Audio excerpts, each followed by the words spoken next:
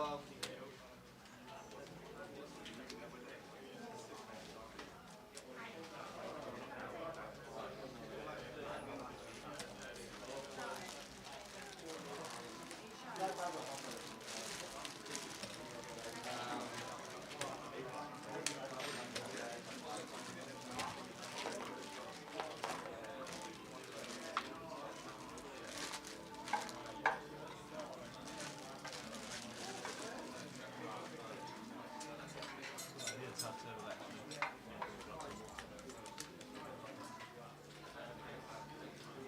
Oh mate, that top, I've not seen it in so long.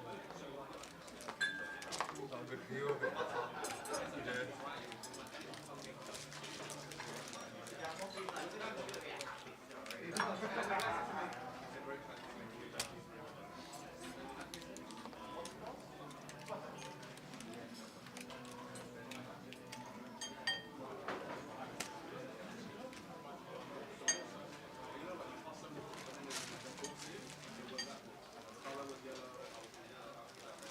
Yeah, but I do. Anything with your name on it.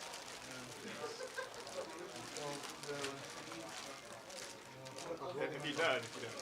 I bought it up to this. Thank you.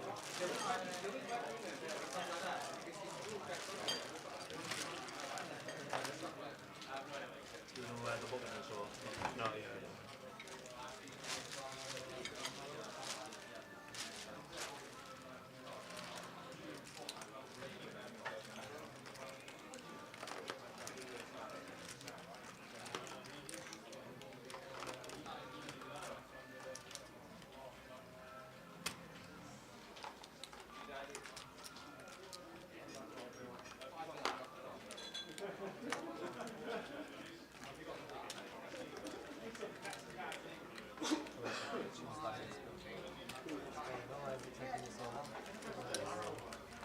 I can't spread them out, you know, I've got to keep them all. I'll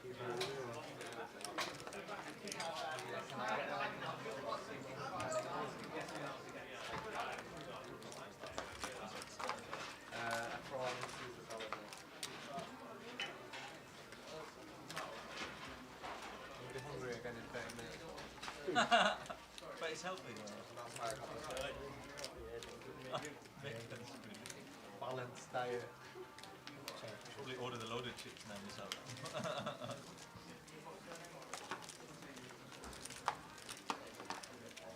Yes, Doug. Are you alright? Okay. Actually make it more runner. Yeah, obviously. Yeah? It's just unfortunate.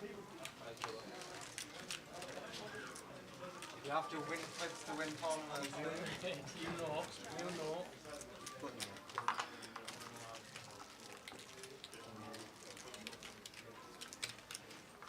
Do you have IDs? Maybe? I haven't made no. Do you need ID? Luke can. Yeah, actually, do you have ID as well? Otherwise, Luke can verify. I've got a picture of my phone somewhere.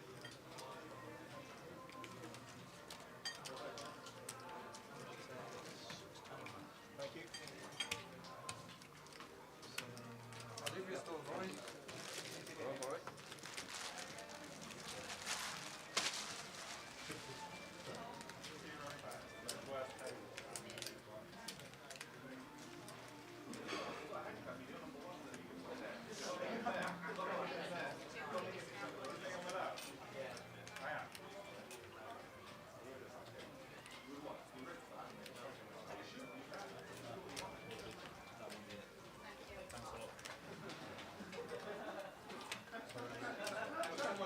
Dealers, your button has been drawn to team break. Please place your button. Yeah, you do team 8 now.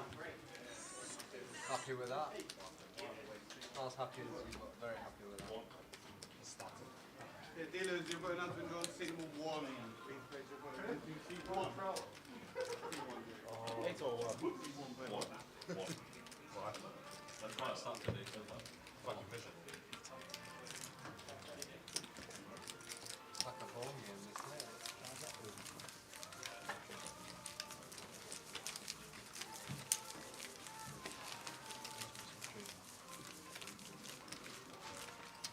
I had a good crash game, yeah, lads. Hi Chris. How you today on a 40-minute clock. As soon as you get the prize book confirmed, we'll get that up on the screens for you. Your blinds are 3K, 6K. Wish you all the very best of luck. But we're here. We are here. Good afternoon, welcome to the High Roller here at the UKPL, just about to start with hand 1 of day 2. Welcome along, we're bringing the chip counts. I thought they were there, but they're not there. Our peak is on the floor already, so we'll bring in the chip counts from last night. 13 day 2 buy-ins, bringing it to 26 today, 23? 23 coming back. 23 today.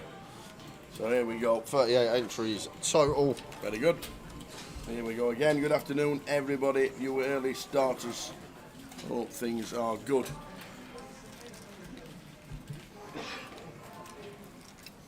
Day 2 buy-ins. Here's one of them. Yeah. Obviously, being a smaller field than normal, being a day 2 buy-in is just about optimum, isn't it? Yeah, like it's not. It's the best strat anyway, Tower, because you're closer to the money. Percentage of the field has gone. Yeah. And 8's off the bat here for Mo. Could just be moving all in. Looks like just playing cool with pocket 8s.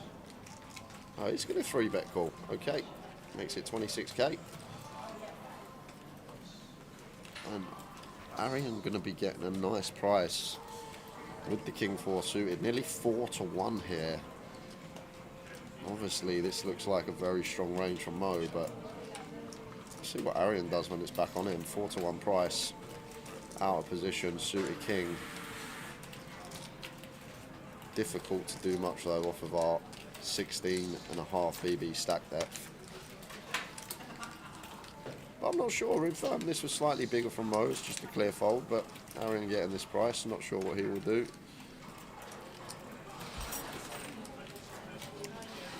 Is he going to have a little look? Yes, he is. So price just too good.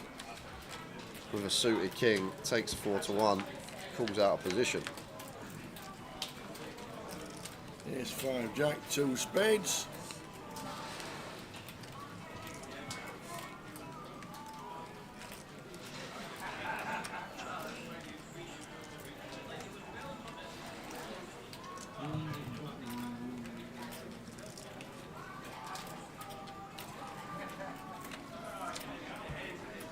Gary McGasney's still in player blanket. Has he moved over there? How long are you there for? A month? Still in the sunshine. Lanzarote. How are the locals? Well, there's a big hoo-ha in the summer about. Aren't most of the locals in Lanzarote people that have moved over there from the UK anyway?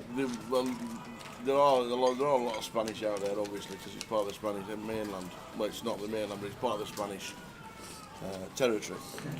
But there are just a lot of hoo-ha about all the tourists going over and like taking over our land kind of thing. But surely tourism's just, for the economy, is just unbelievable. Without it, you'd be shocking.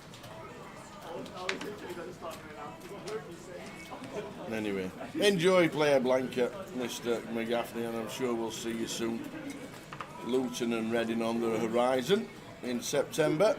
This time next week, I'll be there in Spain. Oh, you'll have your shorts and flip-flops on. In a nice spot of shade. But you've no idea where, still. You not fancy texting the missus and finding out where you're in? She's not let me down so far, Tower, so... No. Very nice indeed, enjoy it. Drinking San Miguel. Another day 2 buy and rob the Rasts. In the hijack with 10s. Nice hand to find. The blinds at 3-6. Raises to 12.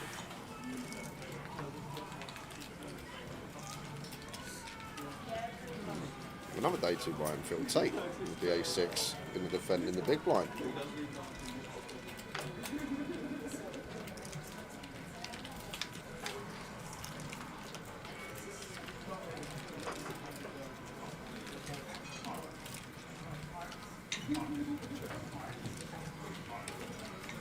Afternoon, everybody. YouTube, Facebook, and Twitch. All in Grosvenor Poker this week. First we've got Rob flopping up and down here with the 10s. Either or. Check seems fine. Small bet seems fine. Facing BB. Drills it.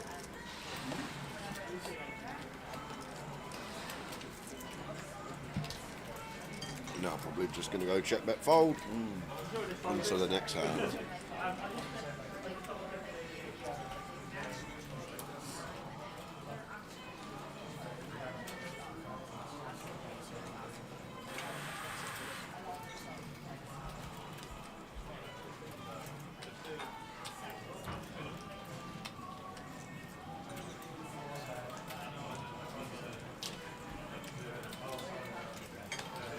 So there, 15 and over. As we said.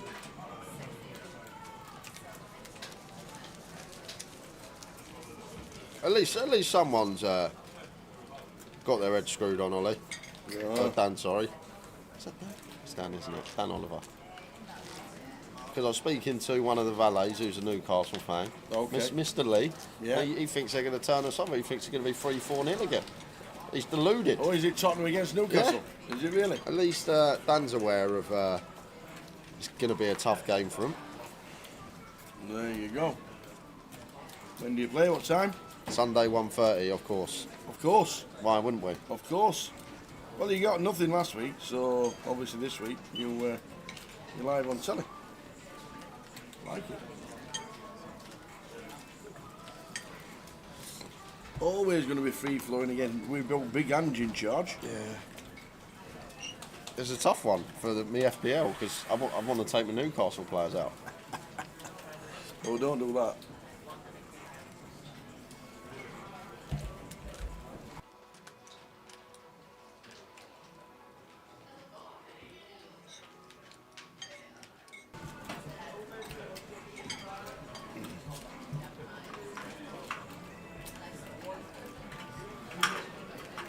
So Chris with the King Queen suited. Looks lovely. Should be raising.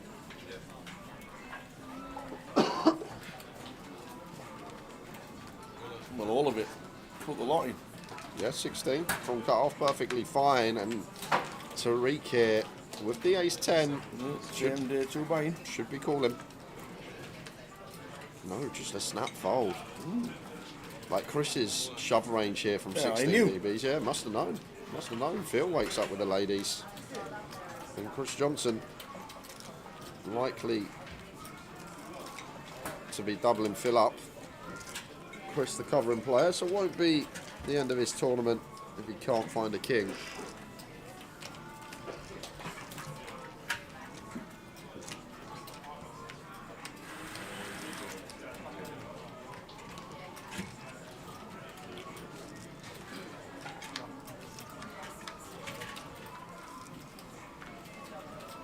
No help at all for Chris Johnson. Gonna still be in, but he'll be on fumes and two bigs unless we find a king. And there's only one live king in the deck as we can see. And it's not. So Phil say we'll leave Chris with two bigs. How we doing, Worsty? Worsty tuning in. Hope you enjoyed Manchester last week. Good to have you on the feature table. Welcome. Hello, Ian Roberts. Good afternoon to you. Good afternoon, Mr. Roberts. High roll-up action today. Stackfield, as you expect, just 38 Yep. in the mix. Chris!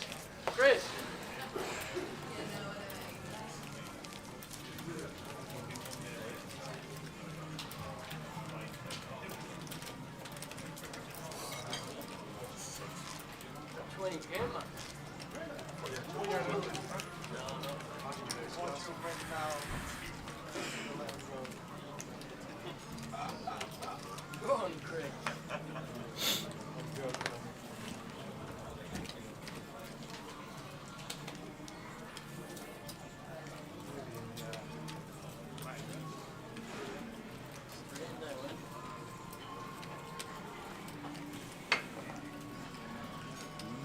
was about to say, that's not for Arian, is it? He's just eating a steak and chips. I thought he's bringing a pizza over for him now. That looks quite tasty, that, doesn't Yeah, it? it looks nice. I've heard really good things about food this week, Tower. Yeah. Yeah, I love the, you had the linguine. I had the beef arancini yesterday, that was nice. Beef arancini. Yes, very nice.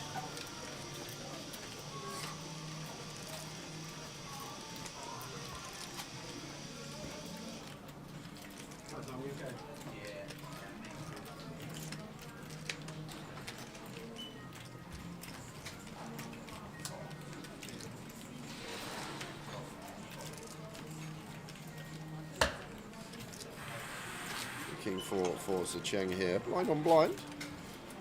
Might have set Arian. Oh, I would have set Arian in for 10 for sure. Zecheng here with the King 4. King blind on blind. Good enough to just set Arian in for 10, but gonna opt for complete. Let Arian realise equity here with 2 live cards. Could have been one we just opted to say the words I'm all in, but does catch the top pair from King Jack Jack. Yeah, I really like this checked out because, like, what are we getting called by? Arian's going to shove all his ace highs.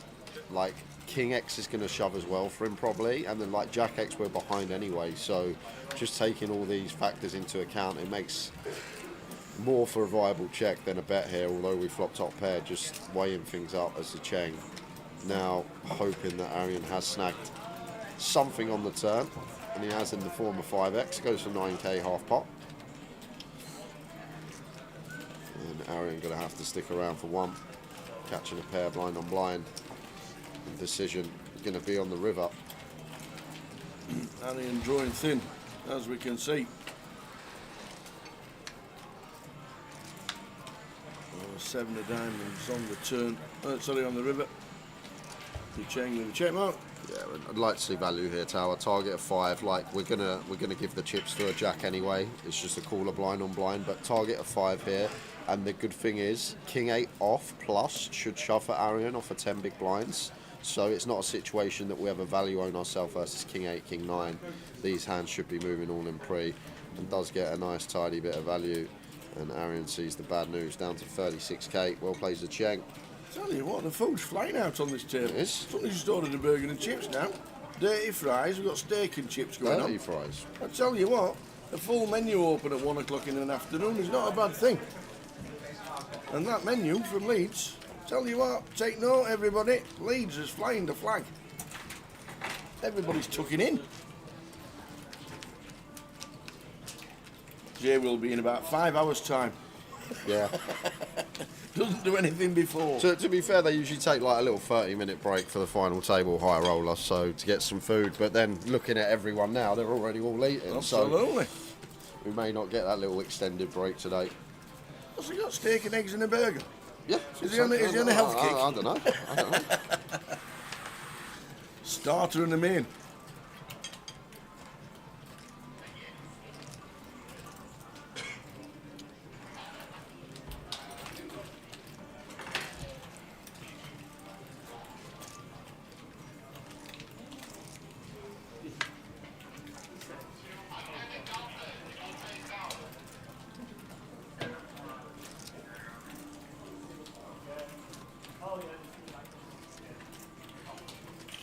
Jack 10 for Zecheng. Just folds on the button. Rather than open jamming into 5 bigs and... Okay, Mo's got a bit more, 20. He won the first hand, didn't he, versus Arian. Surprised Zecheng folded there. Jack 10. Yeah, 125 bigs at this stage. There they go from last night as well. There they were through the 10. Matt Davenport, Man Lee, Twan Lee, Midi, Ian Simpson making it through. Go on, Ian. I know, yeah, be a good time in the FT on an 888 event. Well, if he gets on the feature, he's won. He's won. That's it. Has he not lost on the feature? If we get him to the feature table, that's it, he's won. We know classic Ian Simpson on the feature table, Tower. Absolutely, runs like just sun running forever. Love it. So Rob Duras goes to balance the tables. But they're the chip counts last night. Zecheng 7-2-2. Yeah, food at Leeds always good, says Dan. Absolutely. It's a cracking menu. Probably one of the best. Cracking The only thing I've got to say, they've taken my pit boss chicken off the menu this year, so I'll have to have a word with the I've got my back up because of that. But everything so far been delicious.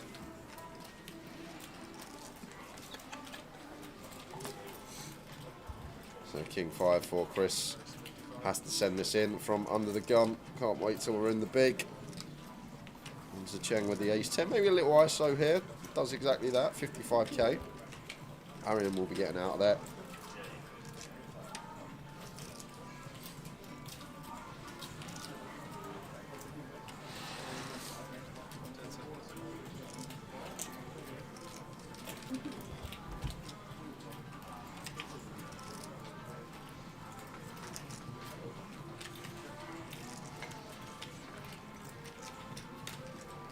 Is that IQE? Icky. Icky. Icky. I thought he was a very clever man, and his friends call him IQE. And then he says, why? Icky.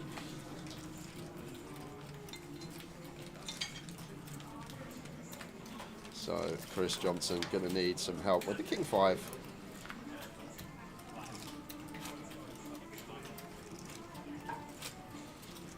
Not getting it on the Jack 3 deuce. Well, does pick up and up and down on the turn, but can't hit the 5 anymore. So kings, aces and sixes. Just like that. Barry on the river. Chris Johnson starts to spin up to 39k. I didn't actually come to play the PLO, Ian. I was stuck in the midst of a cash game Monday night, and it ran quite late, and by the time I woke up it was about 8 p.m, 9 p.m, so late reg was closed, and I wasn't even in Leeds, so unfortunately I didn't get a chance to play the PLO. This is the thing, sometimes things just happen. Absolutely. You get yourself into a cash game, you can either get out of or not.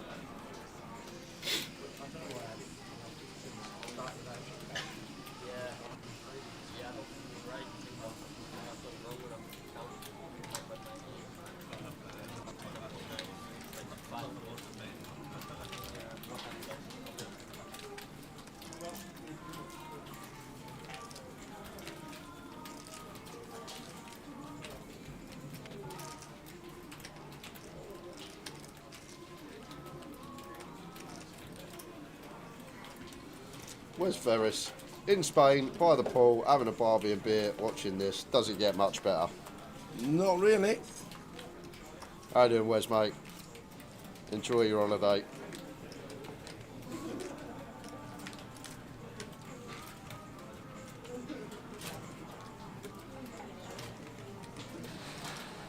Everyone's in Spain.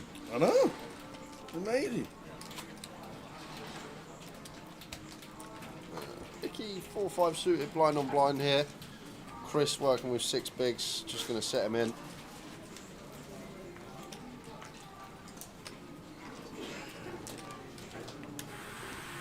Chris going to wait for a better spot and not call off the 7-3 off. So Icky getting that to fold. Any tips for me tonight, Jay, going to Luton to play the £55 nightly tourney? Make hands. Do not bluff. Yep. You're going to be going 4, 5, 6 way a lot. You just got to make hands in those type of tournaments when the clock is kind of a turbo. People don't like folding. Only 3-bet your good hands. And let us know how you do tomorrow.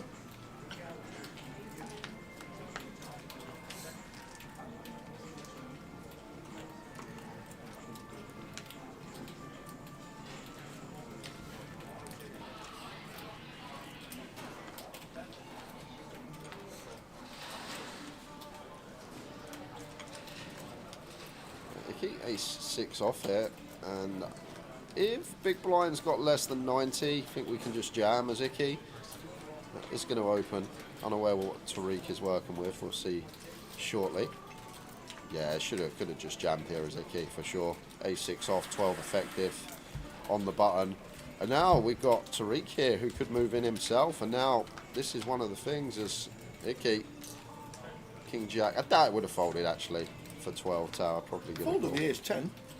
I thought Tariq went all in. Sorry, he's just called. Yeah, he just called. Just called, okay. So if Vicky had gone all in, Tariq's folded the ace 10 before, But even as like I say, even as Tariq tower for 12 bigs, King Jack versus the button open, just send it. send it. Yeah. Send it in the middle.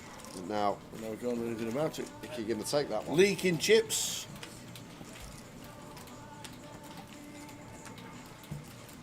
Jackie says, even if you raise 3x at Luton in this tournament, you get 5 callers. Even better, if you're at a table that you can see people aren't folding pre-flop raises, when you get your aces, make it 4x, 5x. No one's going to Yeah. be taking notice. And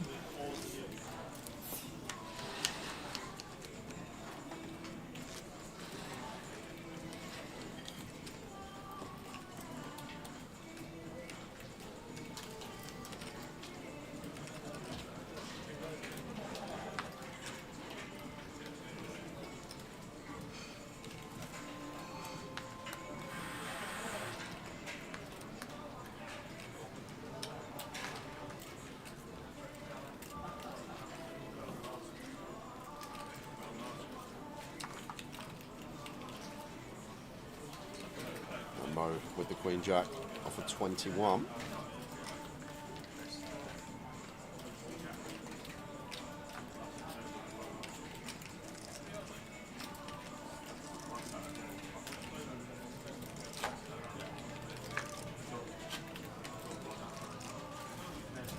And Icky can just shove here to however he wants to. Once again, effective stacks mode, 21 bigs. Then we got Phil, Tariq, Chris, all that we got covered behind us. So like ace queen here, I'm all in. But just going to land on call. Does keep this dominated queen jack in there. Yeah, bringing all the rags from the small and the big as well. Ace queen definitely a raise, but decides to call. 4-way to the flop. Ace 9-7, and flops best. Yes. Doubt Mo's going to continue to field here. Tower 3 players to get through. Just need to be aware once we go multi-way, tone down that c-bet frequency, but he is going to be firing. Not even a gutter here. Does 5, 6k, okay. Little 10%er, 10-11%. And Icky straight in with the raise, trying to get this heads up. That will be end of hand.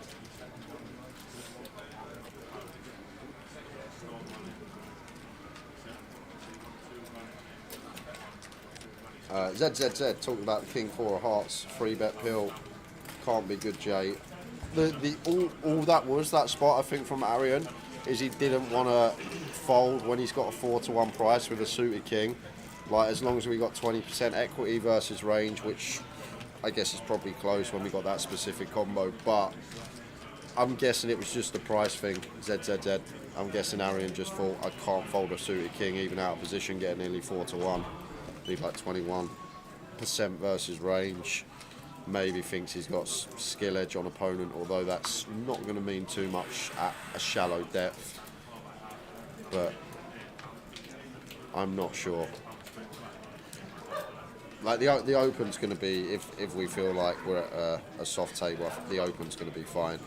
The peel of the 3-bet, I'm not sure about.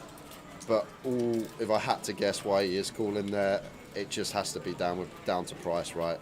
He just thinks I'm getting way too good a price here to ever fold a suited king. And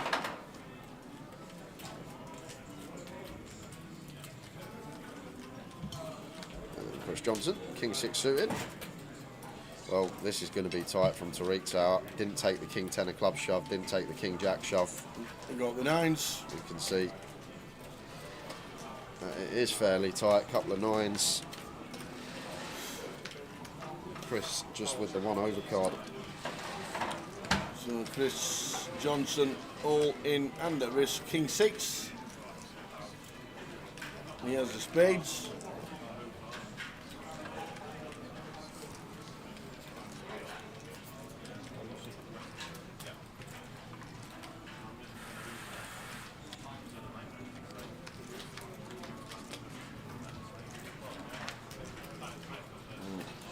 literally backdoors and a king.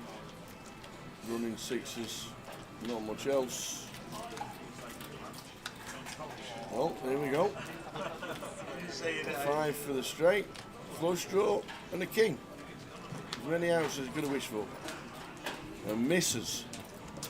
Chris Johnson out in 20th. Just before Chris losing Michael Howard, David G and Cal Morial. Oh, Cal's here.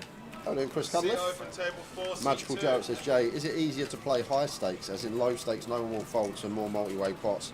I know it'll be higher stakes, but play tighter, would they essentially be easier or harder? Well, the higher up you go, the harder it gets. The thing is, although, yes, when you're playing bigger, you're going to be going heads up a lot more three-way, not 5, 6, 7-way. When you're playing at like as an example, sometimes when me and the other half, we go and play the comp at Hill Street, I'm waiting for her to finish, I might go jump on the 1-2. No one really free bets. It's either limp raise, like people are flatting 10s, they're flatting 9s, they're flatting ace queen. When someone three bets in that game, they are top end.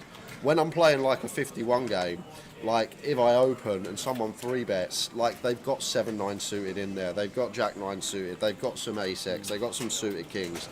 Like it's just so much harder to condense someone's range when you're playing bigger, rather than at like a small 1-2 game to like a high stakes 51 game. When you're actually ranging opponents, it's a lot more difficult because they've got more hands in their 3-bet range, their 4-bet range.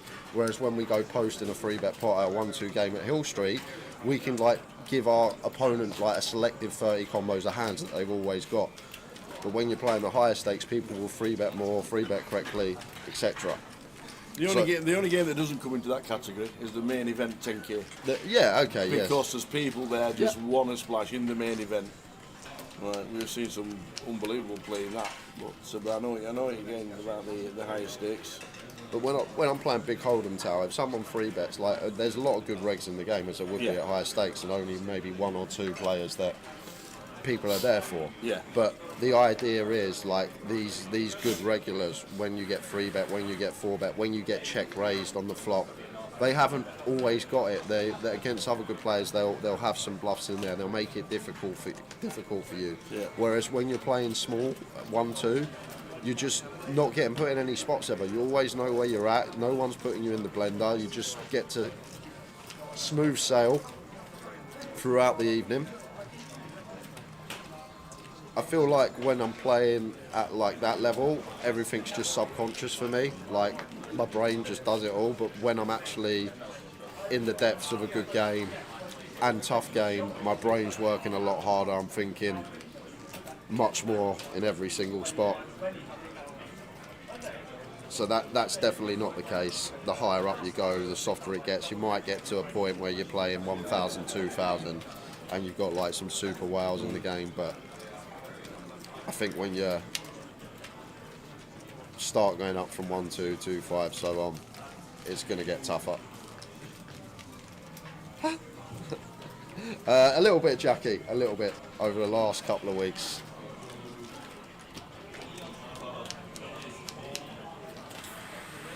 Getting back into it.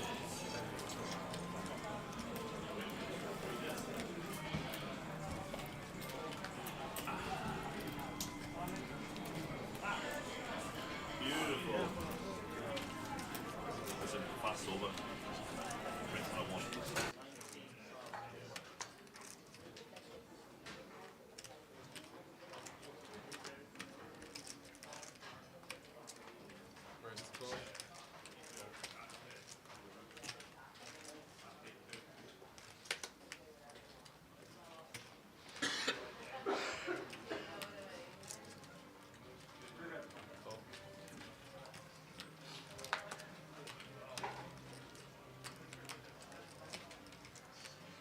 Tens for Tariq.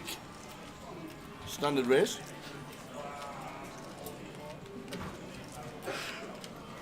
See, these are the spots I don't like. From gun, you got 9, 8, 8s, 9s or 10s. What do you do? Just race, just open.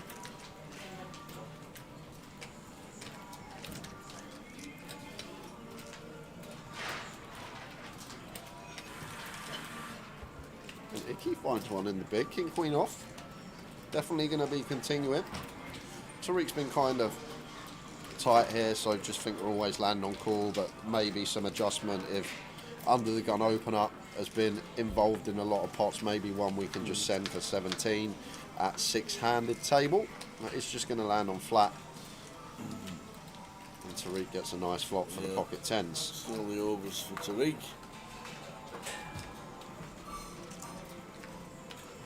Here's standard C bet on its way.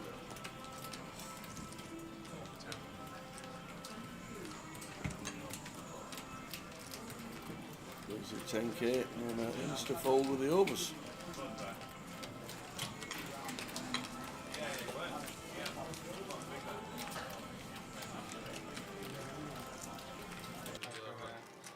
Good luck, have fun.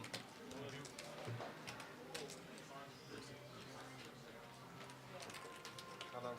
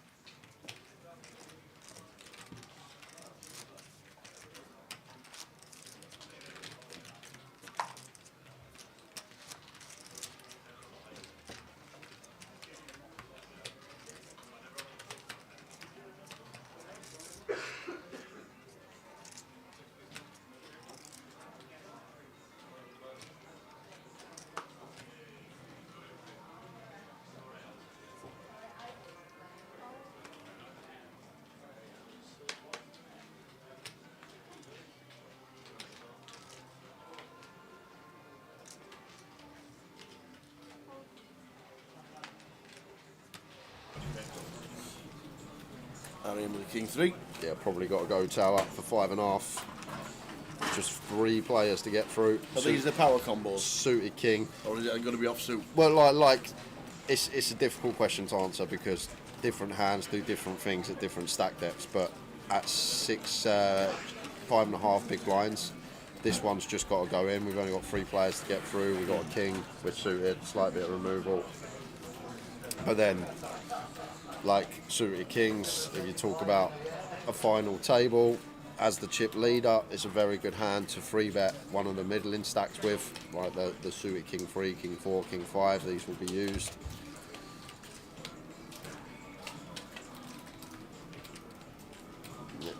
Icky, gonna have a call, queen 10 of hearts, 5.5 BBs, this one should be getting involved.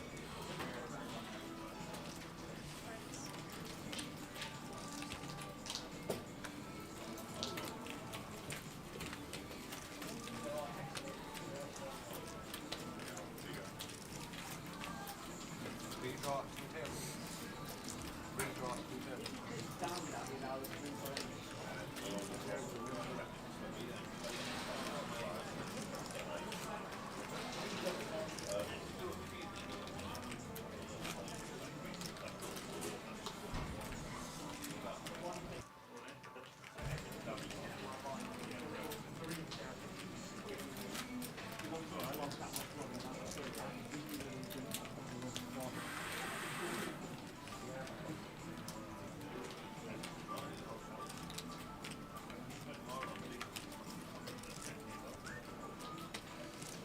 Oh, there's a king, 10 next door, so still needing to fade as Arian.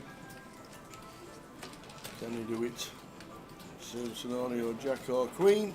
10 will work as well. Oh, 10 of spades is live. And we're looking at the dead ones, and it's an 8. So Arian doubles back up to 80,000. Dicky on 307 with the blinds at 6. Not Rob Adams. We'll get the payouts as soon as we get them, and we'll stick them into the comms, and we'll let you know.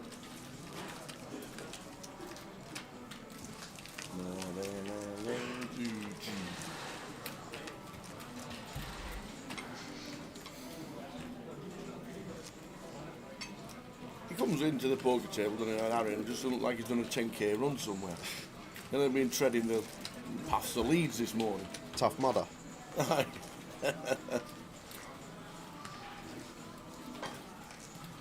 It's nice out there today. Walking in, it was Nice, yeah.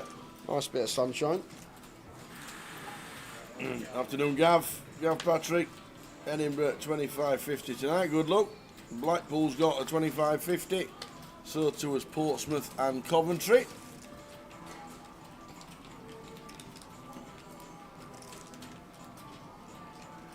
Let's go Zicheng and Arian Kashani, says Steve Barnes. Is Zicheng in the group with Arian as well? I don't think so. I don't think so. I know Steve Barnes had a I think few with Arian. Zicheng's been one that's been working on his game last few months. Come up to me a couple of days ago. Yeah. I think it may have been Luton, where we saw him first on the feature table. Weren't playing the best poker, but he said he's gone away. He's worked on his game, and last few times we've seen him, he's been playing some nice stuff. So Awesome. obviously, Zicheng was the player Stephen Barnes beat heads up last week in Manchester. So I'm guessing that's where Steve knows Zicheng from. Looking across the table. Yep. Trophy on the mantelpiece for Steve. Been here this week as well. Queen 5-2 flop with them both. Oh, sorry, Tariq. The second pair. And Leeds out. Yeah, fine. Blind on blind. Just flush out some overcards. Still get value from worse.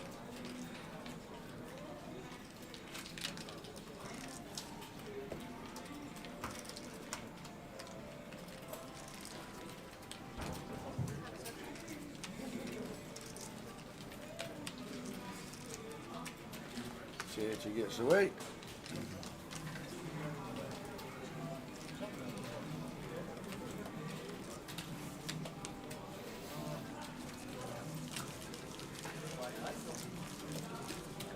Yeah, we'll be going to a two-table redraw at 16. Oh, yeah.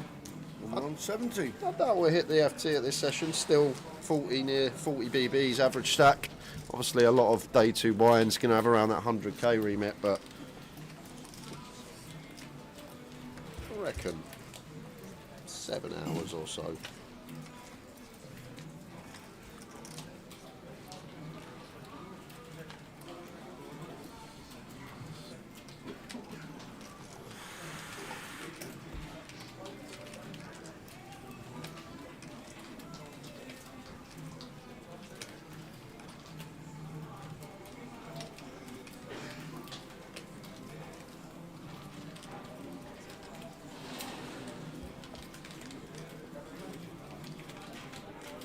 So Arian looking for some table breakage.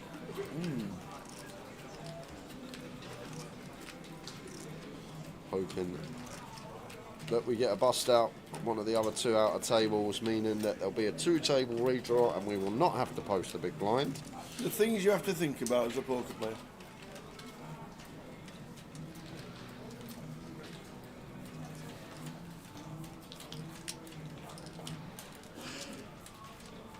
Yeah, it's the tanking with a two-table redraw. As Jay just says, you might not have to post a big blind if there's a redraw. This is when the player busts, you get the redraw and you get drawn into the big blind anyway, Tower. Yeah.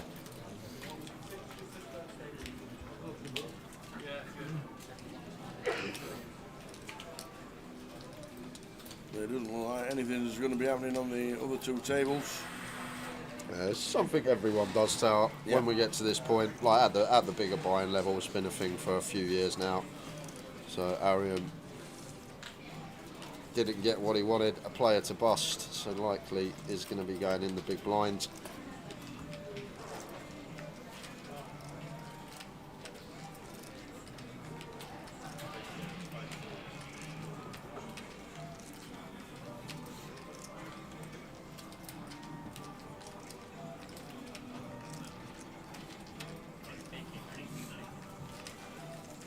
We're going to open this as Icky, raising into chip leaders big.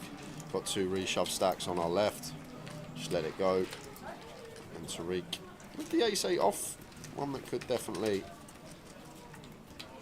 attempt to still just open. Can still get some value from big blind as well. Slightly too many to be open shoving in my opinion. 22 seems too much even on the button. It just opens to 12.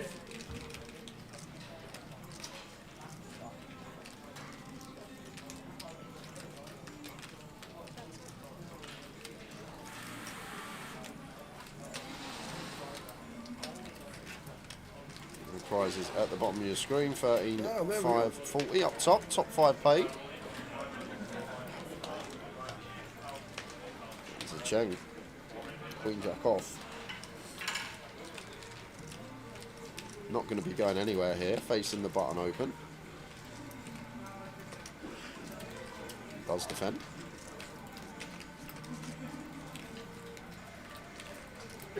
Nine, 7, 6. Then for Tariq.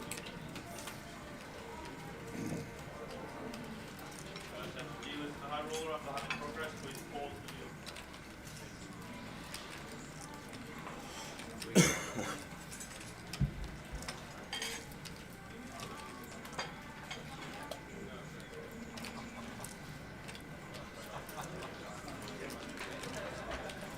Tariq with a check back with his up and down. First page turn. 8-8 high is still the best of it. There's a Cheng. Probably going to be doing a lot of checking again. It looks like he's reaching for chips. I feel like on these boards now against button, like yes, we have got the advantage in terms of straights and 2 pairs, but the button's still got a few in there as well. Going to open 10-8 suited, going to open 8-5 suited, may even open 10-8 off, 9-7 suited, 6-7 suited, 9-6 suited. Like still going to have coverage of these 2 pair and straights from the button specifically, whereas when we're against early position, they're not going to have any. But just going to go for the lead as the Cheng. Aces, clubs for Tariq. Always the best of it.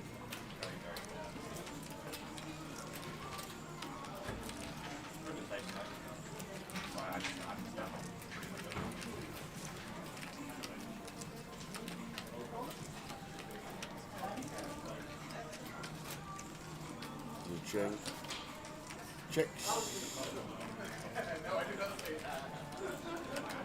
How big do we go? I think we go after a 9, a 7, a 6, all this stuff tower. Don't think we go too large here as Tariq on this particular river card. Either way, not going to be working. No. Just Cheng out of here. Off pot. 40k. Seems kind of nice.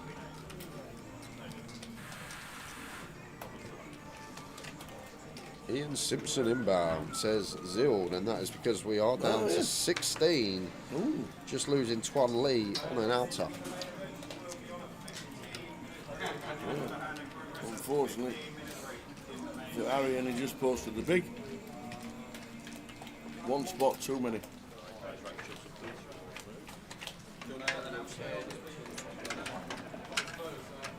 So, 2-table redraw. Give us a chance to have a wander through. They bring in the teas. Yeah, I'll go get the teas in. Yeah, the teas. You got someone to take over for me for 5 minutes if you want. Jack. Jack's in the building. There's the rest of the schedule for this week. What day is it? Friday.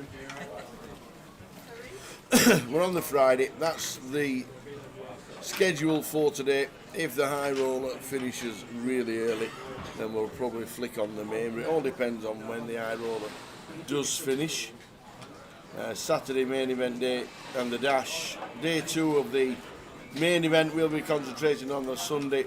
The 888 Big Shot, the seniors and the close are all on Sunday. If you want to get involved, that's going on. If you can't make Leeds, the 2550s around the country, Edinburgh, Coventry, Blackpool and Portsmouth, make sure you go to a 2550 and support the Grosvenor Casino. I know low numbers yesterday in Blackpool, so Blackpool will need to have a good turnout Friday, Saturday and Sunday.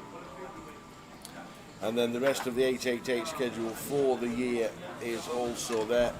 We've got Reading South straight after Luton's GUKPT, and then Coventry for the big one. I think we're only doing the last 5 days, aren't we, of the Coventry? So the 10-day festival will be there, Cardroom Direct will be there, covering Reading and also the final 5 days in Coventry. So 16th to the 20th inclusive in Coventry for the big one there. 888 buying for that in the big one, and don't forget it's a 500,000 guarantee on the 888. So there's plenty to get your teeth stuck into. We are just about ready with the redraw. That was pretty quick, that one. Matt Davenport signed C1, Tom Middleton, sat in seat 2. But Tariq stays the same. How often does that happen? Not very often, to be fair. But we are there. Quickly try and find the seat row in completion. But Glenn Gaines is in 4. Zicheng didn't move either. Callum Gordon in seat number 7. And 8, Roman Romanovic. He didn't move either. So Tariq didn't move. Zicheng didn't move. And neither did Mo. That hardly ever happens. Oh, the dealer didn't move either. So Ian Simpson in seat number 9.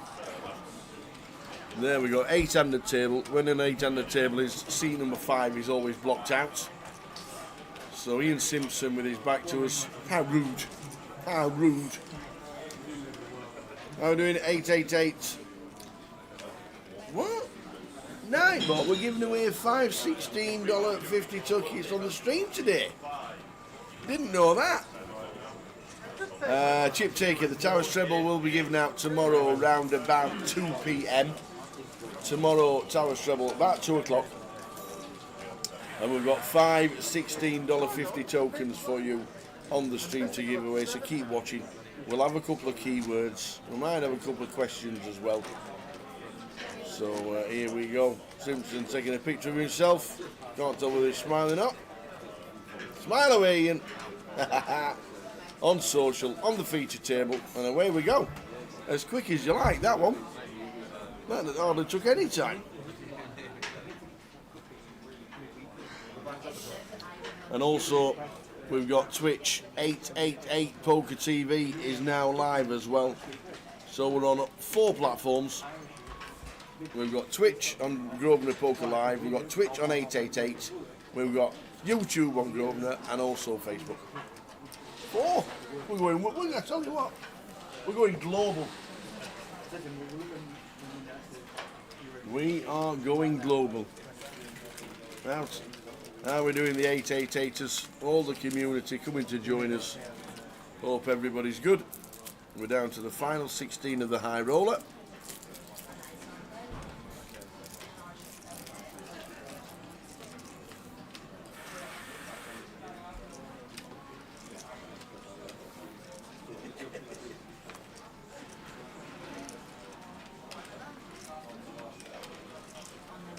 On the other table, out of the 16, we've got Manley, Gerald McKinley, Phil Tate, Ariane Kashani, Yao Zhu Yin, Abdul Qadir Ahmed. We've got Mo, and we've got Wai Chung Un. 16 players left.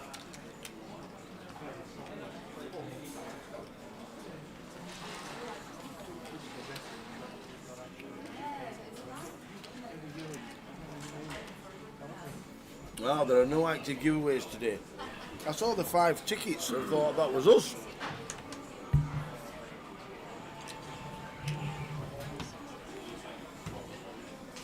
I saw in the chat there was 5 tickets to give away. That might have been last week. Well, long ago, was it? No. Nightbot clicked on and said we're giving away 5 $16 tickets. I thought that was us. I thought you were giving it to us. We're not active.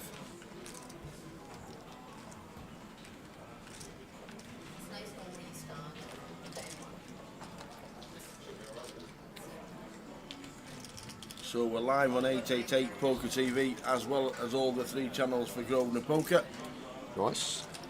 So for the rest of the weekend it's going to be on 888 and Grosvenor.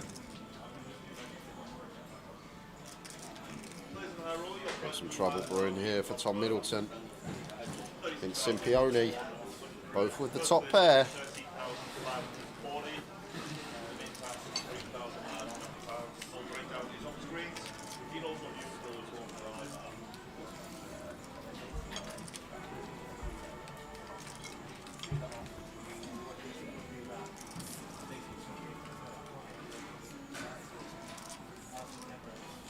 That's it.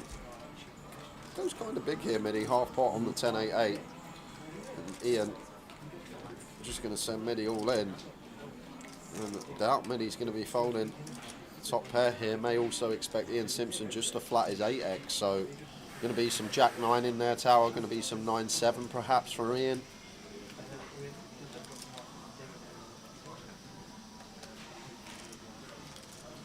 Tough one for Tom Middleton. We've got a pair. He's going to pay it off. Going to see the bad news. Dominated by Ian. Do have some chop outs. Chop outs and a jack. Ace to chop, 10 to chop, 8 to chop.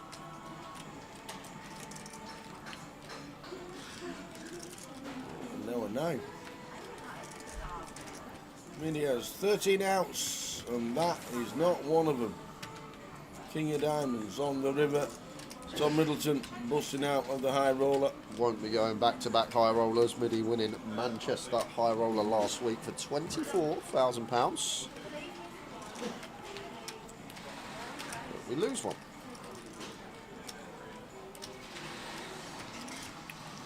So, stack in front of Ian, 282,000 with the blinds at 8. Like general rule of thumb, Tower, when we've got top pair, 15 bigs or less, like, just got to stack off, really. Just at that stack depth. Top pair, too strong a hand. I know it's one of those, has Ian really got anything worse? Maybe he has some like 10-9, maybe he has some 9-7, Jack 9, but like generally when we make top pair at a stack depth or 15 bigs or less, like we just got to stack off of it. Too good a hand, hard to make a pair, let alone top.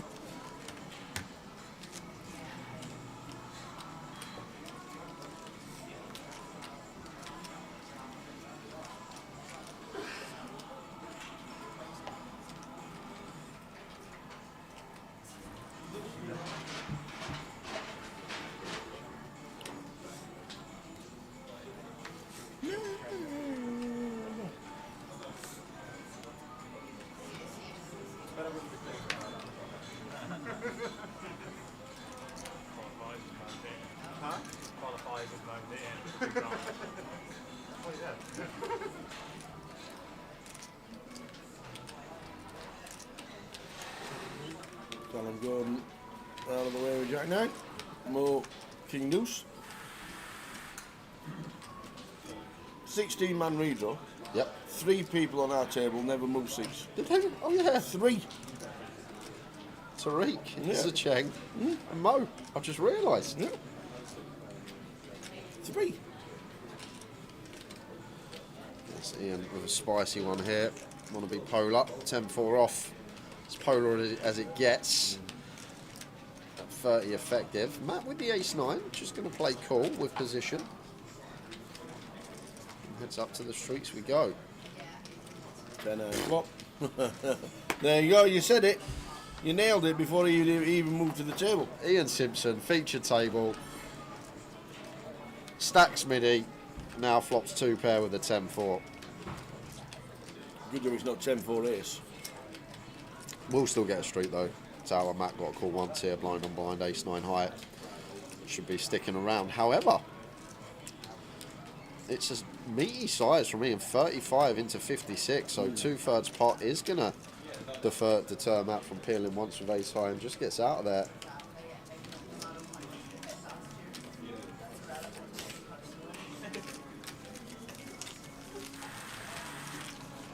How we doing? Leo Gigek. Morning guys, Ian making a run once again. The man finishing second in the Dragon last week. Yeah, indeed it was. Day 2 buying as well.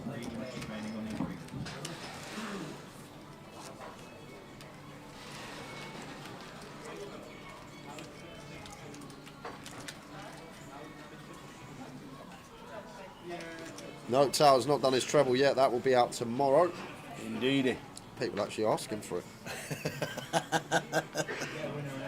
You sound surprised, man. You sound surprised. I can't believe it.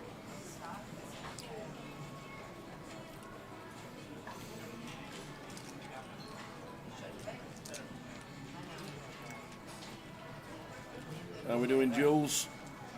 Are you playing 25-50 this weekend if you're not in Leeds? Coventry, Blackpool, Portsmouth and Edinburgh. Coventry's probably closest. Is from Wales, ain't he, old Jules? Yeah. Is it around Bristol area? He used to be. Eastie's here. He said he's ready for the treble on Saturday. He's here. He's in the building as well. Is he playing the main? And Ian now with some chips to put to work. Goes for the free bet here with the queen jack off on the button. Free bet off. Bit of removal. Can get better to fold for sure.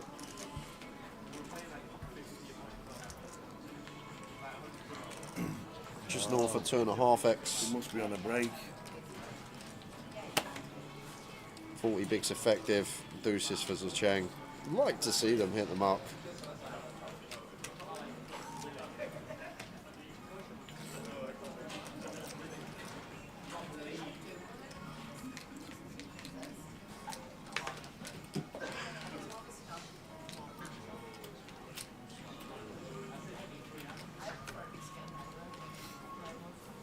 Afternoon, Fran. Watching on YouTube. Afternoon, Dan. Also watching on YouTube. Yeah, the EPT in Barcelona is huge. 7,100 in the 1K. 7,100 runners for a 1K. Wow. You don't even get that in Vegas. You don't. You're absolutely right. You're absolutely right. That would be actually bigger than a World Series event in Las Vegas in the summer. Wow. And apparently Barcelona's lovely. Never been myself. Never ever been. It's supposed to be beautiful. I didn't even realise I'm gonna a couple of years ago it was on the coast. I'm gonna have to speak to Jim next year. Every year it clashes with something. Every year. Barcelona. We always have a clash. I'll never get to go out there. It's been like 5-6 years since I've been Barca for an EPT. And it's beautiful. Right on the sea. Yeah, I didn't even realise Barcelona was on the coast.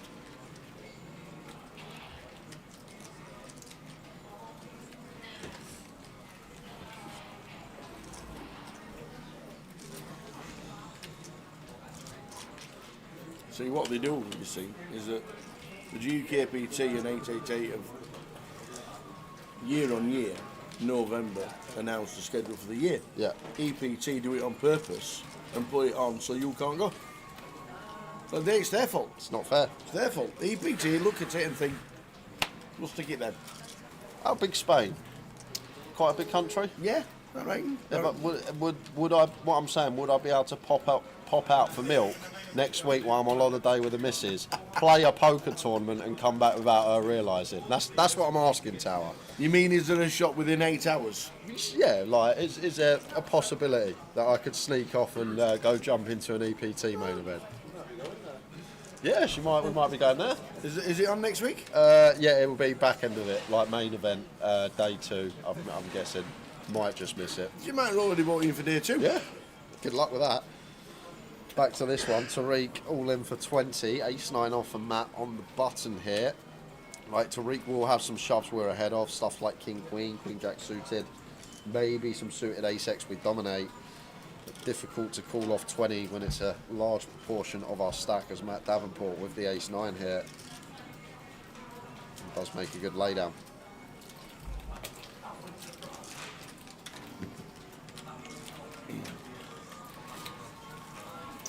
The Crazy Scotsman, good afternoon from Scotland. Good afternoon, the Crazy Scotsman. How's the weather? Probably wet, but you never know. Might be one of them days where the sun's shining.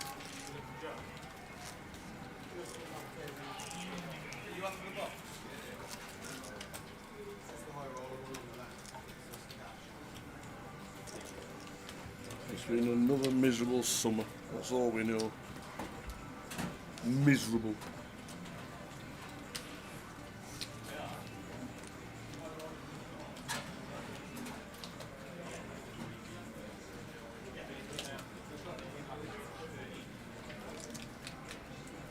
How are we doing? Super Zero. Good afternoon. High roller coverage for today. 15 remain. It's deep in terms of average stack, as expected, with all the buy-ins we had today and an influx of bust outs first hour.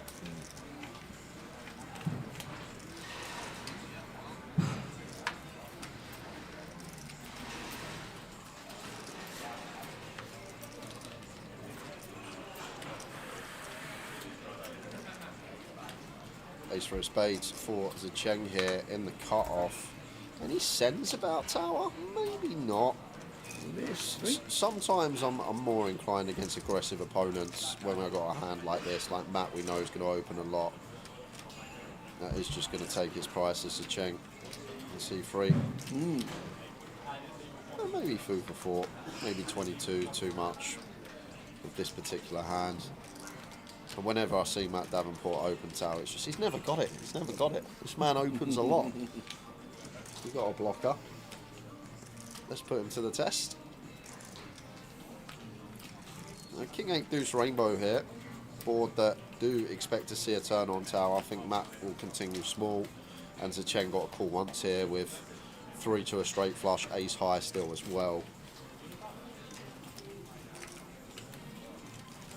Well, he bets out actually, bets 10k. So I'm going to call once.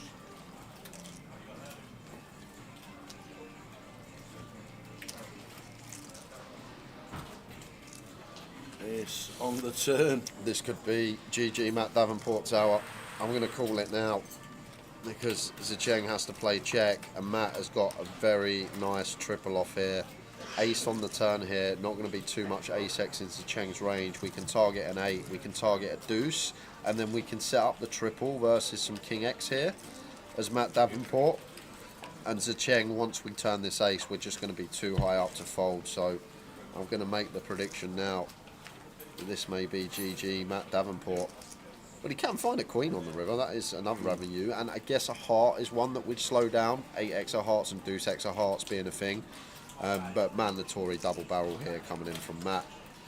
Makes it 35. Yeah, just north of half. Zecheng going to have to strap in the form of a call. We're not doing any raising here. Want to keep Matt's bluffs in. He's still going to have ace queen, ace jack, ace 10 as value range. So no real merit in raising, and obviously we cannot fold.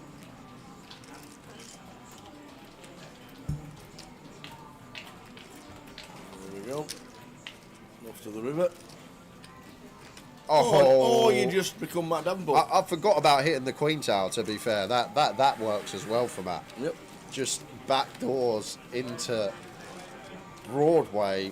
Backdoor hearts does complete, but from Zecheng's range, it's only going to be 8x of hearts and deuce x of hearts specifically tower. So, few combos in there, but not loads. So Matt probably still going to happily go for it here on the end. Does he just go for the lot for pot, or does he choose a not all-in sizing?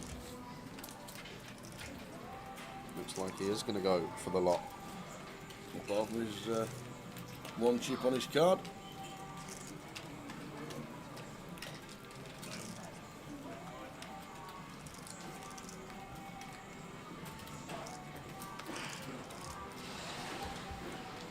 Yes, Femfop. The streams are the same on Grosvenor and 888. The only thing that's different is the chats. And if you have got them both off, mute one of them. Because you'll get us both talking at the same time on both streams and you'll sound a bit echoey. So mute one of them. Yeah, it's a tough spot here for Zecheng with the ace-3 suited. Obviously, kicker not playing. We're just going to shop with other ace-X, but probably don't expect Matt to go for pot on the end with stuff like ace-jack, ace-10. Maybe ace-jack, ace-10 a heart, but Zecheng does let it go on probably one of the worst rivers for our hand.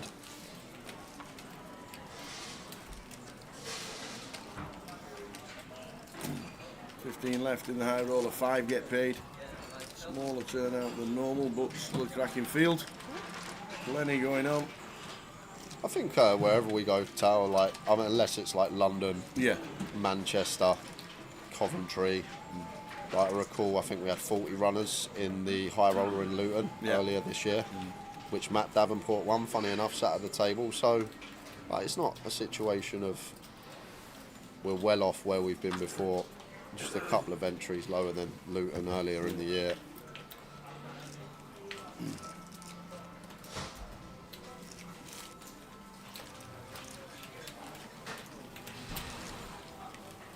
Oh, then call a fish.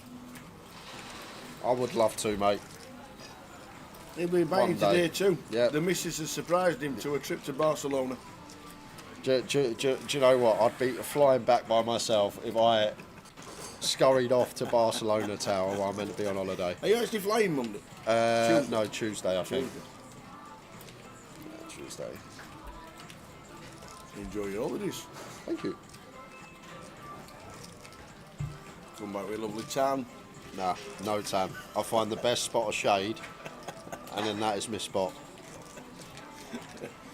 You know when they go running out in the morning and put the towels down on all the thousands of lounges and Yeah. all that. There's one in the shade that's never got a towel on Yeah. it. That's always yours. Me, yeah, that's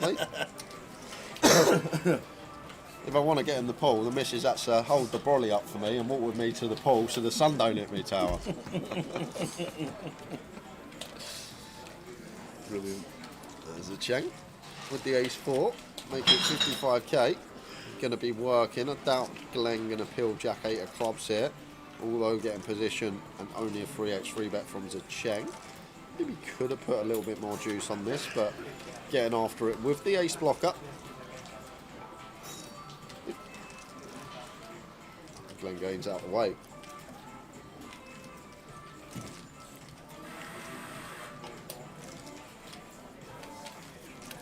So just 5 getting paid in the high roller. 25.50s in Edinburgh, Blackpool, Coventry and Portsmouth.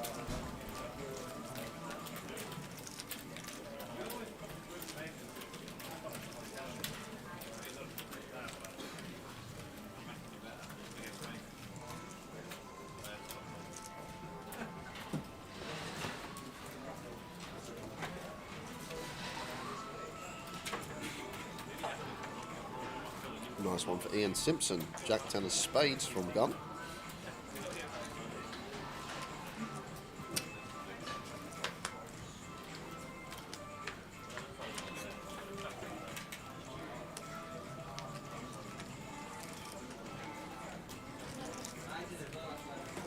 Cheng, ace 10 off here on the button. Both options available to our one that can 3-bet versus the EPs. Fold out some ace jack off. It's just going to land on call.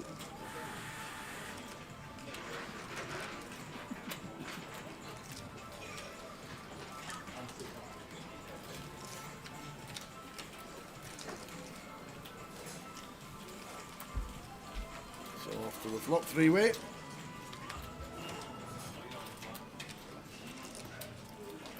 King, Jack 7. Top pair for Mo. Little pair for Ian.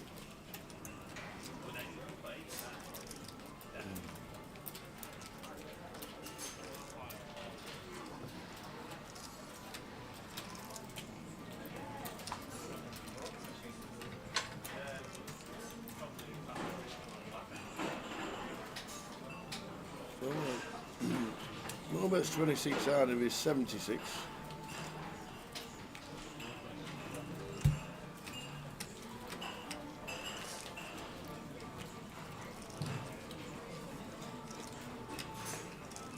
Ian calls with a jack. Cheng with the gutter ball for Broadway. Probably flick it in the muck. The problem is Mo stacked depth here, tower. Yeah. I think Mo could have definitely just folded King 6 off in the big 3-way to the pre-flop open. Now just leads with his top pair and turning trips, and not only turning trips, great card to get paid now as well, because Ian with the Jack 10 likely to call off here, tower. Now that this King pair is making it less likely that Mo does have a King. So there's his final 50k into the middle, and as we said, Ian Simpson now has to call. We'll see that he is drawing dead here. So Mo going to get a nice double plus more. Check mark already for Mo. Ian drawing dead. Stuart says, do you know, guys, anything about the day one in Swansea tomorrow as part of the 25-50 in Cardiff the following week? I'm going to get Jack involved. Jay's going to go for the tees. Oi. Jack, Is he all right? I need you here. Come here. Your debut on the live stream here in Leeds. You don't put your jackets on. I'm not going to put your mug. I've seen your mug. You know, no cameras for here. You break it. Come on, sit down. Oh, it is Jack. Question in the chat box. Yes. Do we know anything about the day one in Swansea tomorrow as part of the Cardiff 2550? We do. I can't answer it. We do. So what we're doing is Cardiff and Swansea are going to work together. So they've got a 1S tomorrow, then they've got the Turbo on Sunday. Both flights leading to Cardiff. Mate, the day 2 are there. You're playing in Cardiff. Oh, It just gives the Swansea players a chance to know how to do that travel and be in their home city. If it works, would you think about spreading the love around on the 2550s, or is it because there's a lot of 2550s around the country? It doesn't really, that won't really work all the time. Swansea's not a huge club, No. so it gives them. They're not big enough to host their own 2550, and then who knows what it leads to from there. But yeah, it's both clubs working together for the Welsh players, give Welsh players as many chances. Well, obviously, you've only just come back from Cardiff from a long hiatus as well, so so that will help. Yeah, I was there for the first one. Really positive. Players really enjoyed it. Happy to be playing back there. So Swansea has a day 1 and a Turbo. 2 flights on the same day. No, they got a normal flight tomorrow. Normal flight on Saturday. And then a Turbo on Sunday. And Turbo on Sunday, and that'll take you to Cardiff the following week. Yes. Fantastic. Well, there we go. I like that. I like that a lot. I do like that a lot. 2550 is obviously in plenty of places this week. Blackpool a little bit quiet to start with. Yep. Normally get a pick up near the end of the weekend. Yes, always does. Always does. Always busy. See the satellite in Portsmouth? No. 4.5k in the satellite. For a £250 bang. That's like 20 seats. Yeah. Portsmouth festival times is ridiculous. I've been there before and I've jumped on tables. 18 seats in a satellite for a 2550.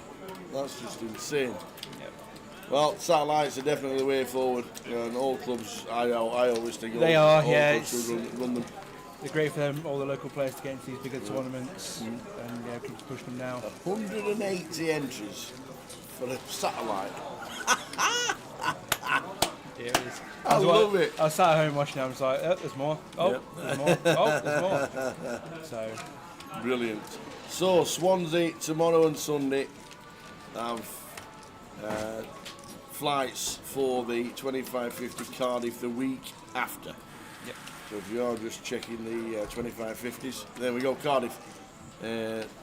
As well as Stockton and Sheffield next week. Next week, yeah. But this week is Edinburgh, Coventry, Blackpool and Portsmouth. Fantastic, I love it. Thanks for that. I had no idea what it was on about, and I needed somebody to clarify, and you was there. Yep. Which works brilliant. Yeah, it just came, obviously Kyla, the supervisor, was in Goliath, and we had the conversation. Yeah. And she was happy to get involved. Club will help each other. Like it. Let's get Welsh. Absolutely. Welsh Get them back playing here. Yep. And if you have the day ones in your own town or closer to Swansea, then you've got a choice to make. Yep. I'm guessing you could play Swansea, and if you bust out, you could still play Cardiff. Yep. Obviously. It's still set for 3 entries per flight. Yeah. It's still the same tournament. We just added extra flights to Cardiff and just called them 1S for one Swansea. It's made it simpler to make it understand. So. Can we put the schedules back on the screen? Yeah, I'll do that after this hand, just in case anything happens. Schedule for the rest of the year for the 2550s. Matt Davenport's going to see a flop with King 4 after just taking a big pot Wizzy Cheng. Going to stack up to 250,000. Flops a 4.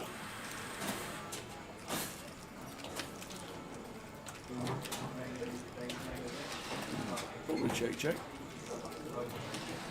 And what's the Cheng? Prefer delayed seed. I'm at 7 of hearts turn.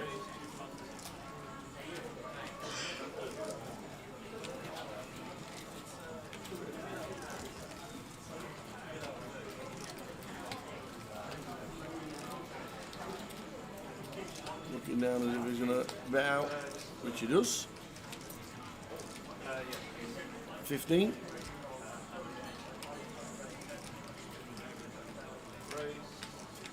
Should be end of hand. I was thinking. Yeah. We do have the overs. And we had initially raised, so not the end of hand because we floor the turn and miss the river.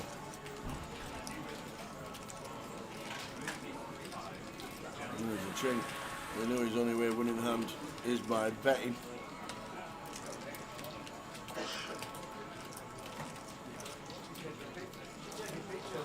And if he comes out half pot or more, just slightly more, he'll probably get Matt off the 4.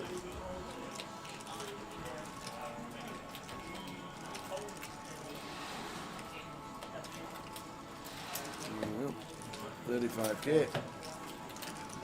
Just south of half.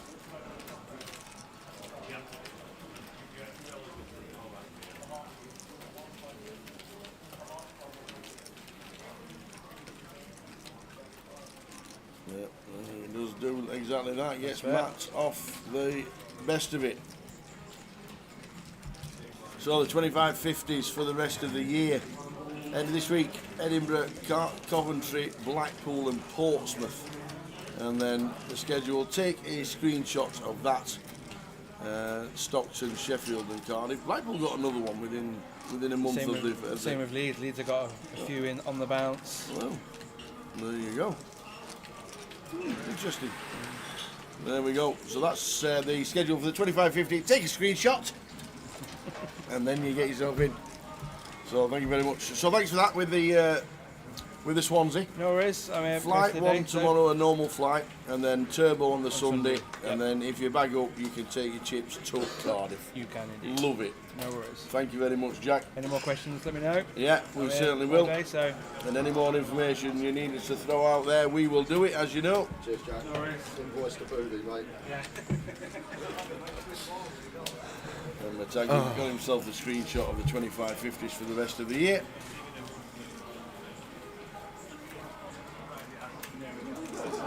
Jack 9 for Callum.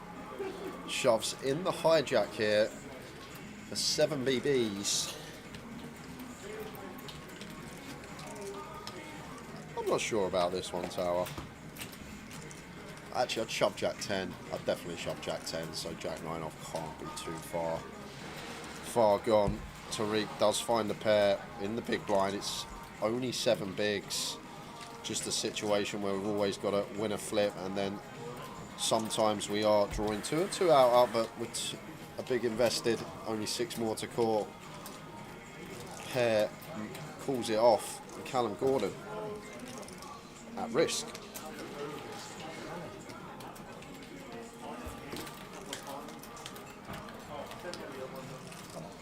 Happy Friday, John Paul the Great. John Paul the Great. Joe. That is a great turn for Callum.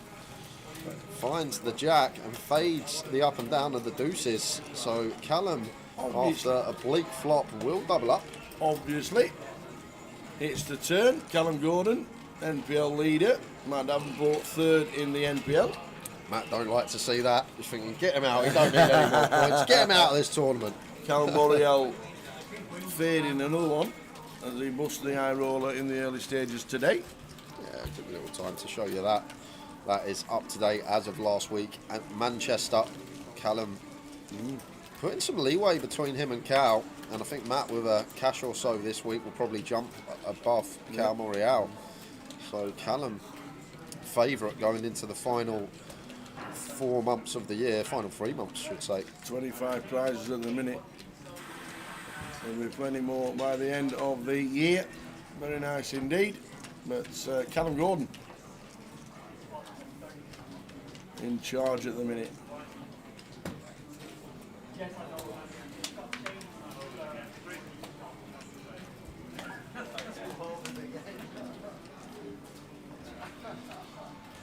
There's a check as the chip leader is going to open the King 10.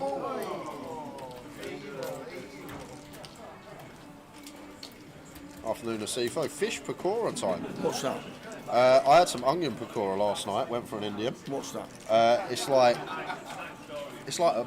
a little ball, A little ball. like all together fried. Okay. It's quite nice. You would have liked it yesterday. So we go for an Indian, Tower. Yeah. and I order the korma. And she goes, would you like that mild, medium, or hot? I go, could I have it extra mild, please? And to be fair, it was really good. A little bit of a kick still, but we managed Little to... bit of a kick with extra mild. We had some sweats, so we did have some sweats.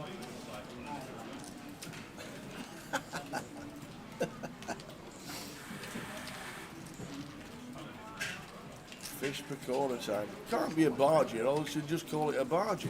Yeah, well, they're like a variation of a bargee, I think. Right. I don't know, I'm clueless regarding Indian cuisine, but...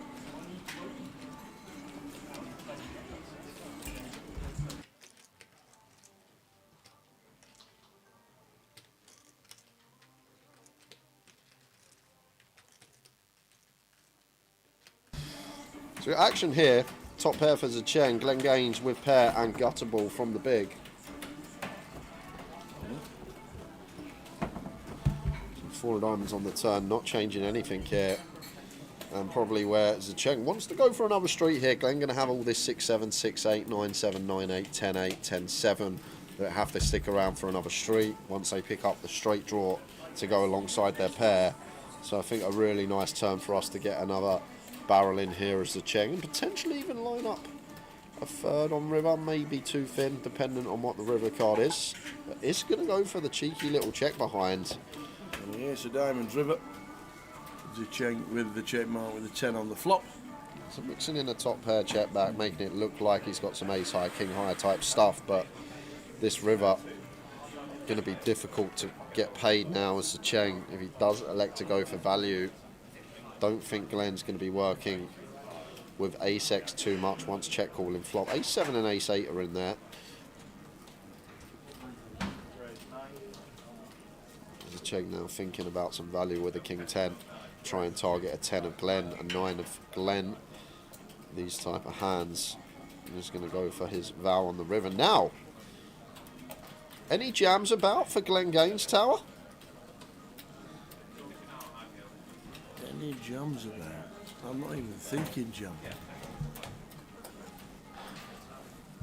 Maybe it's too far-fetched. Maybe it's one that when we're deep we might block, our opponent raises, then we 3-bet jam. But I just love this little pair blocker, straight blocker type hand. Zecheng will open 7-8 suited as chip leader from gun.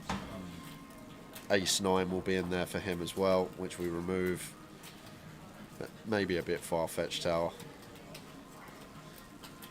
And just makes a good laydown as Glen Gaines. There you go. They use the same batter as a bargee, but they put fish or chicken inside it. I'll tell you what, Lee. If you are in Leeds and you can get a game, we will play some whist tonight. It's been a while, my friend, but if you can sort a game and get a lineup, we'll play some nomination whist tonight. Great game. Nomination whist. No idea. Obviously, you've got to finish this high roll up. Absolutely no idea what nomination whist is. So you play 1 to 7. So 1 card up to 7. You then play a blind card round, 7 cards. You then play a no trump hand, 7 cards, then 7 back down to 1. But how it works, so the first round everyone gets dealt 1 card. Top cards turn over, that's the trump. And the trump plays precedent over every other suit. And now you've got to nominate how many tricks you're going to win. And if you guess how many tricks you're going to win, you get 10 points plus 2 points for each trick. But if you don't get the amount... So what's a trick? So a trick is, so say if it's just 4 people playing, we're playing 1 card, the ace of spades is turned over. If I've got the king of spades, That's the nuts. I'm going to win that trick no matter what with just 1 card, so I'll win the trick. So And I'd if you say ain't got 1. a spade, you put another suit on. Yeah, and if you ain't got a spade, you put another suit on, and the trump plays president, and you've just got to play higher. So if someone plays like 9 of And hearts... it's point-wise with how many cards you got in your hand regarding the suits. So if you've got a 7, it's 7 points. No, so the idea is small as possible scoring. It's like golf. 0 is the best score. You don't want points. No, but if you the way to score points. The way to score points is Yeah. guess how many you're going to get your trick, get it spot on. So if I've guessed 2 Yeah. and I get 2 tricks, I'd get 24 points. I'd get 14 points. Okay. And then at the end, whoever's got the least points wins. Oh.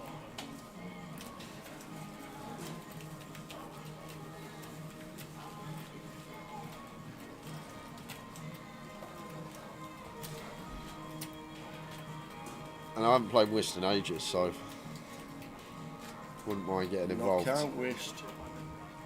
It's a great game to have. Really, it's a proper thinking game as well. You have to remember what's gone and all that malarkey. Yeah, Oh, yeah. no. That's me out of it then.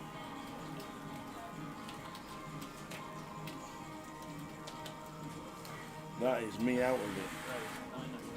There's a Cheng here, ace 10 in the small, should just jam. Callum sitting with less than 20. He's just gone with call tower. Seen this a couple of times from Zheng. Like just a print shove spot here. Glenn starting the hand with 24 bigs, opening on the button. Callum's sitting in the big with 14. Like ace 10 here, just going to be a print shove against this button opening range of Callum. And then it's just of Glenn, and then it's just Callum behind, who's working with 14. But Zheng just opts for flat. Does flop the best of it nonetheless. Queen high flop, queen 10-3. Little pair top kick of the Zheng.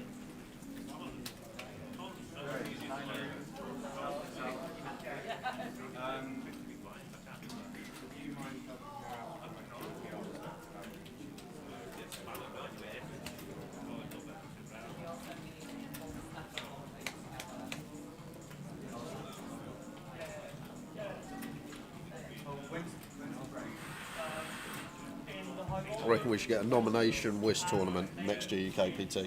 A what? Nomination whist? What I've just been talking about for the last 5 minutes. Nomination whist. I just thought it was called whist.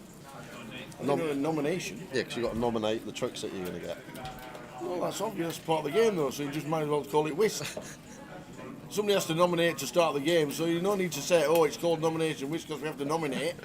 That's obvious. That's how it goes, Tao. That's how it goes. This is what we do.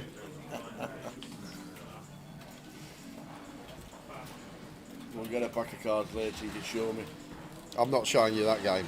You can't even pick up Snap Tower. I'm not going to try and teach you nomination whist. I won't be able to remember the cards that have been put down, let me tell you that is for sure. I'd never win, ever. I would never win. Not ever. So 8 on the turn. Glenn does pick up a smidge of showdown, but we don't really go ahead of much once a Cheng calls from the small blind. I guess we go ahead of King Jack. Ace Jack should shove pre in our head. Ace King should shove pre or free bet in our head. So not really much that we jump in front of with this 8 on the turn as Glenn. Like 7s through 4s will just fold on the flop. Only really specifically King Jack we jump in front of. So 7 of spades on the river. And kind of close for Zheng. Does he want to go for value here with the ace 10? Would Glenn ever have some queen jack, that queen 9 that wants to check turn perhaps? Maybe. Looks like he's going to go for the thin value on the end here as Zheng with the ace 10. Just making the assumption here that once turn goes check, Glenn not going to have much queen X. I think queen jack and queen 9 might be some plausible checks with top pair on the turn. Zheng maybe just deducting here that maybe Glenn can have some jack 10, king 10, 10 9, also hands that would check turn that we can potentially get heroed from. But from Glenn Gaines' perspective, Tower, what on earth did we beat here other than specifically king jack that we block? There's not really much in there, is there? Once the Cheng check calls flop, his range is going to be queen X, 10X, jack 9, king jack. Like ace jack and ace king just should shove pre. So it's only really specifically king jack that I can come up with as Glenn here that we beat. And we block that with a king in our hand, so only 12 remaining combos. And then he's got countless combos of king queen, queen jack. If he's going to value bet king 10 and ace 10, as we can see, still going to have jack 9 suited. We'll have pocket 3s, pocket 8s, all this stuff. Makes the call. Glenn is going to pay with an 8. Sees that Zheng has found a very tidy value bet, so playing it in that manner, not electing to shove pre, gets him the maximum. Half an hour to go until the end of this session. 15 players left in the high roller. Yeah, didn't think we'd get FT this session, Tower. May have looked like it would be done in a few hours, coming back with 10, but influx of day 2 buy-ins. Average stack still meaty. Still think we've got a good 4 or 5 hours left today of the high roller.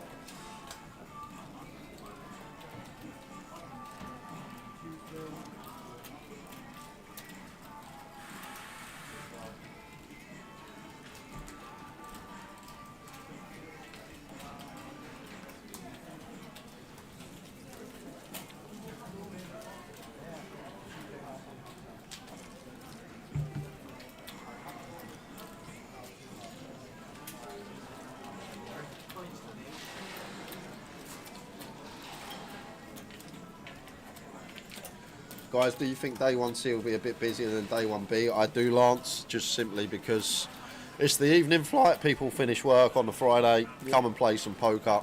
It's a short on clock, it's 30-minute clock for the evening flight. Just bear that in mind if you are coming up this evening. 12 PM flights are a 40-minute clock, 6 PM flights are a 30-minute clock.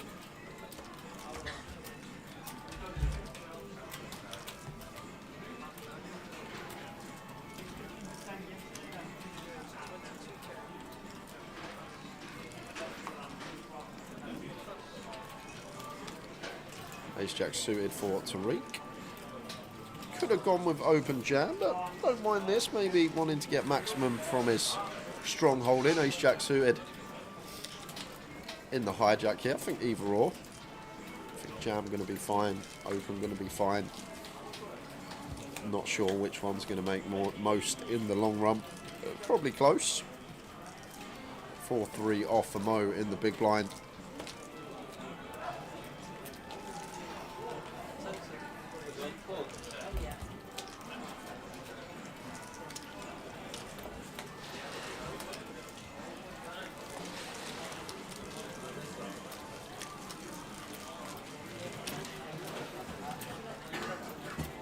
A smiter I just saw come down from the tide. Good old Smiter. Stevie Smiter. Thanks. In your opinion, would we play day 1C or 1D, as I like the more busier sessions? Day 1D will probably be the busiest tomorrow, I reckon. Saturday, good day for everyone. 40-minute clock from start. I always prefer playing on a longer clock, so that's just my preference. But I think tomorrow will be the best day in terms of field, Lance, not just in terms of busyness, but in terms of the general field. You get a lot more people that are recreational, obviously got the weekend to play their poker, and enter in on the Saturday. Yep. Always find like the Thursday flights, for Wednesday flights are most difficult and more stacked for that reason. All right, lads, who's your money on to win this one? Some big names left, says Paul Trotter. But we'll have a pick when we get to the break and the full chip counts. Jay will pick the chip leader. No, not like that.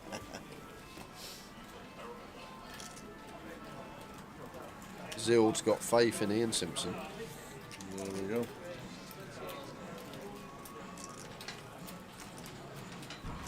$28K from Ian. Line on blind here. Mo with queen. 9 off. One that may get amongst it here. Wouldn't if it could see Ian's hand, but blind on blind, queen 9 off. Definitely in there. Just going to call.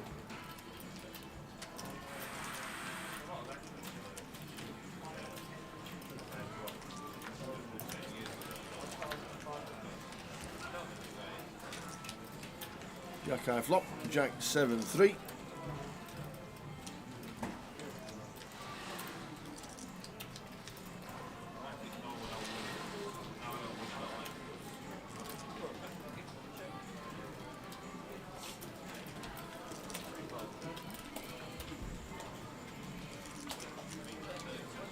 Just a C-bet from Ian. Probably hand over. 20 into 66, 30% up.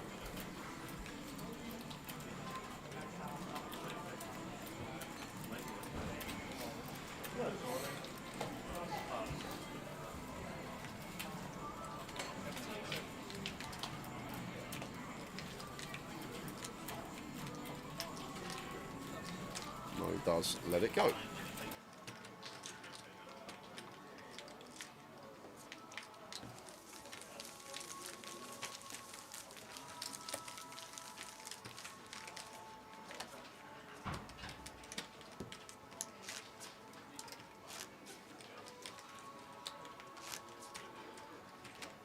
So 22 minutes left at this session, and then a break in play of probably 15 minutes. Maverick says good luck to Tariq, well known in the Liverpool circuit. Nice.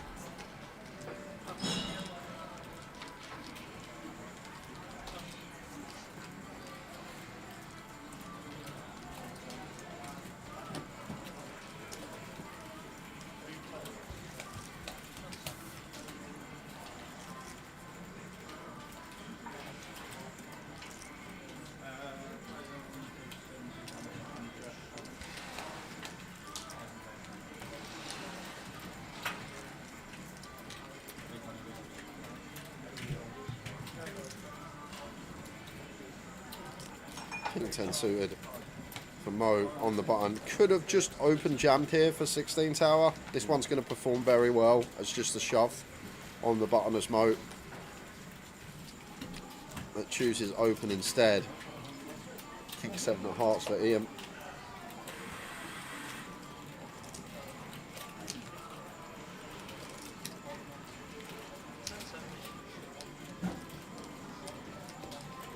Whoa, Ian's going to send it in the middle.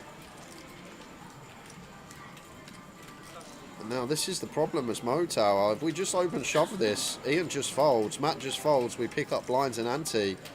But the fact that we haven't elected to shove means that we're probably now going to get away from it. No, he's going to spin. He's going to spin with Ian, and he's actually in great shape here with the King 10 suited. So Ian going to be left with around 15 bigs, unless he can find at a 7. So it's actually worked out perfectly for Mo playing it in this manner. Here we go. 10 in the window, but the heart draw is there. Mo having to fade the heart draw. And doesn't, obviously. Ian Simpson, feature table. They're not going to make him wait to the river tower. We'll put it on the turn for him. Once again, Ian Simpson on this feature table. Running hot. Unlucky Mo. He should just follow us around the country tower. And he definitely should take this table with him. He'd be 5th on the all-time money list this time next year if he just followed us around and played on this feature table. Down to 14, 20 minutes to go of the session. Chip taker. I don't think we're giving any tickets away. We're not. We're not giving tickets away, chip taker. So the chances of winning at the moment are 0, which is pretty tough. Long odds. So we lose Mo. He just went for the jam tower. He'd still be in the tournament.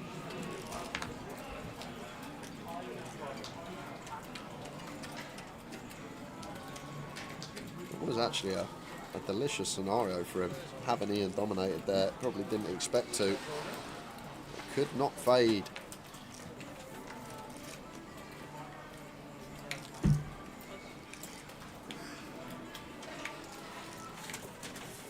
Ian is proof that luck exists. Vivi Saliba, December 2022. You remember that, do you? That is a nice little a line, that. 6 is for Glenn, and Ian, is it going to be back-to-back knockouts for him? Wow. This will get him shy of 500,000 at 10k.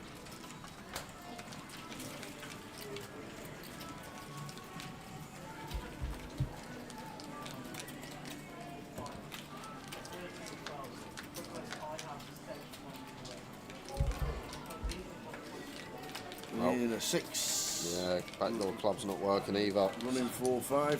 That is about it. Glenn Gaines. Does he get there? Down to a 6. It's going to be 2 in 2 hands. Yes, it is. Ian Simpson up to 600k.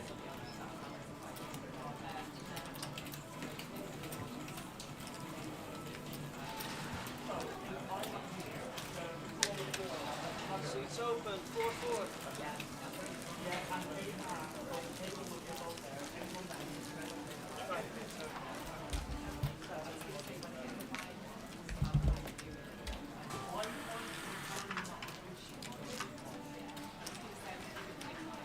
So we're on 13. Ian Simpson taking the last two out. Jerry says, is King 7 suited a good jam or too wide versus the button open there? One thing it does very well, it is going to fold out better holdings, like the offsuit Ace-X, King 9, King 10, King Jack off, this type of stuff. Also, the fact that we're suited is nice for when we're called. We got that extra smidge of equity within the pot. I don't know. I think it's going to be in there. Ian's a lot more studied than me in MTTs. Texas Hold'em, so I'm assuming it would be close. Like King, I know for sure, like King 10, King 9 suited, we're going to rifle there. King 7 suited, probably in there as well. It's got the function of folding out better hands, it's got the function that we're suited when we're cool, we're going to have better equity within the pot. And I guess another good function that having the King 7 is, there's not much King X that call us, that dominate us, like King Queen suited, King Jack suited maybe. Whereas like when we get called by the Ace Queen, the Ace Jack, the Ace 10, the Ace 9 suited type stuff, we're going to have like a nice healthy 40%. I guess that's another really good function of it, Jerry. Like rather than the Ace 7 suited, where when we're called we're dominated versus Ace 10 through Ace King.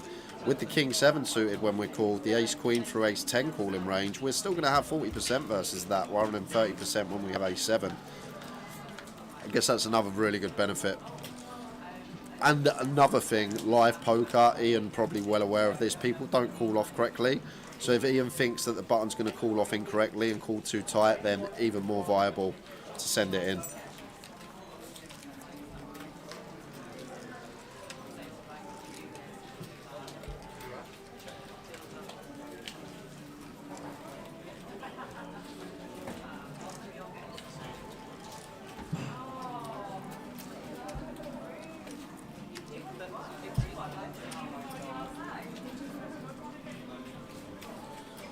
Ian in the cut-off, got some chips now, got some momentum.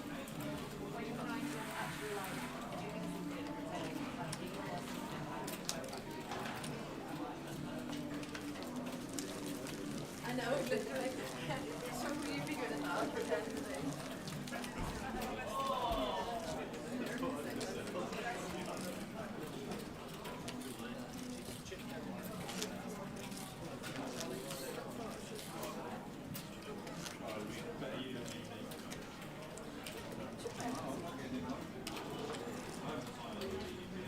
That's a good point Zild makes. Ian had some doubt about the button's play from previous hand. Mo defended King 6 off three-way, didn't he? And then donk bet on the King high board, so maybe Ian was aware of that.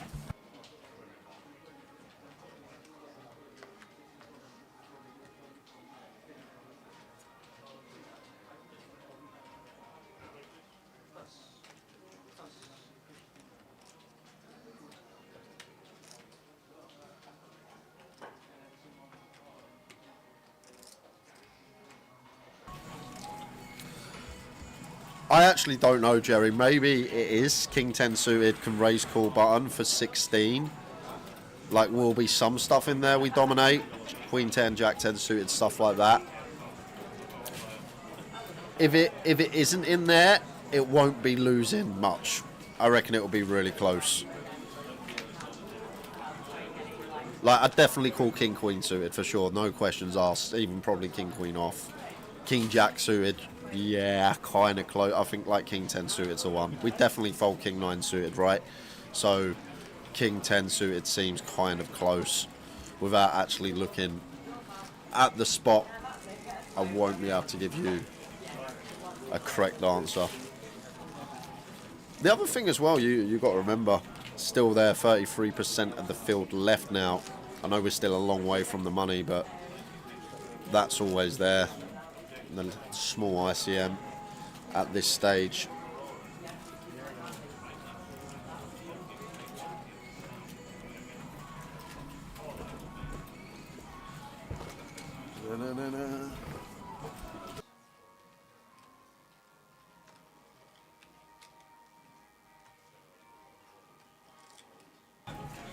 How many get paid?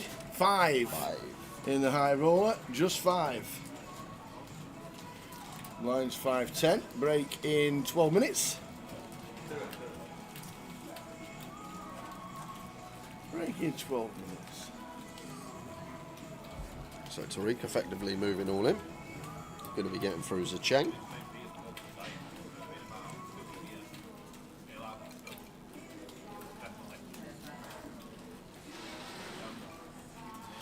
Oh, Callum Gordon finds the ladies.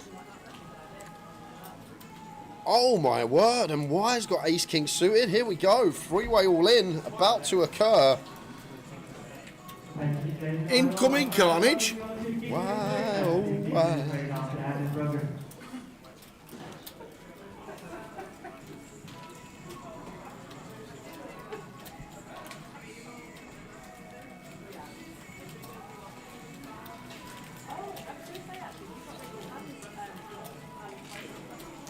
So three-way all in.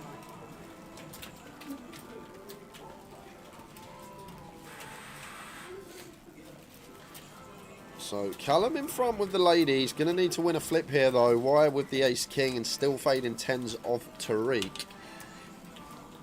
So here we go. Oh. Three-way all in, you see a window card, that's the king. Why oh why. We're going to have a double knockout. Wow. Need a 10 or a lady. Tell me, have you seen her? Why oh why? Oh, there's a king not changing anything. Still just fading the queens and tens. Queen needed for Callum. Tariq needing a 10 or it's double knockout. Yep. And a 5 of diamonds, double knockout. Anybody? That's an old song, Tower, isn't it? What's that, 60s, 70s? Why oh why? No, tell me, have you seen her? Oh yeah, Shylights. Why oh why? Wow, get you. Oh, there we go. Look. That has to be one from your mum and Yeah, dad. yeah, it has to be. Yeah, yeah, of course it is, yeah. The old Shylights from the 70s. Good shout, you. So why with the triple, double knockout? Not quite triple up, but doubling plus more his stat.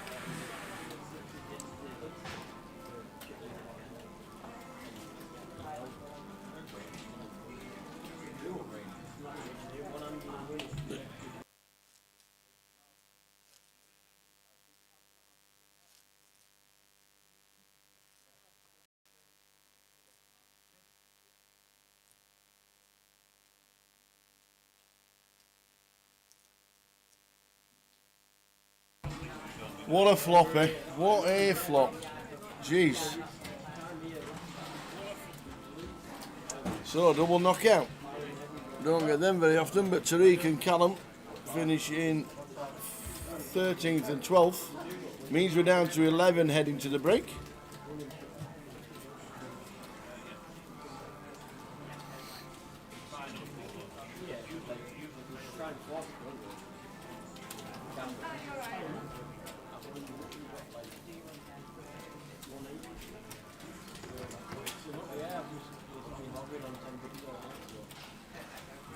King, king again. King, king 3 this time.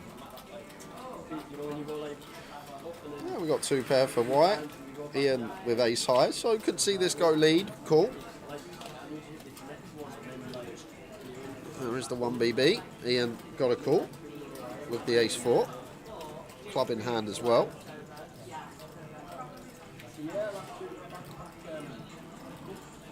Does call with position. So the 9 of clubs turns. Does bring in potential flush opportunities for Ian Simpson with the 4 of clubs. 3 deuce of Wise still out in front now, where he starts checking, and probably what Ian's going to do as well. Tower always saying these blind on blind confrontations. Rule of thumb when betting: are we folding out better hands with ace 4 here? Are we really folding out a pair blind on blind? Does a 3 fold? Probably not. So therefore, we do exactly that. We just check back. We can still show down, and we do Ian Simpson things. Obviously, we do Ian Simpson things. Of course, Barry appears This on the is river. the Ian Simpson show. It's the Ian Simpson table. Just Barry's it off. I'm now going to get to go for some value. Bob. Bob.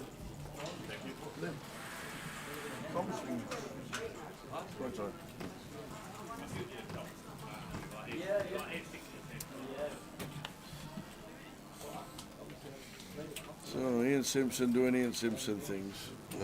Difficult to get called though, because think about calling range on flop. Going to be ace high, 3x, king x, club draws. Nothing that the 3x beats now. Are you going to negotiate a price at the break A price? for renting to the table to Ian Simpson Yeah, on a regular I'll, basis? I'll have a chat with him. I'll see if we can sort some sort of deal out, Tower. Yeah. I think you need to.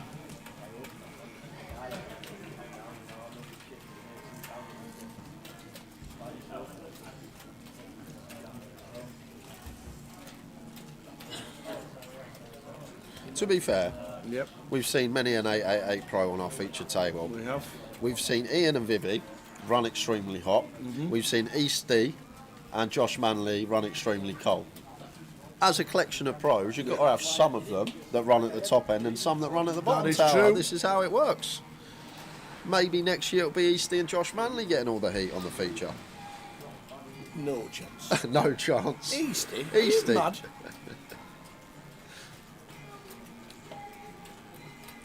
What song's this from, Tower? What song's it from? What game is this from? GTA. Someone got it. FIFA. FIFA 23. Last year's FIFA FIFA. 23. I don't even know what the song is. Neither do I. I just know it's on FIFA.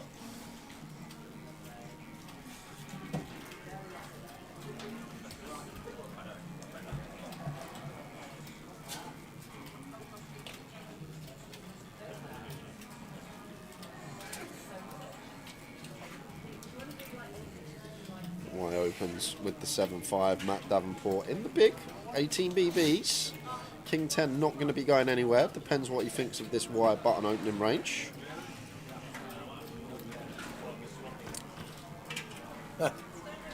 Ian Stack is 666, reflecting his taste in music. Absolutely. Some of that stuff you can't understand.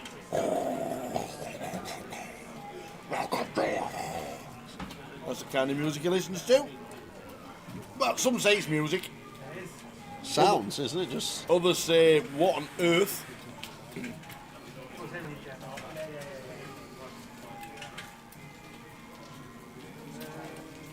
so why with a continue. Matt should be calling once here, Tower. Gut shot, king high can still be the best hand, facing the button open. We've got the backdoor diamonds to go alongside too. Seems like clear as day, check call.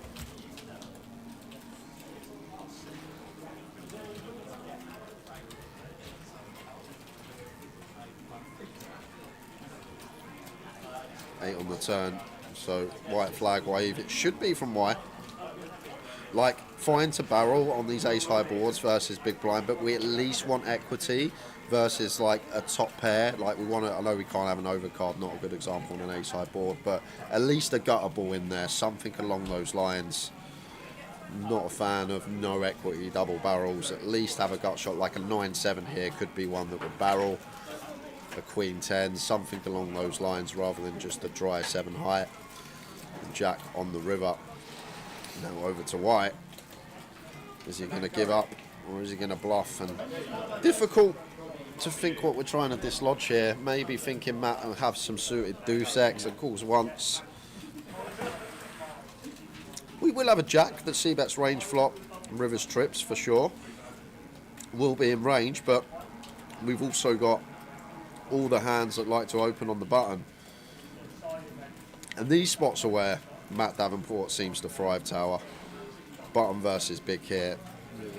He's looking over at wire like, hold on a minute, if you've got an ace X, unless it's low down, you're probably just going to continue barreling turn.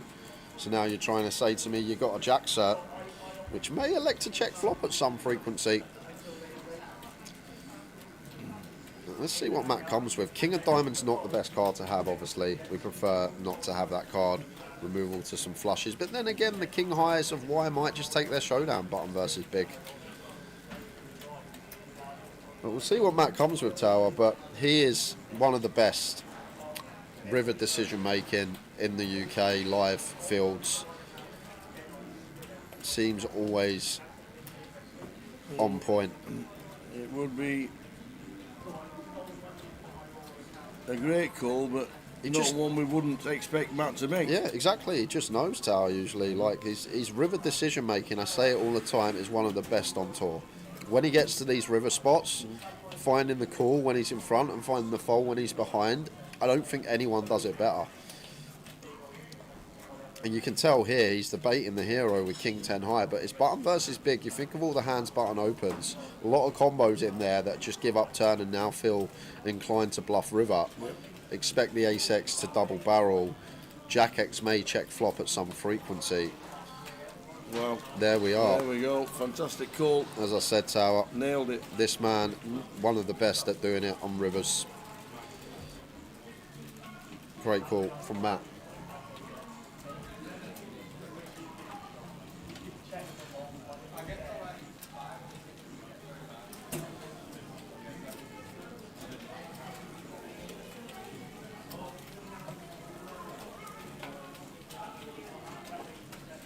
So not long till break, guys. Just under 10 minutes. 1 minute 26 seconds. Oh no, 10 minutes. That's us. Oh.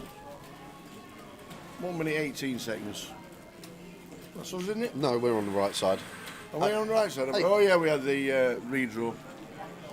We had the redraw. There's me thinking it was 20 past because we started at 20 past 1. Yeah. Brilliant goal, absolutely superb goal.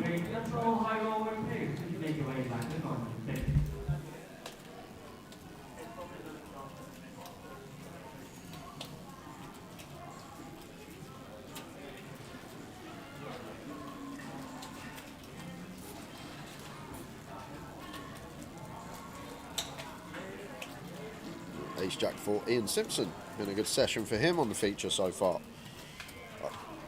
Makes it 20k. And should lose Matt from the pot.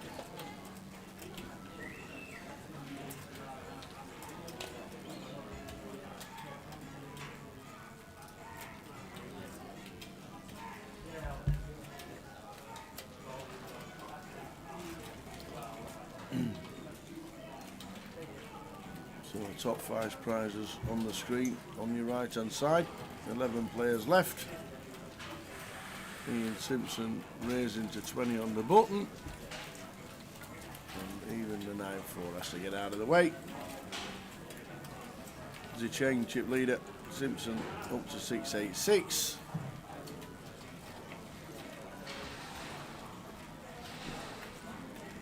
Seven minutes to go until the end of the first session.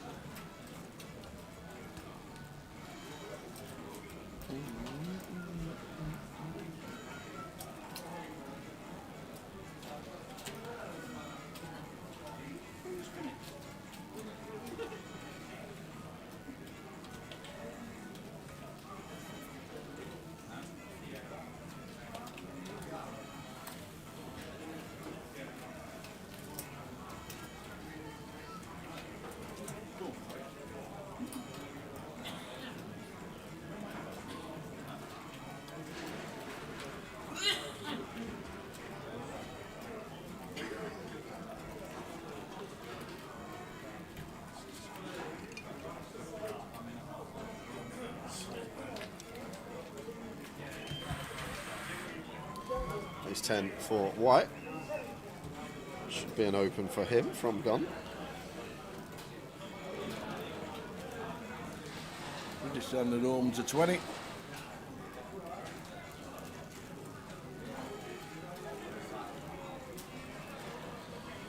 Queen Jack off here for Matt Tower. One that could definitely go for free bet, even at a 28 effective. Wouldn't go full 3x, probably around 50 if we take it, but then that's the other option, fold. Yep. Not going to free bet it all the time. We'll be in there at some frequency. Just choosing to let it go. Yazoo, Queen 7 of clubs, not the best hand to find in the small. be surprised if he got involved.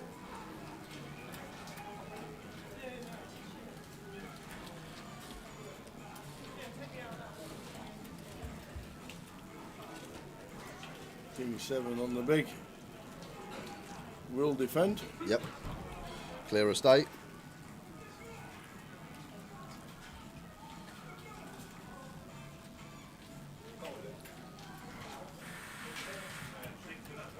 Don't forget that. Zicheng going to get aggro here. Oi, oi. I guess, to be fair, Tower to Tower, we are the chip leader at this table. Not sure about Outer. We have Ian slightly covered. We're 11 tables out. 11 players out. And when we are at this stage, a lot of ICM there. 6 off the money. 6 off the money? 5 page? Yes, 6 off the money. So we're not actually too far from the money. And maybe just putting that pressure on early doors, just setting the stance, as the Cheng saying, I've got the chips, I'm going to be aggro, just letting you guys know if you want to open into my big blind. King 7 of Hearts is the MVP today, Zild. King 7. Everyone's taking it. I've folded it for the last 28 years. So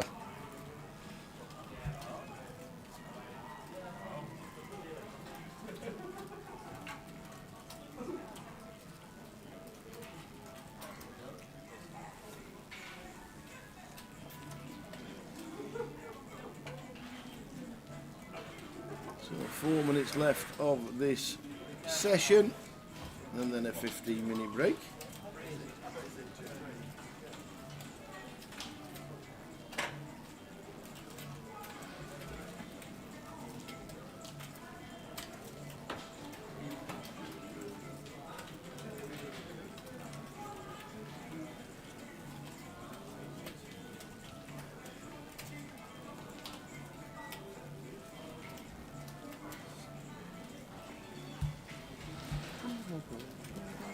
Ace Queen for Matt.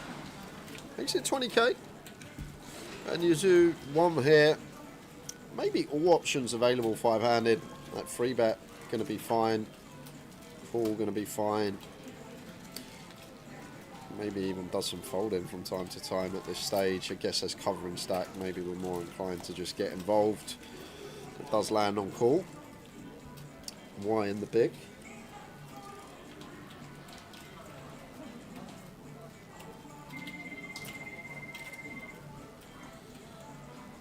Do you know what? I never hear the Lucky Charm music until someone in the chat box points it out. And now that's all I hear now.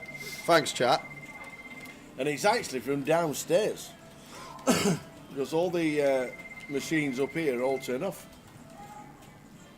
Because they do us a great favour by turning all the volume off while we're commentating on the poker. And that's actually from downstairs. So it's obviously on full blast downstairs.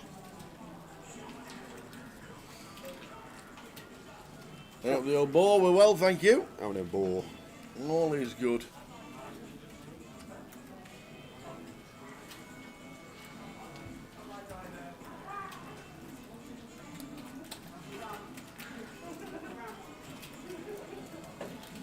I wish we could put a sock in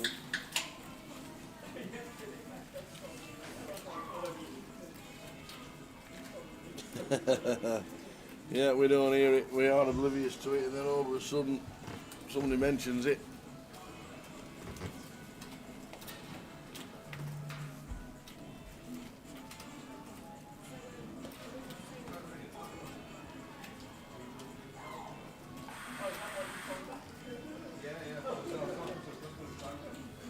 We are well, Phil. About to take short 15. Yep. We will be covering this one till finish today, until we crown the champion.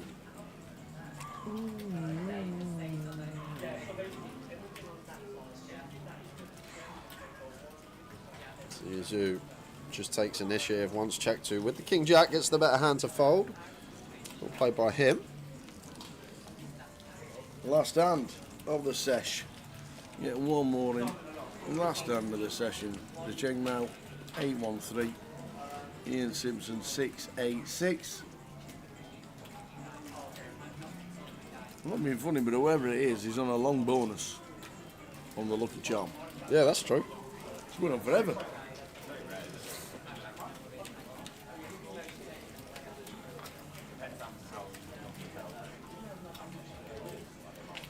And I couldn't even tell you how to get on the doors. You need to get meh, meh, meh. Oh, 3 more sounds. Yeah, that's it. And he's go meh, meh, meh. I love it. So, last hand. I don't know what. Well, obviously, Matt's not playing this hand, but he's waiting. And now he's on his break. I don't even think Matt knows it's his break. Or else he wouldn't have waited 30 seconds to full 3 deuce. He has not realised he's on a 15-minute break.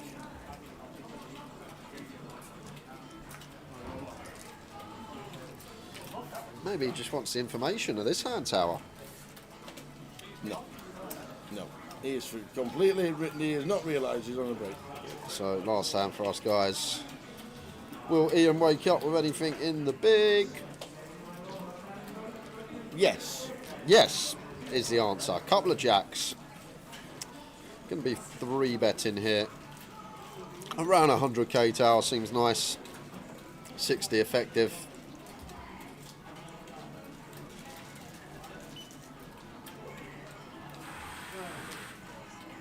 Makes it 80. What's 80? Here is Ian. 85. 85 it is. So Yep. 3.5x over the open. Could have added a bit more juice at this stack depth. Now back over to Yazoo. Going to be fold most of the time, 4 bet. Once in a while, never calling here though. Tower, but he's reaching. He's having a good old reach. Yep. Clickety click. Does find the 4 bet with the ace-10 off. And not loving this as Ian with the jacks, but one thing I will say, Tal, we're 5-handed here. Just a huge hand in a 5-handed coup, couple of jacks, and we're against cut off and a good competent opponent. So maybe it's one we just grit our teeth and do exactly that. Say the words, I'm all in. Yep. Snap fold from Yazoo. Nice one, We Mr. Ian. are on break. We will be back in about 10 minutes time, guys. Yeah, 12:47. See you then.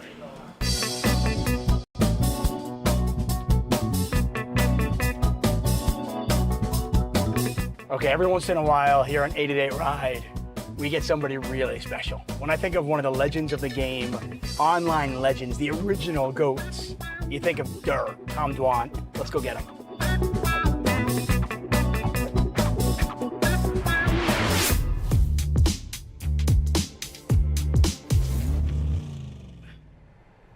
Each and every summer, thousands upon thousands of poker players descend upon Las Vegas to Let's win just drive to the fucking series. Why not, right? Okay, let's do it. Go. Tom Dwan, guys. I'm I not got gonna play Tom the series, Dwan but in the we car. Can drive there and wave it somewhere or some shit. Okay. Wait, so sorry, what's your bit? What's your intro? Well, I usually go, thousands upon thousands of poker players descend upon Las Vegas with hopes of winning millions of dollars and a World Series of Poker bracelet. But I've got Tom Dwan in the car who seemingly doesn't care about World Series of Poker bracelets. What do you care about? Like, what is it that inspires you? What drives you? Huh? I'll take the millions of dollars. Okay, so you want the $1 million. Yeah, what's the bracelet now? Do you care about the bracelets? Not really. Not at all. I mean, when I did the bracelet bets, it was because like it would have helped for sponsorship shit back then when it was like Full Tilt and Stars days. Right. Now we're getting like another poker boom kind of bit, so yeah, I guess it kind of like pains me to admit that it matters, but I guess it does matter. But you don't really care about it. No, I mean, I guess since it matters, I do a little bit, but it's like I'm like embarrassed to admit it to myself that I do a little bit, you know? Hey, talk about the evolution of you as, I want to go through a couple things. First, as a poker player, from the early days where you were just everybody's favorite online and where you are today. I mean, I commentated on you when you beat Phil Ivey. Yeah, you just told me that. I didn't remember that. Which, that was at the time, by the way, was the biggest pot in the history of televised poker. $1.1 million, 4 clubs on the turn, and you got 6-7 versus ace-deuce. How is your game? How have you as a person as a poker player evolved over the last, 18 years, 17 years? I mean, that hand wasn't that long. That hand was like 10 years ago. 12 No. years ago. Maybe 12. No, that was like 2009, dude. Really? Yeah, at least 15 years ago, Wow. 16 years ago. Well, I think online was a lot more prevalent, and now a lot more of the high stakes games are live. Now to be playing high stakes online is a lot more complicated. You know, I didn't see that coming. If you told me in 2009 I was going to be playing, like spending more and more time playing live poker than online, I never would have seen that coming. Yeah. But then again, I, didn't know that the sites were going to get shut down and shit, so. Hey, from a poker perspective, tournament perspective, we have seen Victor Blom, one of the online crushers from yesteryear, here at the World Series of Poker, playing some of the big high rollers and running pretty deep. Can you see yourself getting there? Can we see Tom Dwan playing for bracelets? Like Victor Blom? Yeah, I mean, I'll probably play the PLOs. I might day 2 the 10K. I'll probably play the 25 and the 50. You play the main? Yeah, I have some shit to do around then though, because the main's like it's like July 4th. 6th or 7th is like the last days. I got to be in LA like the 6th or 7th. Maybe I could come back. Do you just not have the patience to do that many days, grinding that many players? I mean, if you knew you're going to run deep enough, obviously I'm happy to. But the reality is a lot of times it's like a few days set aside. Do you want to go Do you want to go 4 days and win $16,000? Yeah, that doesn't sound that great. But it sounds good to me. I mean, there's a lot of cash games going. Right. No, I get it. Plus, there's the days off in between and shit too, right? Like, cash game scene right now. The landscape has changed. It's a lot of private games now. How have you found that? What do you think of it? Is it? I know some of the professional poker players are kind of against it and think it's it's not right. You got to know the right people and massage the right people to get in. What's your opinion of that? I mean, they might be against it, but that's like the old man shouts at cloud kind of shit, right? Like, this is happening, it's there, and part of why it's there is because a lot of the power structures for a long time listened to the most vocal people, which was often the pros, because the pros, are going to spend more effort and time trying to push rules in their favor, push structure in a way that's better for them. And imagine, for example, someone like Santos, right? When Santos first came last summer. How awesome is that, by the way? Santos, $5.4 million. Santos he won a bracelet. Awesome. That's true. When he first came last summer, everyone was trying to pill him 100 different directions, and he's really nice, so he just said yes to a lot of people, right? And then sure enough, at a certain point, he started getting a bit annoyed, right? And I think I don't even know if he said this, that's at least my read. Right. Right, but like, that kind of stuff happens, and then what you get is more and more private games, right? And I don't really like that, but that's kind of a consequence of, I don't think the predatory world that poker is sometimes. Is that what it is? I mean, I would put that, on the online sites and the World Series more than anyone. I think even Triton has some blame in that, and I think Triton is better than almost every other organization in poker with that. That we cater more to the VIPs, to the businessmen. We try to not let their voices get drowned out by the pros that are louder because they're, they care more about it or whatever. But if you don't spend a bunch of time trying to think of what the businessmen want, what the recreationals want, then the people that do will set up a game or a tournament or whatever that they like more, and all of a sudden the pros will be like, oh wait, I want to go play that one because that's the best game. So I kind of think it's more of like an inevitability that this stuff will happen. I wish the organization spent more time on it. I think the only one that spends even a little bit of time on it is Triton, and that's part of where our success comes from. So.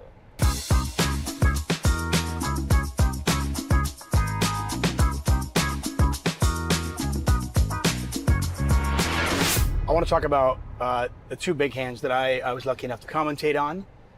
The commission that you have yet to pay me. No, but this is the commission, buddy. This is it. Wow. So 1.1 million off Phil Ivey, and $3.1 million pot off Wesley on Hustler Casino Live. Take us through those moments, and not just at the time of your career, at the time of your life, what it was like to win a 7-figure pot. When you were relatively a young man back in 2009, I want to say. I mean, the Ivy one, we were playing giant pots against each other all the time, in Bellagio, and I think mostly Bellagio back then. I don't think that one was. So was it not a big deal bigger, except for the fact that it was on TV? Yeah, I mean, I don't know. It was probably one of the bigger pots we played, but we played a lot of big pots, and then we played big pots in Macau after and stuff. Yeah, I think that one wasn't as. That one might have meant more to other people than it did to me, kind of thing, right? Because for me, it was like, yeah, it just happened to be on TV. The Wesley one was a bit different because Wesley and I never really played big, right? And you had all these different dynamics of like, in hindsight, like, yeah, I was probably quite a large amount right with my guesses, but at the time I'm like, I'm paying off this guy that's basically a nit because I have all these 7 different reads that I think kind of add up. What were the reads, by the way? It was such a weird hand. So I kind of went into that day thinking he was likely to go for it a bit extra. So I didn't really Against you? Just in general, but probably if I had to guess, step 1 was go for it a bit extra. And then step 2 was probably a little more against me than other people. Right, there's a notch in a belt. I mean, hey, listen, like, I bluffed Tom Dwan, right? That's cool. Yeah, I mean, that was my guess, but like, I wasn't very sure of either of those reads. And then obviously I think Doug like gave away quite a lot when he, the way he acted when he saw Wesley's cards, right? And then I think Wesley, which created a whole awkward. I know Doug felt so bad about it. He did everything he could not to give anything away. I don't think that's true. I mean, I think he did it not perfect, right? Like, I think that's the reality is. Okay. If you see the guy as ace king on the button, you look down, and unless you have like, if I had 2 10s, I would just be like, throw it away and yell at the guy, right? Like, whatever, right? Yell at him after the hand. Right. It's different if Wesley had Jack 7 suited, then you're in a weirder spot. But like, I've had this kind of spot a lot where you happen to see someone's cards, you try to say nothing till the hand's over, right? In other words, if you can just fold, you fold, right? If it's a spot you got to play. Like, I had one the other day in a PLO game here, where I was in the tank on the river for a while with a hand I was for sure gonna bet because I was like, how do I explain? I had seen like one of the guy's cards. Right, so it was a spot. I think I had like the nuts, or basically the nuts. But I was like, I happen to have seen this guy's card. I kind of. But you also have the nuts, right? And I was like thinking of how I was gonna. I forget what I even ended up doing in that spot. But basically, my point is, if you don't have like something you got to do, like in Doug's spot, he could just fold. Right, he has ace king. The guy has ace king on the button. You can just fold almost all your hands and not say anything until after the hand. Yeah, after the hand, you can be like, you fucking idiot. Like, what are you doing? Right. I saw both of your fucking cards. You're a poker player. Like, what are you doing? But then Wesley also never acknowledged that, right? If Wesley had, soon after Doug said that, if Wesley had acknowledged that, I think it would have, right, if he had been like, oh, yeah, you saw my cards, I would have been less trusting of my read on that. Right? The fact that he never acknowledged that, like, and then throughout the hand, kind of every step of what he did fit into this story of like, I just didn't think the guy had it. And then the only question was whether he flopped it or not, or whether he got there. And like, that I thought was very possible, but like just some random bluff that he had that happened to hit like trips or something like that. Right? Yeah, I thought that was very, very possible. But more possible than aces in that particular spot. Not on paper, but because of the dynamics of the live read type stuff. Yeah, I thought that was aces was a lot less likely than like an 8 or a rivered straight or some shit. I'm taking you back, by the way. Really? I'm taking you back. See? All right. We're good. Hey, so you just mentioned that, if I told you in 2009 that you'd be playing more live poker today, you'd never believed it. What's next for you? Like, what do the next 10 years look like? If I were to bump into you 15 years from now and convinced you somehow to give me 9 minutes and do another one of these, what would you be doing? I mean, we're down from 20 to 9. All right. Yeah. I like this progress. What would you be doing? And do you still be playing poker? Or are you a businessman? What are you doing? I like poker. I think a lot of people say they love poker. I'm not sure whether all of them do or not. I definitely don't love poker. No. Did you used to? No, I don't know that I ever really did. Right. I think there's some really interesting things about it. If I haven't played for a month, like, yeah, it's fun to go play for a few days. If I'm sitting there grinding, 12, 15 hours a day, every day for a week, I'm not looking forward to playing the 16th hour. I'm like, not to say I won't, if the game's good or whatever, I will, but But is it more work for you? Well, like, I I think gotta I'm put kind the of hours in? describing, you know, there was, like in the last year, there were, I think, 2 different times I didn't play for a month or two. The first few days I played, it didn't feel like work at all, right? It's like fun, especially I'm around, like both of those games were around like people I liked, good. Yeah, that makes it 20. So obviously I can fit that. So 50, 150, 170, 190, 200.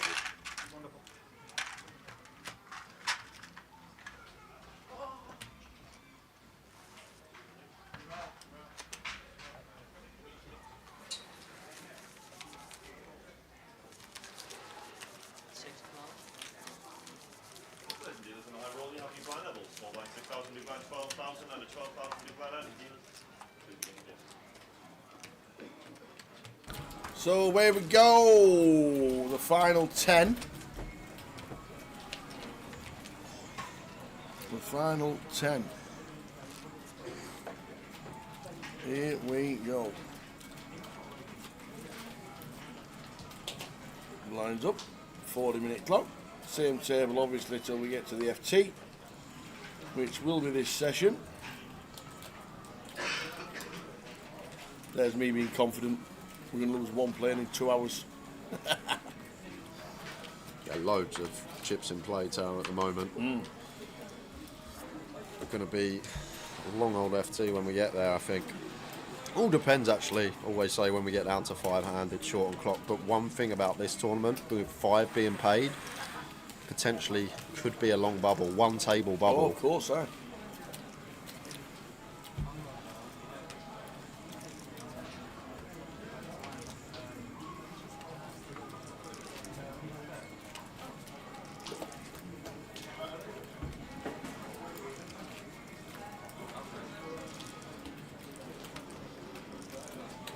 Lines are now 6-12. Yazoo just using the bank there, seeing what happened on the outer table. Not having to post a BB if we did get to the FT. There's a Cheng in the cutoff.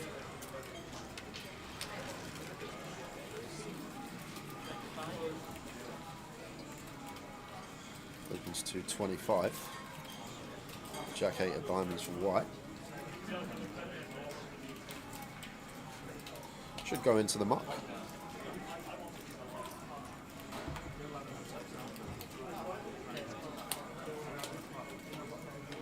Gonna peel. Jack 8 of diamonds.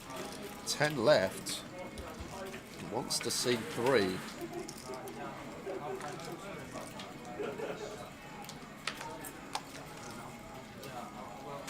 Off to the flop.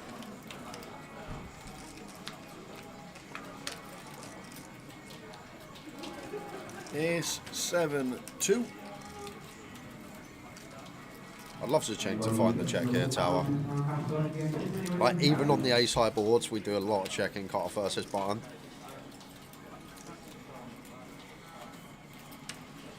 The boards that we do actually have a higher frequency c-bet on, like cutoff versus button, like the 9-9 ace is one we'd c-bet high frequency, because from cutoff we will open like 9-7 suited, ace-9 suited, ace-9 off, but the button shouldn't be peeling these hands at this stage.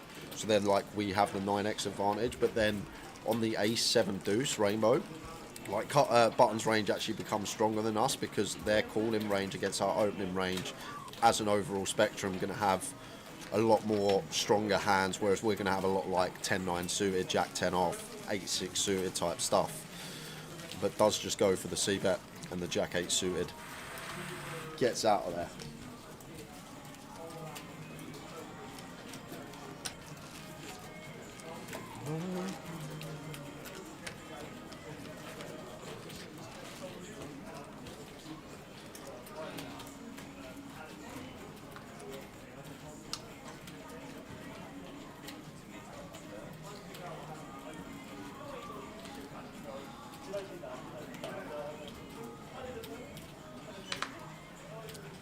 There's a Cheng. A couple of snowmen for him. Yeah, the 8s. Pre-flop nuts in this tournament, Yeah, Tower. the festival nuts.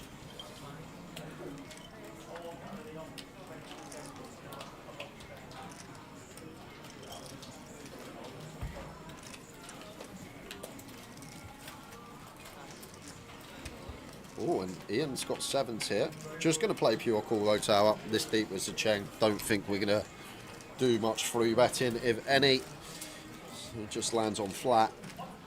Matt out of there. Over to Yazoo in the big blind. Not going to be defending 4 deuce. In a 3-way coup. Lets that go.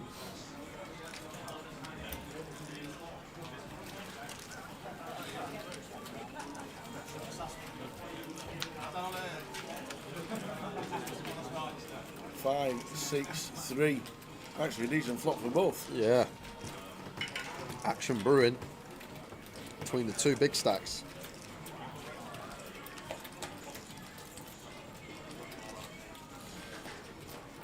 Cheng just going to continue with his overpair. 26 into 80, just north of 30%. Clear call for Ian with the 7s.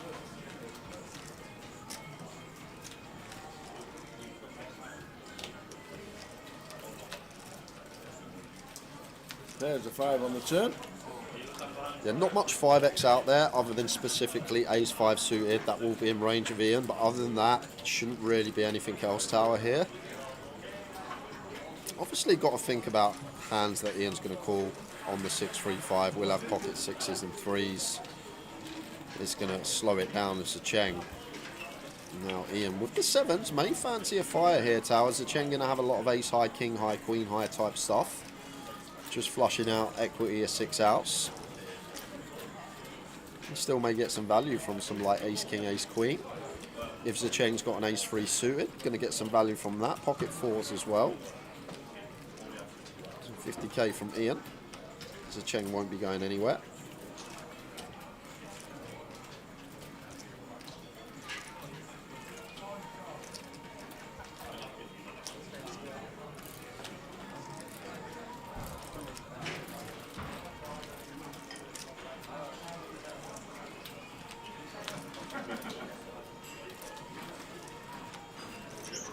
On the river, and this is probably going to go check Tower. Yeah. Difficult for Ian to extract value from worse. A6 suited, king 6 suited. That's about it. Well, Ian first to show, shows the 7s, and Cheng is good with the 8s. And straight out to the outer table. Gerald McKinley all in with his ace 10, running into Abdul's ace king. There's old Jerry. Jerry.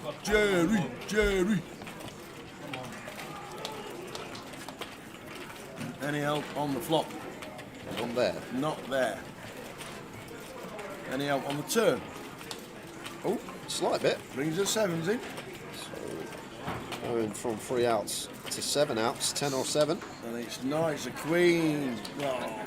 Gerald McKinley is our final table bubble boy, and it's only going to be a short turnaround for us guys. It is. I'll run you through.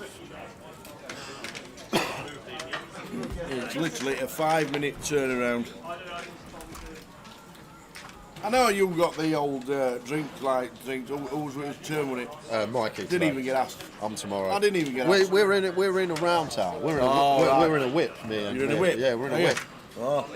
Both put £20 in at the start of the week. Yeah. He orders a small coffee. I get the large macchiato, frappuccino, double shot, extra cream. And then there's a £2 left. Then there's £2 left in the whip. We've got to top it up again. Love it. I do like a good coffee. We'll get a cup of tea very shortly. So quickly run through what the rest of the schedule for the week. That it literally is a 5-minute turnaround for the final table. We've just come back from the 15-minute break. So today is day 1C. Boom, boom, boom. Venga boys.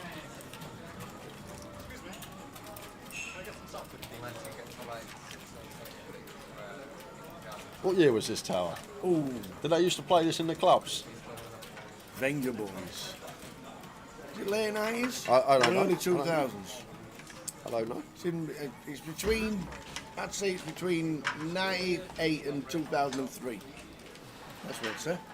First song I ever sung on karaoke. No way. Are you having a laugh? You even admit to that? Okay, guys. Can I ask the 5? Yeah. So Friday, Saturday, and Sunday, there we go. The Turbo Dash tomorrow, the Big Shot Seniors and the closer on Sunday.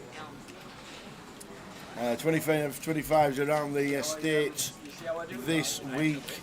Blackpool had a very short day 1A yesterday. Going to need a lot of people turning up in Blackpool for the weekend, so if you fancy Blackpool for the 25-50, that was, I think there was only like 30 odd runners yesterday in Blackpool, so come on Blackpool! And everybody will be turning out this weekend. Portsmouth had great numbers, 18 seats in the satellite they got on the Wednesday. 18. 180 runners for a satellite. It's always so busy down south. Where's the GUKPT Portsmouth? Where's the GUKPT Southampton? Well, where's the GUKPT Isle of Wight? GUKPT Malaga. In the summer. It would be great. Imagine us all flying off for the summer. Shorts, flip-flops. Edinburgh at Coventry complete the lineup for the 25-50s. Good numbers in Edinburgh. I think they're satellited 16.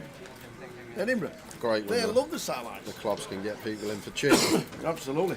Nice that we got a nice quick turnaround for the FT as well. Short and sweet, only 5 minutes, all that's needed. Absolutely. There may be an extended break at the end of this session. There's no dinner break in the high roller to let the players get some food. But what we've seen, everyone's been eating at the table today. Absolutely. And very early as well. Like everybody was having like burgers for breakfast. Reading and Coventry to finish off the 888 UKPL this year. And then the dates for the... there they go. Luton in a couple of weeks' time. 3 weeks' time we'll be in Luton. And then 3 weeks today will be day 1, B and C. So Luton and then Reading and then Blackpool. Blackpool 2nd of November has a CAF Cup. CAF Cup has been announced on the 2nd. Bring in your dancing shoes and enjoy the charity event. Over 60,000 raised in CAF Cups in previous times. So we're set and we're ready, guys. We'll run you through the full table. Come on then. In 1 is Phil Tate, in 2 Aryan Kashani, 3 Abdul Ahmed, 4 Wai Chung Ung, 5 is the Cheng Mao, 6 Matt Davenport, 7 Yazoo Yin, 8 is Ian Simpson, and in 9 is Man Lee. So 5 getting paid in this one. Even Joe's nodding his head. Yeah, it's a proper banger, the old Wenger boys. I bet it's his playlist. I bet it's Joe's playlist. I bet it is. This is a stacked FT. What you expect at a high roller?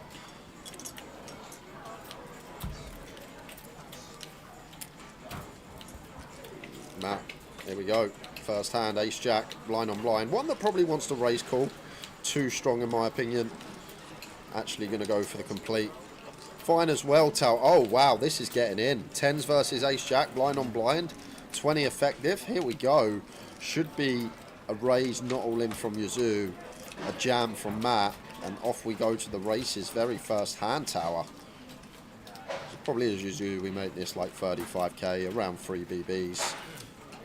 And then Matt going to be jamming. Wasn't that just flat? Yes, yeah, he's gone for the complete jam, Like which it. is fine, Tower. Raise call, fine, complete jam call. Like it. Expecting this to happen, and then we're expecting the jam. Yeah, it's just a setup, blind on blind, cold as you like, first hand of the FT. And Matt, got to be going all in, you expect. Oh, he's just going to flat. I can't see a world in which we don't go all in here, Tal. There it is. Everything but one chip. There's the As shot. always from Matt.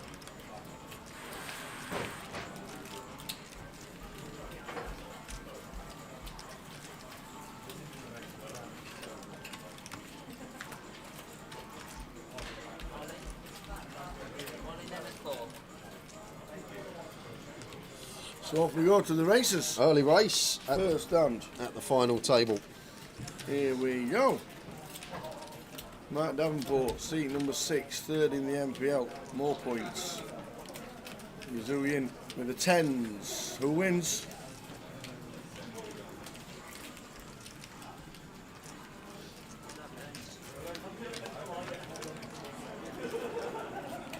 No help from Matt Davenport at the minute.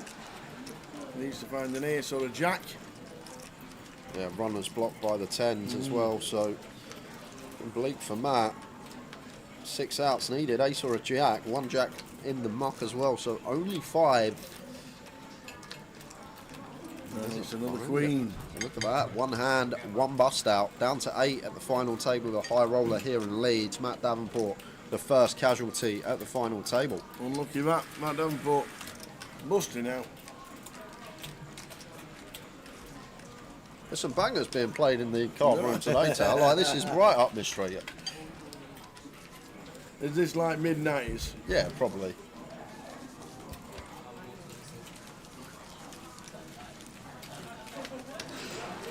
Sorry, I moved the table. Oh, man, I should have moved it out. That would have made good TV. Sorry, back would have been fine.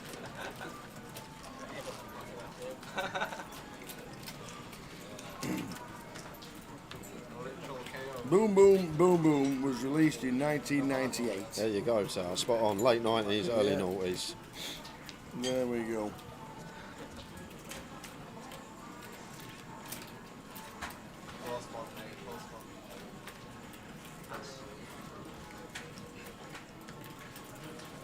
It reached the #1 spot in the United Kingdom in June 1999. So there we go. It actually got to #1. He'll take all in for 11. King, queen off. Can't call for Arian at the FT. 3 off the money now as well. Arian, one of these day 2 buy-ins. So was Phil. Still plodding along nicely.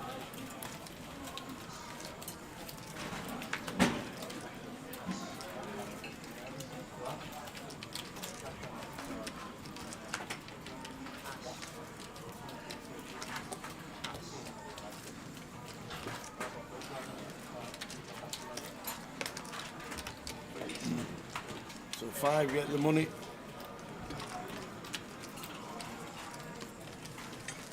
And as Jay says, we don't normally have a bubble on the FT, so 6 down to 5. Could be a long old slog. I reckon we won't be in the money this session. Really? Okay. Average stack at the moment, Tower, Yeah. is nearly 45 BBs. Wow. A lot of play. And they all know how to play properly. They all know how to play correct ranges and everything.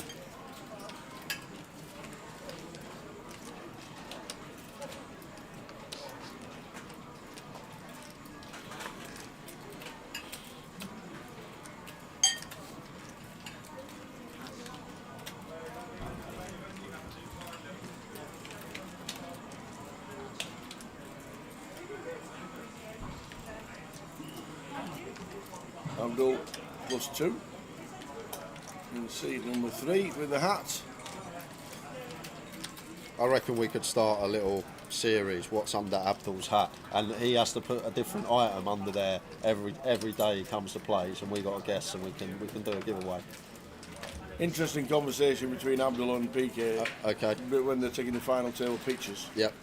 So Abdul says to PK, he says, "Why do I never get a good picture posted?" PK says, "Well, you never smile."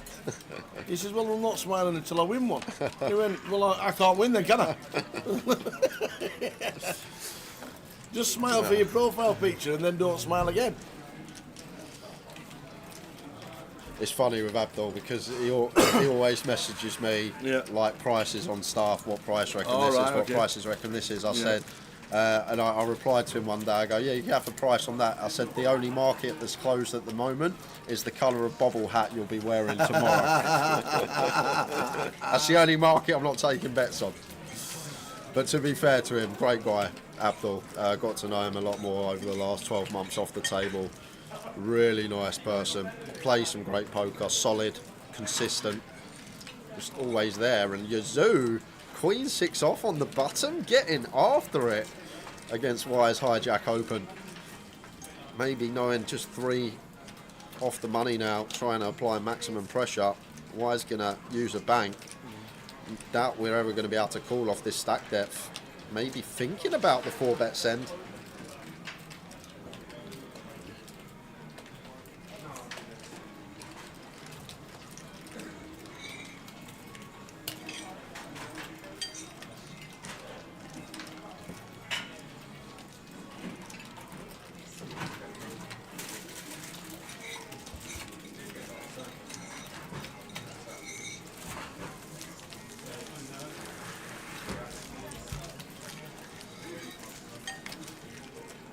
High roller final table started. We're on 8.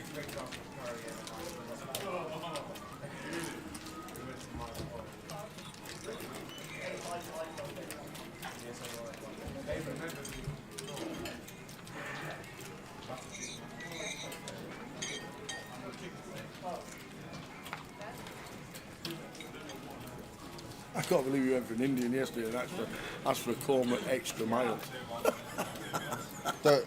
You think that's bad? You never guess what Mikey asked for. Obviously, Yeah. Indian restaurant. It's a Muslim restaurant. Yeah. He's only gone and tried to order a beer, hasn't he? A beer? Mikey Clark. He's tried to order a beer in there. He then goes, "Am I alright to go and get some and bring my own in?" Of course you're not. It's really, really good food, to be fair. I've been there 3 times, I think, in the last 3 years. Every time I come to Leeds, been there. And My Lahore does some really, really good food. And they're open till late as well. So if you bag up at midnight, they're still open at 1 a.m. You can go, and get some food. That's the other thing. We go for a curry, an Indian. Yeah. Mikey Clark orders a lasagna. Hey? He ordered a lasagna. In an Indian restaurant? He ordered a lasagna in the Indian restaurant. It was right at the back of the menu where they had some items that obviously no one ever usually orders. And Mikey's found a lasagna to order. You go to one of the best Indian restaurants in Leeds and you order a lasagna. Interesting.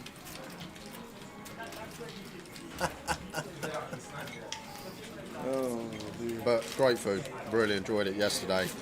Gonna jump back into things here, Tower, because look at this. We've got Ace King for Abdul. We've got Jacks for Arian here. And we are at 25 effective. Gun versus +1. And I can't really see where it goes in, but Arian just folds the Jacks. Wow. Maybe something to do with 3 off the money? Abdul would have been cool in there for sure. Obviously, it's a very strong range. 3-betting our gun open. Arian just gives Abdul credit. Lets the Jacks go. A few stacks shorter than Arian around the table. Could have something to do with the fold.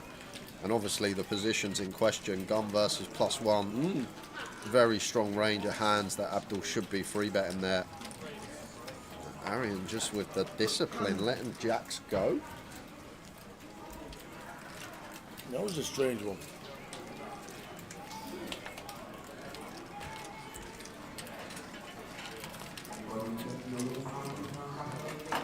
We have a few like that, not Rob Adams, curry houses that bring your own beer in, don't supply alcohol. Yeah, I've been to both.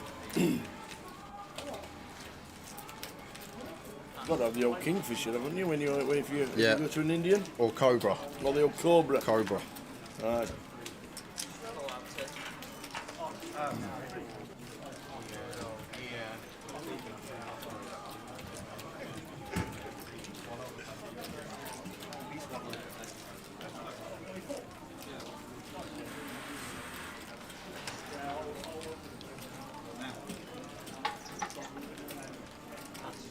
Yazoo getting after it. We saw the 3-bet with Queen 6 off, now opening King 3 off here. Coming in with the strat that we're going to be really wide and just try and pick up pot after pot.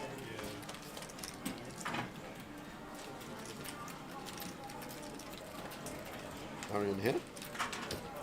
Ace in the big. 4.5 to 1 on the call. Doubt he's going to be going anywhere.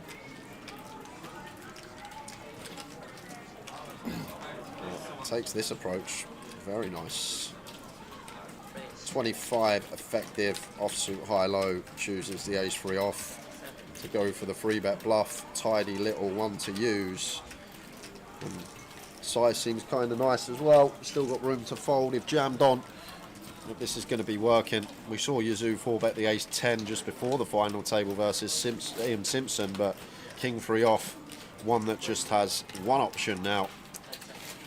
Kind of a loose open tower, but I'm guessing Yazoo has come in with his own set strat here that he's going to be playing super wide, trying to pick up pot and just try and put some leeway between him and the field perhaps. sitting as one of the top 3 stacks. Yazoo hasn't insta-folded? With the king 3. If he finds the shove here, Tower, it's just crazy. Oh my word! Wow. Is he feeling alright? My goodness. Oh my word, Yazoo has come to play today. King 3 off, just sends it in. Amazing. It's not going to be in there, Tower, of course. We know that.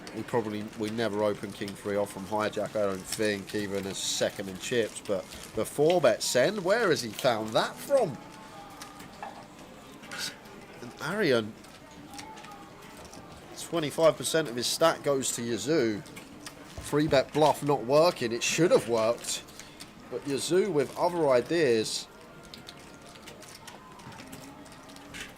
Will this man ever have a 4-bet for value? Or is it just always a bluff in there?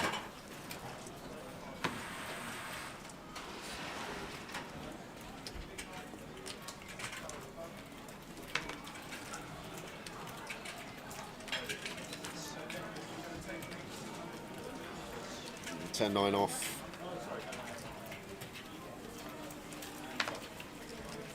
Surely not. I understand the King 3. Like, we got a blocker. We got some removal at least. 10-9 off from +2 does relinquish. But I'm really intrigued now to watch how this final table plays out, because it seems like that man in seat 7 has come in with his own strat. Maybe thinking people are going to be really snug near the bubble and people not playing back at him. And he's just going to get after it and try and create a hefty chip lead.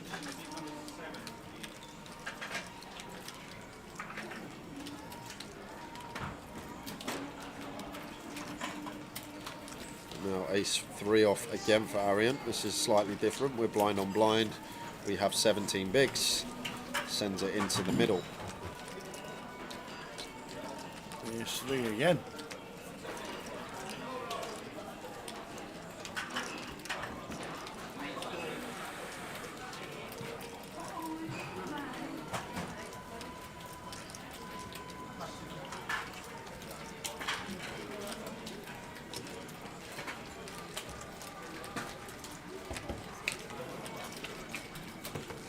Well, strap in, guys. Don't go anywhere, because the way this FT started, I believe this is going to be a fun one, especially if Yazoo gets chips. Sort of set the precedent now for what we're going to see.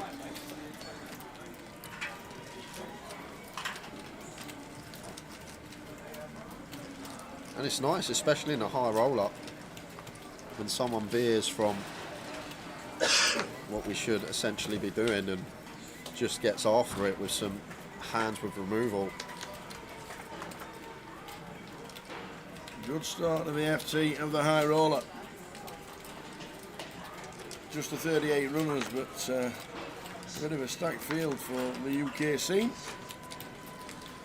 And ace 10 for man in the hijack, one that should be opening.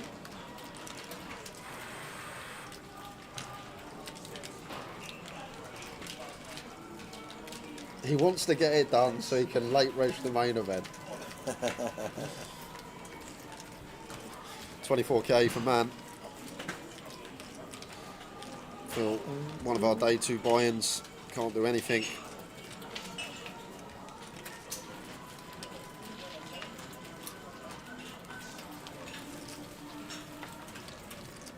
Abdul, same scenario, 10-9 off in the small.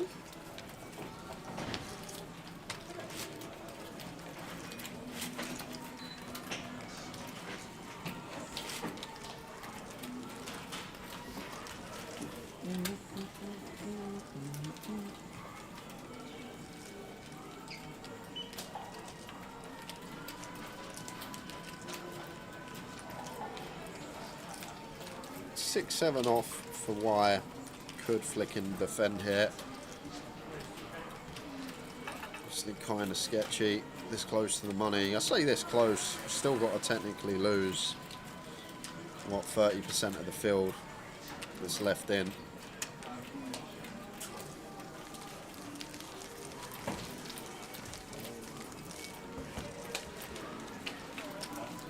I remember Bo Zield in Manchester, UKPL, when you final tabled. He was on one as well. Table, yep. Old Zild Bo on the Lee. table. Hope to see you soon, Zild, and see you maybe at the next one.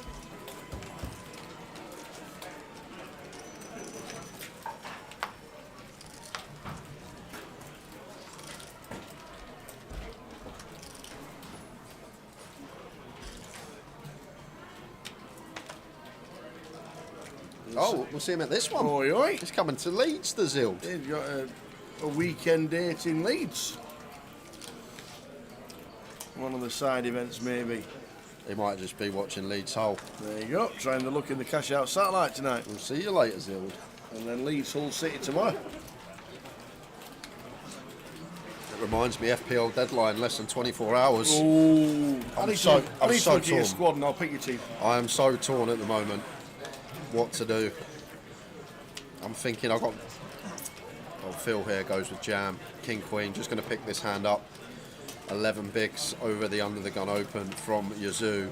Very nice from Phil. Just recognising this man has been the most active, and you can't have it all the time. So taking a hand with very good removal, blocking some of the calling range, and still with fold equity at this stack depth. An ace-9 off, not going to call. Yazoo out there. Nice move from Phil Tate. So at the moment, I'm torn because I've got Isak in my team. Oh. Isak, Newcastle forward. Yeah.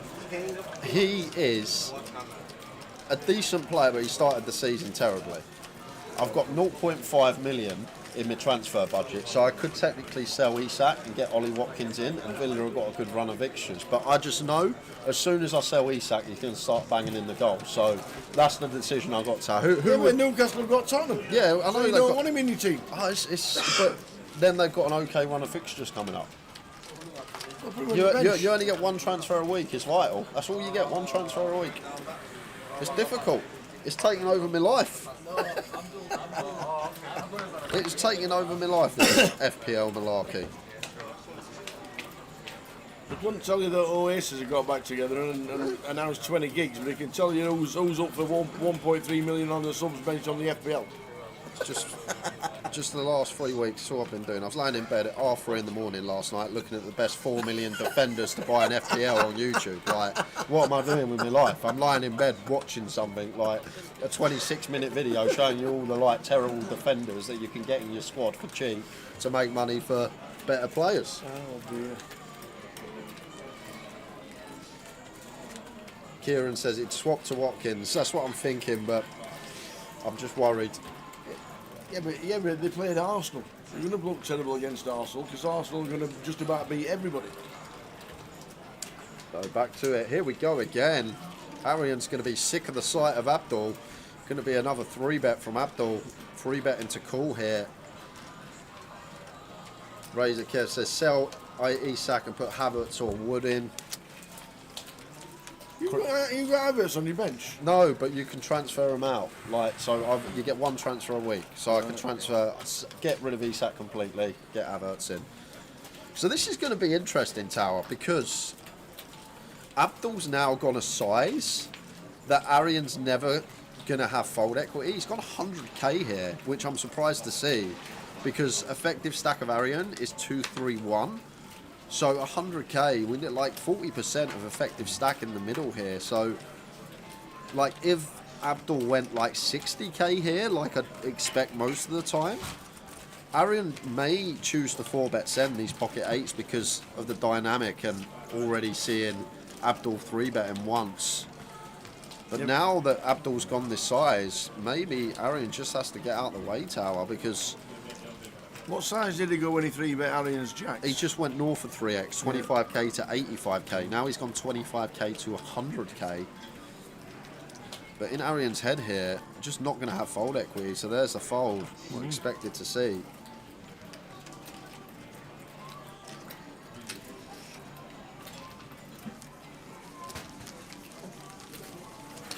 There you go.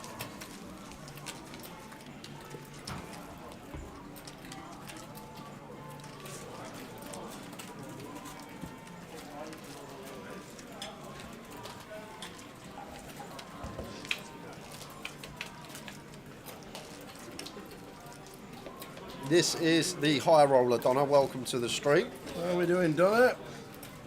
We will be playing this one down to a champion today. And we're here for Saturday and Sunday on the main events. Crowning the champion on the main event Sunday evening. But we're looking at 45 BB average at the moment, around there. So I doubt we'll get to the money, which is 5-handed by the end of this session. I'd be surprised if we did. But we'll see how things play out. We know callers can happen, hands can collide. We'll see how things go. Donna, when do we ever finish a live stream on a Friday? Ever? When have you ever known the team say, right, Friday night, that's it guys, see ya? We're having a weekend in Leeds. The high roller finishes today. We'll be crowning the champion of the main event Sunday night.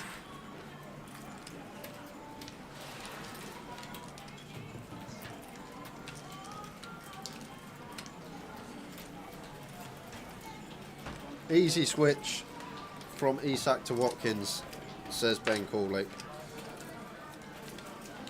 The thing is, can you just do it?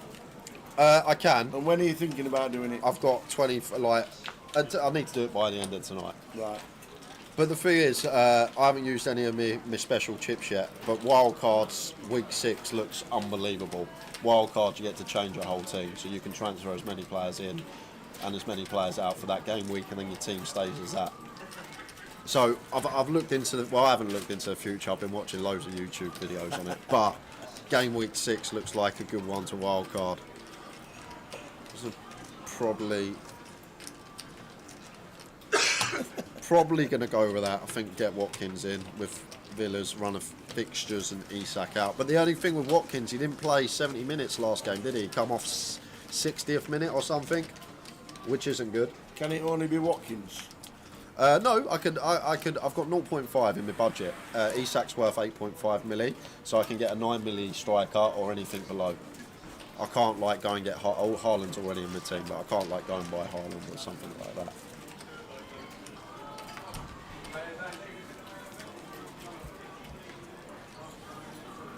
Roll the transfer.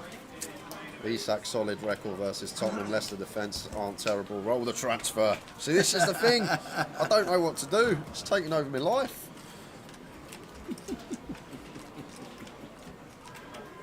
Well, you're in Spain and you can't access it.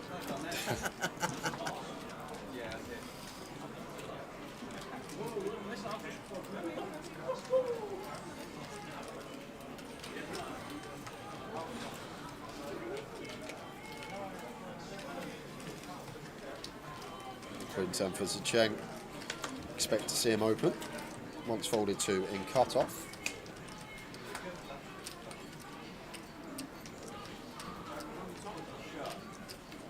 Can you buy that Madeki? Yeah, but the problem with Madeki, have you seen Chelsea's midfield? They've got about 12 different players they can choose from, and they're all going to rotate over the season. So Chelsea, I'm speaking like I'm an FPL expert. I heard someone say this last night on a YouTube video. So Madeki, problem with him, he's going to be rotated out, and FPL is all about picking players that are going to get full 90 minutes. They got more opportunities to score points. Although he scored a hat-trick last week, he's not going to be a permanent starter for Chelsea. And it's all about having players in there that are going to play 90 minutes, give them more chance to score goals, passes, It's all of this type of stuff. Sunday. But this is just me relaying information that I've been watching the last 5-6 days, Tower. Craig's claim to fame is that he came 47th in the world once. Wow. That is mad, Craig. 47th in the world?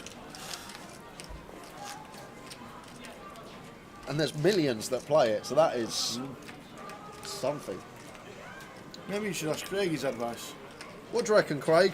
Isak roll over the transfer, or should we get Watkins or Havertz in? Or buy Madeki? No, Madeki's not a good shout. Abdul with the deuce 3 gets out of the way, so too will White.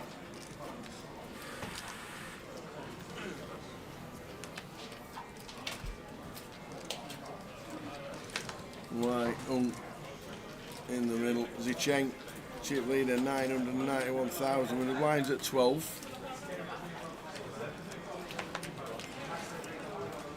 King News Queen. out. We're going to be raising up with the King Queen. Yes, he will.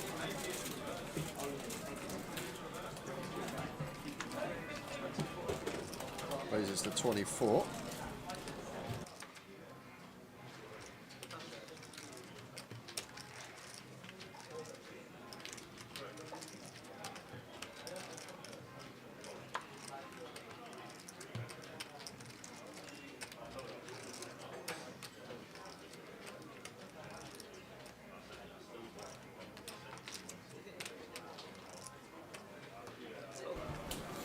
So he's now raised to 24. Call from Phil Tate with the King 7.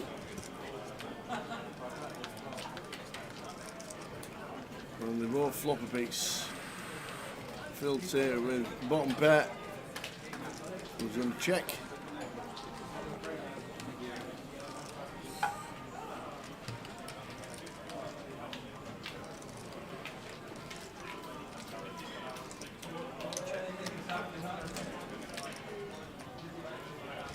Continuation freeze out. Probably should be.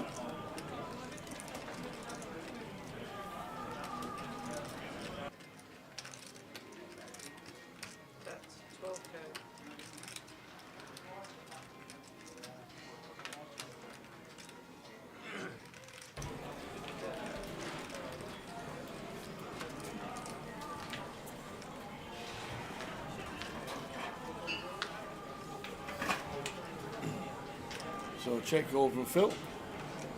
Very small from Yizao on the flop. 9 of clubs turn. Yeah, we like using this size at finals. Tower, scaling down, 1BB, C-bet. See it used a lot. 9 on the turn. Not the best card to see as Yazoo. A lot of hands do jump in front from Phil. 6-5, 10-6 suited, Jack 10, all getting there. We'll also have hands like Queen 9, 9-7, 9-8. It's just going to go for the all-in here. Goes for the lot as Yazoo. This is like 165% on the turn. Huge jam. Phil never calling King 7. Nope, not ever. 12 bigs. Find better spots than having bottom pair on that board. Just listen to nature. My team is Allison in goal. Pedro Porro, Arnold, Guardiola, Robinson at the back. Rodgers, Jota, Saka midfield, Haaland, Muniz, Isak up front, with Eze on the bench, Winks, Harwood and Valdemares. What was he, 48 pence? 4.5. He's on the bench, Tower. He don't play, he's on the bench. That's my team. I've already got Rodgers. Mooney's got a nice run of fixtures coming up and he looks attacking for Fulham. He does look like a threat. Should have got a goal last week. Yeah, just roll, says Craig. Let's roll. We're going to roll, Tower. That's it. Cheers, Craig. 47th in the world is the guy you need to listen to.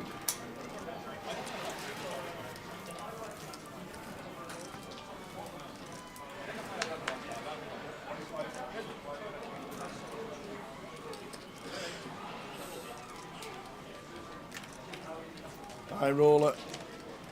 8 players left. 5 get the money.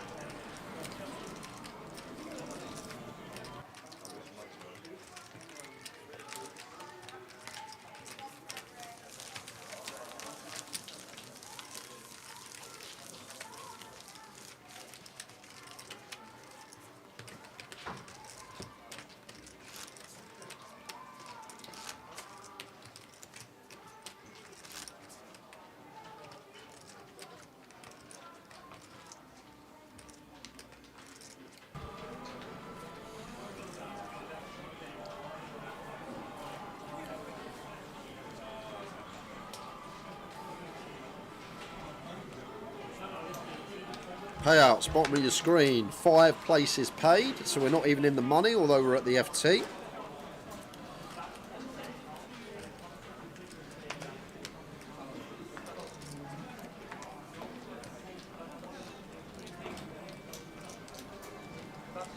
Pocket 7s for Phil. Nice clean jam on the button for 11 BBs. Nice sight to look down at.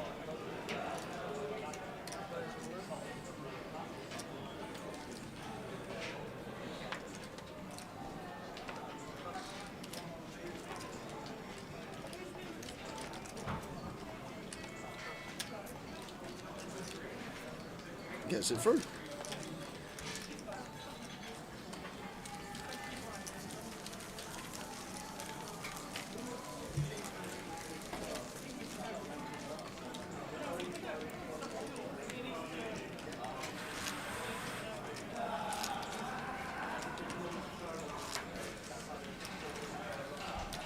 If Madsen plays tonight in the QPR game, 5s for any time scorer is a great bet, guys. Says Razor Kev. Luton QPR. Is that on tonight?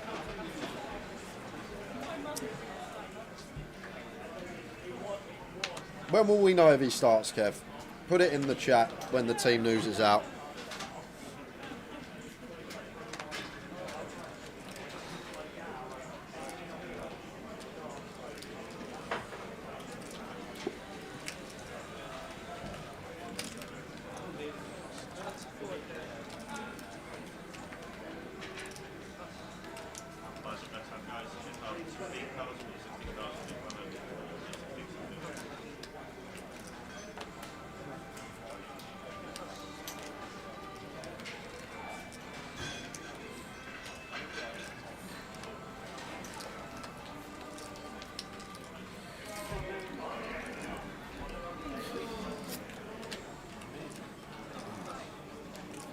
Open from Ian, suited queen for wide. Do we expect him to have a look? Blind's going to be going up next hand. Going to let the queen do suited go. Obviously back in the mind, 3 off the money. And just listen to nature says, would be my thought process, get rid of Robertson or Guardiola and get Eze, Fernandez, Palmer in. Generate more points and then defenders. I've actually got Eze. Eze's on my bench. Do you think I should go 3 at the back this weekend and drop Guardiola? Because Robinson's got an easy game against Ipswich.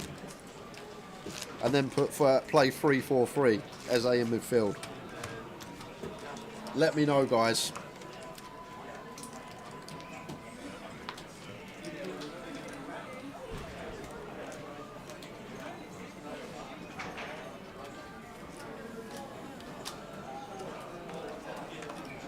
Kev goes 3-5-2 most week. Who's the player to score any time tonight?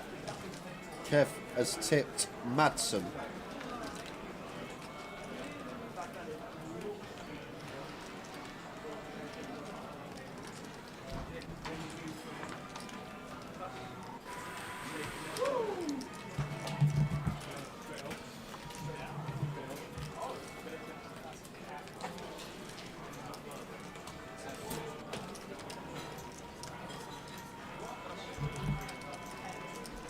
Yes, Kev. Eze's on the bench this weekend. At the moment, still got time till the transfer deadline closes, but I got Rodgers, Jota and Saka as a 3 in midfield with Eze on the bench. Because he's got Chelsea away, tough game. And I watched something a few days ago about why Robinson could be very good to keep all season for the FPL. So I'm not getting rid of Robinson. He's too attacking, to be fair. Although Fulham not the best team, still think he may get a couple of goals over the season, couple of assists.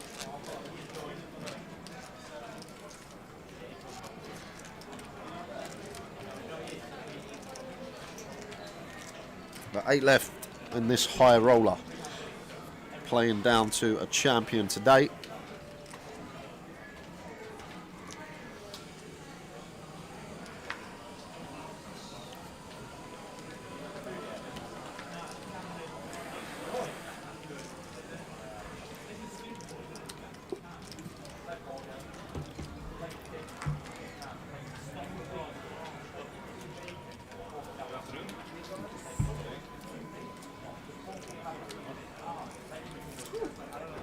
Okay.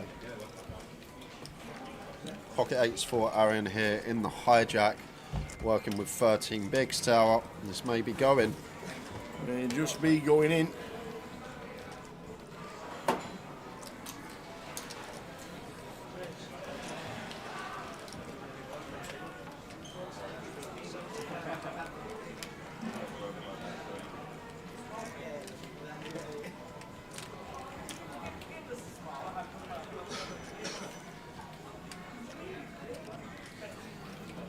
just the big blind. Yeah, it does. Right, I need a question for the chat box. Yep. What does a jackfruit taste like? I've never had a jackfruit, I don't think. Question, genuine question in the chat. What does a jackfruit taste like? I don't want to say it tastes nice or not. I want to know what it tastes like. And not just a jackfruit. Give me some comparison. What does Dr. Pepper taste like? Dr. Pepper is like... That's got its own unique taste. It has. It's a bit like dandelion and burdock. You still not got me one. Oh, sorry. Sorry, I've not been shopping for you. It doesn't have that much flavour. It's like meat and the niceness in the sauce. What I'm saying it for, it tastes like chicken. What jackfruit tastes like chicken? Cheers, right? All I'm saying it for is because there's jackfruit on the menu here, and it comes on it's battered, and it comes with that habanero sauce on a stick. Do they? Well, it looked delicious, which is why I'm trying to work out whether to order it, you see, because it looked really good. Jackfruit. Everything tastes like chicken. That's kind of my ENT, is that? Tastes like an apple fritter. An apple fritter. Oh, pineapple fritters from the chippy. Just going to jump back to this here. Just looked up, seen that Zecheng with 5s on the button. Looks like is going to call the all-in here from Phil for 10 bigs. Thinking Phil may shove some smaller pairs. I'm not sure if he will from +1. Maybe 4s. Only 10 big blinds. Is going to hero with the pair of 5s. And now we're off to the races. Look at the equity of the Jack 10 suited here. It's almost a 1-3 dog as a Cheng. And picks up a flush draw, does Phil Tate, against the 5s.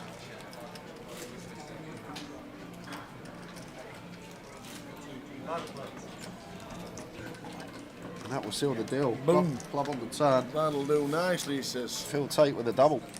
Get me that double up. Oh, and a 5 on the river for rubs. Oh, ouch.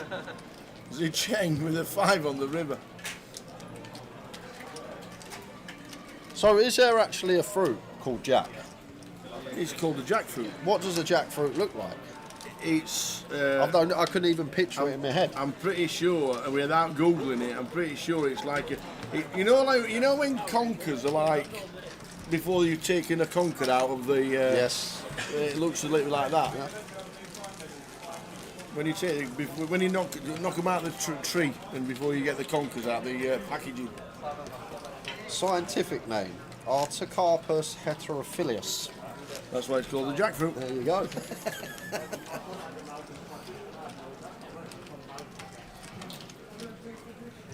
There you go, thank you very much indeed. Might have to try it because it did look very nice. So just back to you, Kev. So you're saying Eze needs to be in this week. We will see if we can get him in the team. I might have to drop Guardiol. That's what my brain's telling me. Guardiol. Who's he playing for? City centre back. City centre back? Yeah, he's played all 180 minutes from this season. I think that's probably what I'm going to do. Drop the City centre half, play 3-4-3. Off we go. Roll with it. Get some Oasis involved. Ace Jack for Arian. Offer 15 here from +1. Doubt we're going to be doing any jamming tower. One that probably just wants to raise. Make it 2 BBs. Too many bigs to shove from this early of a position. That does go for it. This is like a little half stacking. Goes for the half stack as Arian. Just in case, I'm guessing it's all in behind and he can fold. I'm kind of surprised he didn't go for open here tower. Assuming stacks are correct and he has 15, 16 bigs. Manning in the 8 with an ace in the big. And gets out of the way. Arian up to 18 big blinds. Manley 13 white. John on 8.5. And 50 bigs as big stack for Zecheng out in seat number 6. Yeah, I am on the FPL train this year, Lee. First time ever.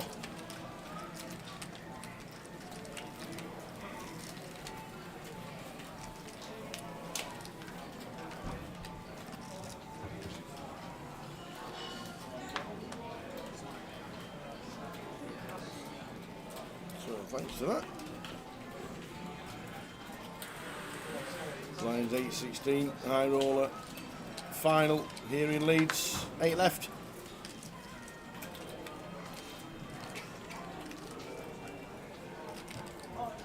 The way Yazoo's been playing, Tower, I expect him to open this one.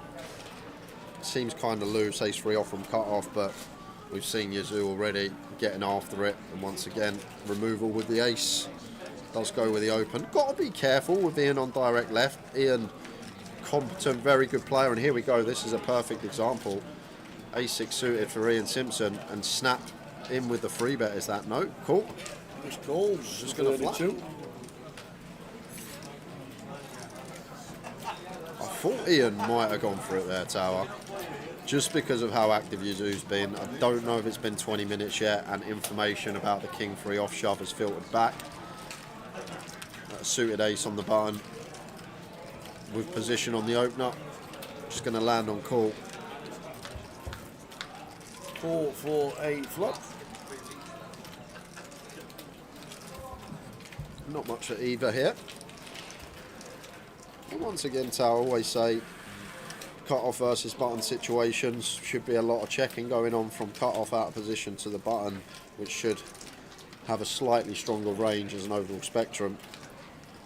But Yazoo's just going to continue being relentless, just putting chips in the middle.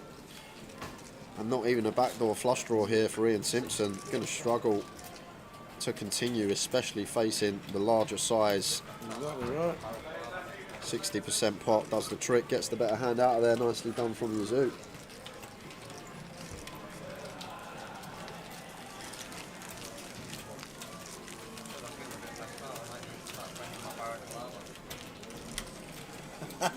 Maverick's on holiday, supposed to be on holiday, supposed to be enjoying his time in Malaga, I think it is. He's now sat watching the live stream, checking his fantasy football team.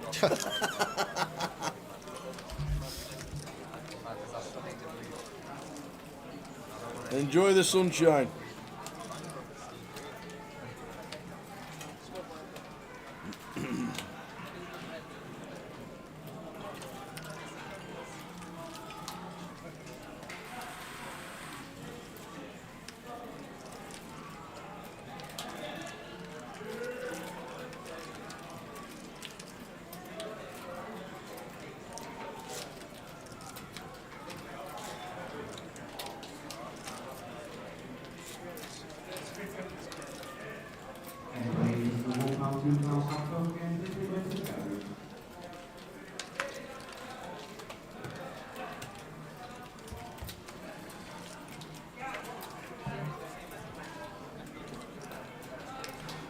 Abdul, ace king from under the gun here, makes it 38k. Going to be fold for Zicheng, maybe thinking about the free bet with the ace in there.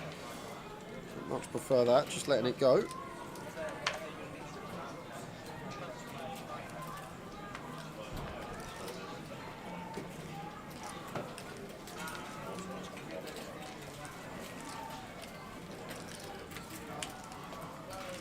Ace Jack for Man on the button. This could spell trouble for him, and does take the spot all in for his 13 bigs. Going to be getting snapped by Abdul. Here's with the ace king. Is that 3 times ace? Abdul's on ace king on the final table? I think so.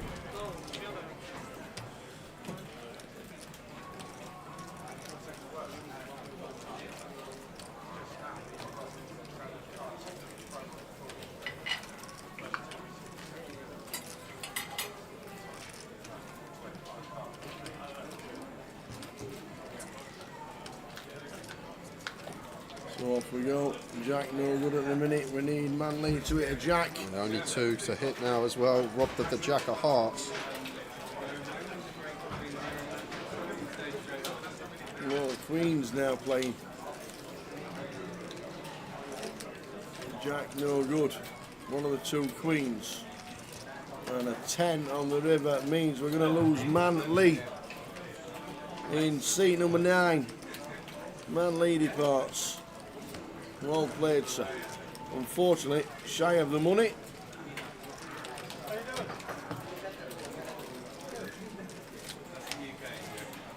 Seven players left.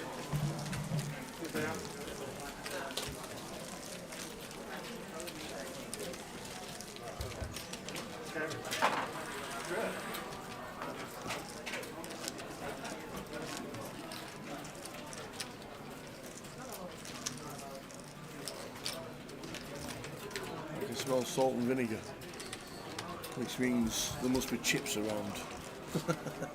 It has to be. It's not Ali Malou, is it? You ever seen Ali Malou eat fish and chips? Nope. He has soup. He basically has a soup of vinegar and has the fish and chips in it.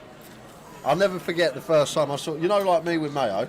Yeah. Ali Malou's the same with vinegar. Wow. Do you know, like when you're looking at someone put like vinegar on their chips, Yeah. and you think in your head they've got to be stopping soon. Like, they've got to stop soon. They just keep going, keep going. But God, you can smell that all right. Whoever's digging into the fish and chips in the card room. Smell good. Over to Phil. Ace 5 off, can't do much here. Just going to hit the muck.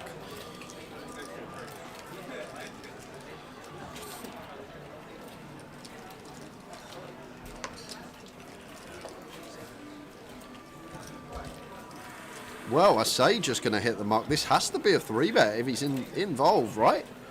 Is it called? Ace 5 off on the button? Phil, Just a call. Phil Tate putting on his loose shoes. And now Abdul here, ace 10 off, never folding, maybe thinking about squeeze tower. Seems nice as covering stack of both. Just making this like 140k. Seems like a really good spot to do it because Phil never has any traps here. Off a 20. If he's got a strong hand, he's just going to 3-bet. This close to the money. 2 players off. And like Ian Simpson going to have a wide cut-off opening range. So maybe one we could have gone for the squeeze as Abdul. It's going to land on call. And to be honest with you, it's the right way to proceed because we have both players dominated. Phil Tate does snag his 5. Middle pair, backdoor nut club draw. Difficult for Ian to continue here. Wants to be checking a lot over to Phil in position.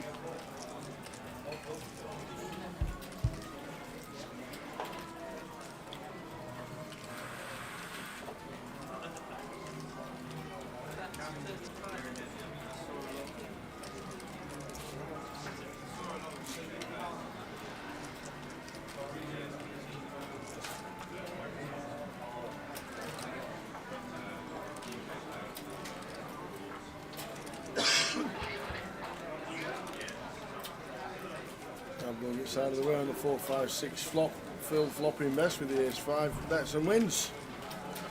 Your 888's bugging. It says please check your internet. It looks like your internet is not working. I just checked and we're all good our side, Jeepstar, so I'm guessing it's your connection. You can try other platforms. We're on YouTube, we're on the Grosvenor Poker live channel on Twitch, and Grosvenor Poker on Facebook as well. Well, this is on about the 888 book site. Maybe. Trying to win some satellites. Oh, it has been reported in Discord. Right, okay. Please check Reddit for updates as well. Nice one, Dave. Worst hands.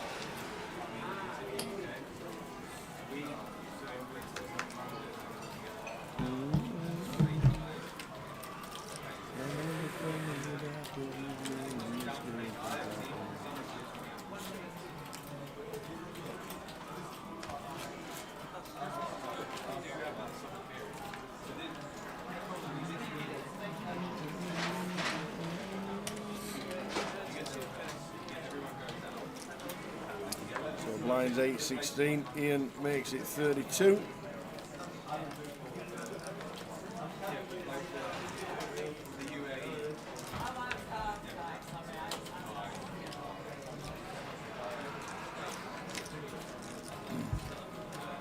I'd say raise and take, but these days. There we go. I actually like defend there from wide tower. Jack do suited. Like as we get shorter, we get to defend wider because the SPR we're working with on the flop is a lot smaller. So at times we catch a pair or draw, we can just run it.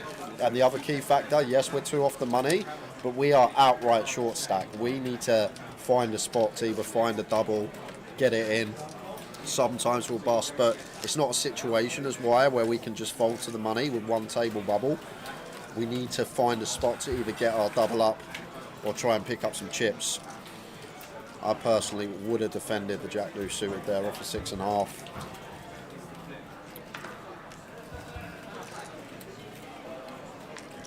I know you wouldn't have tower. I know you're straight into the muck. I'm with Y there. Some cards you don't need to defend, and Jack Deuce, even though they were suited, I still thought they were in the muck. With me stack as well. But this is the misconception people have. When we do drop below 10 bigs tower, the shorter we get, we can actually start defending wider, because now we go to a flop with less SPR. We can just play some stop and go, some check jams when we make a pair or better, or flop equity in the terms of the flush draw.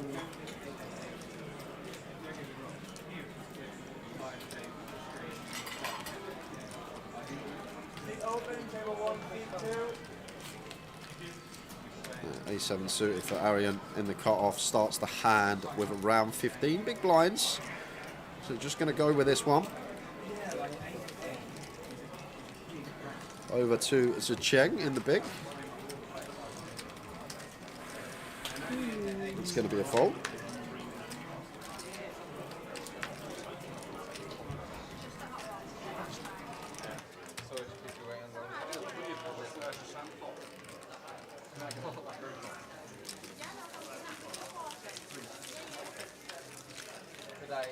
Do I get a discount? Got your discount, yeah. Your discount, that is 23.25. Thank you, Roger. Lines 8-16, 7 players left.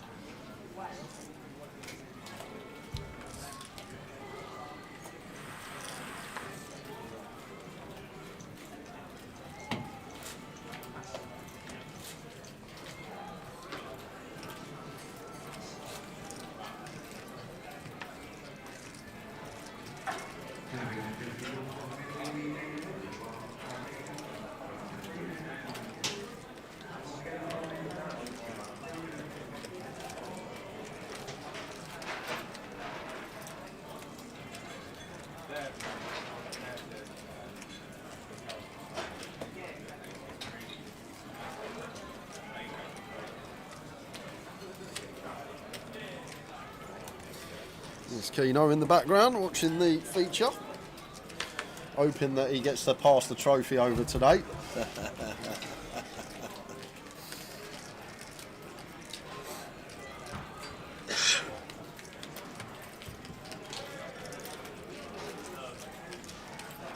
Even the camerawoman's getting there you go. That's them jackfruit thingies. Oh. You know, she holds them on a little stick. It's like a balloon. It might not be jackfruit, I'm not too sure. But somebody said it was. I'm going to have to ask that, I'm going to ask the photographer lady if it was jackfruit and what was it like. That's exactly what it was. Don't eat the stick tower. When I was making the teas.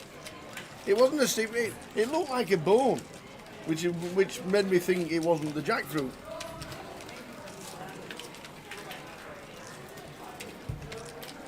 But it could have been a stick.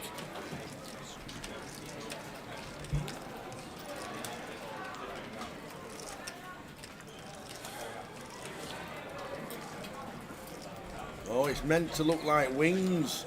I see.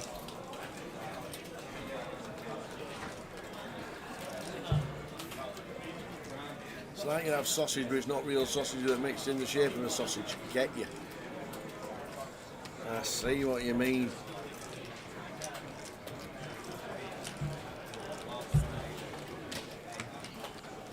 I think I'll have to try it. That might be my supper today.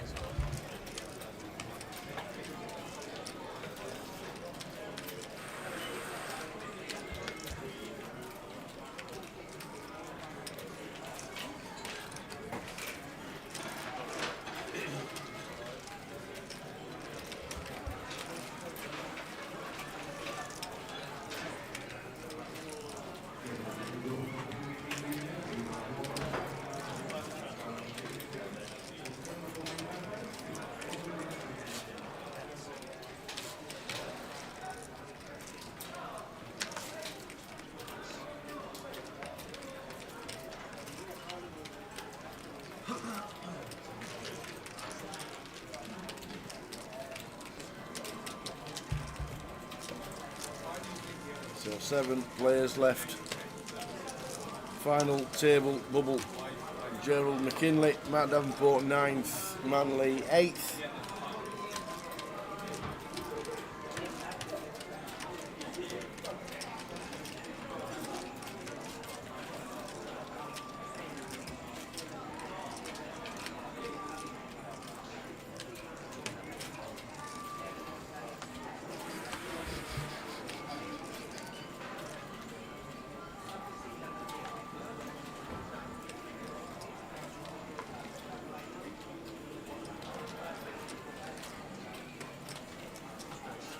Buying for the high roller was 1100 total. Scrolling across the bottom is the payouts.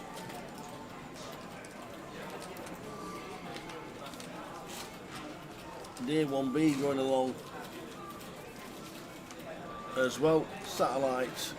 Day 1C starts at 6. The satellite starting at 7. Plenty of 25-50s going on all around the country as well.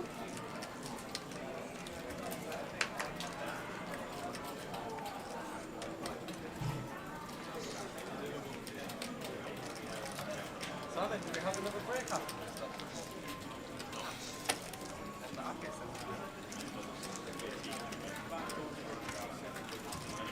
Oh, sorry, it says there.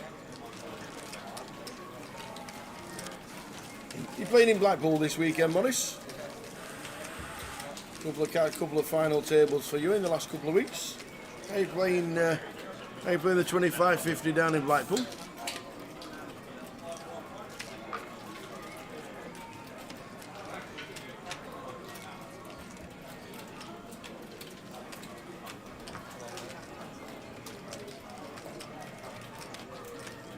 Will this be played till the end of the day? Yes, it will.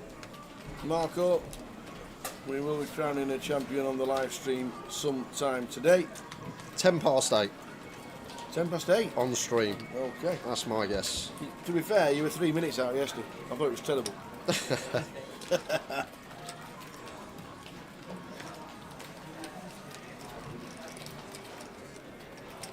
You said 8:30, it was 8:33.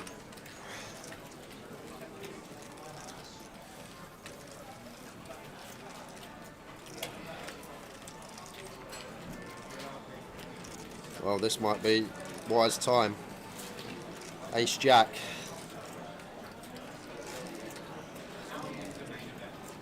Did that win double? I went and got the tees tower? No? Thought he was shorter than what he was.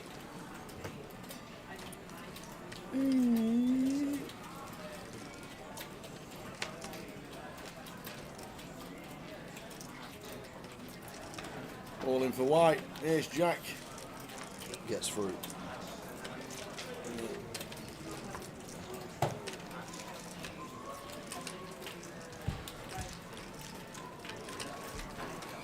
$32,103,000 to call.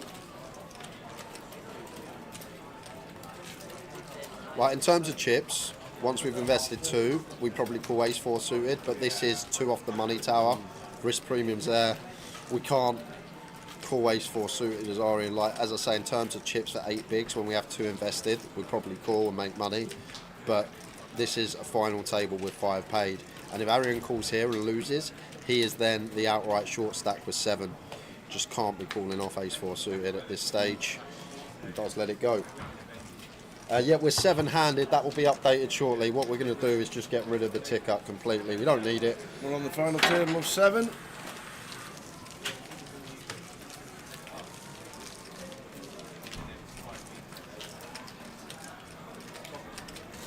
And £13,540 to the winner.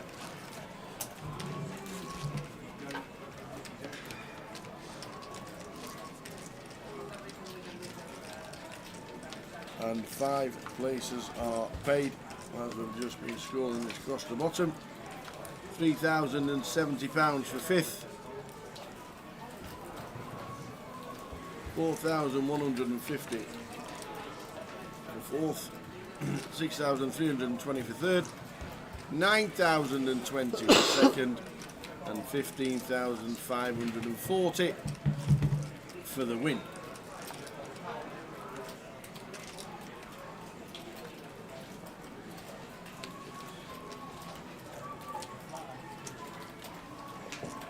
There we go, top right, 7 left.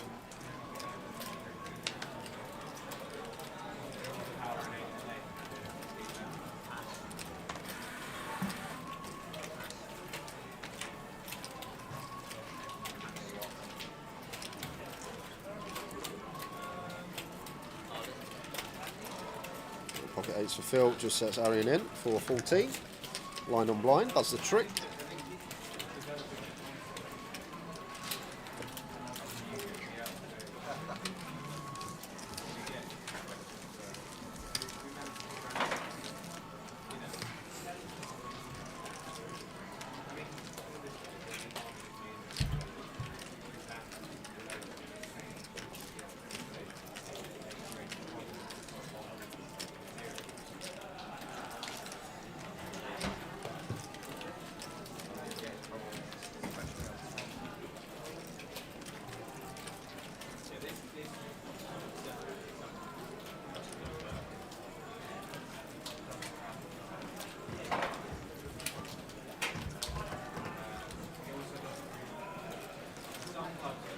Andre, high roller time, it is indeed. Final 7, 5 get the money. Ian Simpson is still in.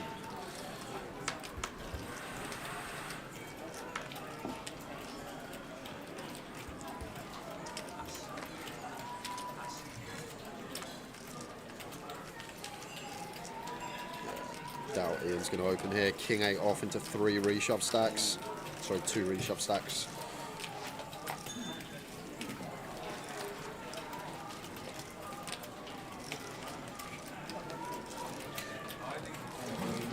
Arian finds a suited queen.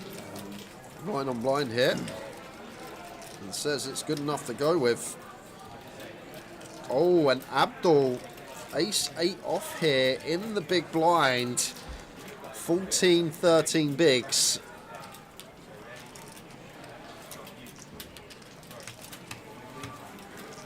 May call this off tower. Like Arian's going to shove worst ace X, like the ace 6 off, ace 5 off stuff might go in.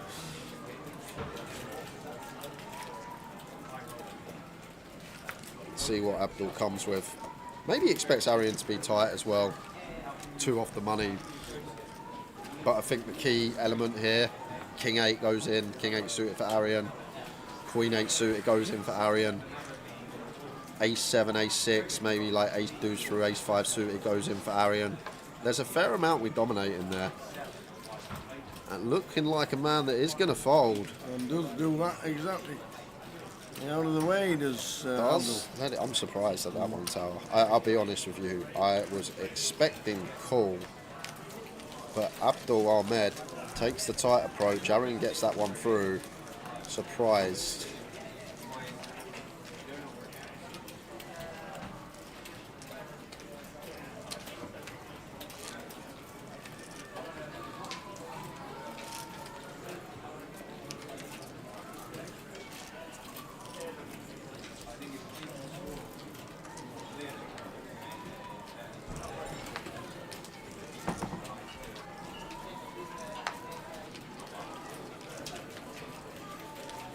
I agree. HBS and they kind of tight. I think a lot of people would call. It was 13.5 bigs, blind on blind, but you've obviously got to take into account the point and stage of the tournament we're in. We're 2 off the money. Yep. May have had something to do with it, as Abdul expecting Arian to maybe shove a tighter range as one of the shorter stacks. But even still, Ace 8 would have been in there for myself, and I'm sure it would have been for a lot of you. But Abdul sat there at the final table. We're the ones watching. He's the one playing for the high roller title, as Ian Simpson gets dealt the nuts. The festival nuts, the 8s.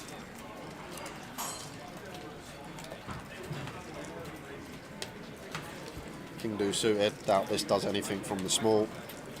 Out the way.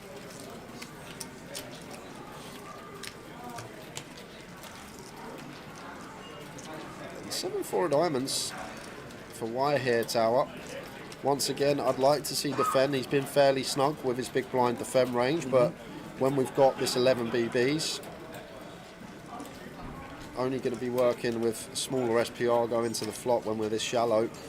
So easy to play our hands. When we make a pair, we can just go for some check shoves. When we flop a flush draw, we can go for some check shoves. You get the gist. Well, here we go. This is it. Well, 7-5-2, so top pair for White. And this is what we've played for as White. So not going to jam for 2x pot. So much better to do this. Check, shove over Ian C-bet, which will be coming in with the 8s. 88k in the pot. Pocket 8s for Ian.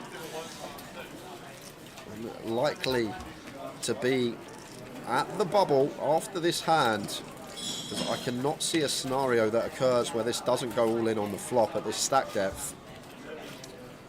There's the continue from Ian. 2/3 pot, sorry, 40% pot. Thought it was 60k, it's 40k. And Wide just going to have it all in now with his top pair.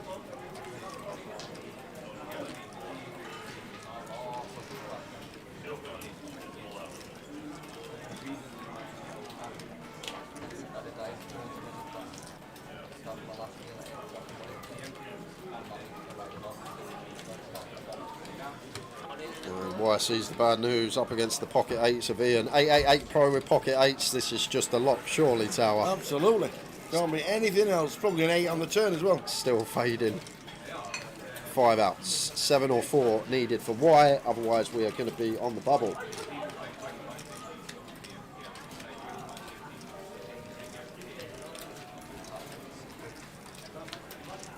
Oh, the 4. Wow. On the turn. So Ian now goes behind, but can find an 8, 5, 6 or deuce. Does not. Too high. 9 of diamonds on the river. So Wire doubling up for Ian Simpson. And that is rare. Ian Simpson unlucky on the feature. Varian's coming back round. Why? Delilah. So Nixon giving Ian Simpson the bad news. He turned the 4. Yeah, never happens to Ian. £3,070 for 5th, 2 spots off the money.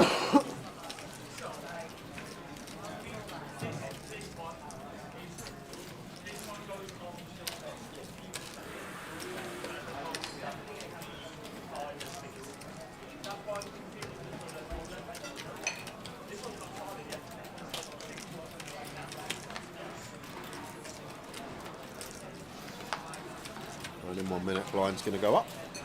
Final hand at 8k, 16k.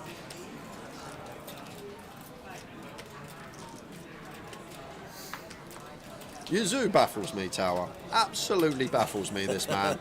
Opens King 3 off EP and decides to 4-bet rip once Arian 3-bets out the big blind, or it might have been MP. And then Ace Do suited from gun just elects to fold. Confuses the hell out of me, does Yazoo. Love to get in his head what's going on.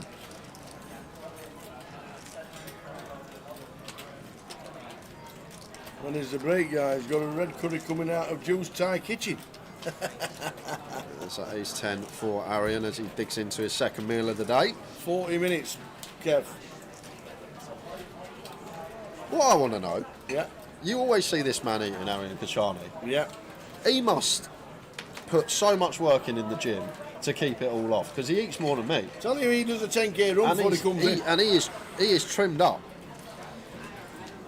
He does eat food. He does. But where's he put it all, Tower? No idea. This is the thing.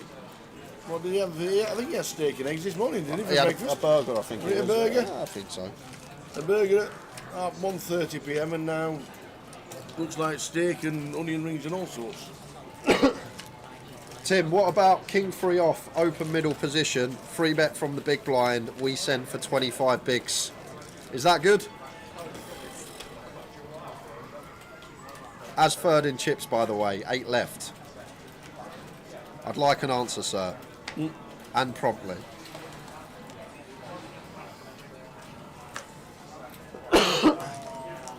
So,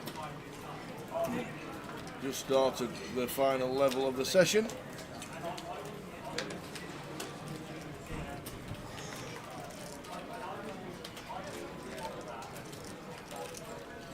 Ian erases to 32. Phil with the ace king suited. One we still can comfortably free bet call off, 2 from the money.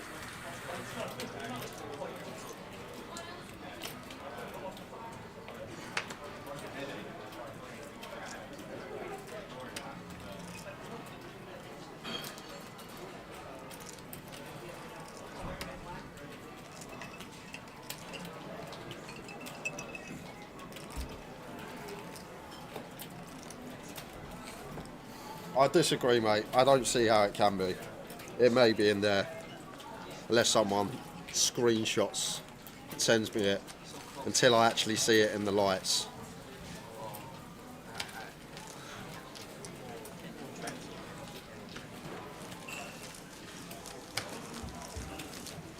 Yep, the ace king suited somehow got out of the way. What? I'm not too sure if there's a card pitched somewhere That, else. that cannot be right. The ace king was folded just there.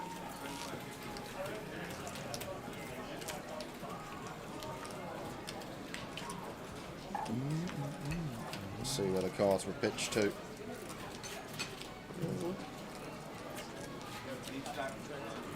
Everything's spot on. Ian opens king queen. And Phil Tate. No, it can't be. Surely 1 and 2 should have pitched somewhere. Oh no, Phil Tate won the pot. It was a graphic error. Phil Tate free bet and Ian folded. The chips went to Phil Tate that hand. Phew.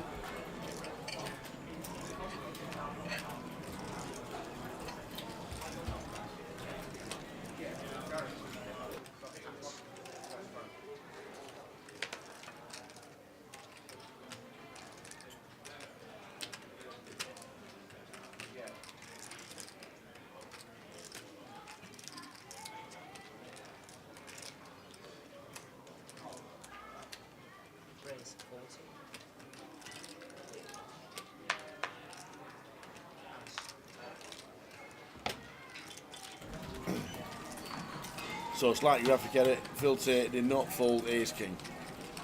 Would have been having words if he had it.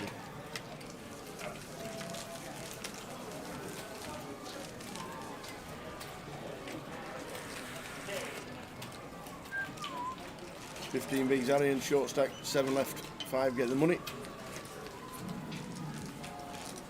Yeah, chip counts will be slightly off. They'll be get them done at the break, make sure that they're exact.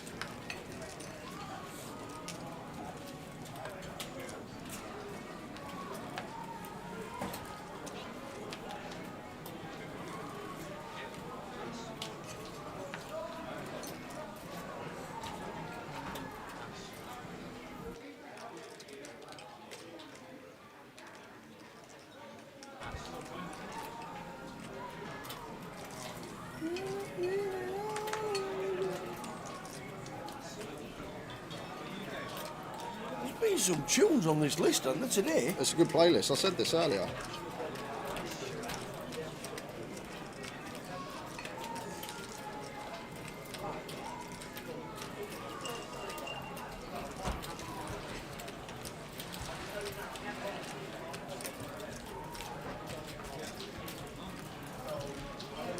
Is out of the way.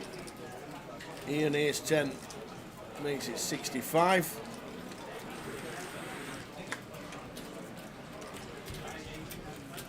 And Phil Tate just slings in the big blind.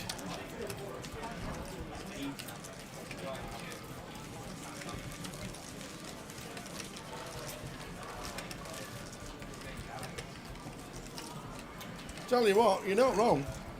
The music in here has been great. Afternoon, Valerie, how are you? How's things been? Are you just on a break while you're out driving? Or have you just woke up? Hope you're well, Val. Blinds 10,000, 25,000, final 7 of the high roller. Crown a champion on the stream tonight.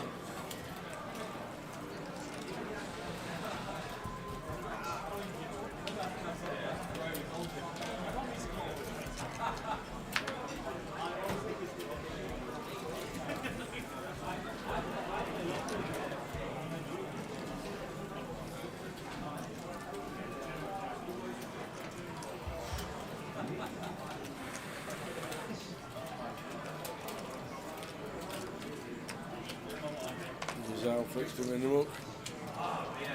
Ian Simpson, ace jack won't beat.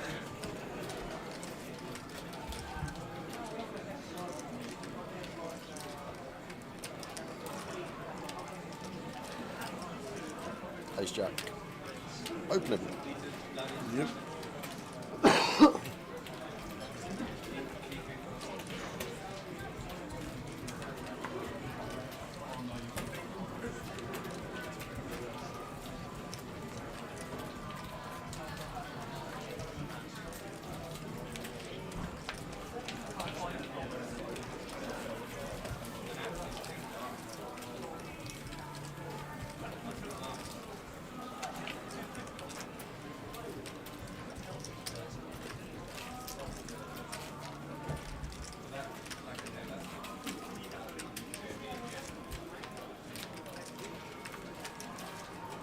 So we can defend with a 6-3 from Orient.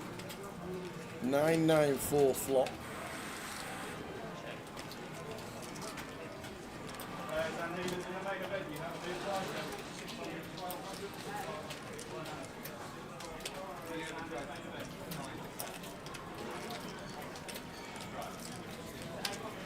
Is it harder to see bet once it's a paired board?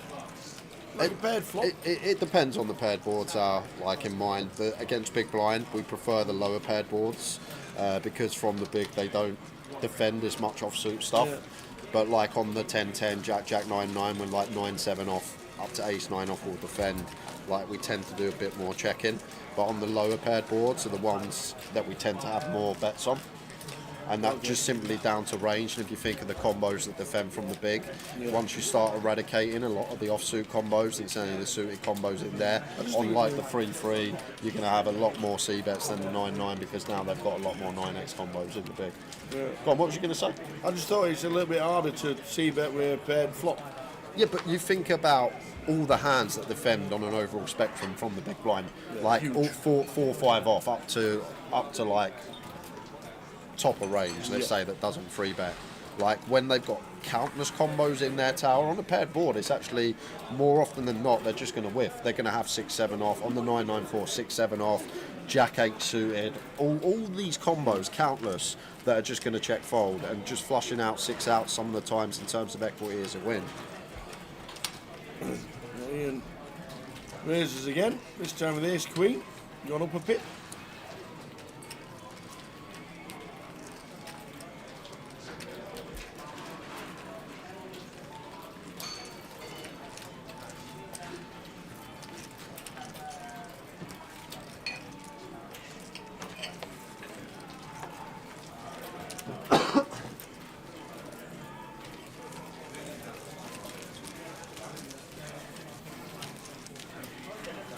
31 minutes left at the level.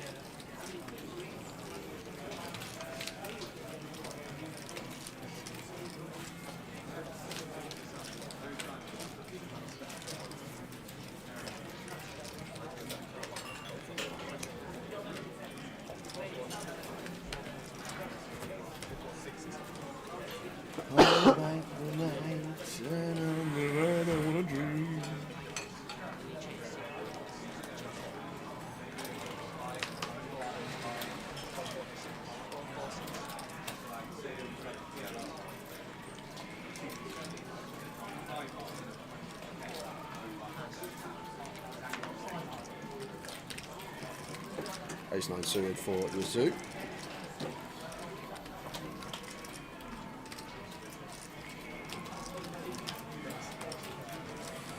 Makes it 40k. In and out of there.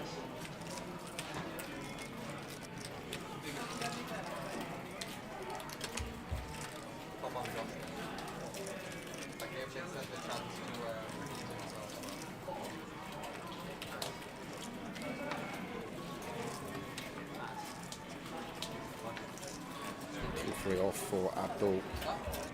Gets out of there. 6-4 off for White. Doubt he'll be defending this. What we've seen from him already, he folded Queen Deuce suited, didn't he, to a min click, so I doubt he's going to defend 6-4 off. Does just let it go, raise and take for Yazoo. 18 bigs for White. 11 for Arian. Took it into his nice steak. Chips and onion rings.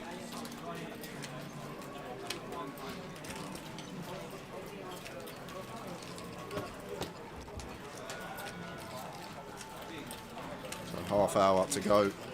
Yes. And that will complete the first session of the final table.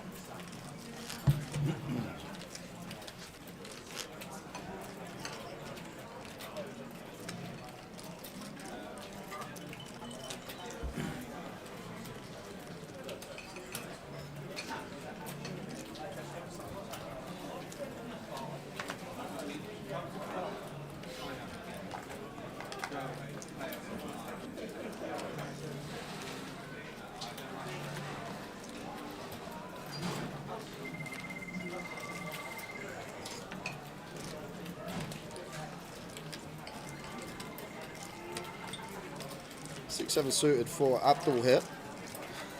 Do expect him, once folded 2 on the button, to open.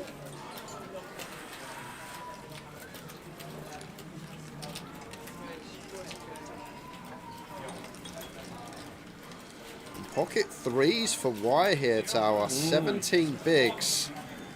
Going to be a wide opening range from Abdul on the button. Any sends going on here. It's awkward at this stage. 2 off the money. We've got a healthier stack now. He's just going to elect to fold. It's just a disaster when we run into it of Abdul and have to take a flip or find a 2 outer. I think you'll find some players that may choose to go with a pair there, facing button open specifically at 17 effective. It leaves room for Zacheng to defend in the big. King 10. Flop time. Nice flop. And it's lots about for Zacheng. 1 BB board for Abdul. Yeah. 6-7 of spades. 1 BB and done with the hand. Well, not necessarily, Tower. Like, there are some that we wave the white flag, but with this 6-7 of spades here, when Zacheng's still going to call ace high and 5x on the flop, there are going to be some double barrels coming in on stuff like an 8 turn, a 9 turn, a spade turn. These type of turn cards, because then we can target the 5x, which will fold, and we can also target the ace highs, which will fold. So it's not necessarily a one and done, this spot. There will be some turns where Abdul is going to be sending the second barrel in to target the ace high, to target the 5x. Oh, the old gutter ball. This could be potential 1 tower. 9 of hearts on turn. But the good thing about this turn barrel here, 5x probably going to start folding, unless it's 5x of hearts. Ace highs will definitely fold, and the times that Zacheng calls, like, we're never running the triple then. The times that Zacheng calls again, he's going to be weighted towards a lot of King X holdings, maybe 5x of hearts. So I wouldn't be surprised if Abdul went for the second barrel here, Tower, with this gut shot, target a 5, target ace high to fold out. But he is going to take a freebie. May have been a spot where I leaked some chips, but that's a great river because now we jump in front of the 5x of Zecheng. However, Zecheng with trips. How big does he go? Well, once Abdul checks back turn, difficult for him to have much tower. Yes, he can have some 2 pairs, maybe some queens and jacks start checking well. Zecheng has gone for the check here with the king. And maybe this to do with Abdul C-bet if he's got a hand like Jack 10, although that might double barrel, but just some sort of give up that maybe now he thinks is inclined to bet. And Abdul shows the 7. Not going to be good facing Zecheng. Absolutely not. Slams them down. Wondering if he'd have got called by one.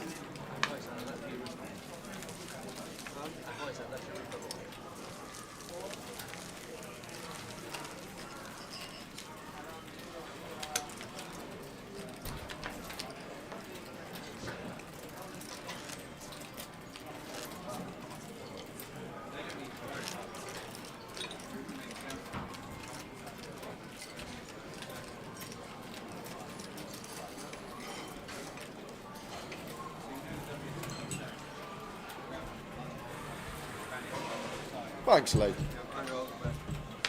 Lee, do you want to... Can you grab them, please? Thanks, mate. Hey up, Lee, how you doing? You alright, kid? Main event valets are in. First thing, Jug of water. brings us a jug of water. Oh, I'll let you spill it everywhere. Cheers.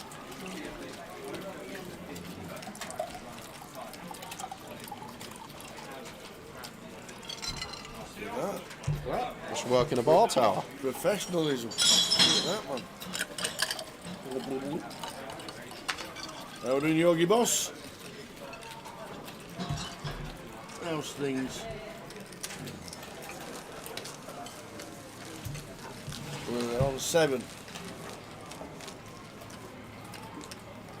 Main event going on.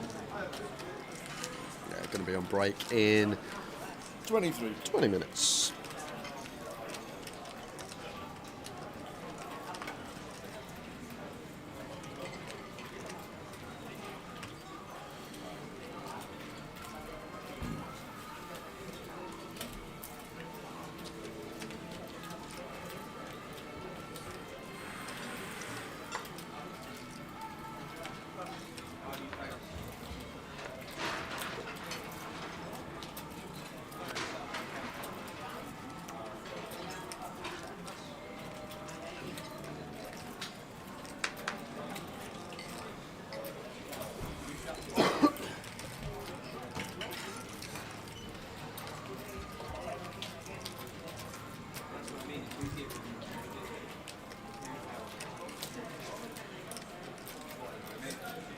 Shout out to Zecheng as well, Tower.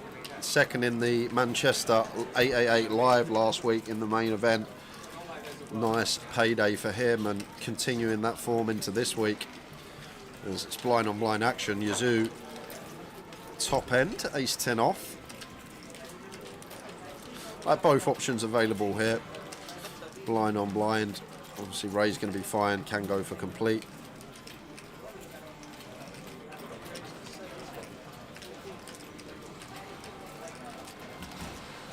Does make it 70k to go, so 3.5x here, 8-9 off at Ian, should be sticking around blind on blind.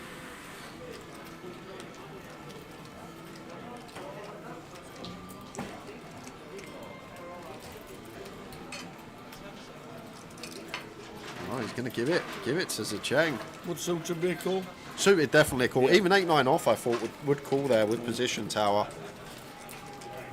I thought with position 8-9 off would call. Maybe Ian just aware 2 spots off the money, don't really want to play a huge pot with Yazoo there. Once again, I think you will see some people defend 8-9 off. Like much better defend than like King 4 off, for example. Yeah. Bit of connectivity. Yeah. Slight bit more playability. It just gives Yazoo credit. Maybe the reads are there as well. Yazoo was higher up. Ian took his time before folding. Arian here off of 11 bigs. Gonna open Queen Jack off from gun. Off of 11.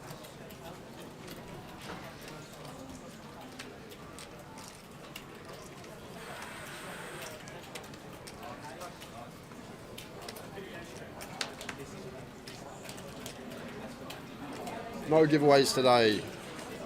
Nope, no active giveaways today, says the Nightbot.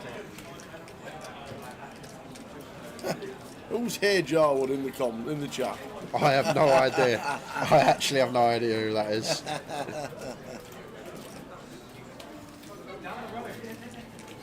I've got a funny feeling though. It's the same person that was Roland the Wolf and Neil Channing in the chat. Oh right, okay. Because I remember Roland the Wolf and Neil Channing watching a lot, and then that name came up about 12 months ago, and then Roland the Wolf and Neil Channing never appeared again. How's my detective work? Look at that. And Barney Boatman. Yes. And Willie Ran. I thought it was. Should be a detective. And Ian, King Queen, just sets the lot in. Well played. Arian left with 9 bigs, punished for the open with a Queen Jack. Do need to get involved though, try and keep that head above water as Arian.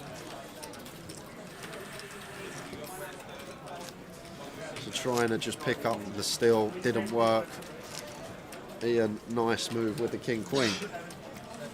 How would I know who you are? A real detective wouldn't know who I am though. Thousands watch this stream. Well, we know you're not Willie Tan, and we know you're not Barney Boatman or Jay Howard. Or Roland the Wolf.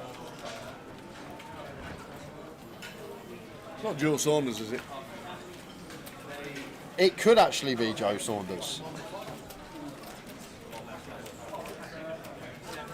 No, Joe never uses the word bro. Oh. Joe would never say bro, so it's not Joe Saunders.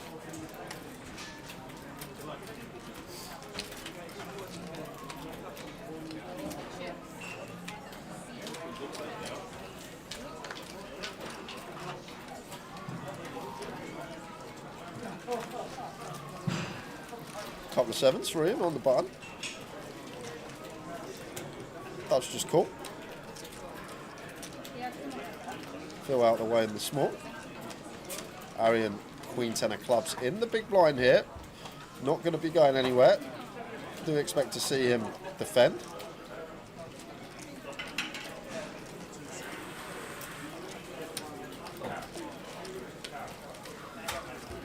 I think I've cracked it, Tower. You think you've cracked it? Same clown level as Joe Saunders to get it away? It has to be Sam Goodman. 5, 6, 7 flops. Any flops about, ladies and gentlemen? Is this real? Is this flops, nuts? 2 off the money? Flop, nuts, top set. Wow. Why? Beautiful scenario here for him. And if only that was the 6 of clubs. The thing is, how has Y found the open here off of his stack from +1 with 8-9 suited? What a guy. Gets rewarded for it. Flopping the stones. And we got Ian Simpson on the button with top set.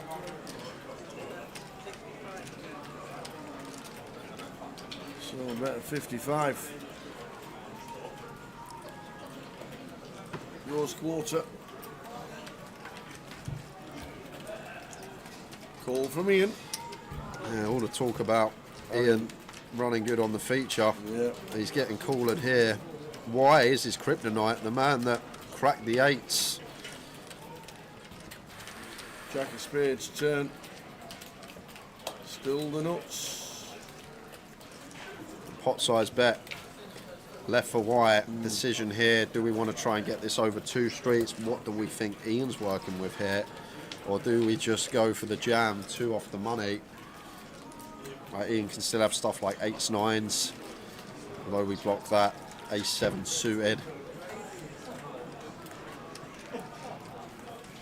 Well, makes it 100. So going to try and get it over 2 streets. And there's Ian here. We're loving this tower. We're loving this because 8-9 suited shouldn't really be a thing. Why theoretically shouldn't open this hand from +1 at this stage of the tournament off of his stack depth.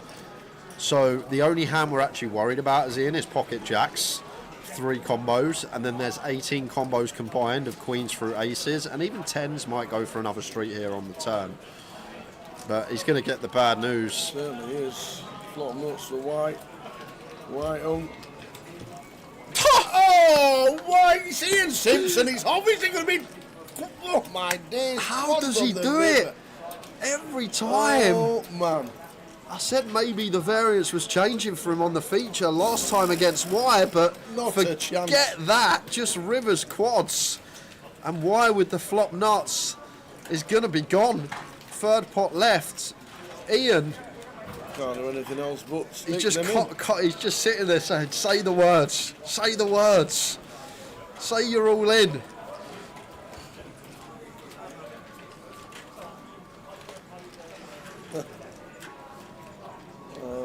There's the all-in. Snap. Ian Simpson with Yeah. the snap. Quad 7s. Why can't believe his luck. The quads. And we have a new chip leader in the high roller. Ian Simpson. Quads on the river. Don't mind if I do. Oh.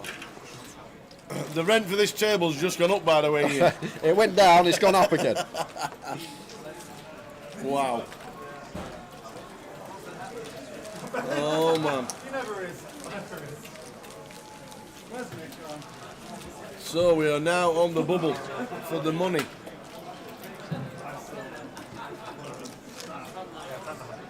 There, and as we're on one table, still will be a break, even if we don't lose one, just a single table bubble, so no need to play through the break.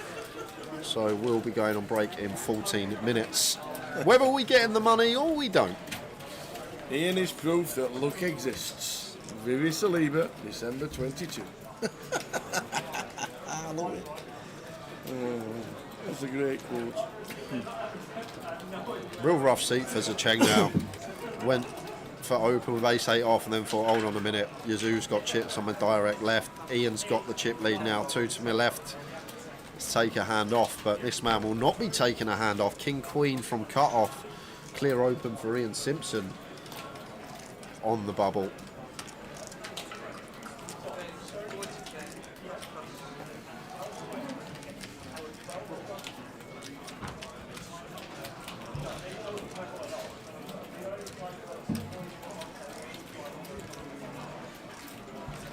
Seven off here for Abdul in the big.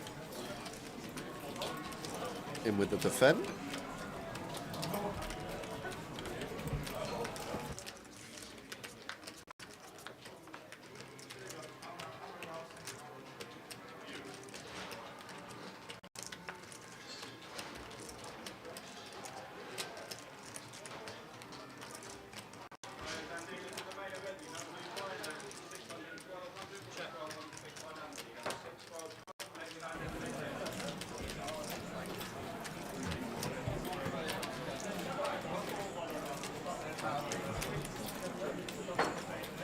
What a lovely flop for Abdul.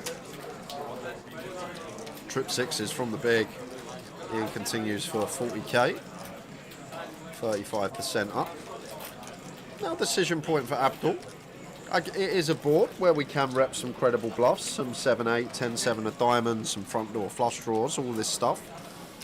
But then again, flip side of that, Ian is going to be opening super wide from the cutoff on the bubble.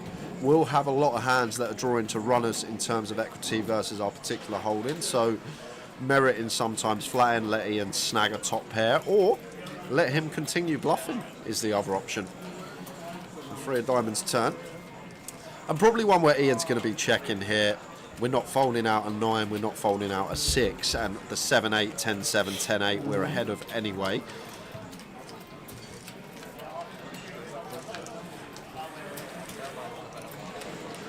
And 3 on the river here, and a nice little river for Abdul because potential to get paid from some ace high, even king high type soft tower. When you think about the bluffs we can have here, we can have a fair amount. 7-8, 10-7, 10-8, 7-5 of diamonds, front door spade draws, a lot of combos in there. So Ian's not going to snap fold here, tower, that is for sure.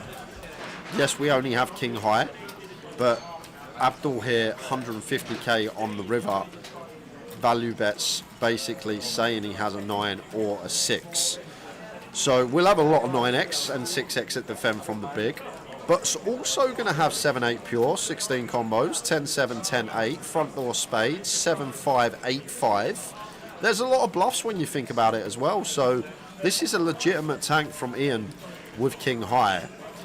Because when you weigh up the combos here, it seems fairly close. If you start adding in all these gut shots as well as front door spade draws, kind of a difficult one. But it's going to pay with the King High. And can't fault him. King High hero call goes wrong, but as we deducted there, will be a lot of these straight combos and front door flush combos we do beat. And it's not a situation that Abdul's ever going to have ace high tower. That would just check and take showdown as well. Something to take into account. But hero call goes wrong for Ian. And we are on the bubble, by the way. We are on the bubble. That's a good point as well. How often is Abdul bluffing on the bubble? With Arian sitting there with 5.5 bigs. Yeah. Would he really want to put himself into like a 20 big remit? Around there. So 10 to go for the session.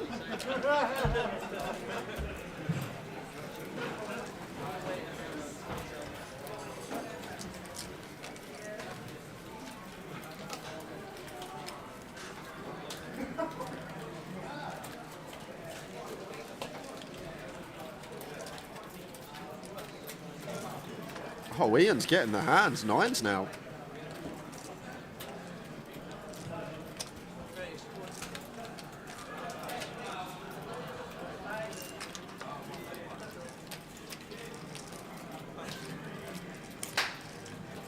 This will be raise and take.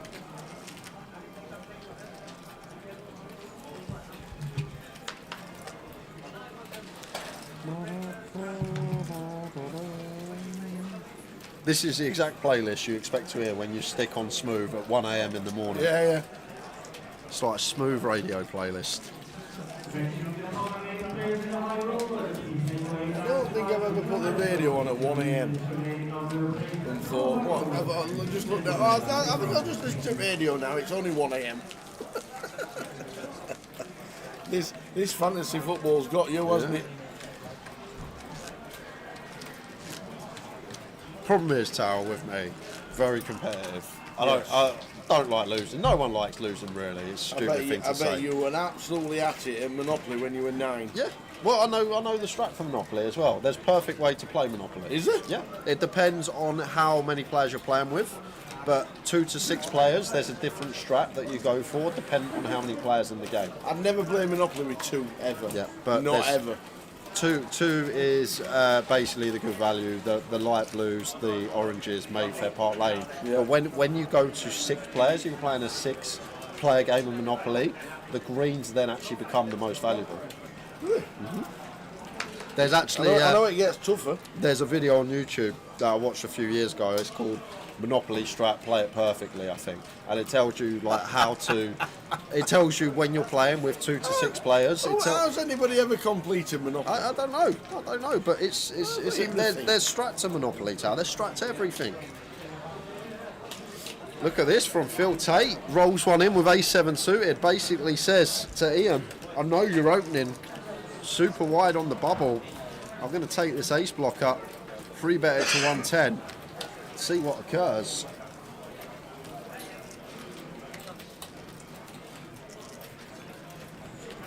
And Ian just lets ace jack off go. Well played, Phil Tate. Very nice move. 6 minutes to go until the end of the level, and then a break.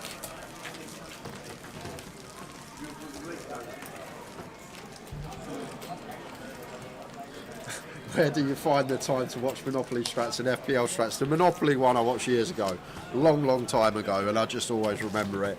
And I've only recently got into FPL, so that's just... I'm basically, I'll be honest, all I'm watching, Tower, is a bloke sitting there, like me and you are, in front of a green screen, It just has a nice football background. It's just him talking. I'm just watching some bloke talk for 30 minutes, and he has a few nice graphics, pulls up a player or something. But that's all I'm doing. I'm watching someone speak for 30 minutes. And what about the Monopoly strat? That was years ago I watched that video, but you'll find it on YouTube. It just tells you when you're playing with 2 players, 3 players, 4, 5 and 6, what is the best properties to buy, depending on how many players you're playing with. And how much to bid when you're trying to get a player, when you're trying The to bid. get the fight, when you're trying to get Bond Street or something. Do you know what? Not many people play Monopoly the way you're actually supposed to play it, the bidding way. All right, yeah. Most people just, if you land on something If and that's no it. one buys it, that's Yeah. it. Roll again. Next roll. Oh no.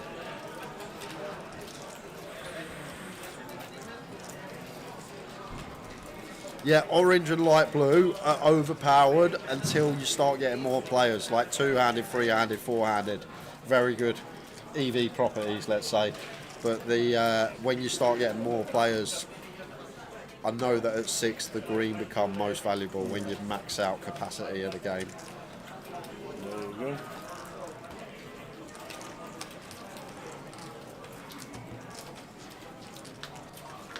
King 8-5, all spades. So 2 pair, top and bottom for Ian. The chain with the flush draw and 4th pair.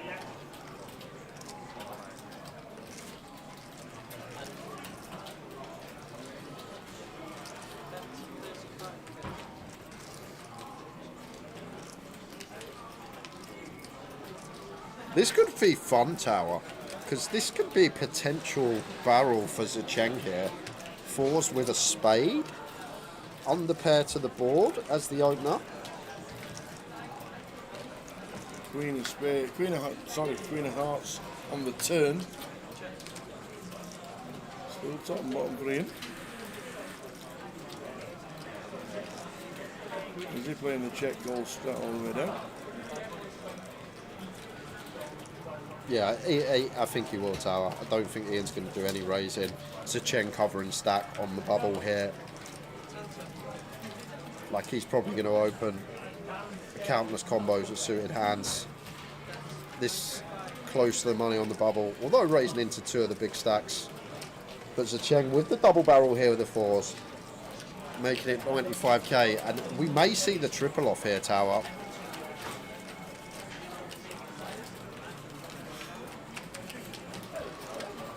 Like, Ian's going to have to stick around for 2 streets with like an 8 with a spade, a king with a spade, even like a 5 with a spade. But Ian is just going to go for send. I was not expecting to see this tile. This is a huge jam. Monster jam from Ian Simpson.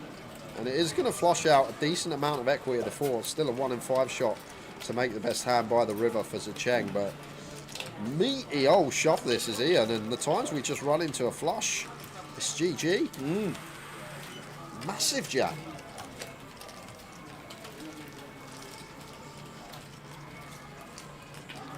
No, I've not played Arc Nova.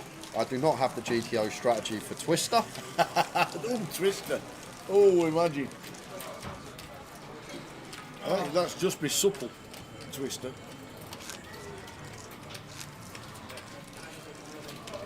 That has to be the easiest game to make in the world, and they must have sold 10 million of them.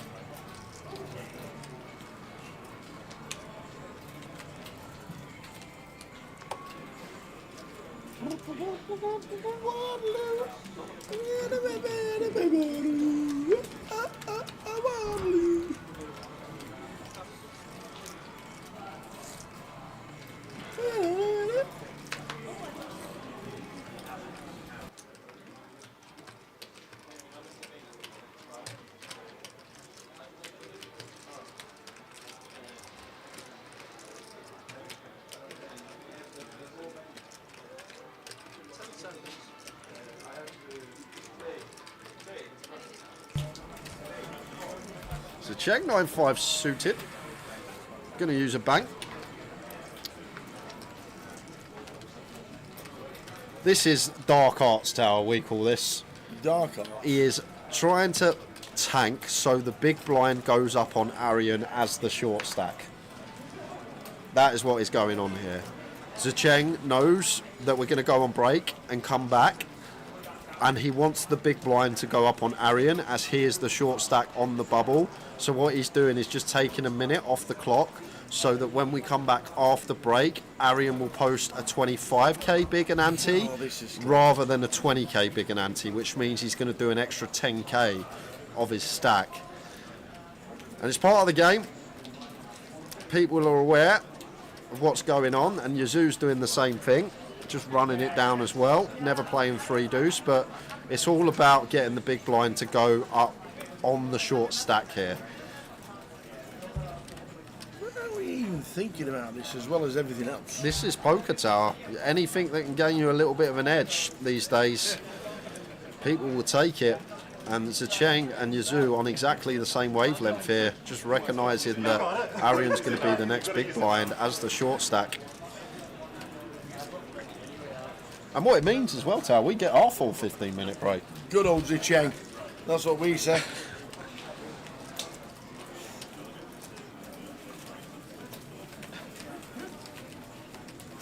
King 6 off for Ian here in the small blind. So we are on break, whatever happens after this hand. Are we going to see any fireworks? I think this is one Ian wants to raise on the bubble tower, 70k. All of it. Just going to jab. feel shorter than I thought, obviously. There you go. Ian sends it in. We got a 15-minute break, guys. We are going to be back just after 6 p.m. on the bubble. We will see you soon. See you soon. It didn't feel like work, right? Now, yeah, 3 weeks in, if I've been playing every day, it starts feeling a little bit like work again, right? And I think in time, I would like to have more and more of my time spent playing only when I enjoy it and less of the work type. What do you do? What does Tom Dwan do when you're not playing poker? Well, so I've done a bunch of shit throughout the years, some random business stuff, whatever. But the last 2 or 3 years, I've spent a bunch more time on crypto, and I think there's a good chance that continues. I just think the opportunity there is pretty strong, and it's. Are you giving crypto advice right now? We're not at that point yet, but okay.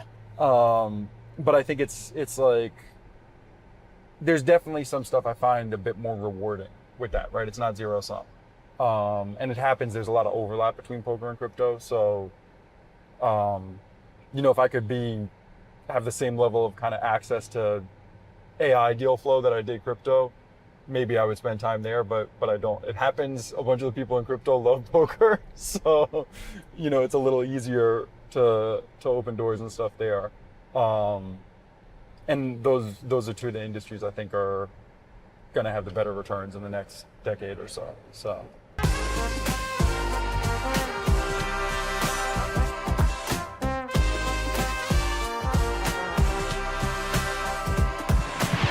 Controversy, obviously you have been in and around poker for such a long time now, and in many ways, like you're the face of the poker boom. I think people think about. Really? Yeah, I think so, because I think people look at Chris Moneymaker and they go, okay, we look at Rounders. I feel like he's way more the face. He might be the face, but I just feel like when we look at online and we look at the boom and we think of the players that kind of came out of that, the young generation that came out of that, you and Phil Galfond and the Jason Coons of the world and all those players that kind of started playing online, many people looked up to you as just like the original, the original GOAT. Okay. I didn't really know that. No? Oh. How do you, well, if you didn't know it, it's going to be hard to answer the question, but I'll ask it anyway. How do you deal with that sometimes? Like fans coming up to you and just like, people that just absolutely like, Tom Dwan, oh my God, pictures and this and. I think I generally try to find time for fans. I think like if they're coming up often, it means, a minute of my time, maybe they'll remember for a while or whatever. 1 minute's fine, apparently. They asked for 20 though, forget it. No, I've definitely had times people like, I'm in the middle of something or people aren't respectful or whatever, or try to, and then I'll kind of like cut stuff a little short or whatever. But I think, 90% or whatever, the people that come up are like generally respectful. I think, anyone who's like thinking about that, I generally don't mind them doing it. the people that aren't thinking about that are the ones that I wish wouldn't, because I've definitely had a few of those, right, where people are a little. You're having dinner with friends or something. Somebody comes up to them. Family's sad. I've had people like interrupt when like my mom's sad, or you know, or girlfriend or ex or whatever is sad or something, and like this kind of moment, and they come up to interrupt, and it's like, yo, like, fuck off, I'm busy. Like, right. I get that. That's got to be. I had one time at dinner with my mom and dad, and like 10 years ago or something here, and someone interrupted, and I was like too nice to him, and maybe it was 12 years ago, and they're like, my dad never got upset by anything like that. He always was, and it was like one time it slightly hurt his feelings, and it changed how I was a little. I was like, from then I was like a little sterner after, because the guy was like being an asshole, and I was like nice anyway. You've been in the limelight for a while. Controversy naturally follows you. There have been some instances. I don't know why that is the case, but I think there's been moments that has been, right? And I think it's kind of something that's not my favorite thing of the poker world. It's probably part of why I like stepped away from like a few eras. You know, I thought when like Full Tilt went down, I thought a lot of people gave me shit like really fucking unfairly.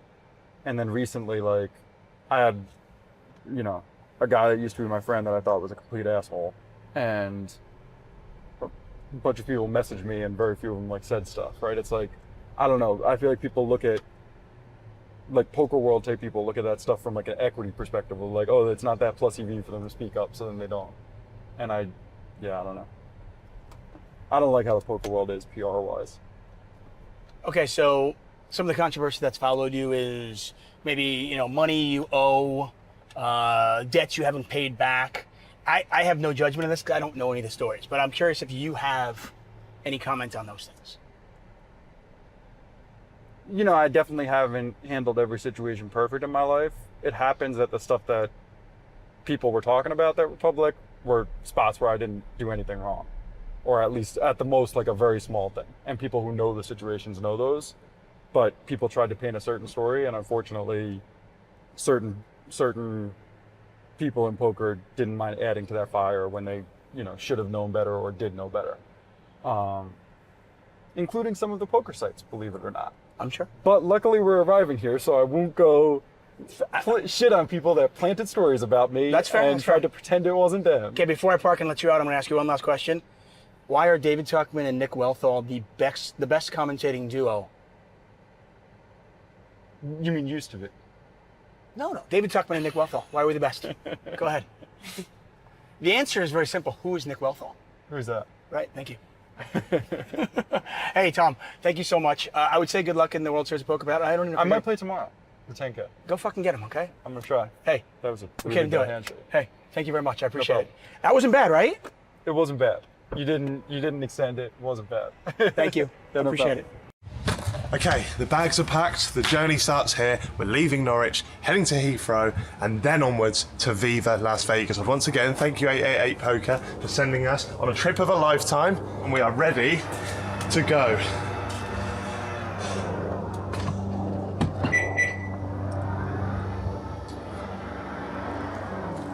See you in a bit. Today is packing day. Why is it packing day? Well, because tomorrow I am off to the airport and we will be getting on our 11-hour flight to Las Vegas to play the World Series of Poker main event. And let me show you, I have a Vegas picture in my living room. My luggage is almost all packed, and tomorrow I will be starting my journey to Vegas. Headed back to Vegas to play the World Series of Poker main event. Had to use the old big bag, as you can see right down there. Wish me luck. Now we're gonna be here in Amsterdam for 3 hours, and then we have 11 hours ahead for our flight to Las Vegas. For other poker trips, I don't prepare like this. You go for like 4 days, 5 days, and it's okay. But here, for a month. To prepare for this trip, what I did was I brought a list last year as soon as I got home. So I was able to not forget anything and don't put clothes that I don't need it. Oh, God. We might be bad at driving, we might be bad at poker, but we're great at believing. I've recently joined a pub league back at home in my city of Norwich. So going from that to the World Series is insane. but I do think I've picked up some skills along the way. The last 2 times I played, we just right off from the start because I didn't know what I was doing. This time I have a bit more of an idea. Napoleon will go to the dog hotel. This is the hardest part for me. I don't have a 9-to-5 job, which is a luxury. And sometimes I have to travel, but I wish I could take him with me. I think it's important to be here a few days before the main event in order to accommodate your jet lag. And if you just come 2 or 3 days before the main event, you may be very tired. Just sitting down for some food in the airport. Got my ego boost for the day. One of the Heathrow terminal staff recognised me. You don't see that every day. I think that's where my run good might end, but we take those. And it's time for us to go as the World Series of Poker awaits. What's the best hand in poker?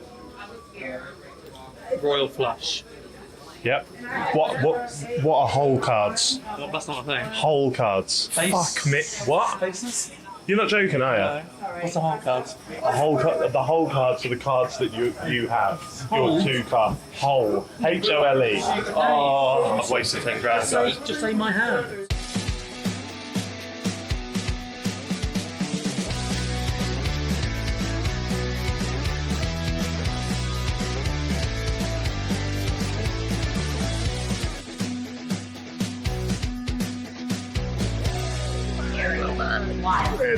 We've been waiting for our bags for about half an hour. It's not what you want when you come through.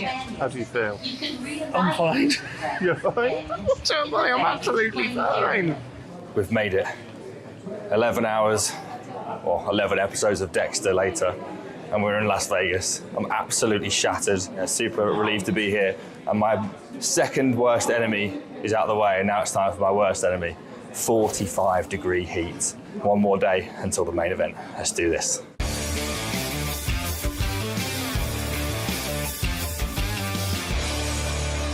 Oh, look who it is!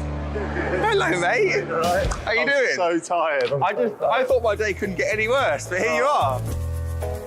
I got to Vegas about a week before I started playing poker, and I wanted to have a little bit of a vacation and not just a work trip. And so my fiance and my parents were here too. And it was really nice to get here early, get settled. You know what? If you want this bounty, you're going to have to call all of it. I'm going to make it 8,000. That way we can sweat it. Primarily coming from online, I don't have the live reps that other players have. So I think getting to Vegas or getting to the casino and playing some hands of poker, whether it's cash games or tournaments, really kind of warms me up. So the night before of the main event was one of the best days of my life. I was playing the 1,700 Moneymaker Tour tournament. I was feeling super good with my game and with my confidence. I was like going through, and then I finished in 5th place, which gave me the biggest prize in my career. Night before the main event, so I am meal prepping. I've been preparing all year for this event, and now it's almost there.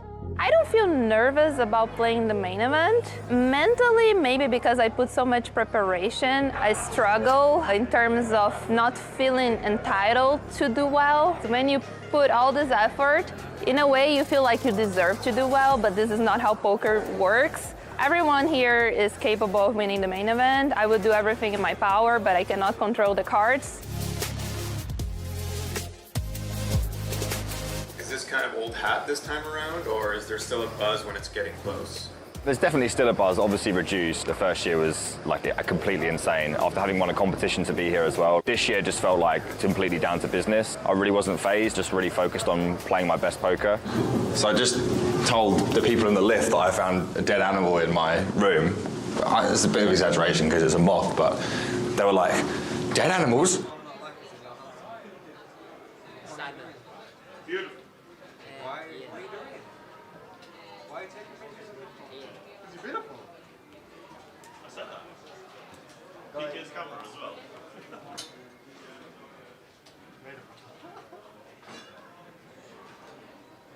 Beautiful. Where's that going? I don't know. My telephone maybe.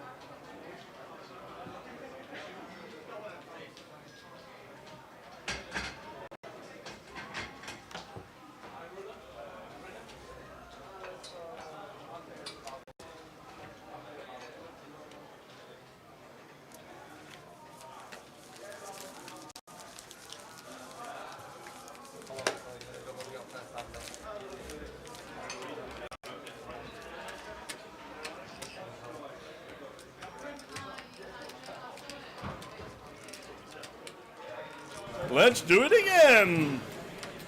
We're on the bubble, guys. We are on the bubble. Next player out will receive nothing. What's a bit harsh? Nada. They won't get a penny of this prize The pool. way you said it, it's a bit harsh. Next out gets no, man.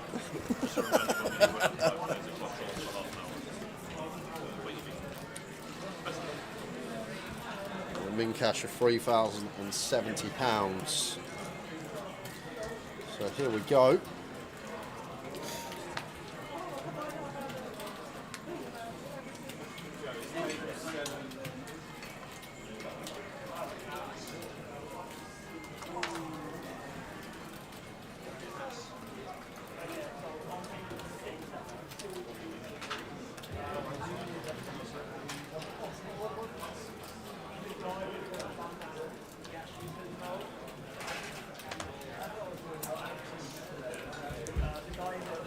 So we're off. Next session. Here we go.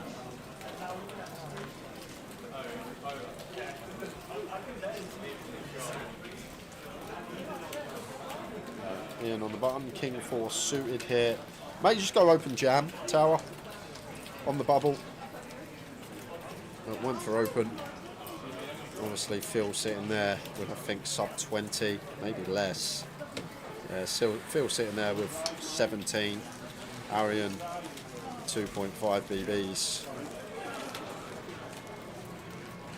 Because like Phil's never calling off unless he's top end suited king. Yeah.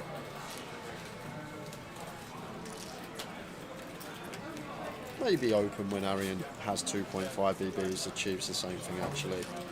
Because Phil's not really going to tangle. Just let Ian try and bust Arian and we get him in cash. First pot going Ian Simpson's way after the break.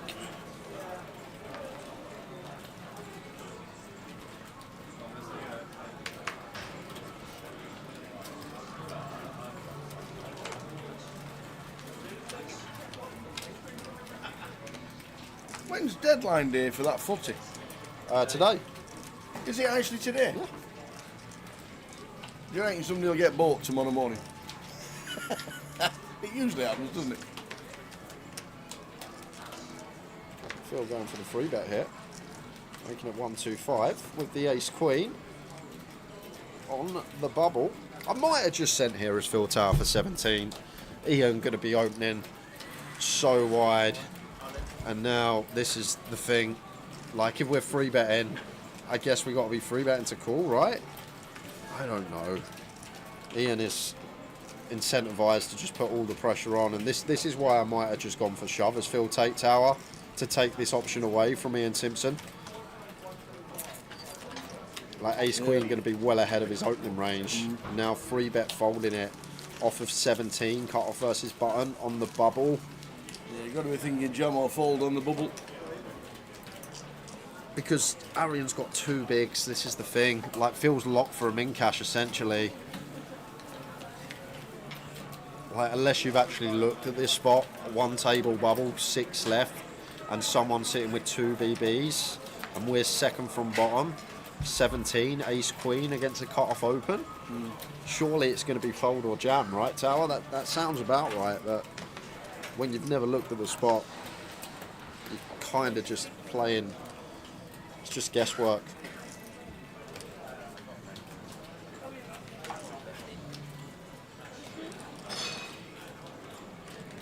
Right, and even here as Phil, once again, it's difficult to know how to navigate because Arian's sitting there with just 2 bigs. Are we supposed to just fold deck and just continue the top end combos? I'm not sure.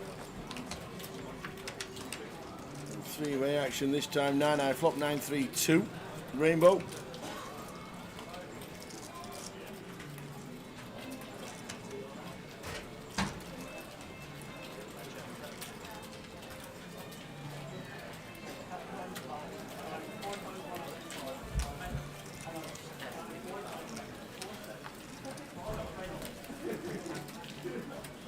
And then once again for Phil, like we're just in a predicament faced with an overcard, but is choosing to send it all into the middle.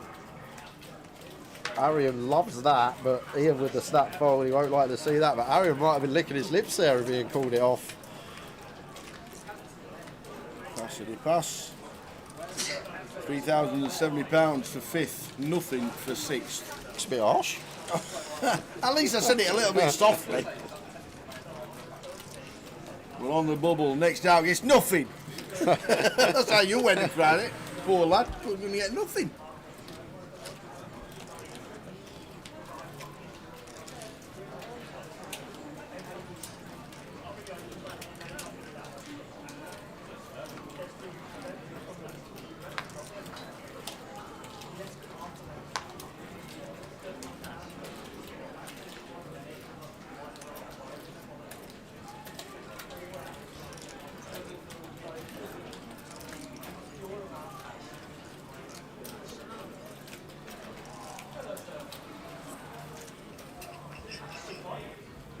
Queen Jack of Hearts for Zecheng.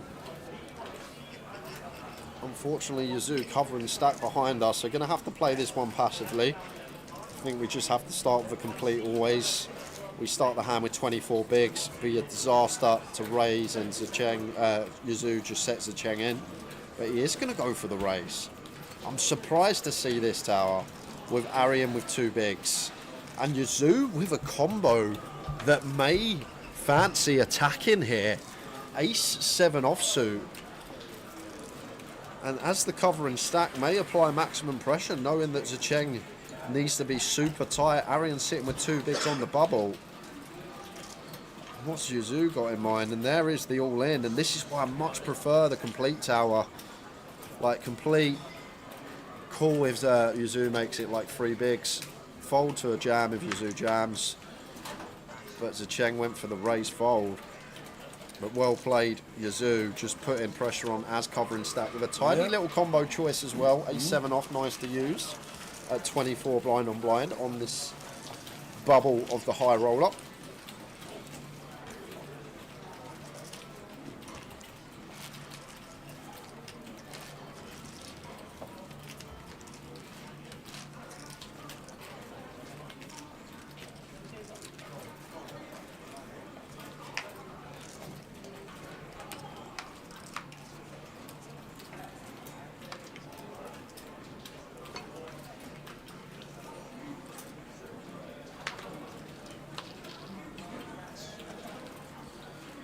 And Arian, what a spot. 10s for the man who's played the patientest game you can in a day. And it's the most patient, and it's not patientest. Just so your eyes I was like twiddle round then. I was Susie Dent then. Susie Dent going through the dictionary looking for sorry Tower, it's not there. We have patient and patiently, but patientist is not there. Most patient. It'll be there next week when I send her a message. Susie, patientist is a word. Ace 10 for Zecheng, so Arian is going to be getting looked up here. Zecheng with the ISO. But Arian is going to be in nice shape to start the spin. Oh wow, Ian finds the 888 nuts in the big as well. Zecheng's ISO here. What does Ian think of this? Is it just let Zecheng go heads up with Arian and try and get in the money? But Ian is going to ISO himself, knowing that Zecheng is going to have to call off super tight. And now ace 10 off, not going to be able to call. And now that I strip this back and actually think about this, I actually really like this as Ian. On first glance, I thought he may just let Zecheng get heads up with Arian, but when Zecheng has to call off super tight and we have a hand as strong as 8s, why not just set him in when he's only sitting with south of 20? I think this is probably the best option for Ian Simpson once you think about it a bit more. And Arian going to see he's in great shape, not to double, not to triple, but to basically quadruple here. 3.6, 3.7x is stack if he can hold, but he's up against the hand you don't want to be up against. The festival nuts.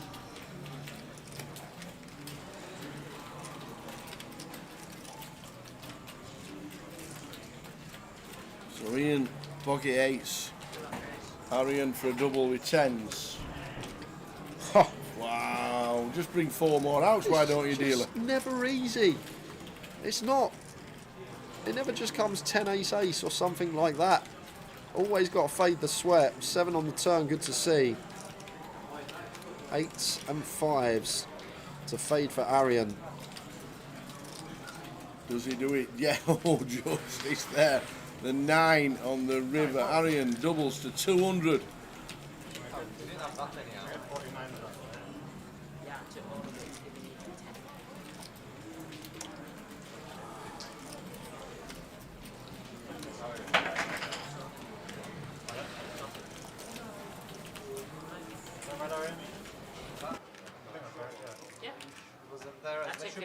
There should be a side pot. He went 100. I've only got 55. It's the same thing. If I give you 55, he'd have to pay you as well. Okay, so round it off. 55. Oh, instead of him paying you. Yes. Alright. And then a 10 and a blind.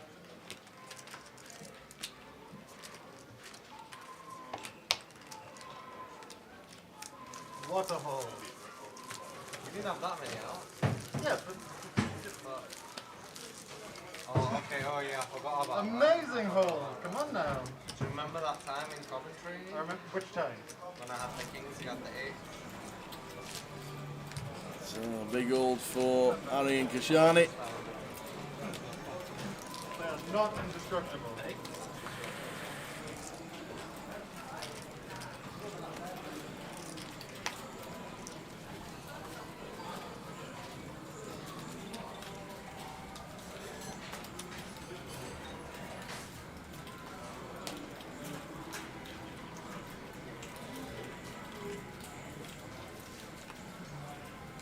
Ace 5 into the muck for Arian.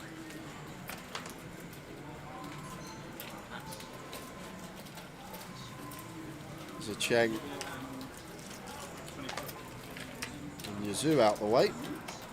And Ian here just going to shove basically any 2 against Phil's stack size with his stack.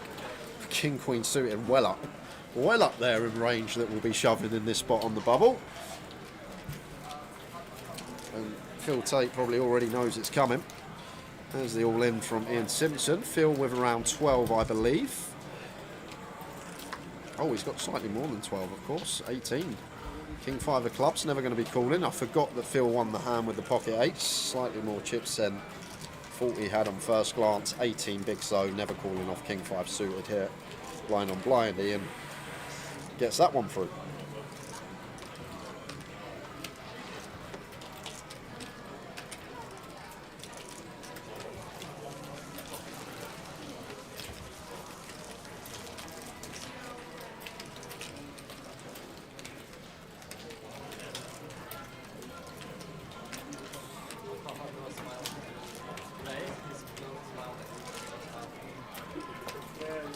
The crazy Scotsman says, come on in.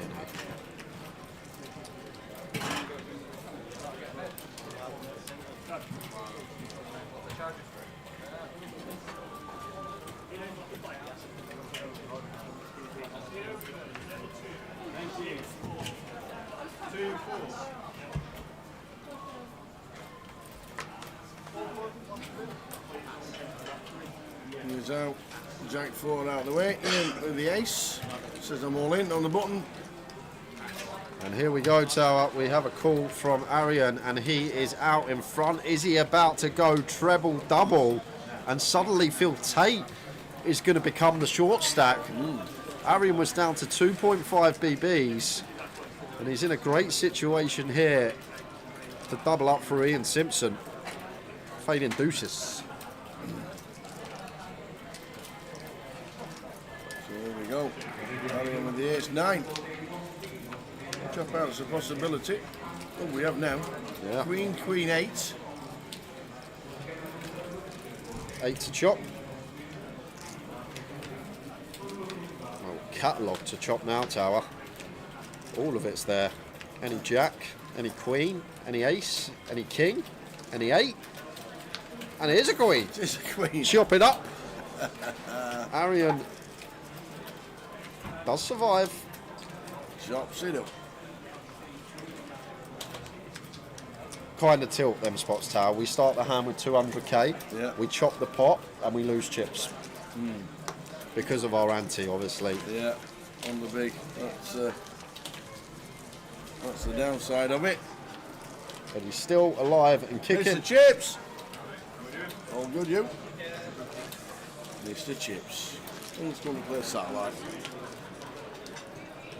I bet he has a bad neck whenever he plays a rebuy tournament. Why? Because everyone's always shouting, chips!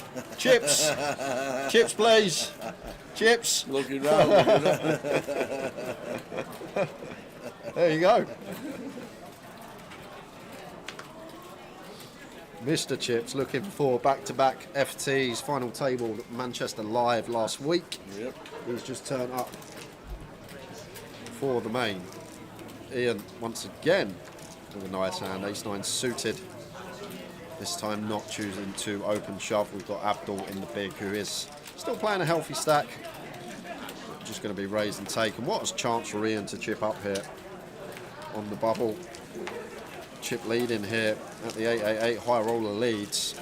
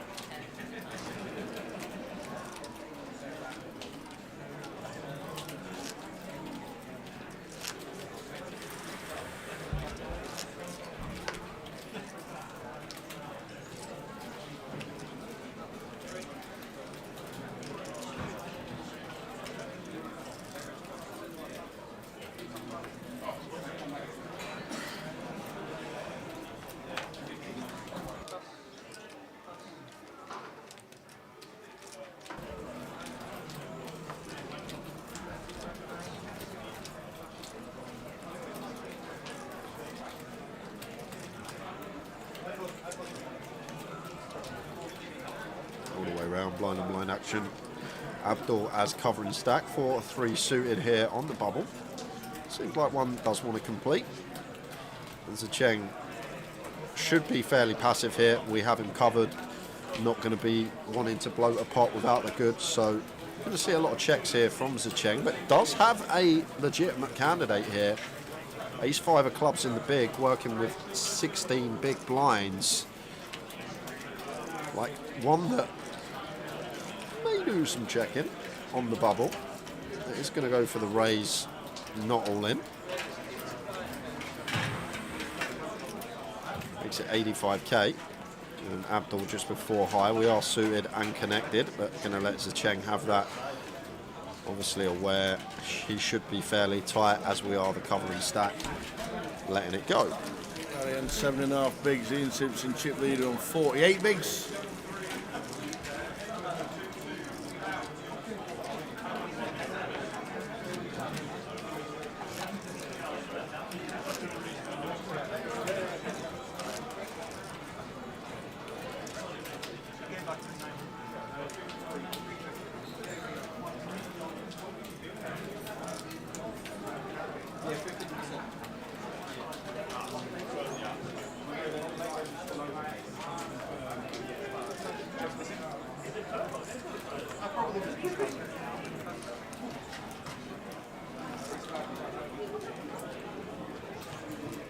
Queen Jack of diamonds for Abdul here. Beautiful looking hold in on the button. I think Zheng does cover us in the big, but still too good a hand to do anything. But this with goes for limp actually. And I don't mind this adjustment, Tower. Just trying to keep the pot small. Yazoo covering stack in the big blind. Just trying to keep it small as Abdul. We've got position, hand with nice playability. Maybe one that we just hate opening. Yazoo sets us in, we have to fold, whereas we can call a raise if Yazoo did elect to bump this up, which I doubt he will with 7 deuce off. The old whip. I'm just going to see a check almost always. Well, I say almost always. Almost. Yazoo's got other ideas, maybe not expecting this button limp from Abdul to be strong in any way. thinking that if he does have top end on the bubble, he's just going to open and put chips in the middle in the form of a raise rather than a limp. Abdul now. It's a hefty old size, 6 big blinds, queen jack of diamonds, and is just going to let it go. So credit to Yazoo. Finds a size that flushes out a hand like this. Queen jack of diamonds into the mutt for Abdul. The whip gets it done. Unbelievable.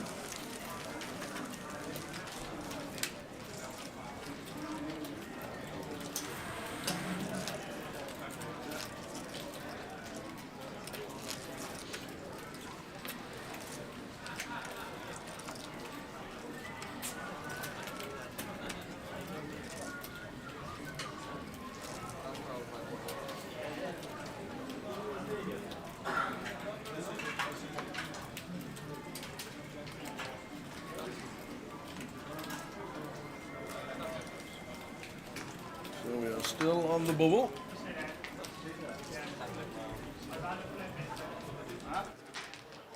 What you playing, mate?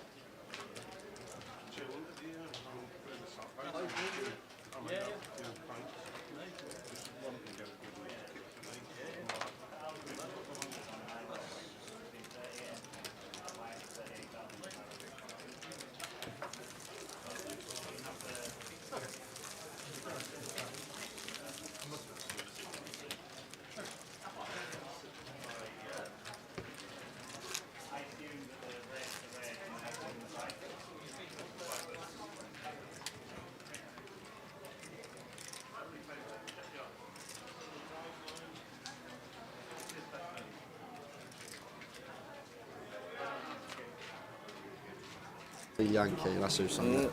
King Queen suited for Arian. Got to go. Got to go. Does leave himself a chip back just in case there's a collision behind.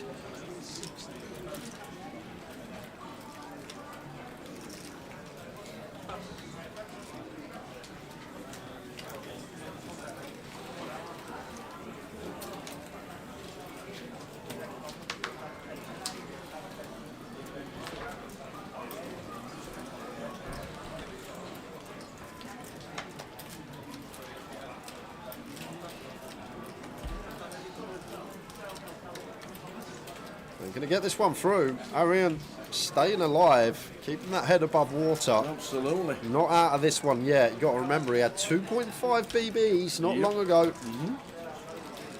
Grinded back up to 10.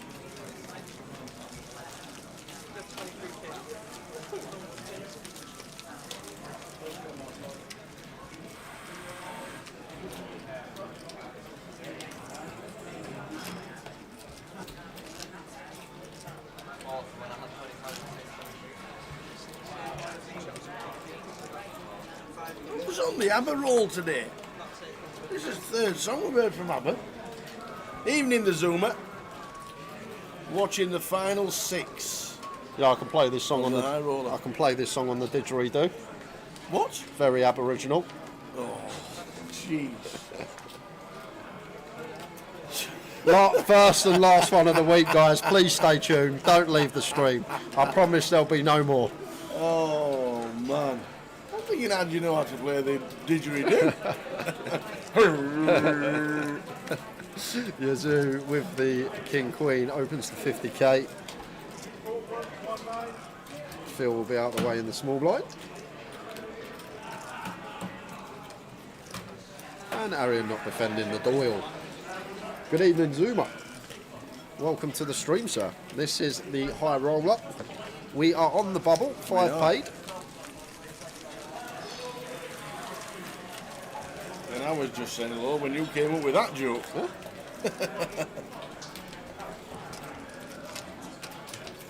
Yeah, I'm making sure, Zuma. We're on it. This should be done. It may go over 9 the way this bubble's going on, but it'll be done between 8:30 and 9:30. So we'll make sure we send him straight to the lab. Absolutely. He can run some sims, and we'll get the treble in back-to-backers tomorrow.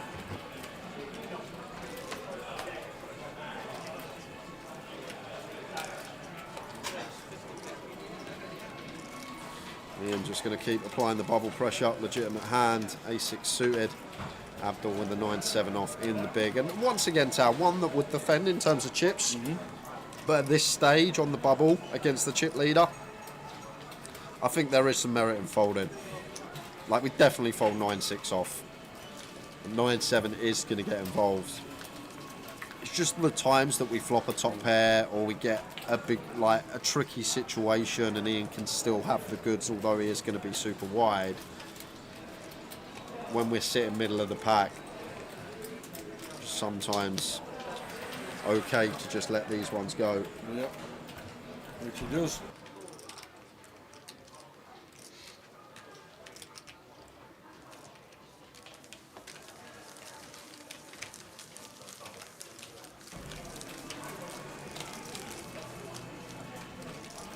One of the best streams last week. The chat went wild. I wasn't even here. I was celebrating outside. Easter was sat where you are.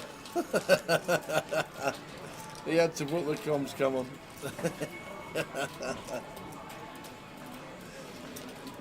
Sweating on Watford. That's what we're doing. Pocket nines for Yazoo.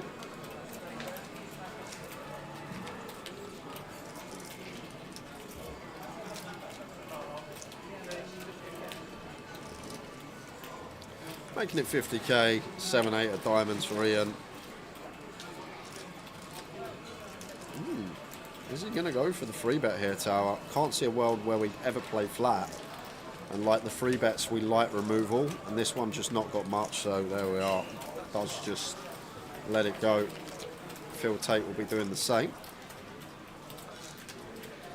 Arian with the 10 deuce out the way on the button. Over to Zhicheng in the big line.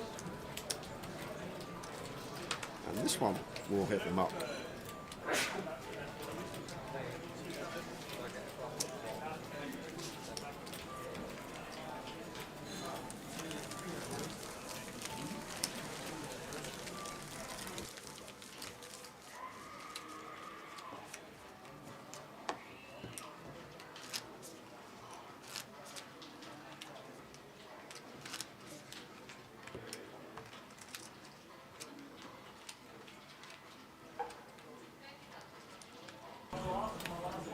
Mr. Will Watkins.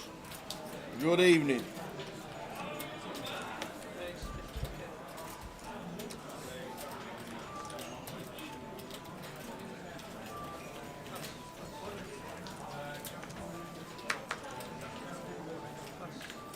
How doing, Will? $5 paid Mick. This is the pure bubble. What on earth did Will Watkins do about a month ago? Will Watkins. Aye. 3.5 weeks ago, 4 weeks ago. What on earth did Will Watkins do? Could have been a Jane Tower thinks. What did Will Watkins do?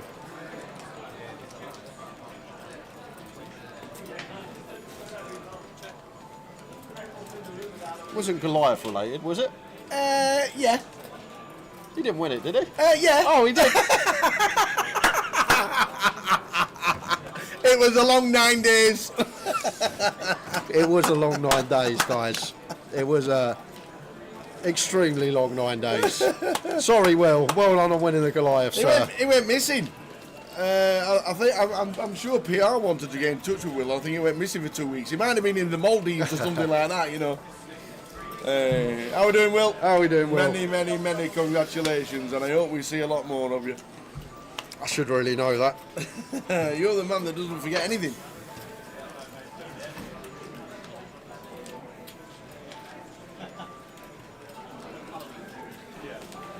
Hope you're good, Will. Hope you've had a great month since the fantastic achievements of winning Goliath. Hope we got a hero's welcome down in your pub poker where you play.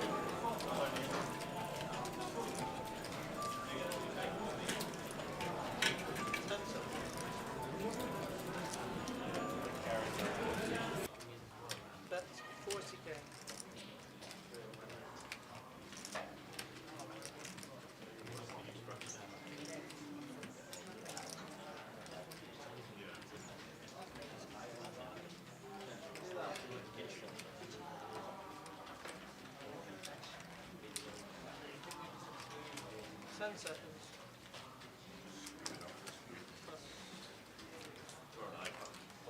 Magic, please.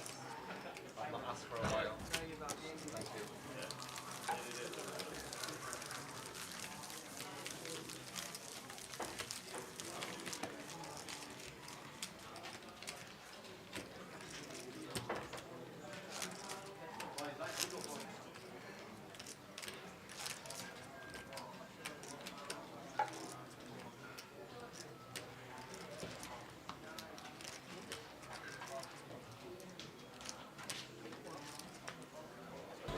Tubular bells. God, it sounds like we're in the movie. God. It's like a cutscene of a horror movie, isn't it? This is definitely a horror movie scene. It's the music from Halloween. God, yeah. That's it. We can all come out now. We're all safe. God. Arian, all in. Effectively all in.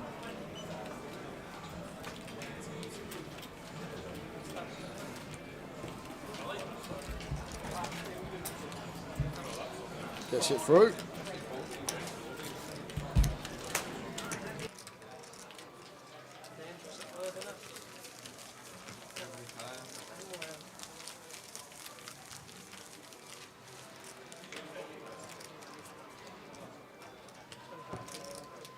Scary hoodie man from Halloween. Okay. I mean, do you think it's safe to go for a quick walk to order a cup of tea? Go and get a Are cup you of sure? tea, yeah. Is it safe?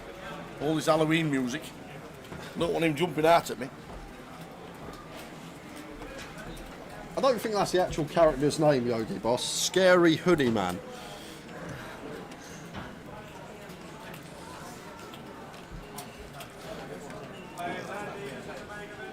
Couple of fours for Aaron here. Lets it go from gun.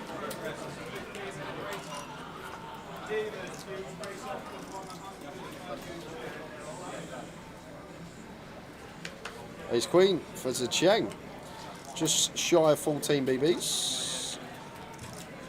So just shy of 16 BBs. And Ace Queen here.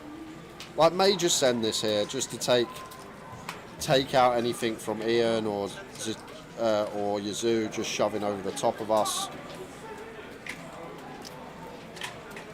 Because it's a situation now where Arian has now got north of 10, we're working with 16, so just take out the situation where we open and Ian Simpson or Yazoo sets us in. I think this is the way to proceed as a Cheng. Rather than making it 2 BBs, Ian sets us in with a King Jack suit in, we then got to win a 60%er. Like, even here, perfect for Zheng, because if we open, Ian sends the 5s 100%, and then we have to win a flip on the bubble. But now, Ian not going to call off with the 5s, in my opinion, at this stack depth, 16 bigs. And that's a win for us as a Cheng, because if we open, Ian shoves, and now we're flipping on the bubble for essentially 3k.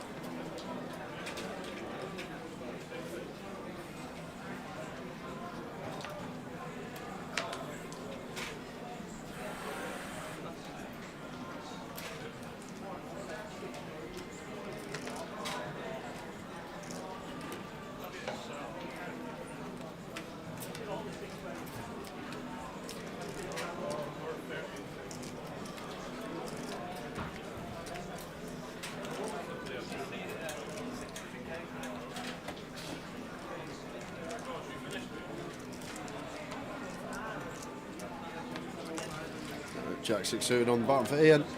And Arian finds 7s. Here we go. He's going to get another jam in. just shy of 8 bigs. Plus is big. So 8 big blinds for Arian. And Ian with the Jack-6 suited. Doubt we're going to see Paul. We are getting that near 2-to-1 price. But we really want to keep the bubble going as well as Ian. We're having a field day at the moment. Lots of opens, just picking up pots, people playing tight. Just going to let Arian take that one. And big old shove to get through. Arian now back to 12. And brings Phil Tate in the mix at the bottom of the pack.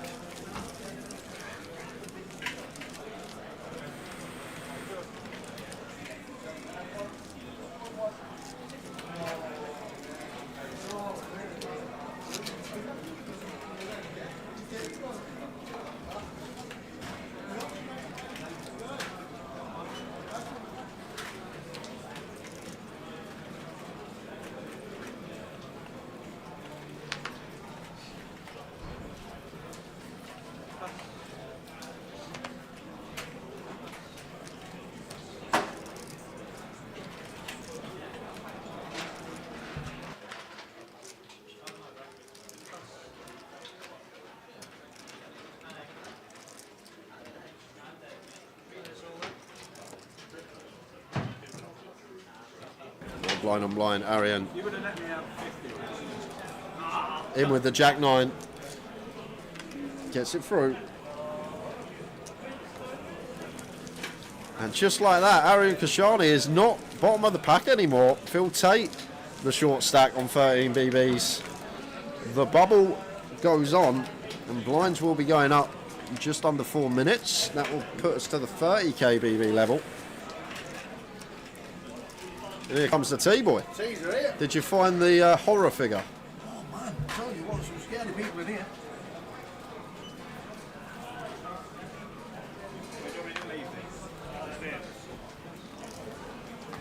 There's some proper scary folk in here, I'll tell you.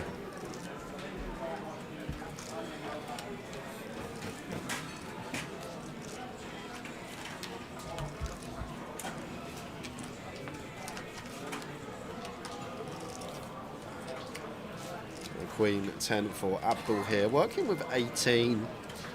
As I've been saying, like a broken record the last hour or so, we are on the bubble.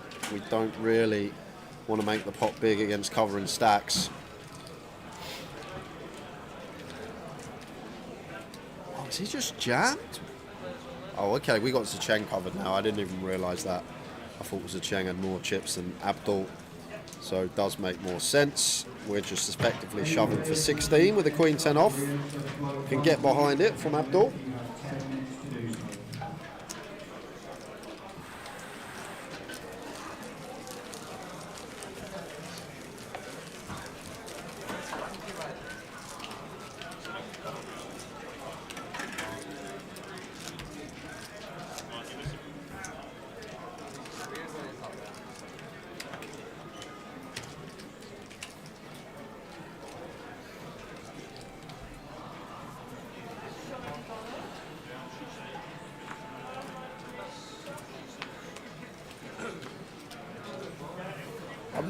It's not so much horror people you've seen.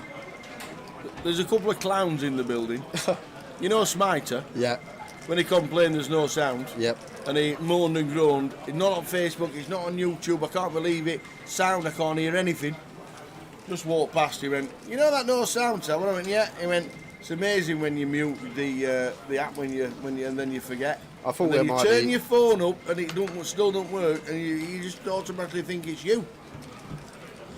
He then unmuted it and everything was perfect. Clown world. Is there a clown world? Is there a clown world? Well, like you've got all M&M world, Cadbury world. Well, that's true. Is there a world where you walk in? Well, there's two ways to look at clowns. Because 50% of the country think they're funny and they like them. And 50% of the country actually hate clowns because they think they're scary. What is that actual fact? Yeah. What? Yeah. 50-50 on the nose. 50-50 on the nose. On the nose, Google yeah. it. Okay. How many people don't like clowns? 50%. There's a lot of children scared of them because they just think the face paint is like scary. always difficult to take over a job from a clown as well, isn't it, Tower? Why? You always got big shoes to fill. I thought you'd finished. Oh yeah, no more. I want to keep the viewers this evening. No more. We are concentrating on the high roller final table. That is the last joke of the weekend from me before everyone disappears and it's just me and Tower watching. Maverick, you got to sit aside of him. Oh, I know Boovy's at home though, watching right Oh, now, he chuckling loves to them. himself. He loves them. He'll be chuckling to himself. He's good at the one-liners as well. Ah, Carol.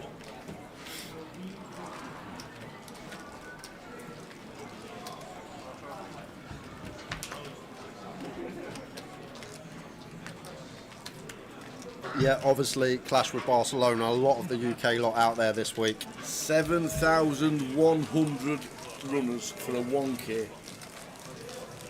It's like Vegas, only bigger. I don't know if there was there a 1K this year in Vegas. I don't think there was there? There was 1K PLO. I'm pretty sure the last 1K in Vegas was the rebuy that Daniel Negreanu found on the table when he had 50 rebuys. Yeah, I know it's years maybe, ago. but there was a 1K PLO event. Yeah, that's 4 cards. I'm sure there would have been a 1K holder. Yeah, there probably the was. win had the 1K dailies. They did. 1K dailies, you know, like just like flicking a 1K every day for the 30 days that you're there. Oh, we weren't flicking it in one bullet, Tower. There was more than one bullet on average a day in those things, I'll tell you that.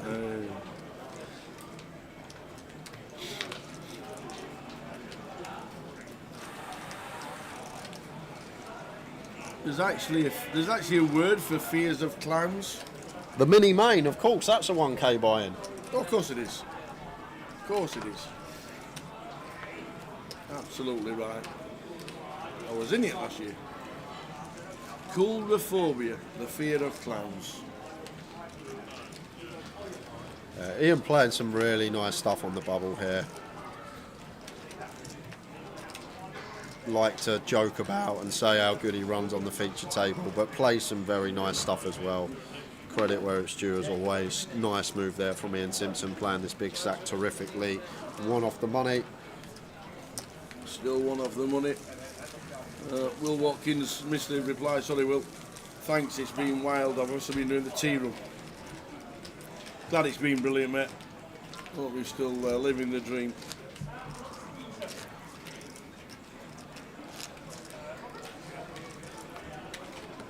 Certainly the biggest comp in Britain you'll play.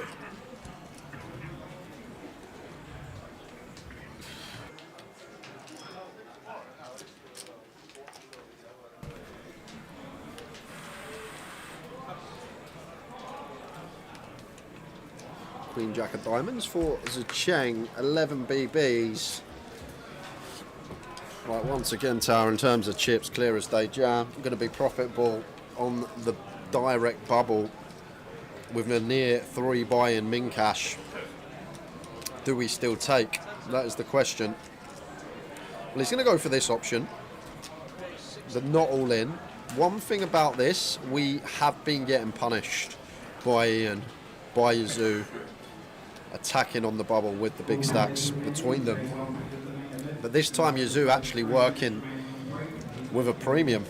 A couple of ladies for him in the cutoff.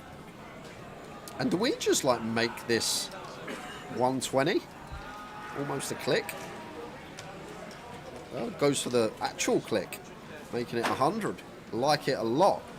And Ian Simpson with 10s on the button. Here we go.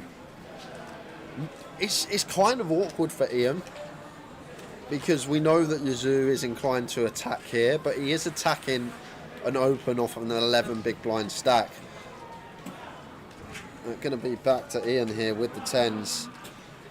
And just feels like they're going to be too good to do anything but 4-bet with.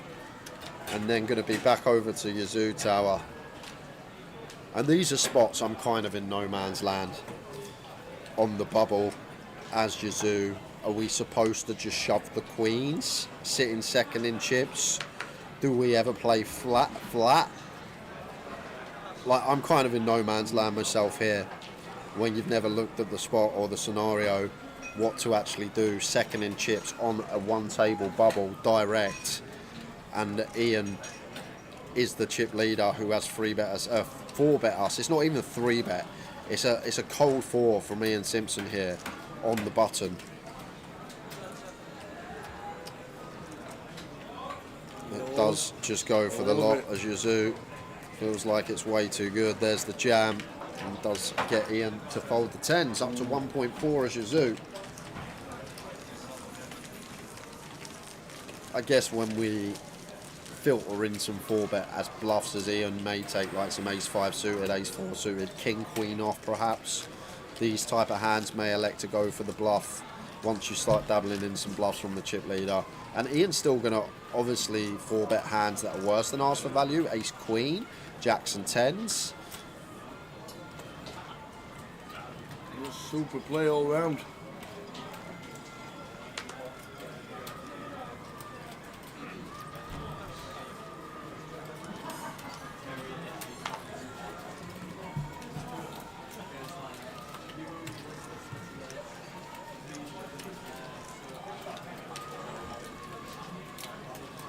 Now, Yazoo gets to ask the questions. Bit of leeway between him and Ian now. He's going to be putting the pressure on the bubble.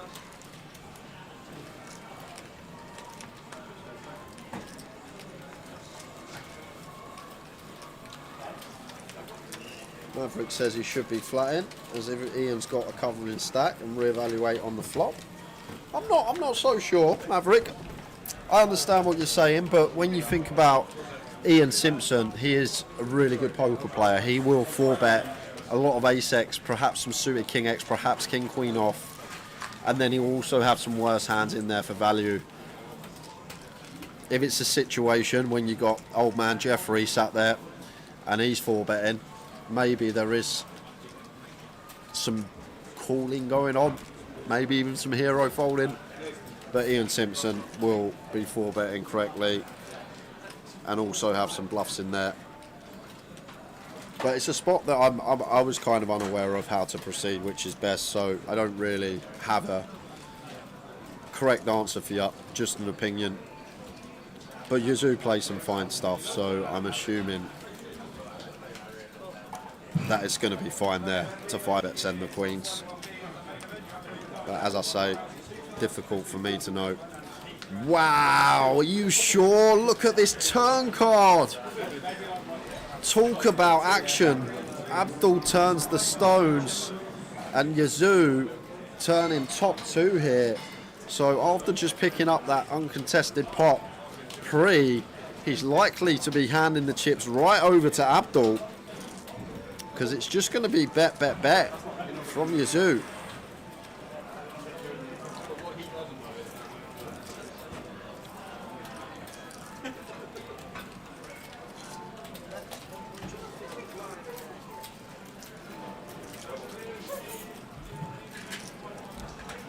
$155k from Yazoo here.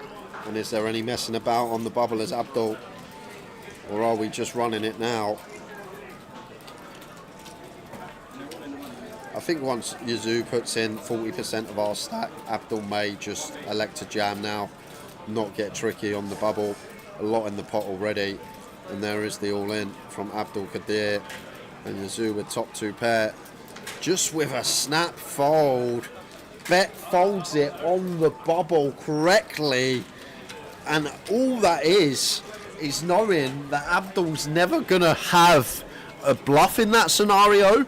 If he had a hand like ace jack with a heart, ace of hearts, he's just gonna call and take his equity.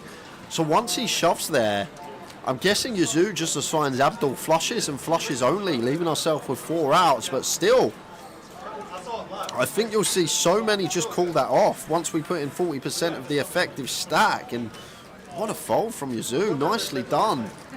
Bet folds top 2 pair correctly, and I'm guessing he just assessed the situation. And one thing I do love about that from him is the fact he snap folded. He had already deducted on the turn before he bet that he was going to bet fold.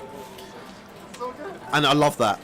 The fact that he deducted already that he was going to bet fold before he had put the original bet in, whether it's right or not, making that decision before we actually bet in the first place and not getting in tangles and, as I always call it, no man's land, and sort of tanking and potentially making an incorrect decision. But what a move.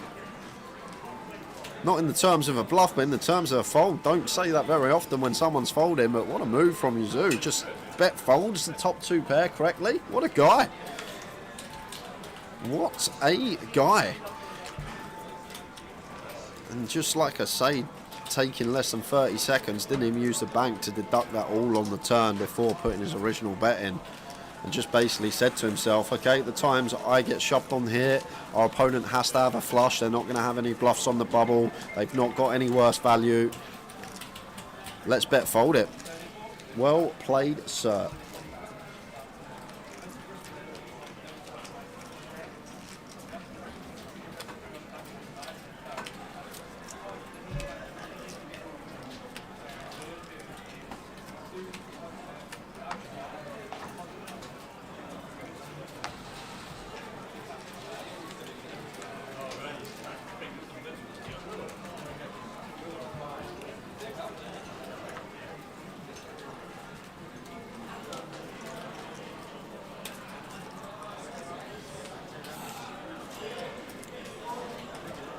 Jack 10 of clubs for Arian here in the cutoff. 9 big blinds. Time to run it. Does leave himself some chips back just in case some fireworks occur behind us. An ace jack of hearts for Abdul Qadir.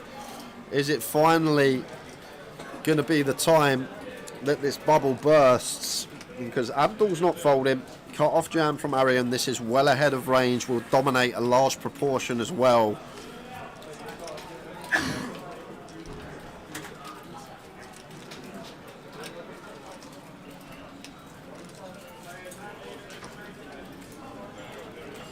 Bank used.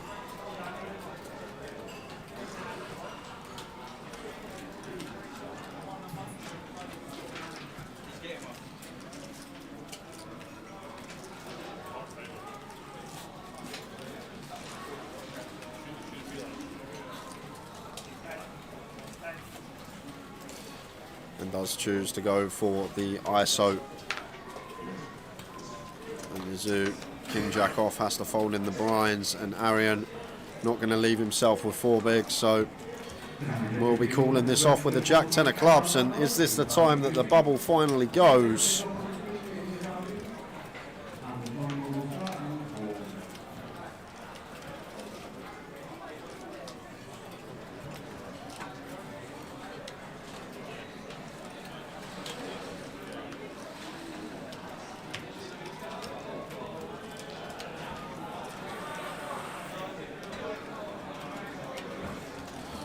Here we go. Arian needs a 10 or some clubs. Clubs will work as well. We're robbed of the 10, but we don't mind because we pick up this flush draw. Turn card. 8 of hearts. Not changing anything. Yes, Abdul picks up the nut flush draw, but it doesn't mean anything. Arian still needs a club. Oh, and he's only gone and found it on the river. Queen of clubs. Arian just will not die. He will not bust this tournament. He's now got 635k, north of 20 bigs. This man had 2.5 BBs less than an hour ago, and now suddenly I think he's third in chips, perhaps fourth. What a spin up from Arian. 2 bigs to 20 bigs, and he's not going to be our bubble boy. The bubble goes on, guys. Club on the river.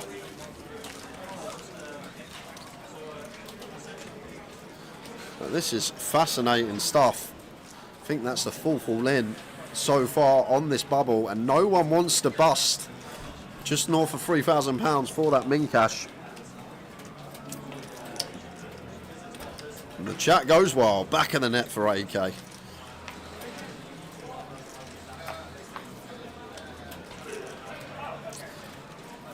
So we continue, guys. Is it ever going to go?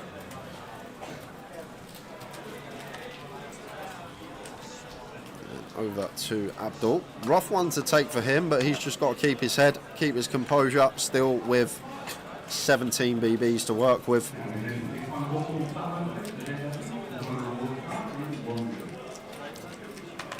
There's a Cheng on the button out the way, 7-3 off. Yazoo and Ian Simpson, another blind-on-blind battle between these two, both the big stacks at the table. And it looks like Yazoo going to start in the form of complete. To be fair, these two are incentivized to keep the pot small with each other. First and second in chips, fairly close, only separated by about 5 BBs. But look at the flop we get. What is going on? With 6 left in the high roller. Action galore once again. Action flop, this time between between Yazoo and Ian. And top 2 for Yazoo. Ian with the combo draw. And as I said, Tower, incentivized to keep the pot small, so Ian is just going to check back and take his equity. Not going to like that turn, as Yazoo counterfeiting his 2 pair, but we're blind on blinds, still likely to have the best of it with King 9. Checking again, and Ian with the 10 high flush draw, and the gutter to the jack. Maybe same scenario Tower here as Ian. Feels like not going to be getting check raised too often. Once checked to twice, goes for the stab for just north of 2/3. 75 into 90. It's a big old chunky bet from Ian, more than 2/3, closer to 80%. Zoom makes the call. As he should. Not going to do any raising. Keep some bluffs in of Ian.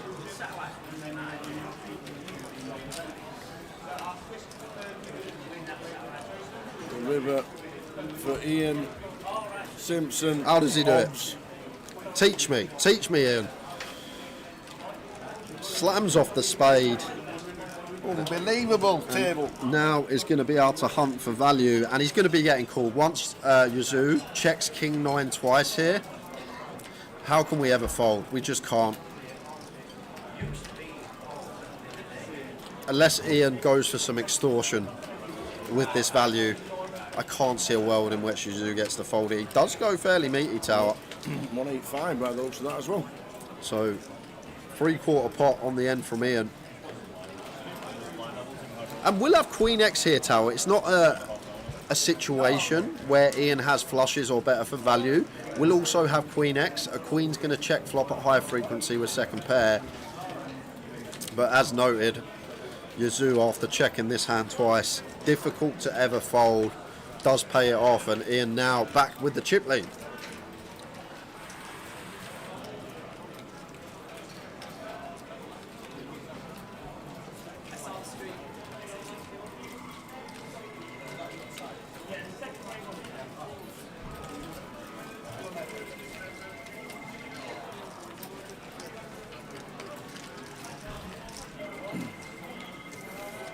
What a table, and what a day, and what a bubble.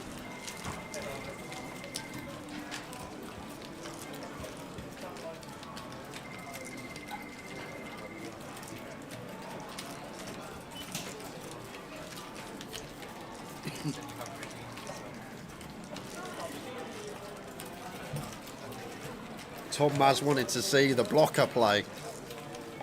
Bet raise all in from the King 9. Blocking the boats. I'd love it in 4 card if we had King 9 in our hand.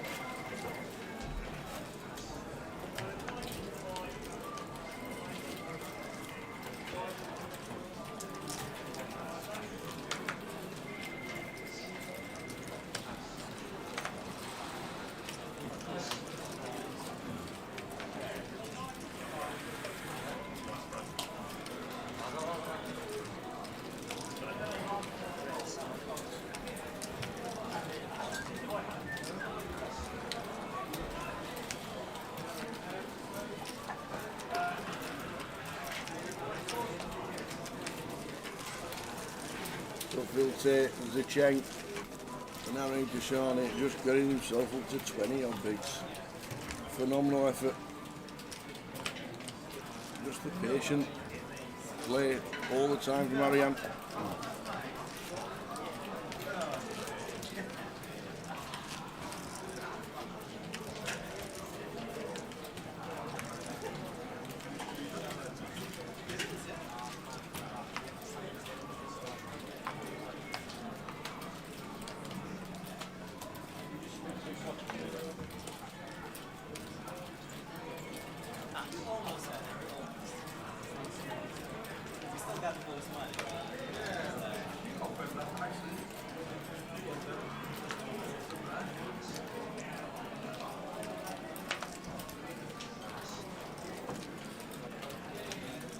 Jack 5 off for Yuzu. And now Ian's in the driver's seat again. So here's the man that gets to ask the questions. Queen 7 off. Makes it 60 to go. Phil Tate sitting short. And Arian Kashani. Things just going from good to great for him. He had 2 BBs on this bubble. Ace Queen of Spades now.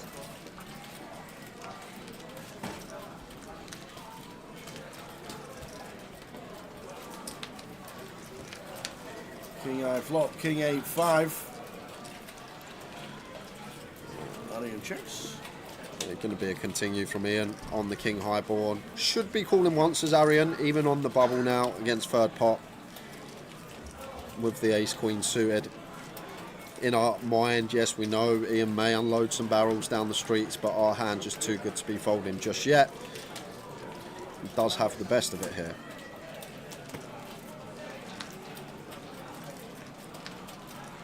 And 5 of clubs on the turn. Not much going on for Ian Simpson here. May just be a one and done. And does give up with the check.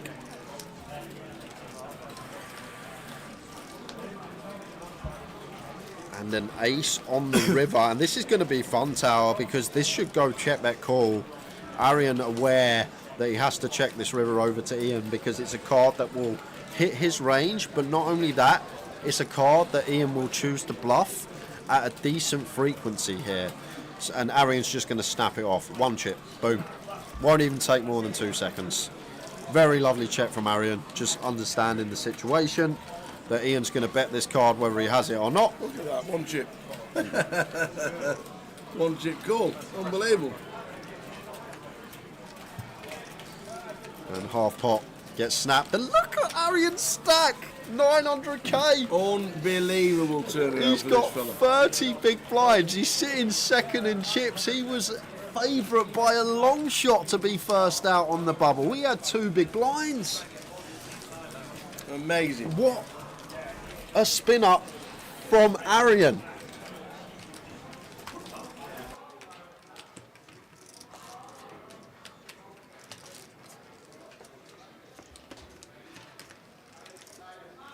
Still on the bubble. Who'd have thunk it?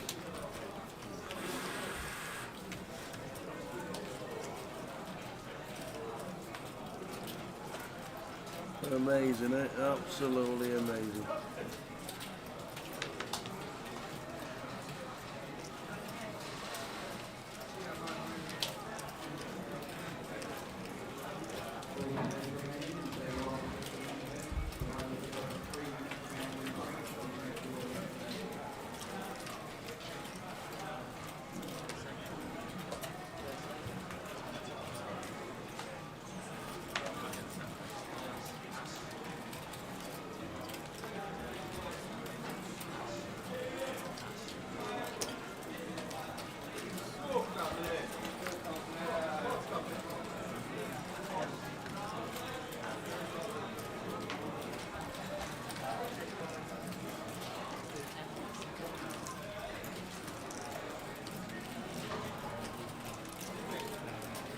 Queens for Zicheng. Abdul with the ace in the big. The first all in. Are we calling? We are calling with the ace deuce. Zicheng all in. Is this the bubble?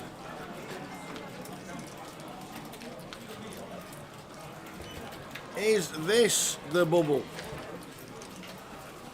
Oh, just over £3,000 for 5th and nothing for the next person out. It has been one titanic battle.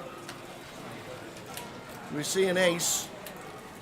Zicheng will be bubble boy. But he has Abdul covered. Sorry, he has Abdul drawing to an ace. Zicheng needs to fade a Barry. And does. So Zicheng doubles to 465.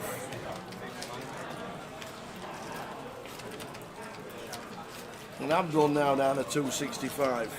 Unbelievable. What a game.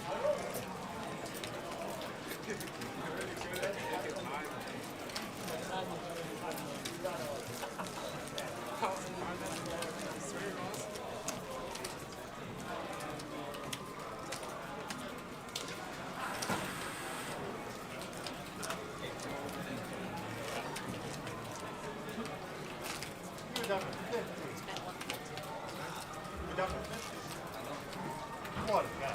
You made it possible. Don't say that. Don't say Thank that. you for the protection. Have to give you for the chocolate.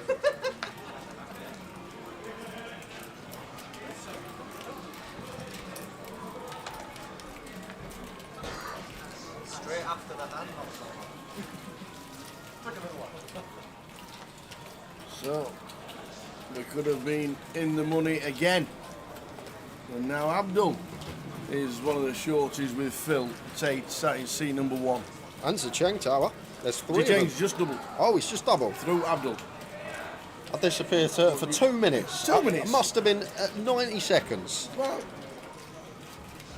Ace Deuce called it off against Pocket Queens. He was in the big blind with Ace Deuce, on Abdul. And Zicheng just ripped the Queens.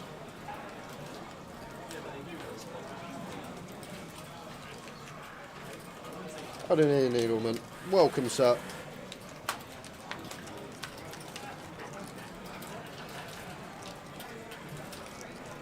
How are we doing, Ian?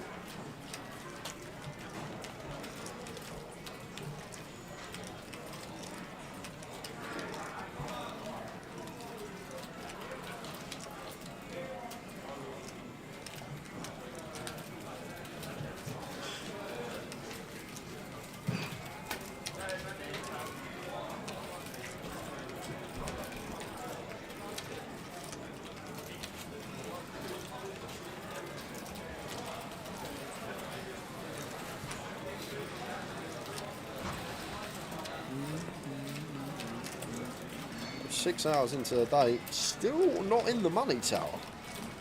It's amazing. It is. I think I missed that all in a second ago, but I think that's the 5th one. Yeah. 5 all in and calls on the bubble. Yeah, Arian's flush.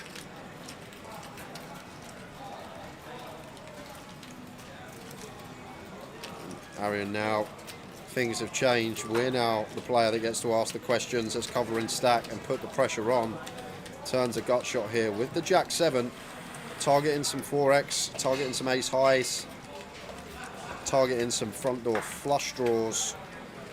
And the freeze of Zicheng now just in the cage. Don't see how we get to continue tower.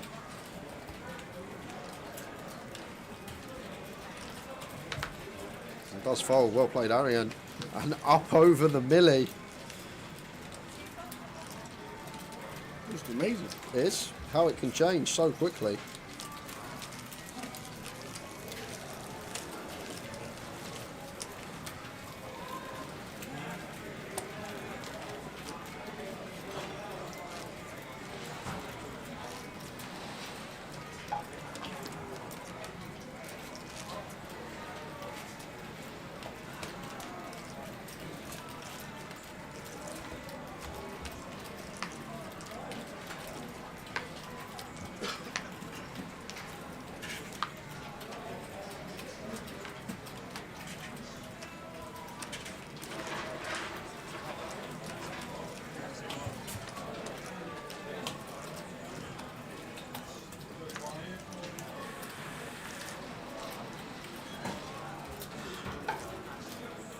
King 10 for Phil Tate.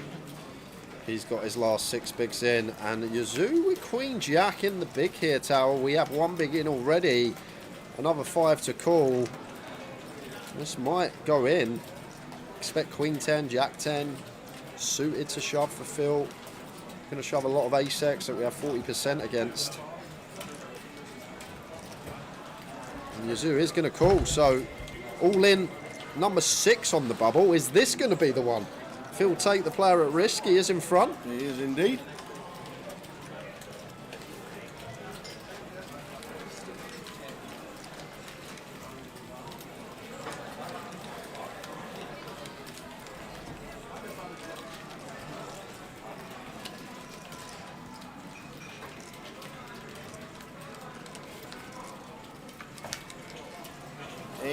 Ace 9.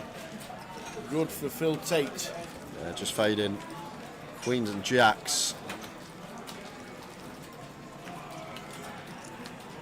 8 of hearts on the turn.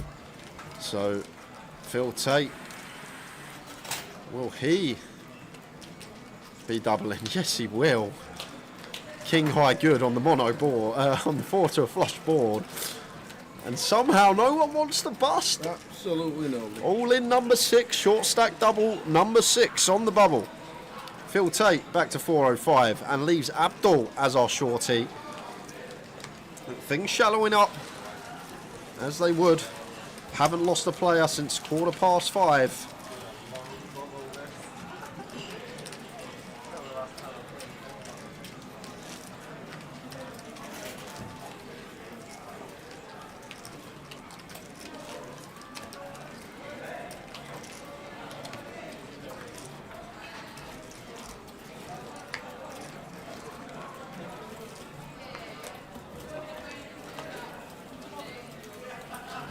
Queen Jack of diamonds for Phil.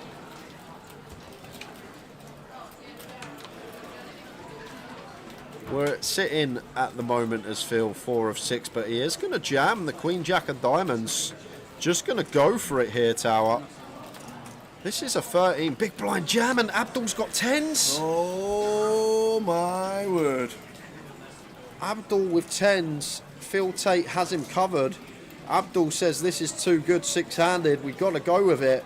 And Phil's going to hate that, but he's going to love what he sees. We're flipping.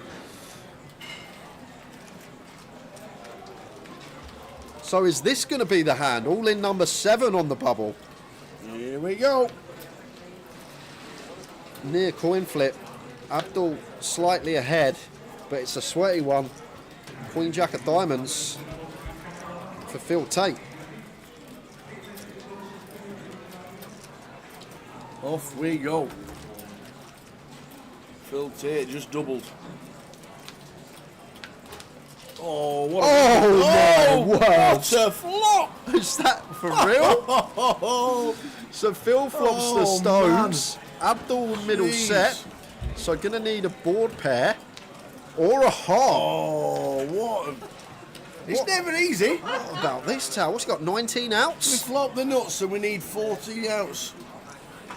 Any heart, any board pair, and it is a heart. 4 hearts. Oh my word! Through the back door. This bubble is never going. But wow. Phil Tate though, going to be in the big blind here. Going to be investing 40% of his stack. Grim. Into the middle, in the big. So all in number 7 doesn't burst the bubble.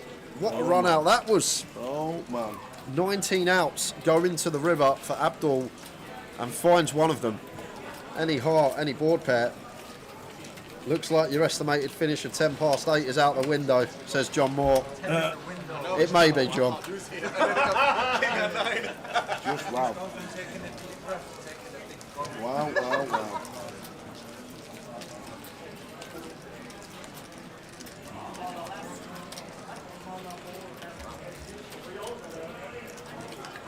Unbelievable. Crazy. This is fun.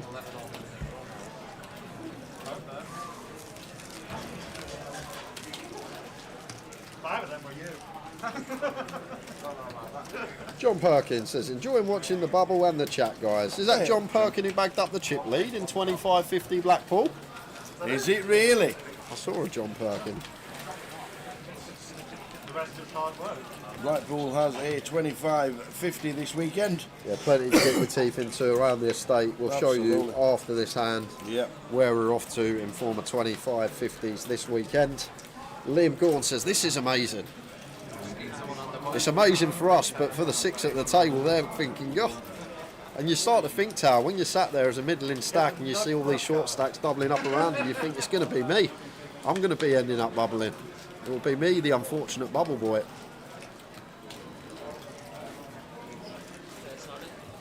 Abdul ace queen of diamonds. Just goes for open shove, knowing that Phil will have to call off in the big as he does with Jack 10, all in number 8 on the bubble. Number 8? Is it going to be another double? Abdul out in front with ace queen suited. Phil is live at 70-30. 30% equity. Phil Tate in C number 1.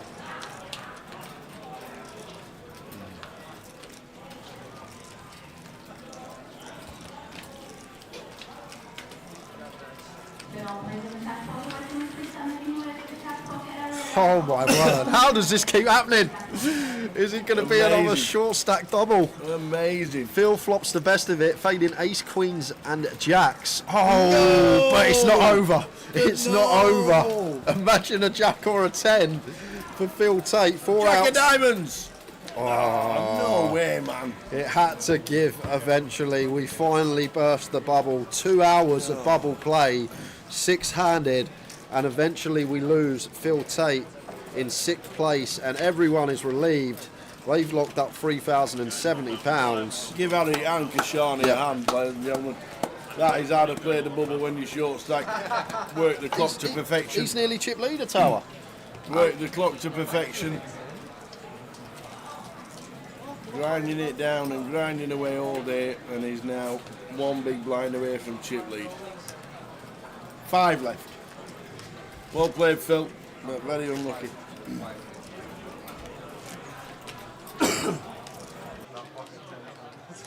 I thought I was celebrating inside. I was like, oh, this is good. And then I was like, good TV. That is amazing. You can't get better than that. And then, Yeah, how are you still here? I thought you know. So first hand, everyone's in the money. Bit of relief, bit of money in the back pocket. Now we can play some poker. Abdul, just wow. Ace Jack of Hearts, going to be a raise and take for him. I made the cards he's out. The situation's not. And if you're enjoying the coverage, content today, guys, don't forget, wherever you're watching from, whatever platform, give us a like, subscribe, follow, all of the above. Been a fantastic high roller today. I know the bubble was kind of long, but it was action. We had a lot of all-in and calls. We had some fun hands, some nice bluffs, some great folds. Shout out to Yazoo.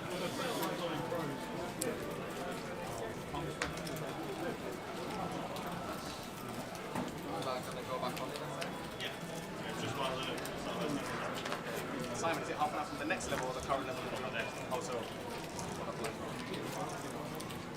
So A6 of diamonds for Ian. Really nice seat for Ian here as well. Direct left of Yazoo, the other man with the chips. Well, I say that, Arian's now technically on our direct left with Phil busting, and he's now got chips as well. So Arian actually with a very nice seat. Ian and Yazoo both on direct right. There's the 3 bigger stacks. Abdul in the big, 9-6 off. He's going to take a look at 3 and defend.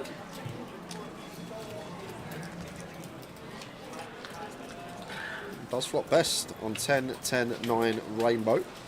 Ian flops a dummy and gut shot here with the 8-6 of diamonds. Seems like one that will continue. 8 higher, folding out better hands, but as I say, Tower, a board where we actually tone down the frequency a lot facing the big blind because of the offsuit 10x they should defend. It does just go for continue as Ian, 105 into 165, so finds 2/3 on the money around there, just shy off. Abdul with his 2 bet, not going to be going anywhere.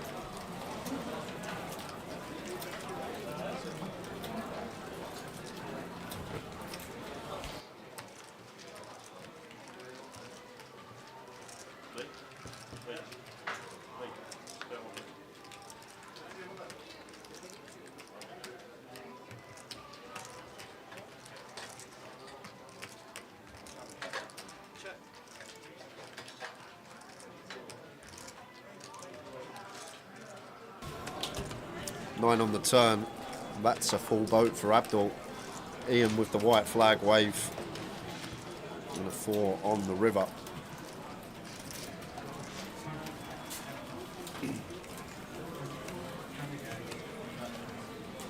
Blind's going to be going up after this hand, guys. So that'll take us into the final level before we head out on the next break. Bring us up to about 5 to 8.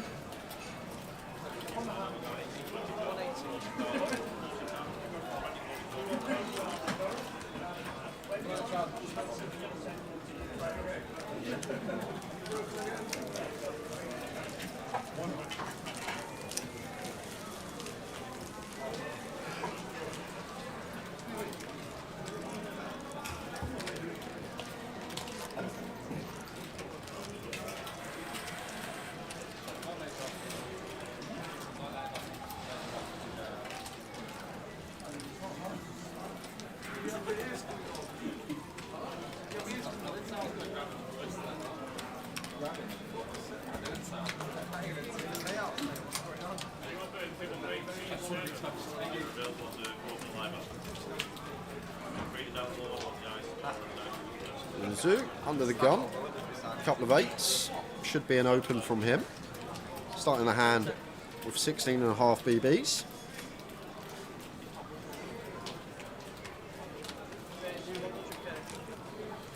Love this adjustment as well, Tower, really nice. Just recognising Zheng's stack of around 6 bigs in the big.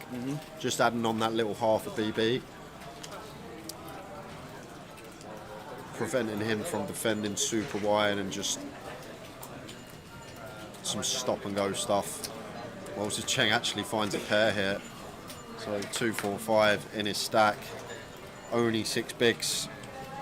Is this the time where we just move in? The problem is we know we have no fold equity here as Zheng, but we just got in the money. Like, do we just call and play like some shoves on low boards, or do we just go with it now? And he's just going to choose this option, and I guess Yazoo is going to ISO, and that will lose Ian Simpson from the pot.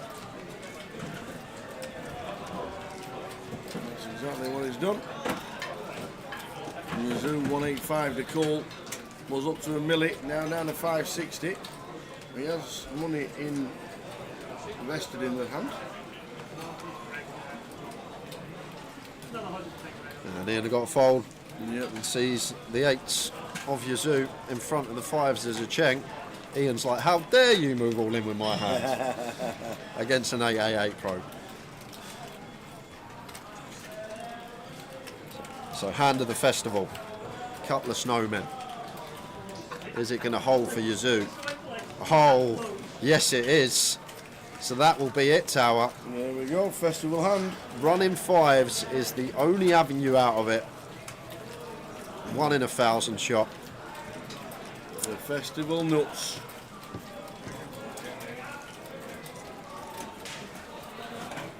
Oh, this is Edinburgh, John Perkins. I think it's John Perkins in Blackpool. So a good run from Zheng. Good couple of weeks for him. Second in the Manchester Main last week, cashing the high roller here in Leeds. Well done, sir. And this was a stacked field, Tower. Only 38 runners, but notable faces across the tables. Tough old field to get through. But let's take them in cash.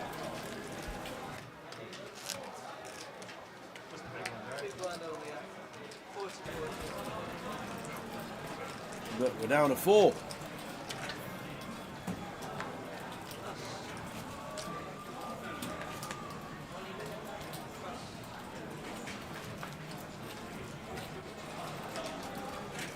Abdul on the bun, Jack 7 of hearts. Some chips to work with, is going to open.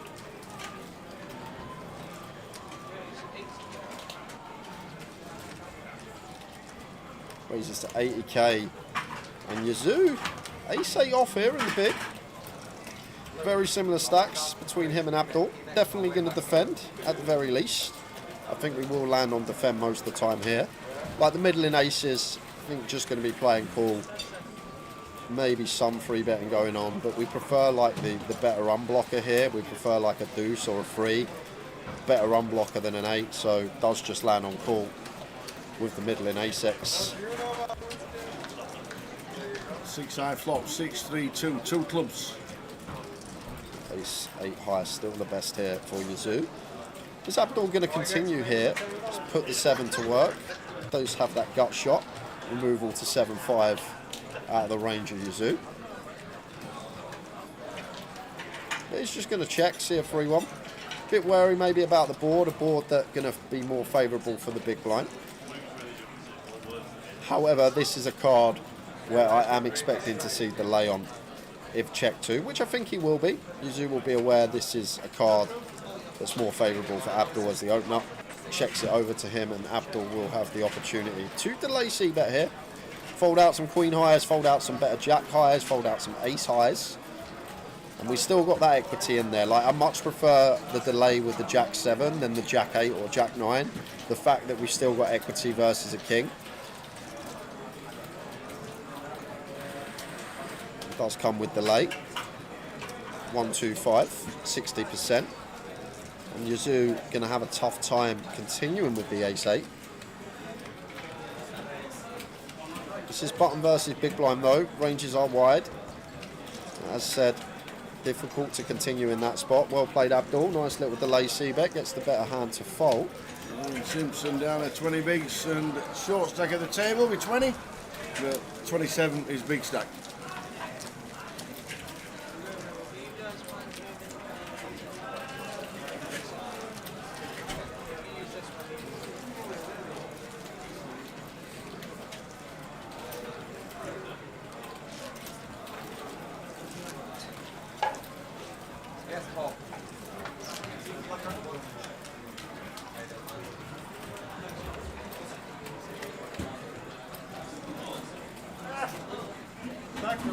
Welcome if you are just joining us. 4 left in the high roller. Took 2 hours to burst the bubble. It did. But as soon as it burst, we lost one to Cheng. First player out in the money, £3,070. Everyone locked for 150 at the moment.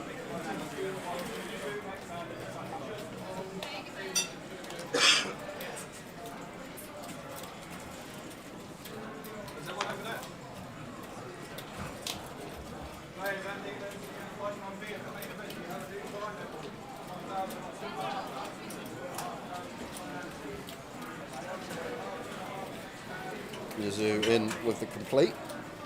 Ian Simpson, 7-8 off in the big. Seems like one that wants to check.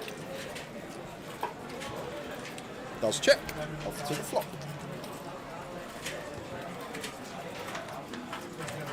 Ace high flop, ace king. One that Yazoo may stab here tower. One decides to check, both check. Fold out 10 highs, jack high types. Maybe jack high sticks around for one actually on ace ace king. Maybe we want to stab like the 7 high, stuff like that. Definitely like the 4-5, 4-3 with a backdoor will draw.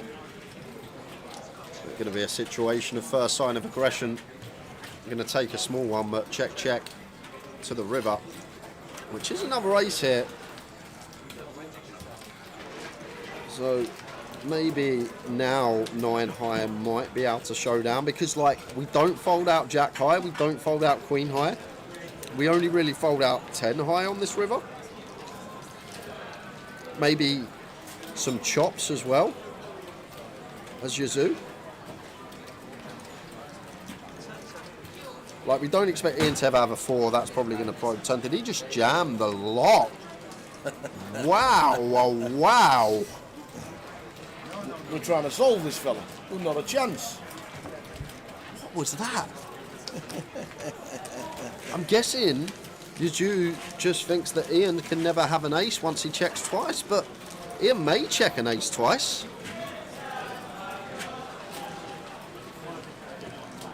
But imagine if Ian's got a king there, Tam, we're faced with like a 4x pot jam. What a grim spot that would be.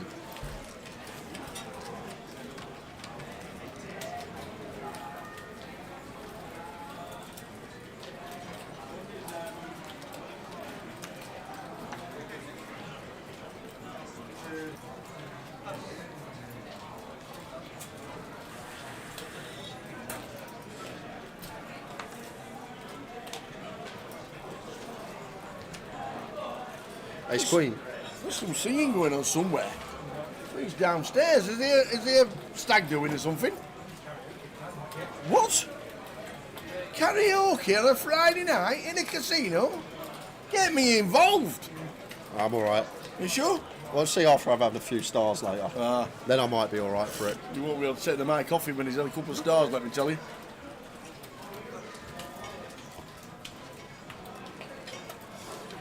I'll get up there and do Dot Rotten Lemonade Freestyle.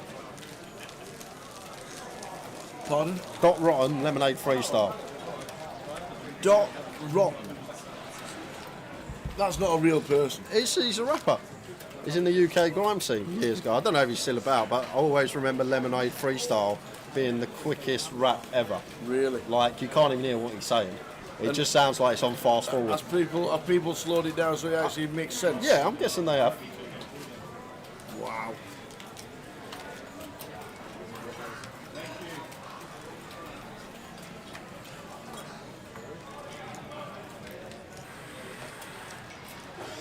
King Queen for Arian here. Blind on blind, 21 effective.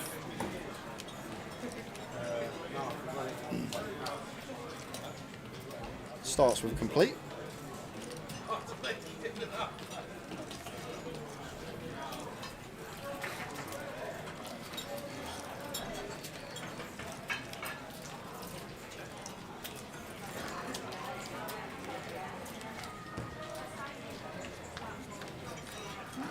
King Jack 3 Rainbow.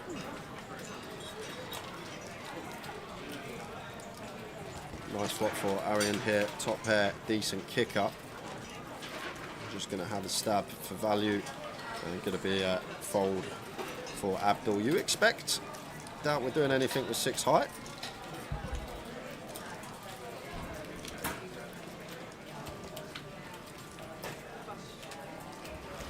So we're in the money eventually. What a bubble. It was great bubble tower. I thoroughly enjoyed that one. There was a lot to talk about, a lot of big hands. Obviously countless all-ins that we had to cover. Sometimes the bubble can be quite monotonous, but the fact that it's a single table and it's just hand after hand after hand, it just was great to watch.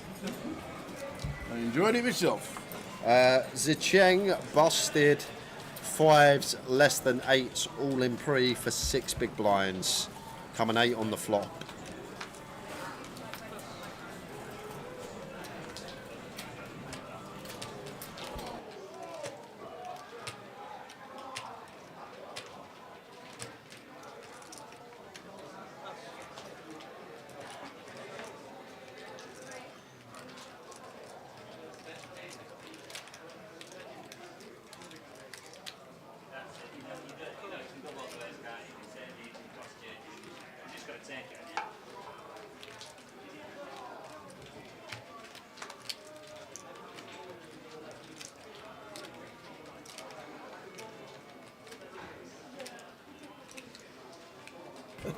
How did Zinchenko bust?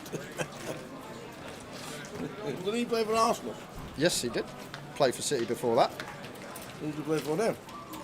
Still at Arsenal, right? Is he still at Arsenal? He's always good for a shot on target. Oh, shall we do a shot on target double? I can tell you've had some garlic. Jeez! I'll tell you what, you'll be sleeping in your spare room. Yep. Any issues regarding online, head to the Discord or the Reddit. Yeah. Tara and I are just here to talk nonsense all day. Absolutely. We've got no authority with the 888 poker client. And there's nobody on site either. They were all there last week. Glad you're not going to have a late one tonight, so you can have more time to weigh up the old treble for tomorrow, says Ian Needleman. I still think 9 o'clock, around 9ish, will be done here on stream. I said 10 past 8, but obviously the long bubble that occurred, can't do much about that. Yeah. No, not at all. But it was class to watch. It was great to watch. King of Spades. This will probably be like an 8-9 hour day for us. Working 9 to 5. The old dolly. Well, many streams started at 9 AM.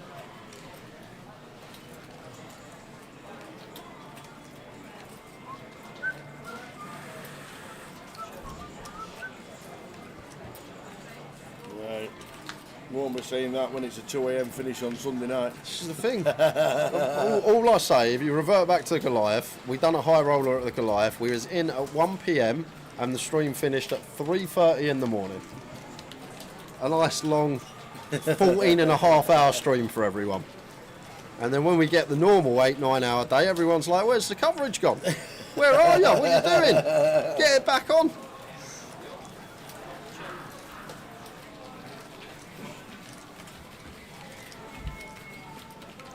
From a lonely street, goes down street, still a bit of blondie, oh. Bit of blondie. And Yazoo weighing up here whether to bluff. We're kind of low down in terms of range. And this 9 is okay. Like 9-7, 9-6, this type of stuff.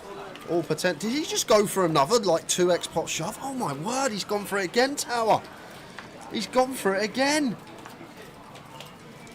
Yazoo just putting maximum pressure on in the form of all in. People don't like calling off tournament life without the goods. If one pair has a very tough time calling, and to Yazoo is just on one. Twice. It's because he's moved to Zheng's seat in 4. He's moved around the table. He has. But what a move. The man has come to play and just apply maximum pressure. And what better way to do it than asking for all of the chips in the form of an all-in. Ian Needleman says, Luton are playing QPR tonight. Who do we fancy? Luton 5-0. How's that? Hope not, because Kev's got me to lump Marsden to score first for QPR. Marsden, apparently. Mazda's a car. No, that you're thinking of Maserati. Oh. Absolutely no idea who's going to win. A Mazda's a shop you're thinking of. Mazda's definitely a car.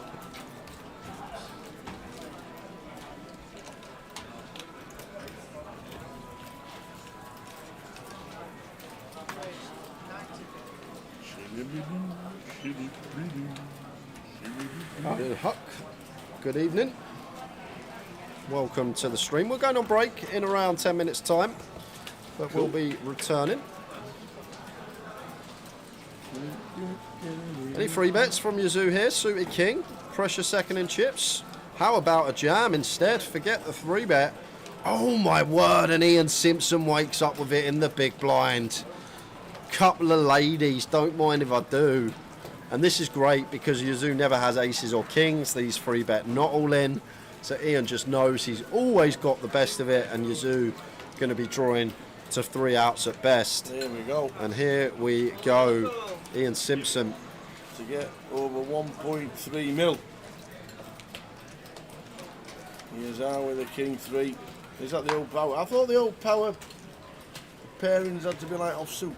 Off the ace-X, like the ace-deuce off, the ace-3 right, off. okay. We like the suited kings, the high-low finals. Oh my he likes word. that king as well. He just finds Ian it. Simpson, man. It's not over yet. 2 ladies in there. Is it going to be a case of finding one? And 8 not changing anything. So Ian Simpson down to a 2-out up for tournament life. They need a fun. It's not. Ian Simpson's going to be eliminated in 4th. Ouch. £4,150 for Ian Simpson. Well played, Ian. Taps the table. Shakes. Big loves to Arian, and I'm pretty sure he said great play on the bubble. Yeah, Ian Simpson 4,150. To be fair, it was like a little switch between Yazoo and Ian, all of the bubble. Ian had the chip lead and Yazoo had the chip lead, and they were both able to apply pressure. But at the end of the day, it comes down to winning those big, crucial all-ins. Yeah. 2 out of 3 times, Ian would be chip leader and sitting comfortably, but that 1 in 3 shot. I think Ian's off for a hike. Off he goes. Going to walk the moors for a couple of hours. That's a Vegas backpack, that Tower. End up walking the moors without that.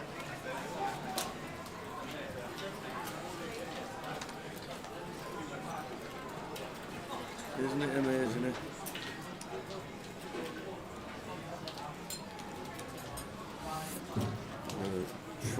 handed now. Yazoo finds an ace on the button. Big blind only of Arian. Is he going to continue with the jam approach? He is. There is the all-in. And 10-4 off for Arian, can't do anything. He will just fold. So Yazoo, 2.1 million, over half the chips in play. Three-handed driver's seat to take this one down. Heading out on break in just under 10 minutes' time.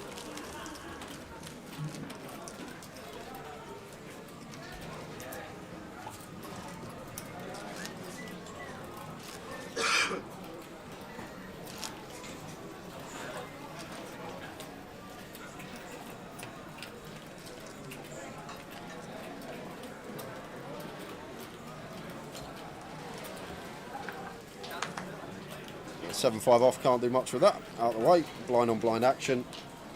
It is a Yazoo clinic. And I'll tell you what, that bet fold with King Queen, getting that price, top two pair, bet folding it, not just bet folding it, bet snap folding it, just already deducted the spot before he put that original bet in. That was some laydown from the man. And then if you throw it back to the start of the final table, remember him 4-bet ripping King 3 off over Arian's 3-bet from the big blind? The lad has been on point. I'll give him that. Sometimes I watch him and I think can be erratic at times and loves applying pressure. But when it goes your way, it can work out, and it's paid dividends on this occasion.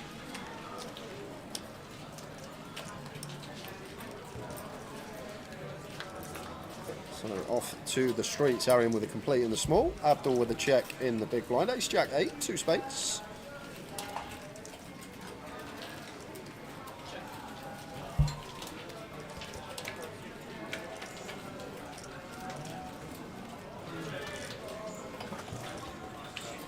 Five of diamonds on the turn.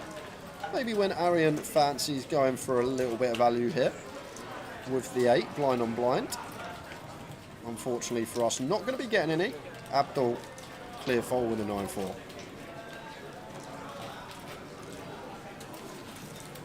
Why are they limping for the small blind so often?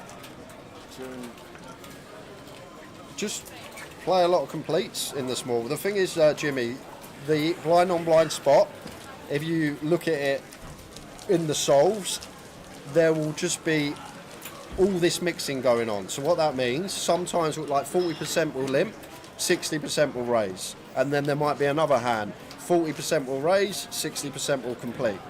It's just loads of mixing going on when we're blind on blind in the small. Difficult, like it's rare you find a pure spot, small blind and big blind. There's a lot of sometimes we do this, sometimes we do that.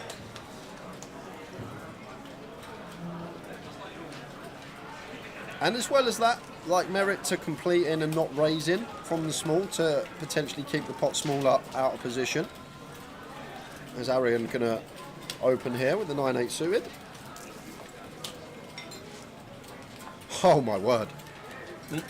Abdul, how does he do it?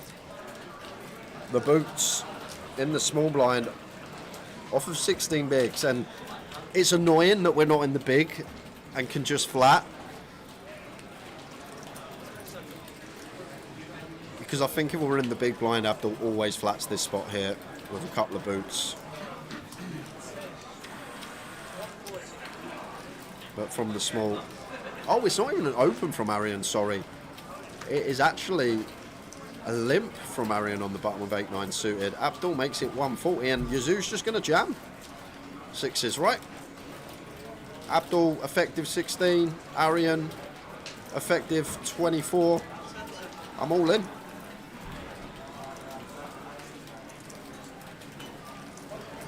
No, folding sixes. What? How does he know? All right, now I think about it, Tower. What hands does Abdul raise not all in off of 16 blinds out of position against this limp from Arian? There's not many, because if Abdul's got like deuces through fives, he jams. If he's got ace, jack, ace, 10, king, queen, he jams. So once he opts for a raise not all in, out of position to the limper, he's going to be super polar. So he's going to have very good hands and then maybe like some bluffs in there. So potentially that's what's gone through Yazoo's head there. But folding sixes, three-handed, and I always look at it from a mathematical standpoint with pairs tower. 1 and 17 to get dealt a pair. 17 squared is 289, and then three-handed, divide that by 3. So we're about 90 to 1 for 2 pairs to be dealt in a three-handed situation. One way to look at it. But still, Yazoo, just how he does it, how he's found that fold. But I'm guessing he just deducted the fact that Abdul would shove all in with a lot of his range that wants to continue. So when he raises not all in, he thinks he's higher towards the top end. But credit to Yazoo, saved some chips, and now we got some action between Abdul and Arian, up and down for Arian. And the boots for Abdul. Will we continue the turn?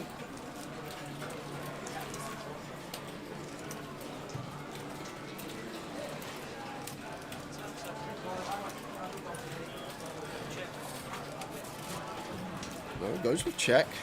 Gonna hand some rope over to Arian here. Make it look like we got an ace-king, an ace-queen type thing. And there's the all-in from Arian Kashani, and this is going to be getting snapped off by Abdul. Indeed it and is. Arian going to need to find a jack or a 6 here. Otherwise, he's going to be left on crumbs heading towards the breaks. And we know 2 6s are in the muck. The other 2 alive. And Yazoo, 6 or a jack. Yazoo sitting there patting himself on the back thinking, we were right. Abdul was top end, and it's no 6 or jack for Arian. Abdul doubles to 1.4. Arian left with 7 big blinds.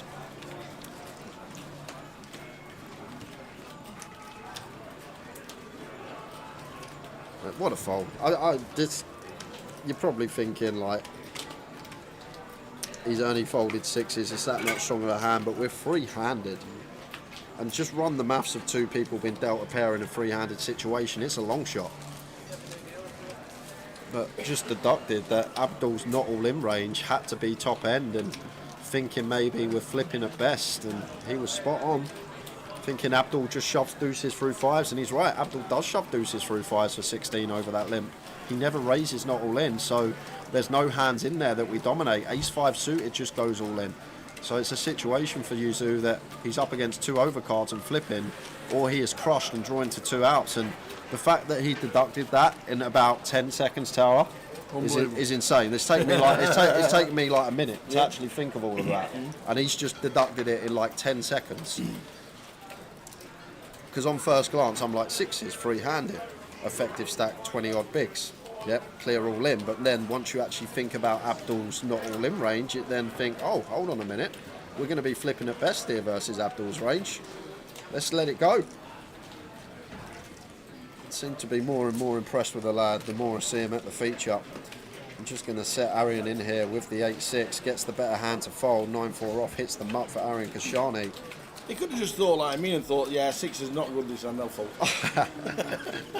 I'm not feeling the 6s this hand.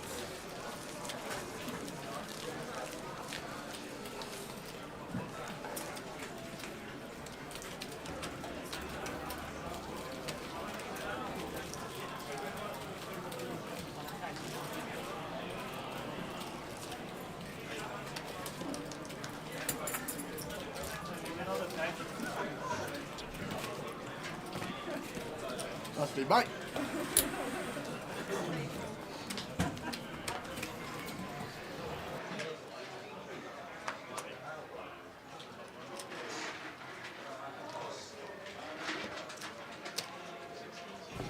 So last down, 45 seconds of this session to go. What a session. Fantastic. Honestly, that bubble is great when we have a bubble, a one table bubble, because we're not waiting hand for hand. And then we just get fast action, all-ins and calls. We saw some battles between big stacks. It's what we want to see. 8 all-in and calls we had on the bubble. And it was number 8 that sent Phil Tate packing. Yep. He went home with nothing.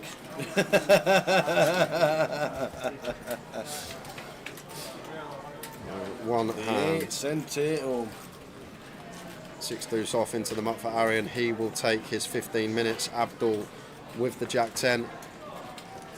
Blind on blind. Makes it up. He's out with the King 4. Any jamming tower? Does it sound crazy? 35 bigs to move all in, but Arian's only got 4 bigs, right? So Abdul can't call unless he's got aces, kings, queens, ace, king suited. I don't know. Just food for thought. Just food for thought, you know. I guess there's not as much ICM free-handed as well, something to take into account, but seems ludicrous actually, 35 sending it in, but I don't know in these extreme scenarios where there's such a dwindling short stack and then you've got yourself and then someone with a healthy stack second in chips, do we get to apply maximum pressure? Do we get to put Abdul to the test knowing he can only call a select amount of combos? Maybe. Just guessing. Trying to get in use ours head. Not a chance. Not a chance. So we're on a break. As you can see there, we're into the break as it stands right now. Oh no, we're going to come back at 10 past 8. Better have a free all in first hand or I'm going to be wrong. Didn't think this would go past 10 past 8. Hanskin says maybe King 4 off, not King 4 suited. Okay, yeah, makes sense. Too much, yeah, too good playability with suited. Offsuit, more viable perhaps. Maybe. He used the word maybe.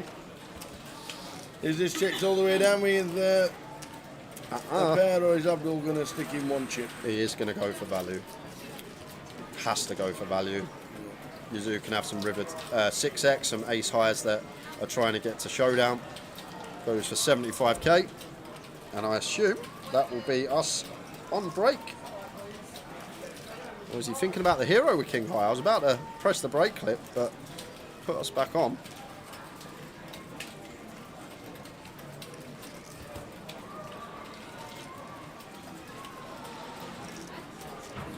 Well, he didn't get the memo, did he, about us needing a break? I don't mind, Tower. Looks like we're going to be done around 9, half 9 anyway today.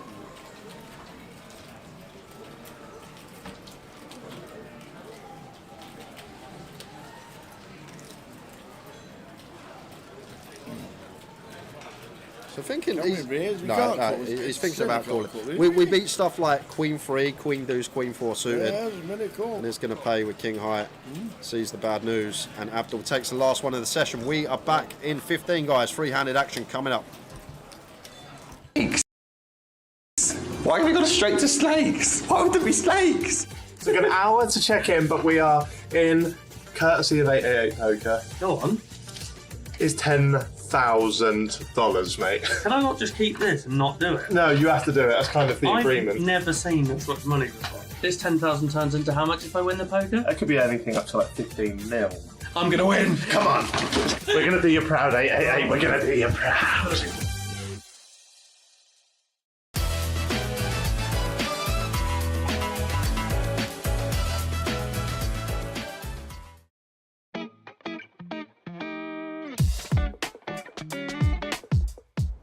Oh, looks like we got a pickup for 888 ride. Oh, Benny Glaser. The answer to the question, which European has the most World Series of Poker bracelets? Benny Glaser. Let's go get him.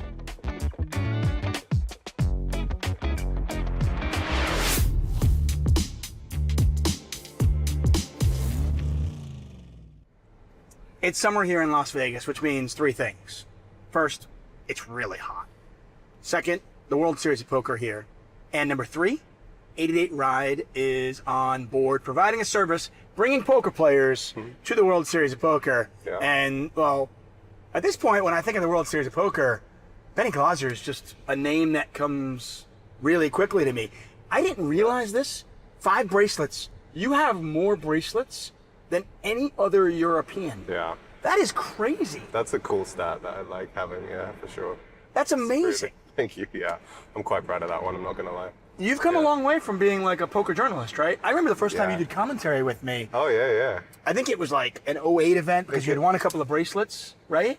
Yes, but I think the first time I did commentary with you was the 10K single draw final table when I bust out of it. Okay. And then came and commentated on it for a brief, and that was just before I won those 2 bracelets that year. It was, I think that was the start of the Black Booth Mojo, right? You came in there and then you won a couple of bracelets. Yeah, I remember that as a thing, yeah. So when you started down this path of being in poker, yeah, did you ever imagine a scenario where you would be here? I mean, you have the most coups, most scoops, most bracelets out of all European players. I mean, did you ever imagine that this would be a reality? Is this... Not realistically, no. When I was playing online back in the day for penny stakes, or even playing in a pub league with my housemates and stuff like 17 years ago, then no, realistically, I didn't really imagine being here. Yeah. Was there... So it seems like, I want to say, what, 2015, 2016 is where you kind of just like, you blew up. Yeah. Was there something that happened here at the World Series of Poker or online? Was there an epiphany? Something that kind of just clicked, the light went on, and you were like, I think I figured this out. There wasn't necessarily that like I figured this out, but like I was grinding online for a long time. Right.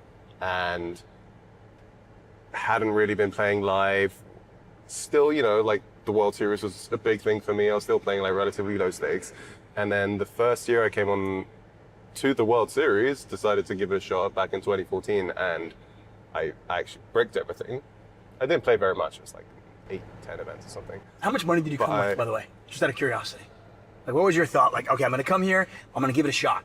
It wasn't like exactly like that. It was like I had sort of planned. I had like a friend help me out as well with money. Like it wasn't, I'm, this kind of thing. So I bricked everything, but like I had the realization when I came is like I'm actually, better than most of these guys that I've been watching on TV. And it's like, yeah, I can actually definitely compete here. So even though it's tough for me to come to the World Series and break, I was still like, okay, I'm planning to hopefully come next year and do better. So despite the fact that you bricked everything, it actually helped to build your confidence? I think so, in a way, yeah. Wow, that's interesting. Because I just like the guys that I'm playing with that, I might have put on a pedestal kind of thing in a way of like being an online player. Just playing with them and, just feeling very like comfortable and like, it's like, oh, these guys are making mistakes or whatever. That built my confidence, yeah. That's amazing because in I think in life and in poker, people are so results oriented. Yeah. Where if you make a decision to go with a bluff in a certain spot and it doesn't work, sometimes people are like, well, that was stupid. I'm never going to do that again. Of course. Or if something works, even though it was a bad decision, you're like, well, it works. So it was great. And a lot of people are just simply like, if you brick everything, I'm not good enough. That is one thing that hopefully poker teaches you in a good way, to be logical and rational and not be results oriented. You're like, okay, at the time I had all of this information, and based on that information, I made the best possible decisions. And then this is the result, the outcome, which might have gone not the way you hoped for, but at the time it's still a good decision. So you can just be happy with those decisions at the time and trying to not be results oriented. So generally poker hopefully teaches people in life to be able to separate that stuff. And Yeah, for sure. I think it's one of the things about poker that really does, it's a kind of a life skill. Yes. And for sure. It's pretty amazing that I've known you for almost 10 years now. We did commentary back then. I was cheering you on. You're winning bracelets. What an amazing journey you have been on, in the fact that, you think about it, 10 years ago, you were here and you bricked all those tournaments. You built some confidence. And now 10 years later, all-time winningest scoop, coup, title holder, and 5 bracelets. Has the journey been as easy as it appeared? Definitely not. There's been a lot of like, misery and pain and that kind of stuff. Tell us about some of the misery and pain. I want to know, like, what was some of the low points? Because on the outside, the perspective just looks like, man, this guy just sun runs all the time and he's so good. You're like the European version of Jeremy Ostis. I'll take that as a compliment. I'm cool with that. There's been a lot of, even recently, like, actually right before this World Series, I was on the biggest downswing I've ever had by quite a way. Like, people don't necessarily see how hard I fire. Like, I'm firing really hard. I was playing all the Win 10Ks in, March, all that kind of stuff. And I was just sadly running very bad at the highest stakes this year. So there was 2 months where, for example, even though I won a scoop, I was still down a bunch on the series. And That's amazing. Tough. People don't realize that. No, they just I see their know. wins and they I think, know. oh, you're a success. Yeah, I ran terribly all the high stakes, so from a financial point of view, it was very tough. And yeah, those couple of months of playing live and just bricking a lot was pretty painful, I'm not gonna lie. That was just an example. That was the most recent one. It was for a lot of money, and yeah, it was just tough when I'm playing live, and it's often quite an isolated process, especially like Scoop. I was staying by myself, grinding online, so you hope when you make those sacrifices that it's going to go well. It can kind of make it more painful if it then doesn't. Another example, like I used to grind heads up sit and goes online, for example. That was also a very insular process before I kind of was successful. There was a lot of times of pain during that time. When was this? There's so much variance. Was this earlier on in your career? Let's say 2013 or so, back in there. So those are,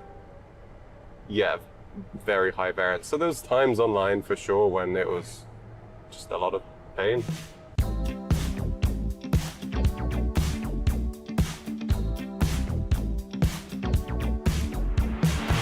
What is it about the World Series of Poker that just seems to bring out the best in you? I mean, obviously you're great online as well, but 5 bracelets, many of them in different disciplines. None, by the way, in Nolan and Hold'em yet, but maybe that'll change. Who knows? Yeah. But you seem to be just good at all the different games. Well, what is it about the World Series of Poker that just kind of gets the best out of you? I still think of it as like the most prestigious festival in the year. I still want to be chasing the bracelets, still want to be going for Player of the Year, for example. Stuff that, I was wanting since I was young.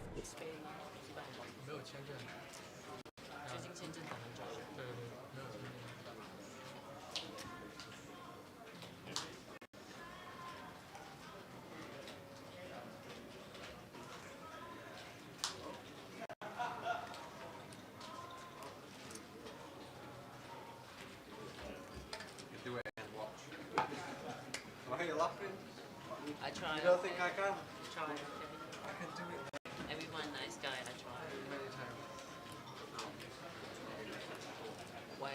You know this Tuesday on Stars? Yeah. I went down to one big blind before the money. And I ended up winning it, mate. Before the money? Before the money, I had one big blind. Feel like being forced all in on the bubble. Yeah, I think I quadrupled up. Right. On the stone bubble? On the stone bubble. And then went to win it. I had European on this side, Elmricks on that side. European on this side, Elmricks that side. Oh wow. Graphical that side. Great story, innit? From all the time. You guys have to start? Can we start? You guys ready to go in?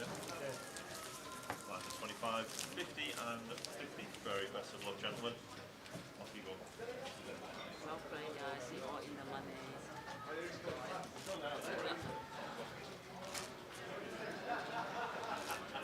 Come on, Nixon, this first time is so important, mate. Simon, give him a pat on the back, please, in advance. Here we go. Who would have thought we'd have seen Arian Kashani in the final 3? I know. 2 bigs on the bubble. Here he is. Going to need to replicate the spin that occurred on the bubble by himself because he's short. Working with about 4 BBs, I believe. But welcome back, everyone. Been a fantastic high roller so far, and expect it to be done this session. I reckon about 9 o'clock finish, thereabouts.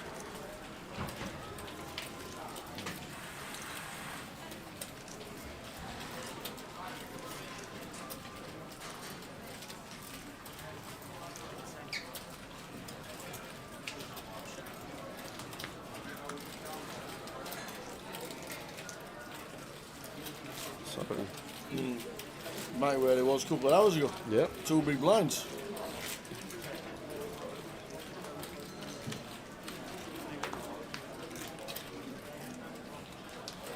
Can he spin it up again?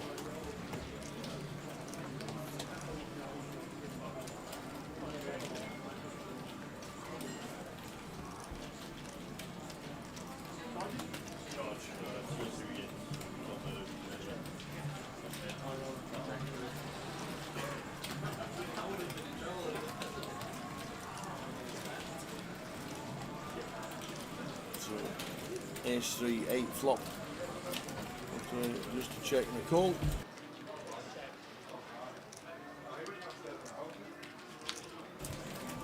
Checkity check, pairs of 3 on the turn.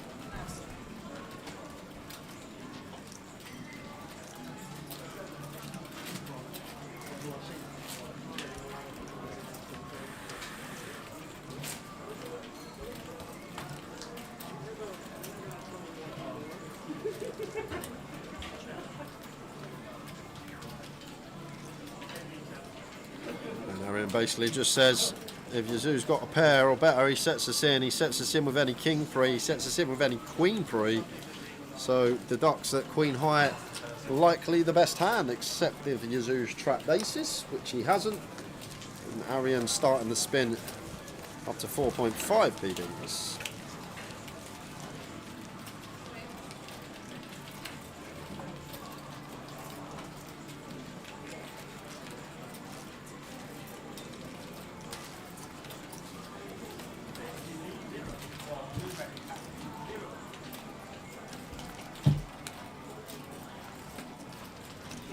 So 300 for the title.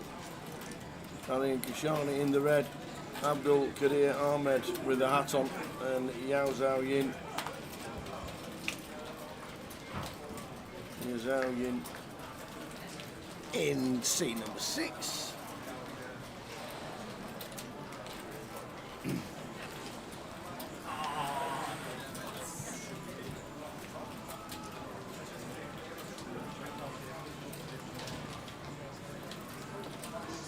Just sends a lot in with deuces.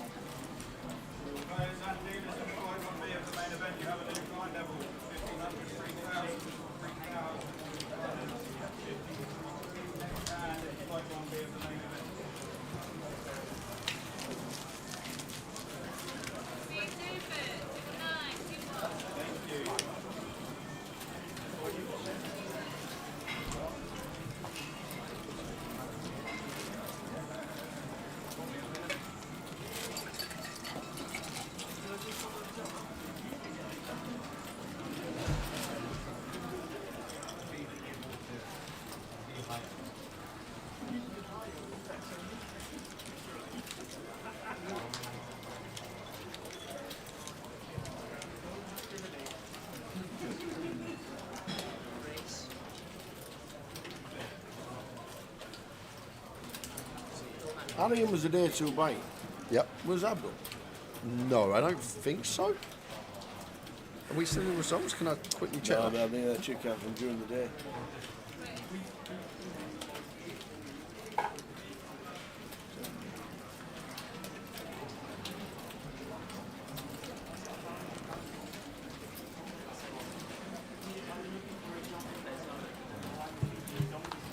Abdul with the ace queen just sends it in. So Arian's in with the king 7. Abdul Kadir Ahmed is trying to take out and go heads up against Yao Zhao Yin.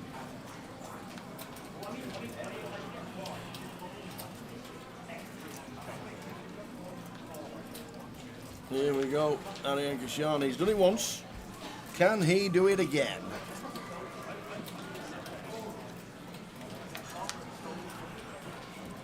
Does find the king. It's a king, and look what's on the board as well, an ace. Still the same scenario, a king or a 7.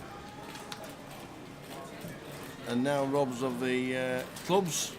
So a red king or a red 7, and it's not. Couldn't spin it back up this time. Arian Kashani, great effort from a day 2 buying. £6,320 he'll be taking home. He'll be chuffed with that, where he come back after that break on the bubble with 2 bigs. Yes. Day 2 buy-in into £6,320, and Arian a day 2 buy-in tower. Yep. But what if I told you the two chaps right now that were about to play heads up also bought in today? Both of them.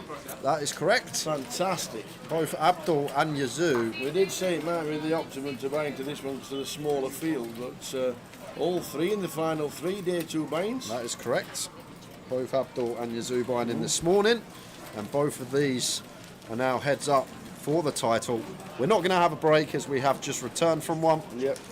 So we will bout this out until a champion.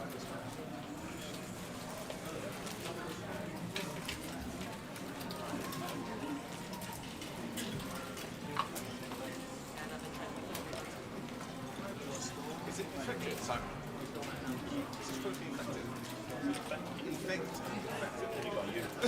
Yeah, I haven't even touched it, so. That's the, yes, that's the thing.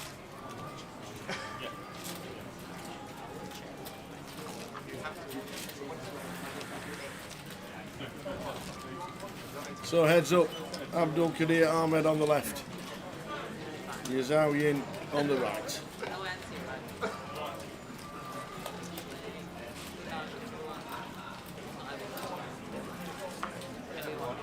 There you go, C4, 30% ICM bump if you max layer edge.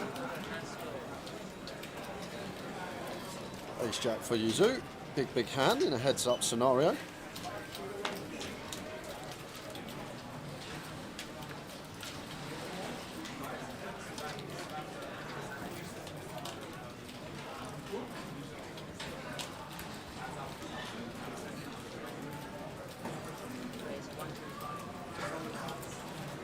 Goes for 125, 6-3 off, facing 2.5 extra Abdul. Obviously, going to be continuing most range in the big line in heads up poker. Needs to be in there bouting for pots. No ante out there, but going to need to be fighting.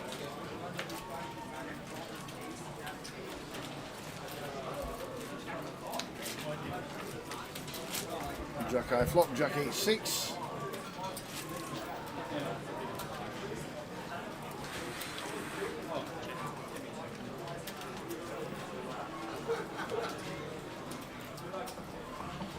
So we've got some action here. We've got Abdul with bottom, Yazoo with top. And the top pair, top kicker, just going to go straight for value. And we'll be getting a streak. Abdul flopped the pair here, so he'll have to stick around.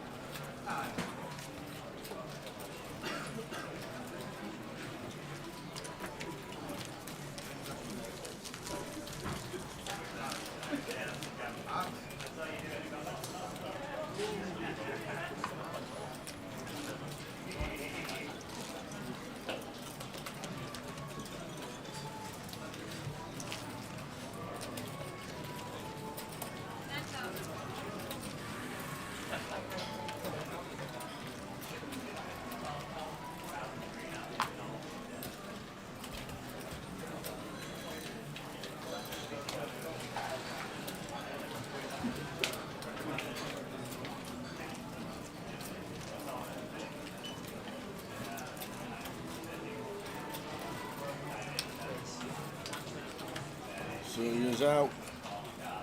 King 6. Abdul raises with a King 5. Over to Jay with these two ones. Yeah, well, at this stack depth tower, one that may be used as Yazoo. Definitely a candidate that could be 3-betting.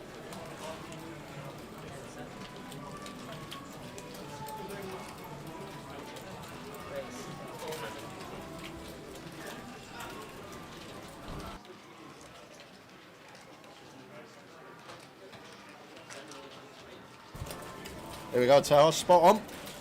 You just know the offsuit King X is going to get 3-bet at this stack depth from a good player. I'm not folding. I'll tell you, I might play on Monday just to play him. And it works. Gets the king 5 out of there.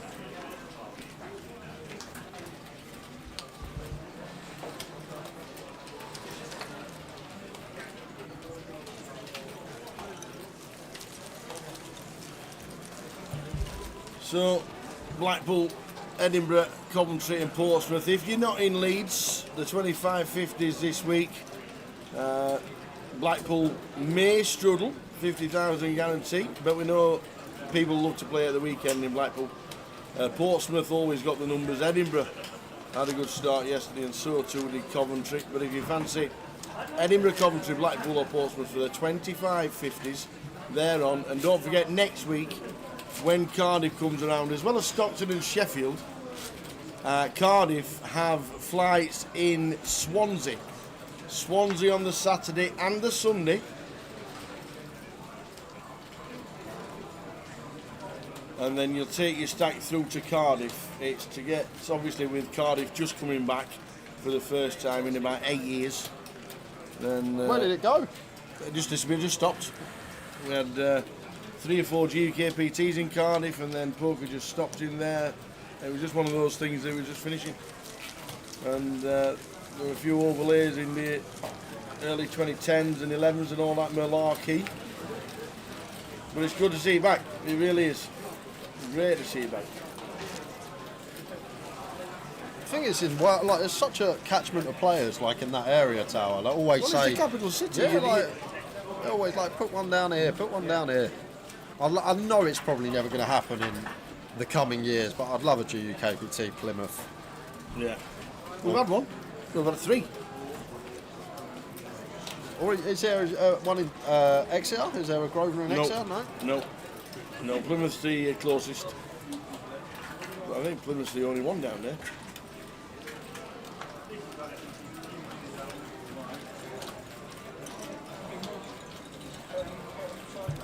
There you go. I see for a long time we got played in GKPT Cardiff. Chat to anyone, me. Chat to absolutely anybody, me.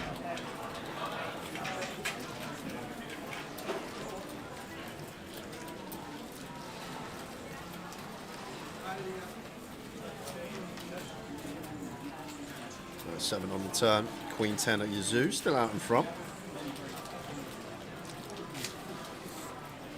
Abdul Qadir in the hunt for a trophy. He's been saying to me over the past few months, when will I get one? He's got some work to do here to turn this around. He does want that high roller title. Yazoo, a tough cookie to get past. Both players looking for showdown here. Queen high, good enough to showdown. A heads up battle. King on the river.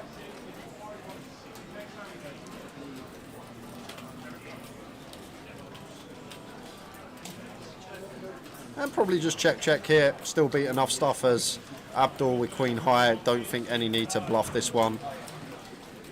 Maybe some 8 highs, some 6 high stuff if we ever have them. They may be the better candidates. Folding out more hands from our opponent's range, so it does go check, and the Queen 10 is going to play for Yazoo.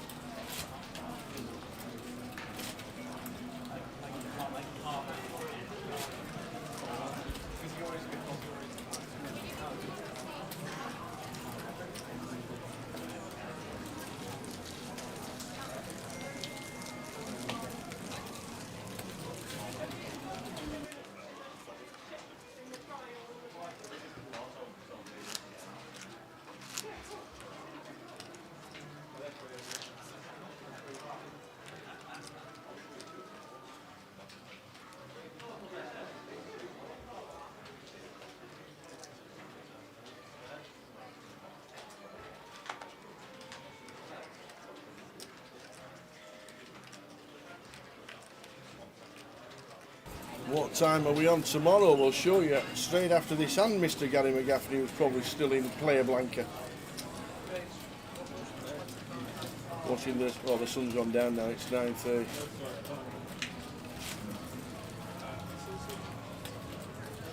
Abdul Qadir Ahmed. Played for, what, last 2 years? non-stop. Yeah. Love seeing him. Just consistent. Always a nice gentleman saying hello to us. Really nice jam there, Tower, as well. Ace-4 off for 27-28. Takes it. The offsuit high-low does the trick. And that's where we'll be. Just going now, it's 8:22. Yeah, it's same time in Lanzarote as it is in the UK. Is it? Yeah. Really? Yeah, exactly the same time. Okay. Yeah, straight down the same meridian. Same as Lisbon then? Is Lisbon the same? Yep, Lisbon's the same. They're on the same time zone. Straight down the same meridian. Woo! So 12:20 tomorrow, Gareth, when you're probably on your first San Miguel. And then 12:20 on the Sunday for the final day of the main event, with however many are coming back. Don't forget, they play to 15% of the field. The flight yesterday finished at 2 a.m. and bagged up. We'll give you the full chip counts tomorrow when we start at 12:20 of players that have made it through. And the sun's just going down.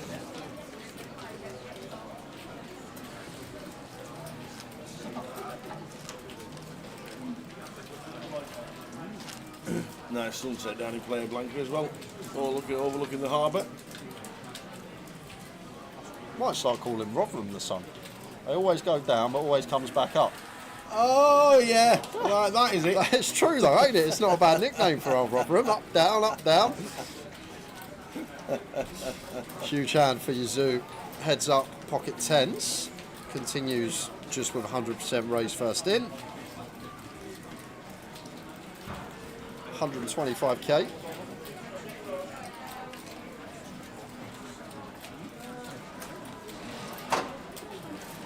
After we'll fold.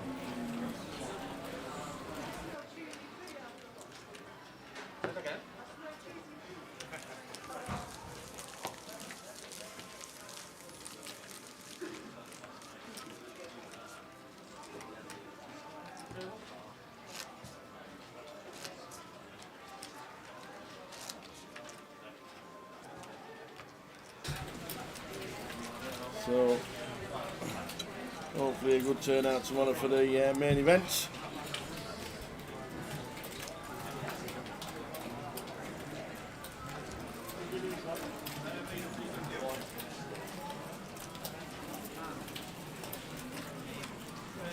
Tomorrow likely to be the busiest day. Yes. Saturday, people off work, get the 40-minute clock, get the play from midday. Yeah. I think we'll get a good turnout tomorrow, creating a nice prize pool for the main event. Here in Leeds.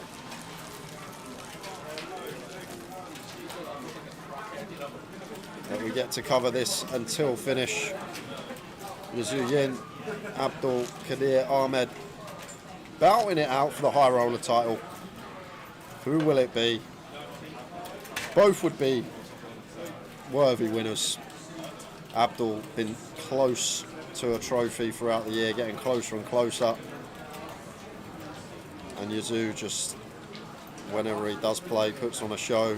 Deep run after deep run. Final tabled a bracelet event this year at the WSOP. Did he? I wasn't there. You weren't there. That's because you hadn't flown out there yet. Oh. If you had a little fly. A little one? Yeah, we were in Leeds, I think, when he was on the final table. We were right, actually okay. here, sat here where we are now. Oh, right, okay. Well, there we go.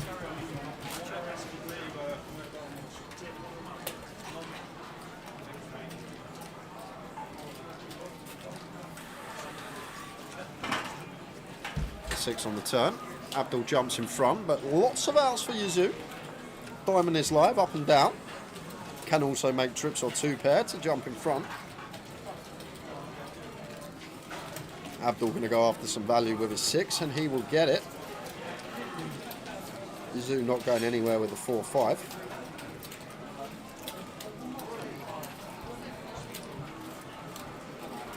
Yep, Yazoo finished third in the 5k Champions of Champions. Event 1 he come third. Is that when Mum Chris Moorman points got took off me? Yes. Yeah. It didn't matter, you won anyway. Like starting with handicap. I was starting with a handicap as soon as you picked Benny Glazer. So, Abdul still with the best of it here. May assume that Yazoo is going to go for value with a 7 on the flops. Might have gone for value with a 6, but does just go check, check. I'm going to take that one with the better 2 pair.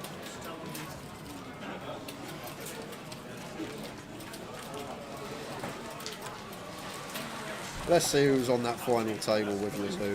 Third for 188,000. Asher Corniff won that one. And David Coleman and Bryce Walker were also on that final table. David Coleman? Yeah, David Coleman. The commentator? No, the commentator. He might do commentary. He was the best commentator ever, David Coleman. David Coleman is a very good poker player from the USA. Plays all the big stuff, Tower. 25Ks, 50Ks.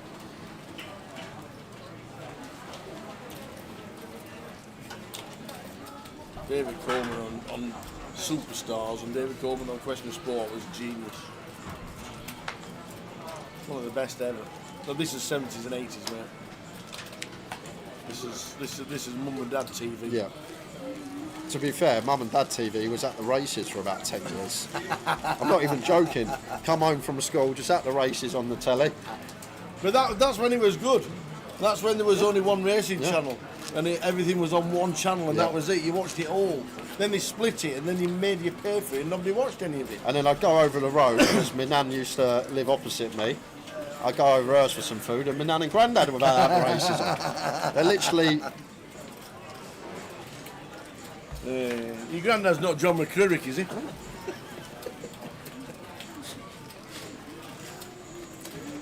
This is the thing, Tal, like horse racing throughout my whole life, and like I hardly ever bet. Yeah, especially on the horses. You missed that bit off. Yeah, on the horses. I mean, on the horses. Cheltenham, Grand National, that's about it. Ascot as well, Royal. Back to the heads-up bout. I tell you what, wait till next year, because you're 2 from 2 I from know, the last I 2 know. races at Cheltenham. That was something. 45 losers. Yazoo's got a nice stab here. 8-9, power combo, heart diamond. And what I mean by power combo, Tower, is we have a diamond and a heart, so we match the suits on the board. Okay. And what that does, it blocks some continue range. So it blocks hands like flush draws front door, and it also blocks hands like 8-6 of hearts, 8-9 of hearts, 8-10 of hearts, which would be calls for Abdul as floats. Okay. So that's why it's the power combo of the 8-9. Make sure to use that in your £50 nightly in Blackpool next week. See, 10 years ago they were rags and they were off. they were napkins King 5 2 years ago. They still are napkins, but they can have some opportunities to get aggressive in certain scenarios, as Abdul is here. Goes for the raise with the King 5, and Yazoo just got to relinquish, lets it go.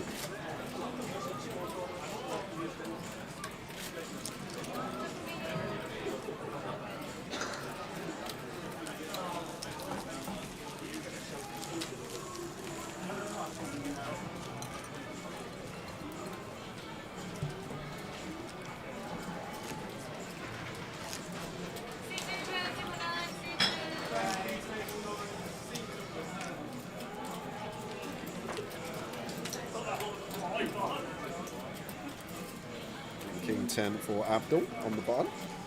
One that he will be getting involved with here.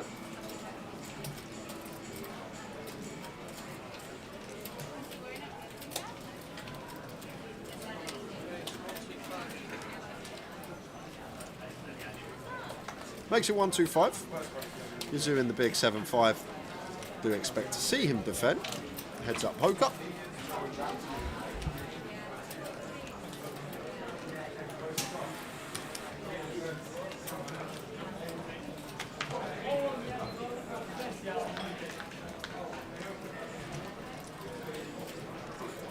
A6 deuce.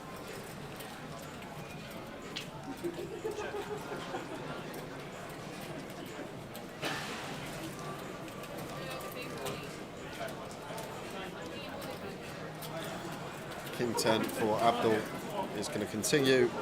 Should be end of hand.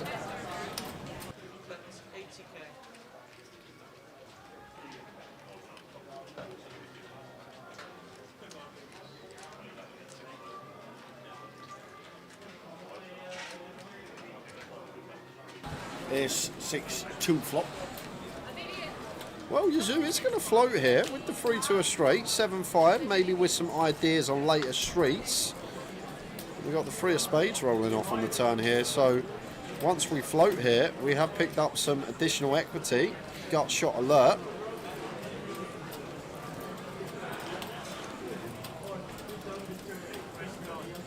And maybe Abdul now shuts this one down. I guess with heart in hand, we can go for some barrels on heart rivers if we elect a double, and he is going for the double. 350 on the turn, and now Yazoo surely gets out of the way. We do pick up additional equity with a gutter ball, but how do we continue facing this size from Abdul?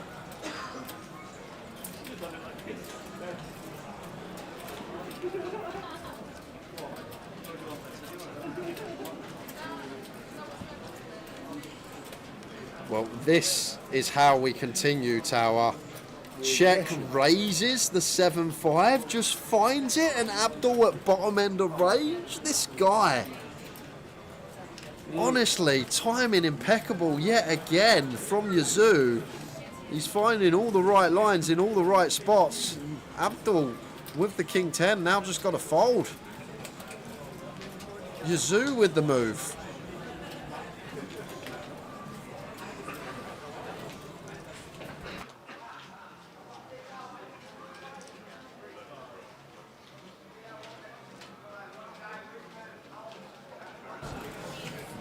I'm loving watching this man play.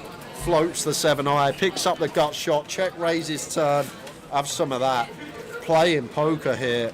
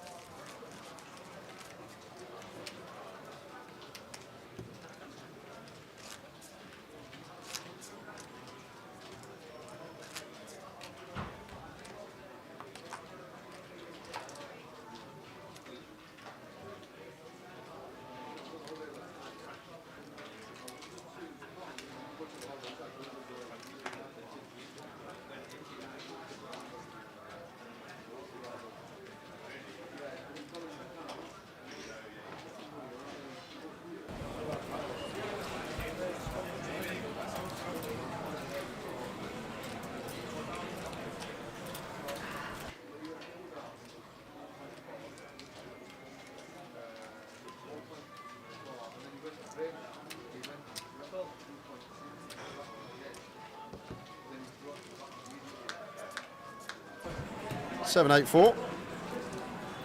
So bottom for Yazoo, middle for Abdul.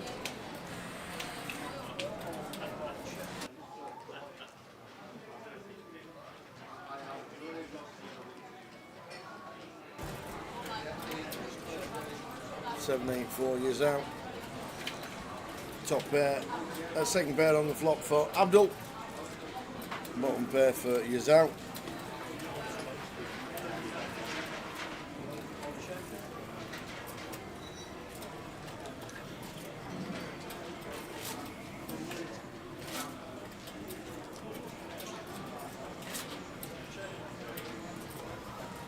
Pairs the 5 onto the turn, 5 of spades on the river after it's checked on the turn. So Abdul with a 7.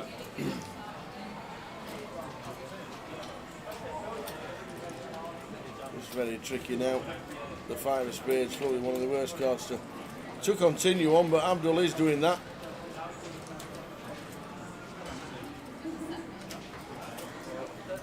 The bet's 150.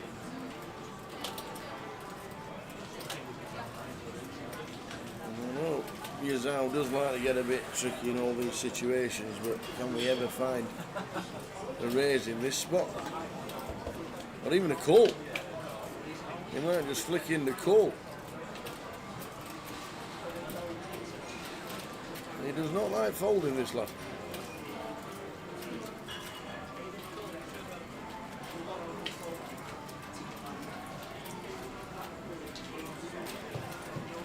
And this time he does. Oh, did he call? He did. Abdul Kadir. Needs a bit more aggression, says Simon. No, Yazao is the man with the aggression, that is for sure. But it's Abdul Kadir Ahmed playing some great stuff.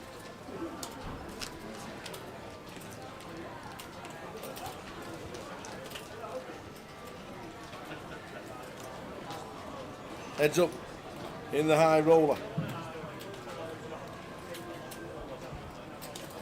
£13,540 to the winner.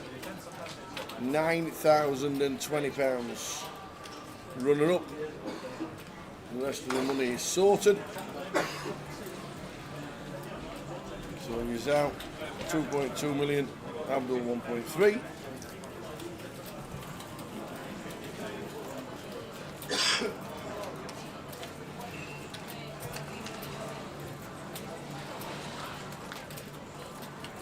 Here's Queen Deuce, 2 spades.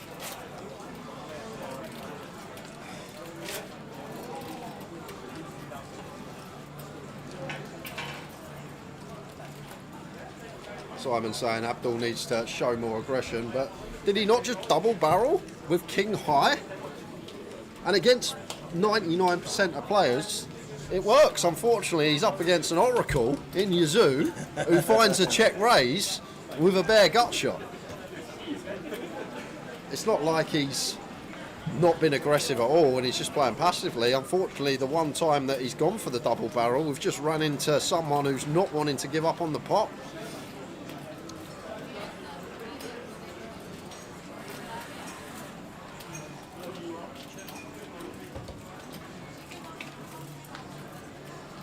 Queen on the river after the check queen on the turn.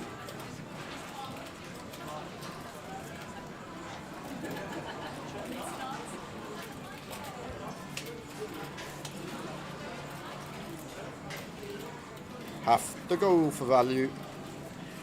Once checking twice as Abdul target king high, target jack high.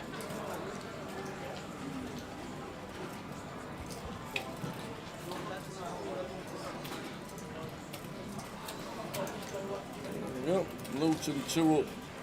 Only 3 more to go for 5-0. Oh, we all got on the 5-0. I got on Marsden to score. Has he scored yet? Who?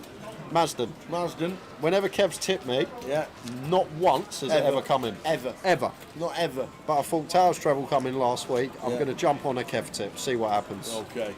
Interesting. They'll have to attack more. To be fair, they will have to attack more if they're losing 2-0. I'm guessing he plays for Cooper Park Rangers. Imagine if he's got me first goal scorer, it's the manager or something. Deuces for Yazoo here. Goes with a complete on the button.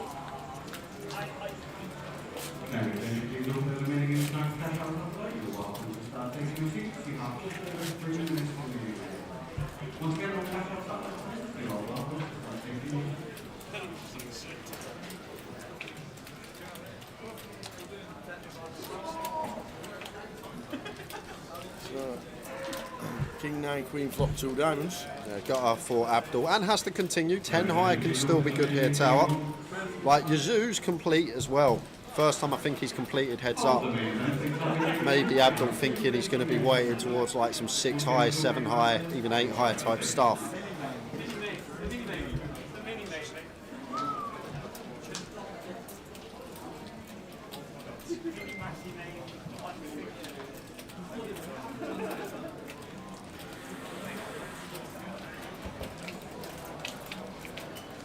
Have I picked my teams yet? At the moment, we're on a list of 6 at the minute, so they will be narrowed down to 3. Nice to see you, Sam. How are you? All right. Lovely to see you.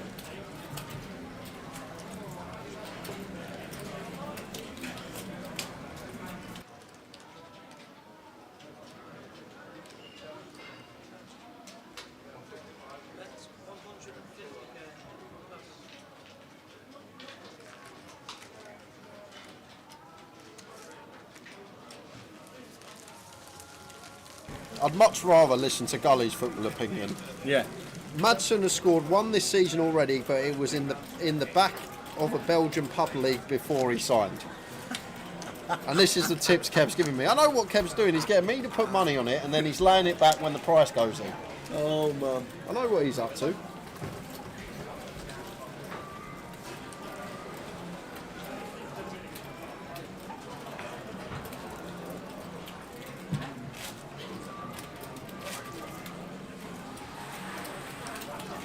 I'd like to see Abdul win as well, Simon.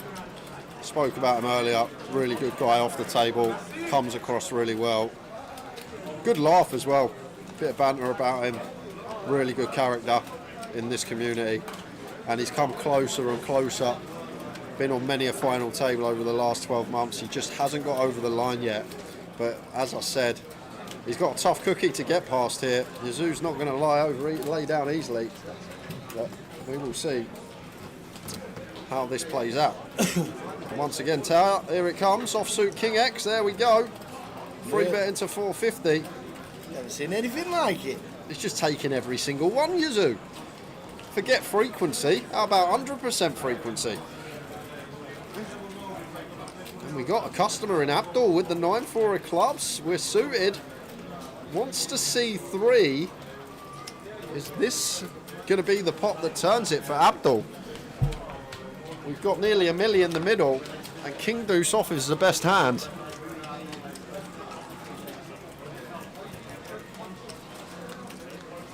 King 8-6. Top pair. Check for Yazoo, Tower. We're always checking top pair. Well, we're not always checking top pair, but we need some top pair checks. And the King Deuce with the worst kicker is going to be the best one to use. But like if we had King Queen, King Jack, we're just always betting.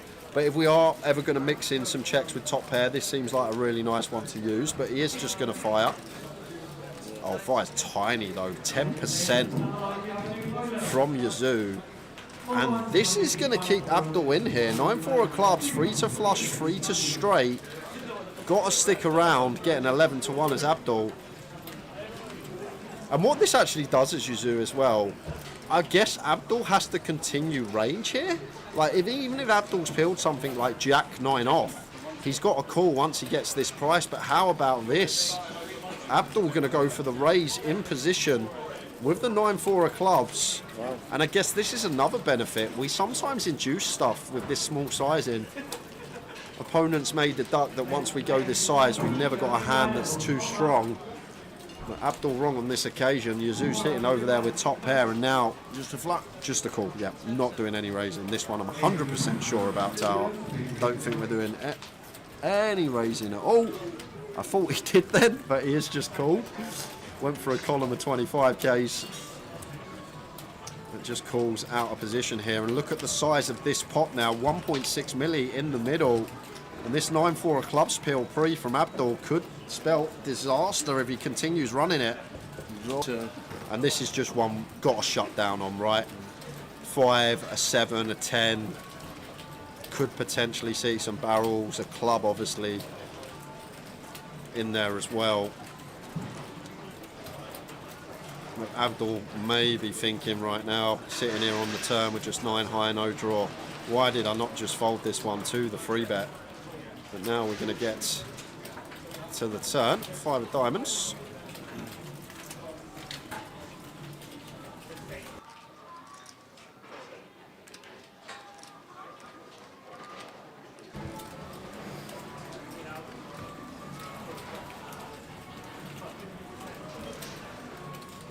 And expect Yazoo just to go for the lot of it here, Tower, in the form of an all-in.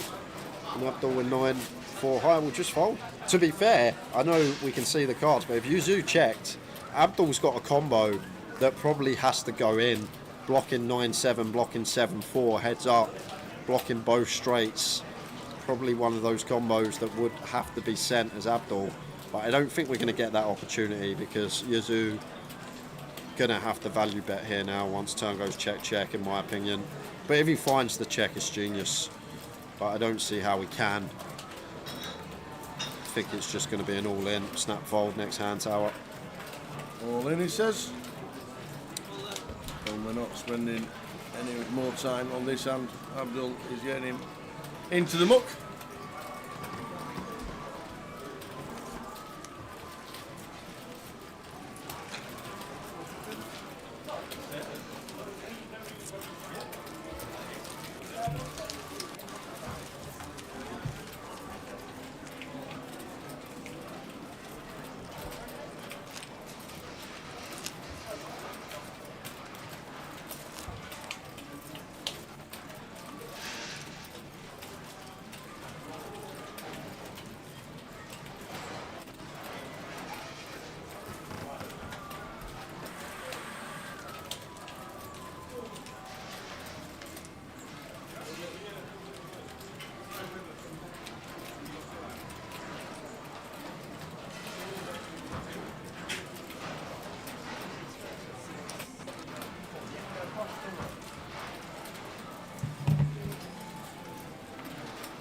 May just be a jam here from Abdul. Maybe too strong for 15. King, Queen, heads up, super strong holding. Maybe one we raise call. Right, then shove like King 10, King 9, this type of stuff. Not going to get the chance to raise call because Yazoo just lets the 8-6 go. Payouts at the bottom of your screen. 13,540 for first.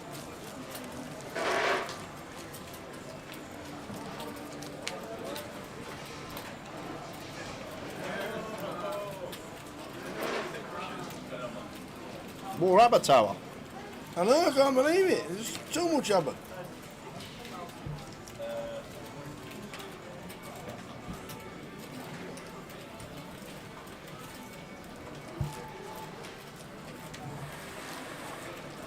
Can you ever have too much Abba?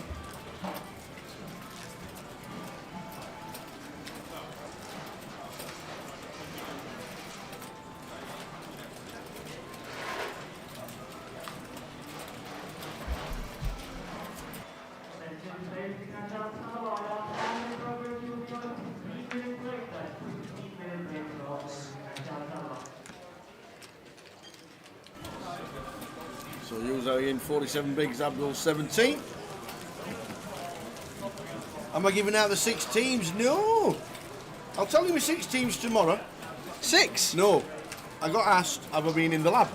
And I said yes. I said, and at the moment, I'm on a short list of 6.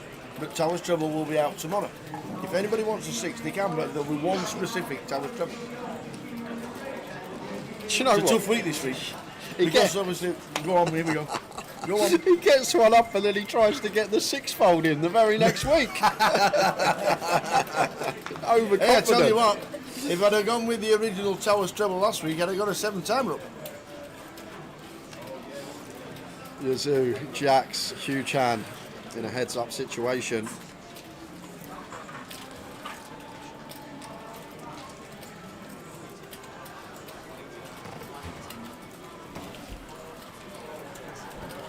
Is this for real? Jacks against Kings, are you mad? Is this a real scenario? Heads up, Jacks versus Kings at this stack depth for 15? I think we're flat here as Yazoo, right? Abdul's supposed to be really polar. Yeah.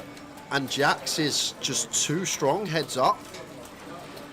Like a lot of the time, it's just gone for the all-in. Okay, fair enough.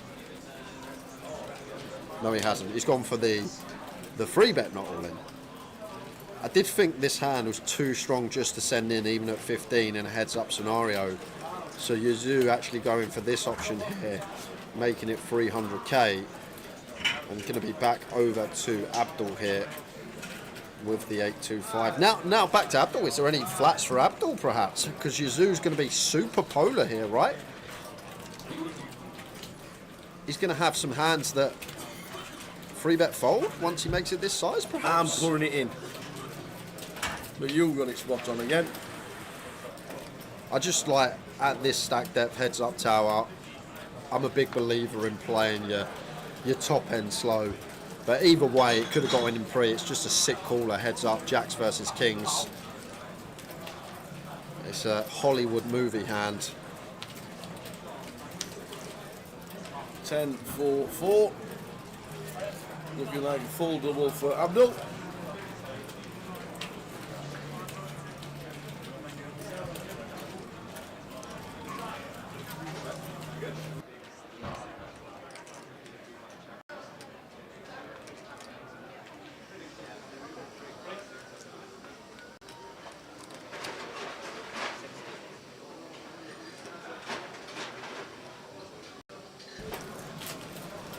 better 60.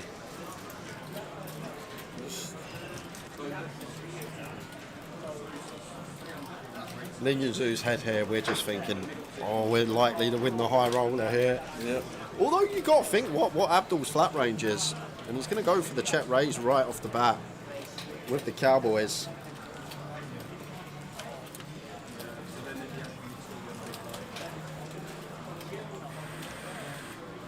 And now with Yuzu, do we just send it in? Probably. What does flat achieve? No bluffs for Abdul now, right? Once he raises, not wanting an ace or a king to roll off. The times that he's got a 10 in there, perhaps. Yeah, and That's just about everything. He click it back. He was in a minute 440. This is so funny because it could have got him free, and they've just both got such a monster that they're trying to get the absolute maximum tower and playing it in a way where they try and extract maximum value, but it's just going to be smiles when these are on their back. It's a cooler heads up, a gross cooler heads up. Jacks versus Kings is pretty crazy.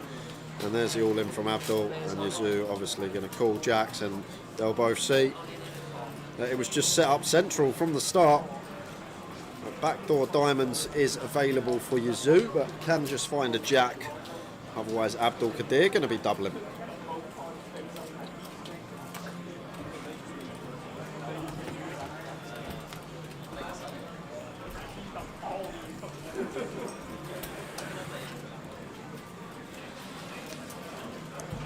Nice and clean.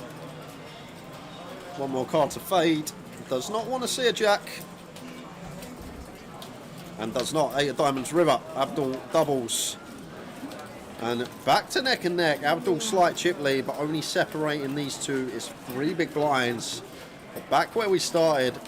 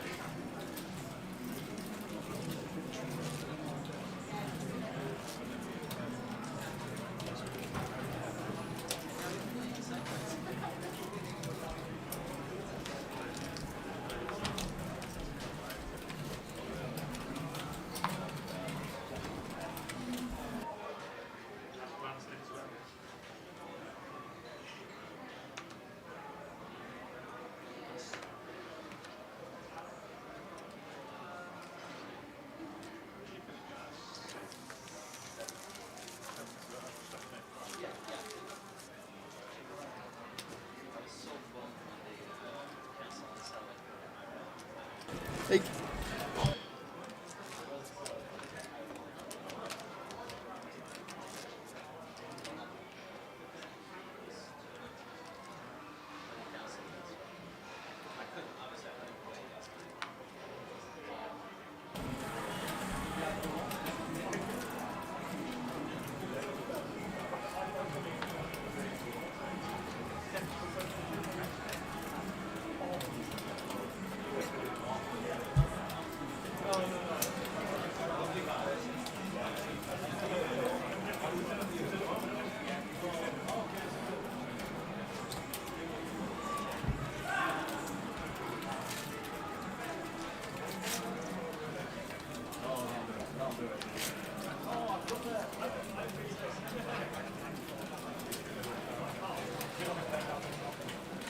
Big flop for Yuzu.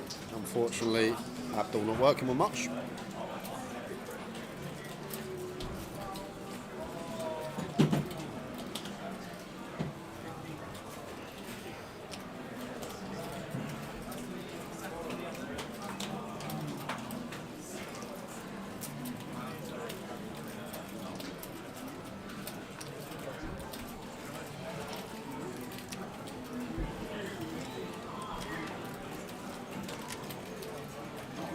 Flop a 10, 10, 6, bet a 60. Check call for Abdul. 3 of hearts turn.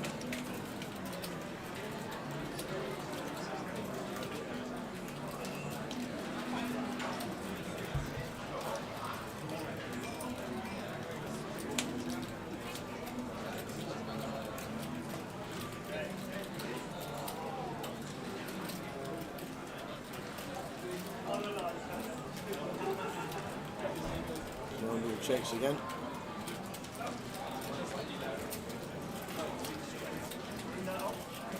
120 for years out. Chipping away Abdul. But this should be end of hand. Indeed it is. And back to the levels, the Devils. 32 bigs, 31 bigs.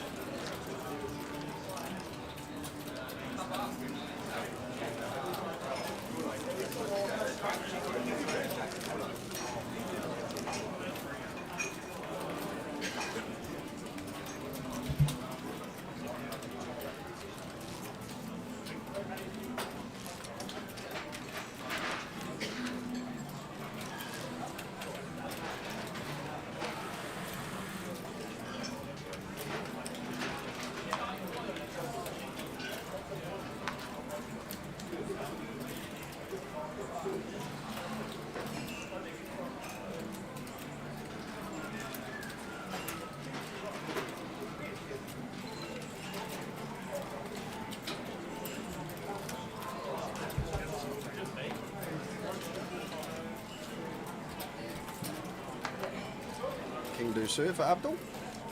Completes on the button. Yazoo with the 3 deuce suited. One that likes the check.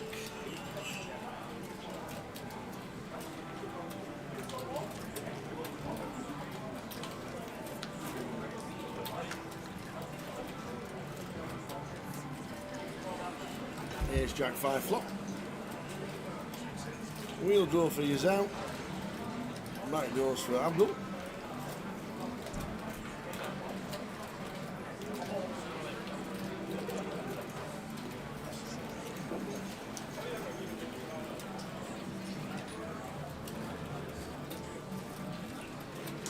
Any check raises tower?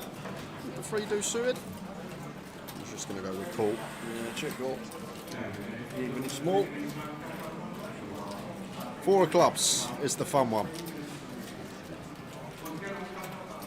He's not. It's a 6 of spades.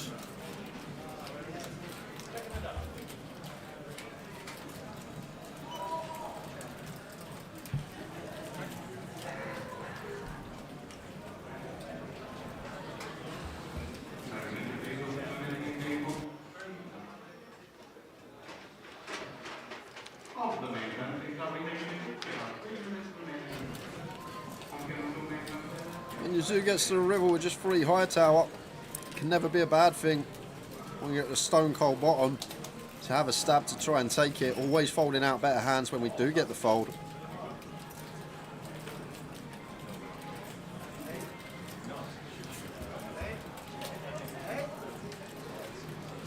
Does go for the stab. Queen a nice one as well to use on because like all our gut shots, the Broadway either make a pair which could still value bet or a straight.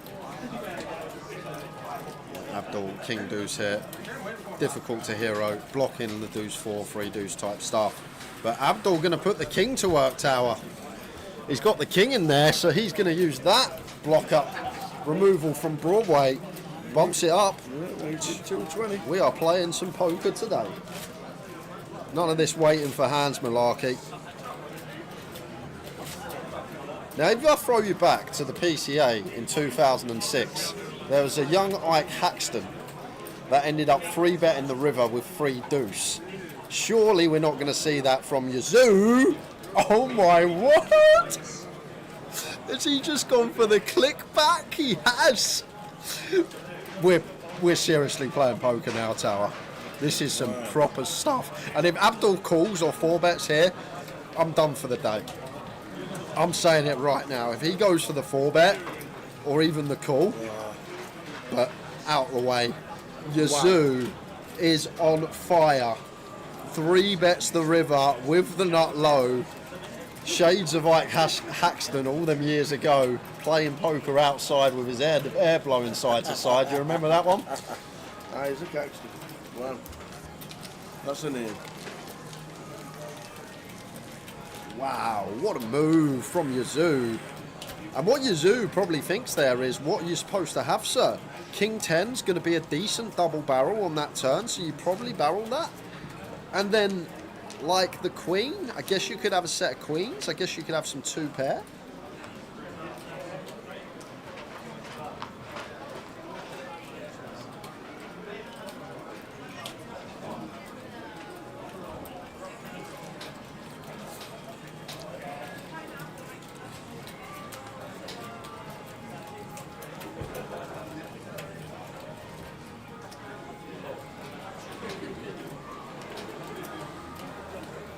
Great poker. Absolutely brilliant. None of this waiting for hands and putting chips in. They are fighting here. This is a great watch.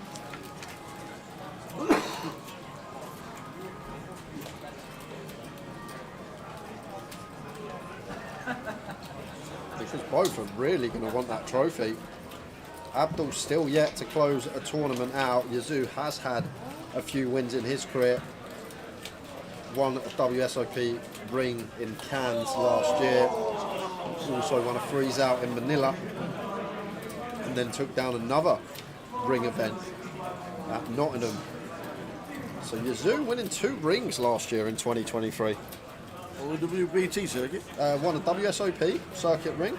Very nice. In Manila. In Cannes, and won a WSOP circuit ring in Nottingham. Does that mean when he plays the Champions of Champions, he gets 2 starting stacks? Ah. And well, I'm guessing the Champion of Champions, next year? No, because the Champions of Champions that he played this year was because he won the ring. I got you. But I'm saying if you win 2 rings, does that mean you get 2 starting stacks? Maybe. It obviously doesn't, but it should do. Yeah. It may have been a 38 strong field and you thought, well, that's a little bit poor, but this poker is fabulous. Battles, Right, here we go absolutely again. Brilliant. Bottom pair, check raising, king high calling with position, with double backdoor. Not just calling. What is going on? He's making it half a milli. 3-bet bluffs in back-to-back hands, that should be illegal. Post-flop. And Yazoo basically saying, I'm on the button, I can complete strong hands. If you've got ace-jack, Abdul, if you've got jacks or aces, you're not checking in the big blind. I can still have some traps on the button here. You cannot, sir. So using the ace-high rainbow board to his advantage in terms of range of hands pre, Abdul not going to have ace-jack. Abdul not going to have sets of jacks and aces. Whereas we can still have these hands in there. So just using that to his advantage. Meaty old 3-bet here. And Abdul sticks around with just the 3. Good senses from him. Reads on point. Queen of Diamonds turn. The Broadway draw picked up for both.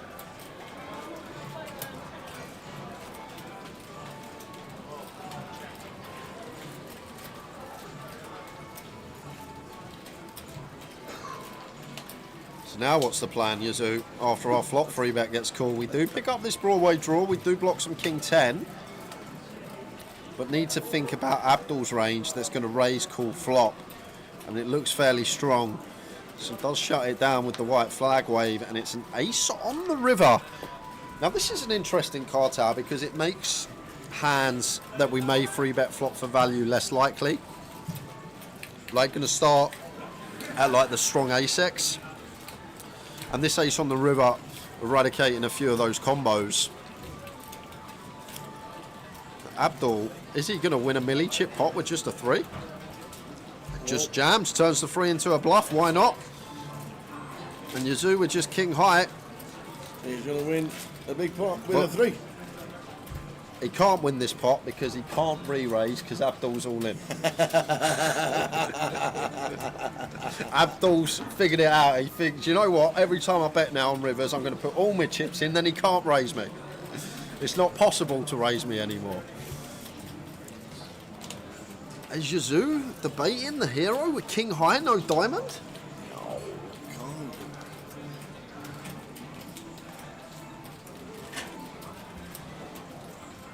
Thinking that Abdul has 4-5, 4 deuce, 5 deuce suited. We got a 4 in our hand, sir. Not the card we want. When Abdul's bluffs, you expect to be around here, that sort of will area. Once he calls our free bet, but Yazoo, not insta-folding, but does eventually let it go. And he was right, Tower. And the guy's senses are on point because he was right. Abdul was bluffing, but he was bluffing with the best hand. Yep. What a hand. What a heads-up bout. This is some back. This is what we want to see. As the blinds increase, 40k, 80k, less than 50 BBs in play.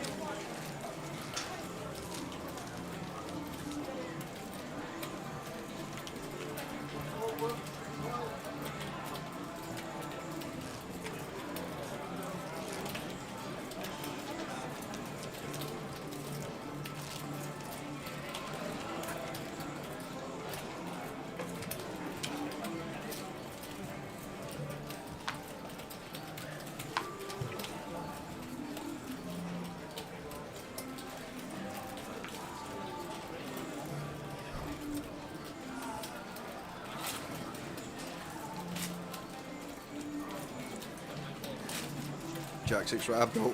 Suited Jack 7 for Yazoo. These sort of middling gappers suited like to do some checking. Just horrible for us the times we do elect to raise these and our opponent wants to free bet. Just relinquish a hell of a lot of playability and equity. So just with the check.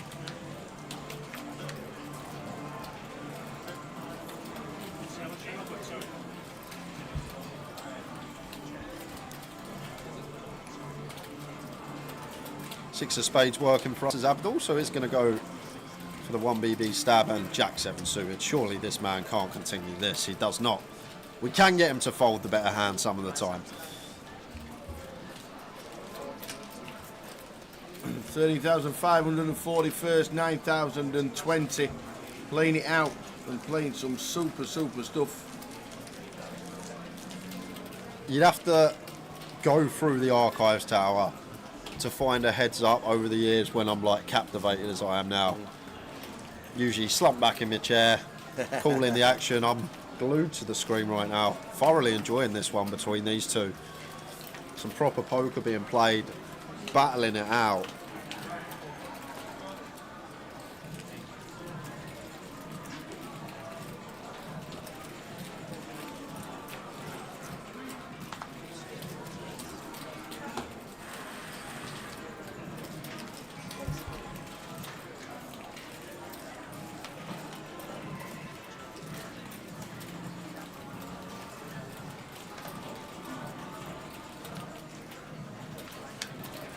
King 9-9 flop.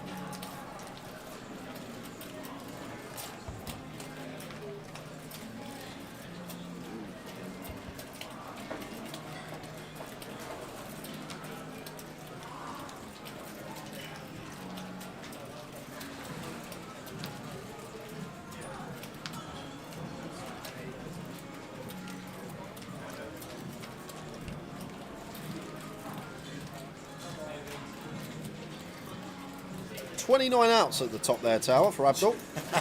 29 outs to chop or win. Now that is the most I've ever Yeah. seen. Ever.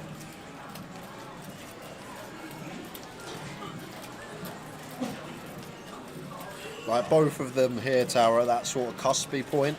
Like the 10 high, the jack high, difficult to fold out worse. And like only getting calls from better. So it's like one of those hands that just going to be knuckling it down. Although now we're chopping, it's kind of interesting here. Is Yazoo going to take initiative here? But he's not. They're just going to chop this up.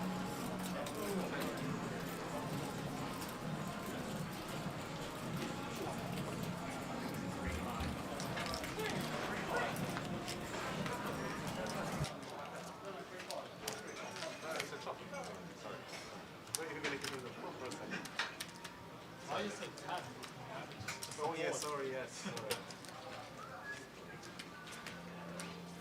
Should have said I'm playing the board.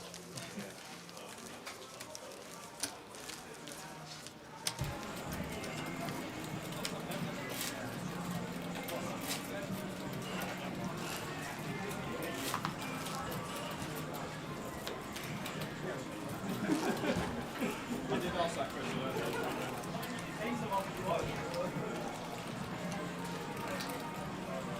So, what a battle this is. Yazawian and Abdul Qadir Ahmed. What a battle. It's What a real, battle. What a final table. it's a real good watch tower. Like the final, the bubble was great, but like heads up sometimes, like back and forth, lots of bet folding, all this stuff. Like sometimes you watch it, it can be a bit dry, but this battle between these two particular players has been great. And I think it's the first 4-bet with 3-2 I've seen. It'll use out. Winning with the old nut low. Loved it. And not to just at any stage of the game, it's heads up. It's like wow.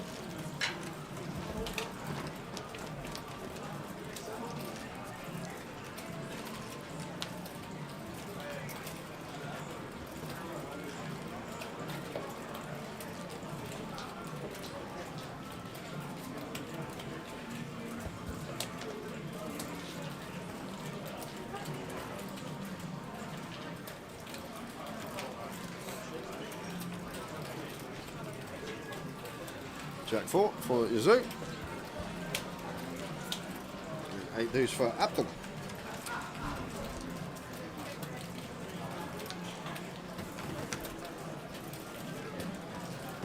King, Queen, 10.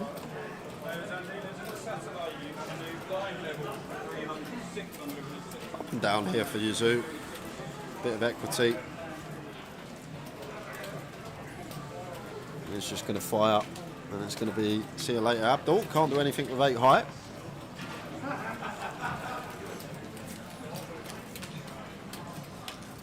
Them stacks are still level, 25 beats, 23 beats.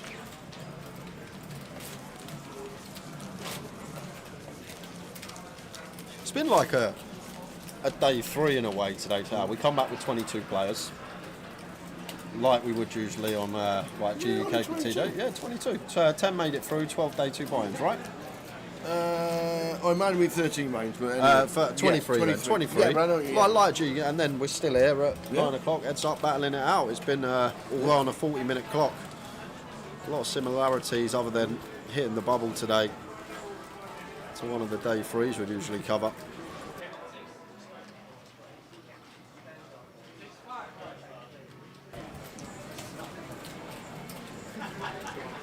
So Jack 10 for Abdul.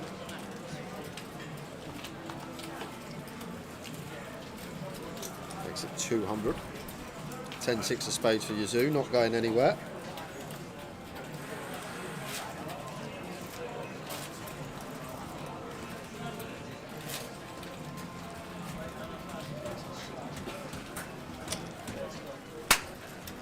Kev Jackson, you better not be trolling me. You better not be trolling me. The tip's come in. Unbelievable. The tip's come in. We knew it would. I can't lose a bet. The last 2 weeks, I cannot lose a bet. Thank you very much, Kev. I owe you a drink, sir. I owe you a drink next time I see ya. Come and see me. I'll get you some Dom Perignon. Hey!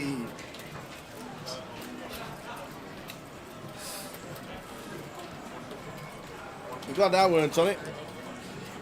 Were you not on it? Nope. Come on, 6 to 1.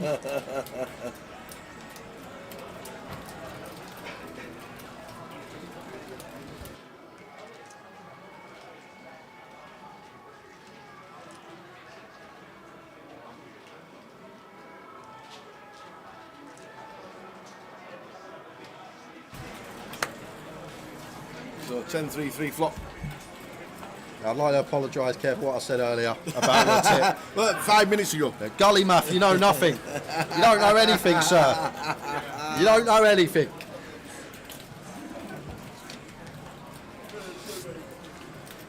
Oh, wow. Top pair v top pair. And we got a raise from Yazoo here. And this could be a biggie. We'll see how it plays out, but both players with top pair in a heads-up coup. Abdul, expect him to just land on call here. And does play call.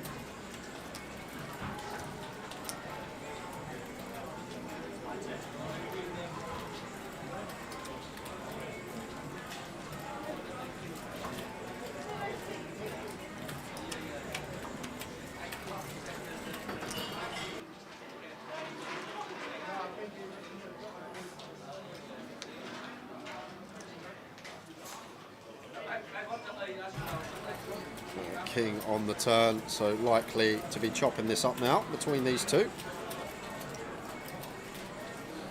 Only way we wouldn't see this chopped up is if either hit their kick up or a king on the river would give Abdul the best hand.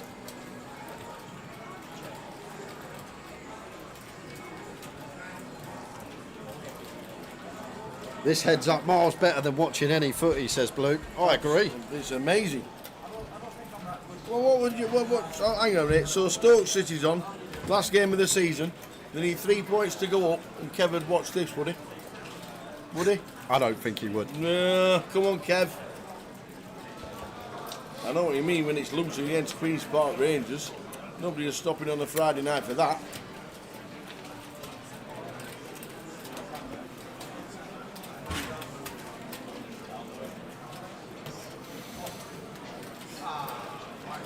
Great shout, Razor Kev. Yeah. Great shout, mate. Thank you for the tip. Well done indeed. Good shout.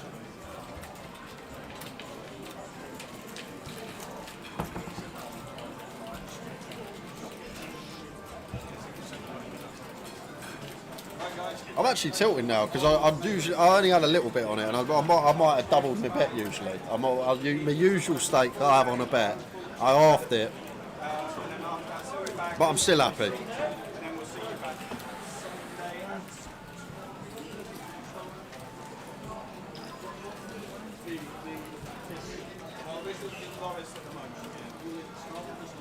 I'm going to chop this up. King will play for both.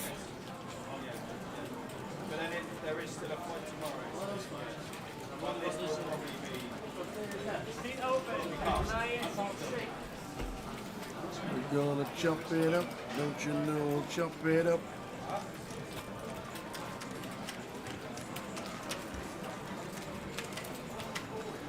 Look at this, separated by less than 2 big blinds. We lost Arian at about 8 o'clock, so well over an hour now these two have been battling for the title. And in 15 minutes time, we're going to go to the 100 KBB level, which means there's 38 bigs in play. Yep. That is rare. We usually finish tournaments between 60 and 80 bigs. That's around the average, so kind of gives you an idea where we're at with this one. And that's probably got something to do with the 8 all-in and calls on the bubble. But lucky number 8 was the one that did burst it.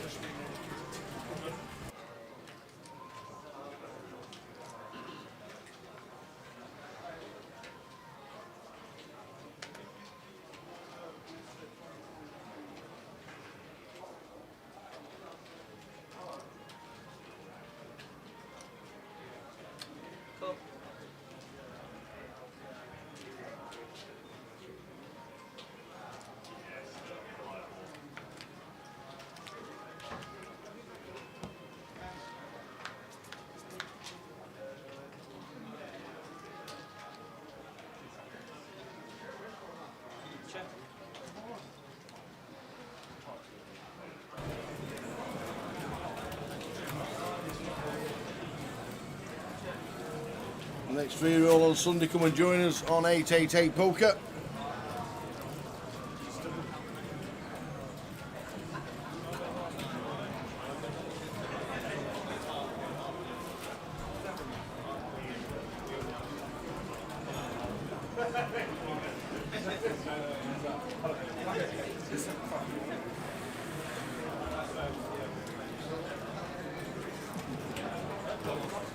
Pair of deuces and a gut shot Mizzou not going anywhere.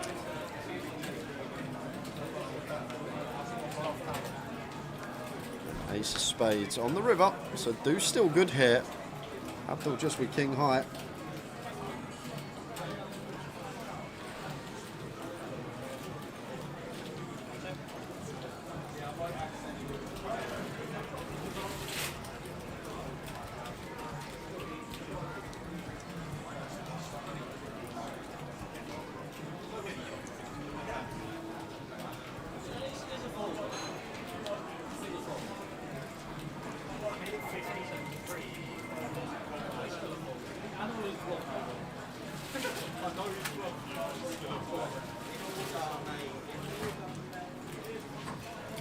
Abdul thinks that king high will still show down some of the time. I guess all this jack 10, jack 9, 9, 10 stuff, 9, 6, we do show down the winner against. How old is Yuzil? I don't know how old he is. He's only been on the scene a few years, so I reckon no older than 25 would be my guess.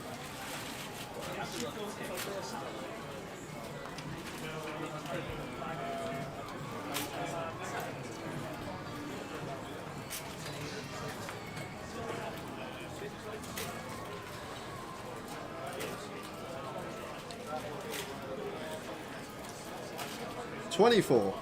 Thank you, Zhang. Oh. Cheers, Zhang.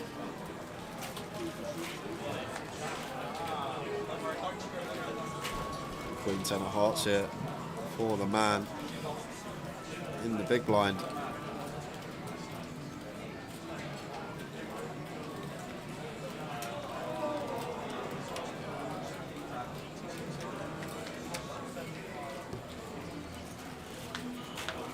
Ace, I flop, ace 5-2.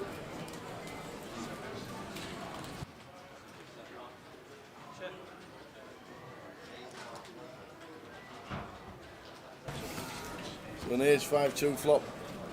Here's out checks. Abdul pulling out the chips. Makes it 125.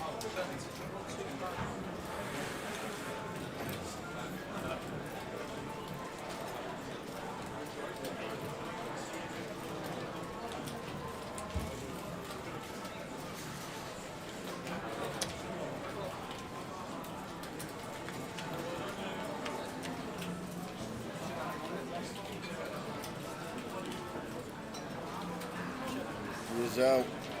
You just know he's calling with the queen 10. 6 of spades turn.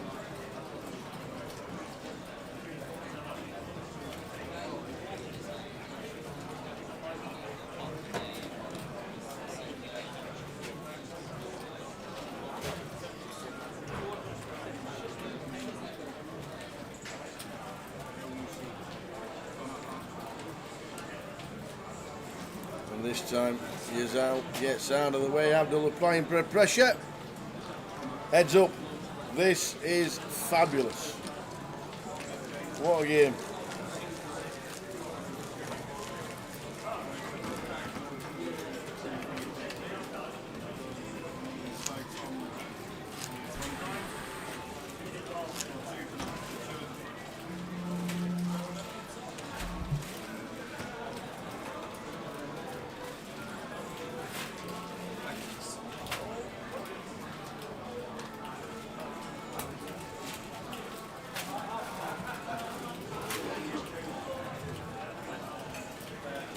What a game.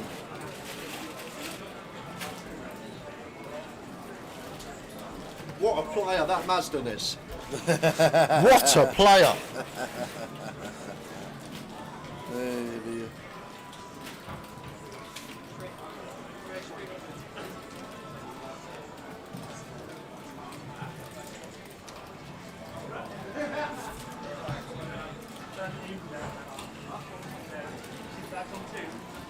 They're both playing really well, Robert. They're both fantastic poker players. Only fitting at the 2 final in the high roller. Both played this game very well. Different styles, very different styles, contrasting styles. Yazoo a lot more aggressive, someone that will turn the heat up on you more often than not. Abdul just solid, Good fundamental poker whenever we see him at the feature. Doesn't get sticky, picks his spots meticulously. He's a good player, is Abdul. And the results just speak for themselves sometimes. If you look at the amount of final tables this man's made over the course of the last 12 months, still waiting to close one out. But consistency of Abdul, probably barring Callum Gordon, one of the most consistent we've seen this year.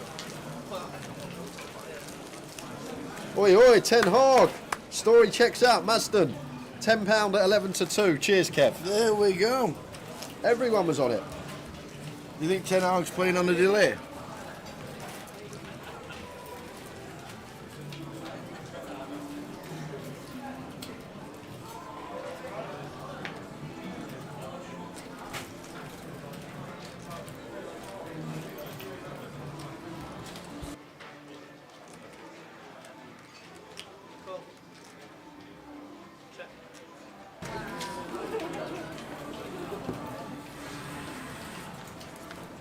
Jack high flop, Jack 5-8, 2 spades.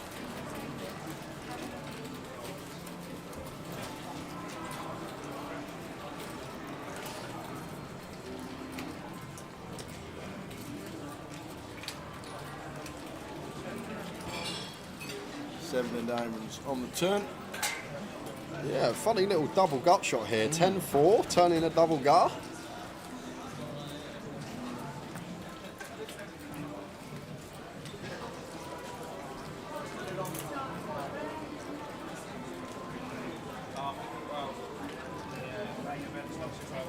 And Abdul gonna bet here with the 10 high. We'll fold out some like Queen 3, Queen 4, some King 3, King 4. This type of stuff can get better hands to fold. And still with equity with a double gut shot to make the best hand by the river.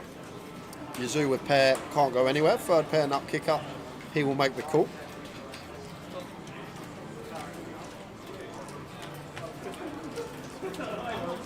And Abdul finds the 6 on the end. He makes the straight. Is he thinking about leading? Aware that this is a river that going to be checked back a lot by Yazoo. It is going to check. Still maybe worried about some 9x.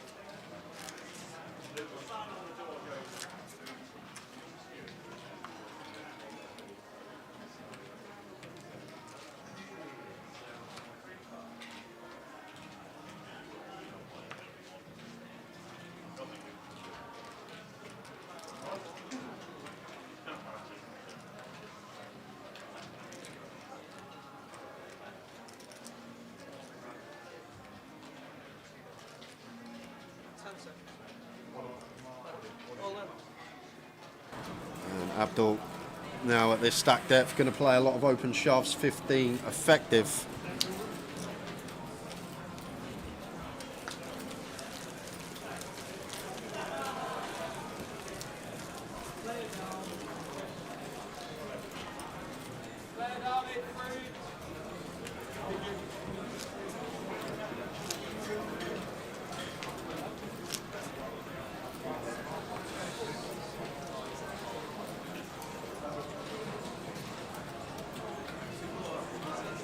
How are we doing?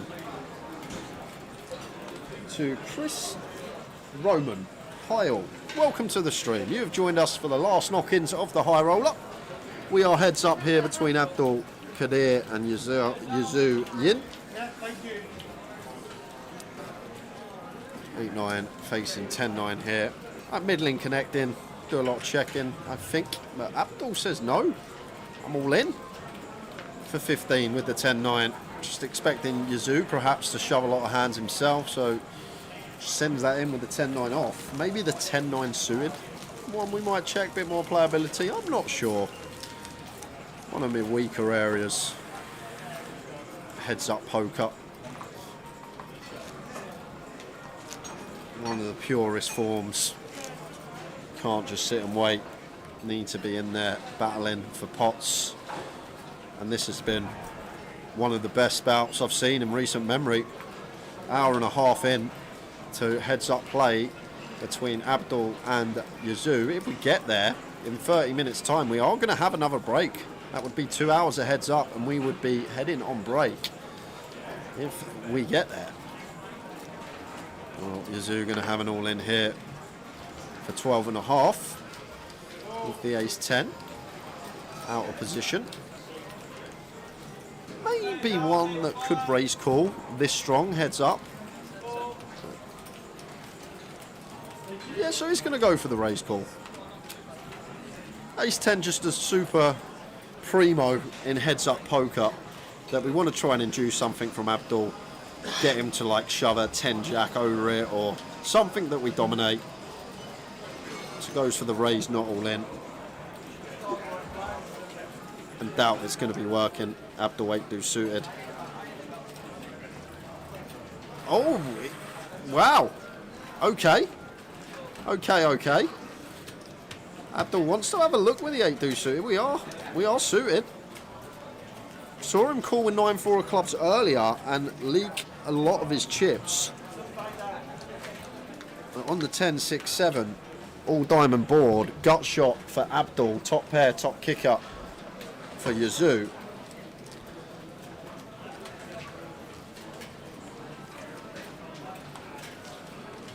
And Yazoo with a check.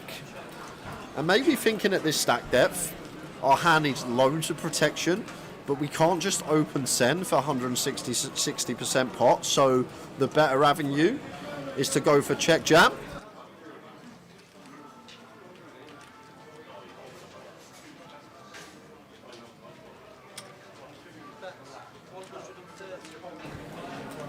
Yeah, now we get to do exactly that as Yazoo with a little extra 130 in a pot, because now pot size jam would be over $1 million, so less than pot. If we do just go for the jam, and very well played, sir. Nice check shove, gets that extra little bit of value out of Abdul.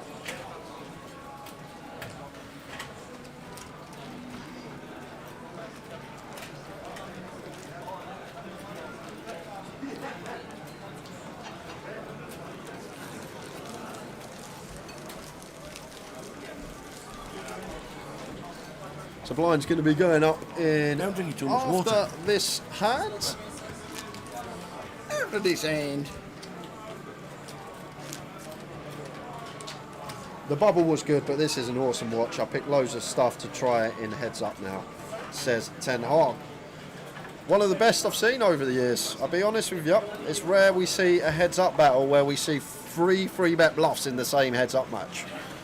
It's hard to even get the free bet bluff in. Yep. I'm not talking about a pre-flop free bet bluff either. I'm talking about a post-flop free bet bluff. It's been a great watch. But eventually it has to finish. Blind's going up to 100k after this hand. Top pair for Abdul. Yazoo with guttable.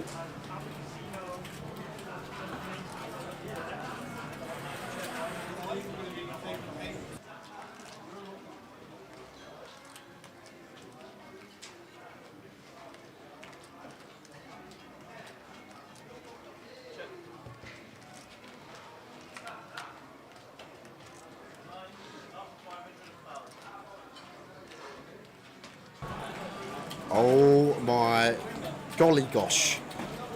Is this going to be the hand?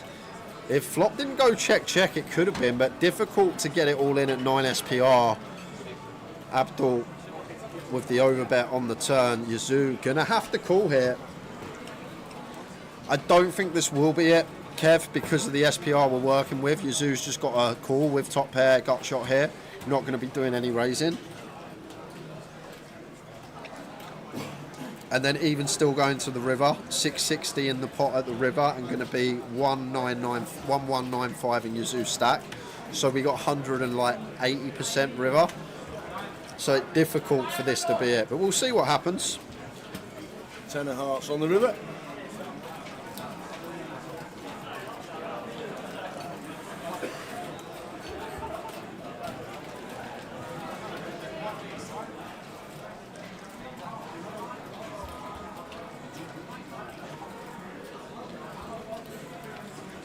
And now Abdul going to go for value. Backdoor flush does complete, but we're heads up. Have to go for some value here as Abdul and Yazoo too high up to our top pair, seems way too good. Oh, and for this size as well. So never folding versus this size, but Yazoo might be thinking about raising here, but yeah, there's the call. Well, he made a call to save his life because Abdul's never folded. Yeah, but he might have fought versus that size 20% pot that Abdul might have rivered the 10, blocking with a 6, etc. I go for some thin value, but as we thought on first glance, just with a quick call. Asked them to pause the clock, so I need to go and get wine. Just shout Julie. We're on break in 27 minutes, Kev. That's what your juice for, isn't it, Kev? 27 minutes, we'll be on break, Kev. You can pop out and get some wine. Hope you still got that bottle I bought you in Blackpool. Oh yeah, that one's left Blackpool. Well, what happened was, Kev and Drew, they had a bottle of wine at the table, and I said, I'll get you a drink. And I said, whatever you want. And Kev says, can we be cheeky and get a bottle of wine? I said, of course you can have a bottle of wine. So I got him a bottle of wine. I go back to the table about 20 minutes later, it's still there, unopened, and he goes, we're just going to take that home and save it for a day. so the wine went in his missus's bag, they went, and hopefully that was cracked open. Brilliant.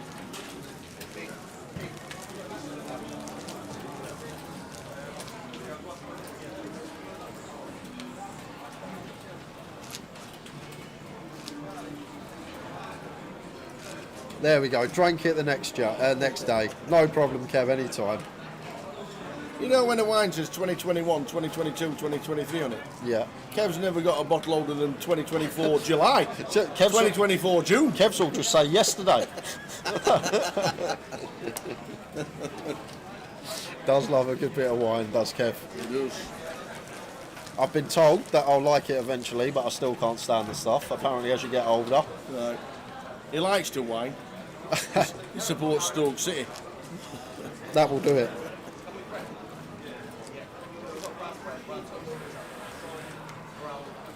It's still here.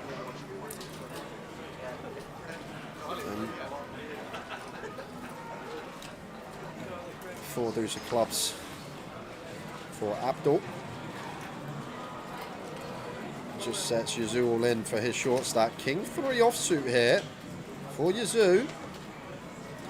Only 8 big blinds. Abdul going to shove wide.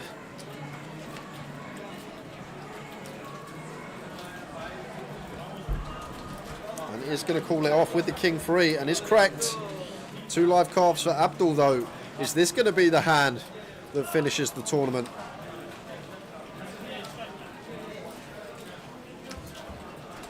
Here we go. King 3. He loves these power combos.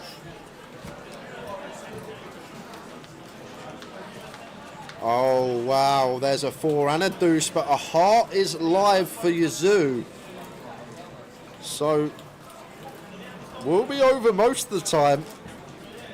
But Yazoo Yin can still find that heart. That heart. And now needing to fade 4 outs to double. 4 or deuce needed for Abdul. Can he find it? He cannot. So back to where we started again. 2 million plays 1.8 million. Stoke versus Fleetwood next round of the Carabao Cup. I said exactly that on the stream, Kev. You get to the 3rd round, because obviously Fleetwood beat Rotherham United. So Rotherham United get in the 3rd round. You've got Tottenham, Man City, Man United, Liverpool, Arsenal. You're looking forward to that 3rd round tie. You pull your hat out. You've got Rotherham United against Stoke City. It's the biggest come down ever. Why would you you get all excited I and you end up always, with Stoke? I always thought when I was at school the Britannia was a great stadium to play because they're the line, aren't they? Can they do it on a cold, windy, wet night in Stoke? Exactly. So there's novelty about the Britannia. There's probably more novelty about the Britannia than there is the Emirates. I'd rather go to the Britannia than I would the Emirates. That simple as Cold that. in Stoke. I don't care. Cold in Stoke, I'm telling you. At least it's loud, probably, in that stadium. Yeah, with the wind. the wind whistling round your ears.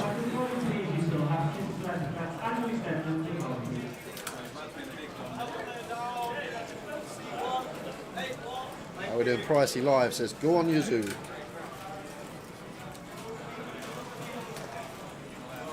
So ace 3 for Yazoo on the button here. Offer 17 is just going to go for the jam with the offsuit high-low and will be working. I know I pronounce it wrong, Pricey, and I call him Yazoo.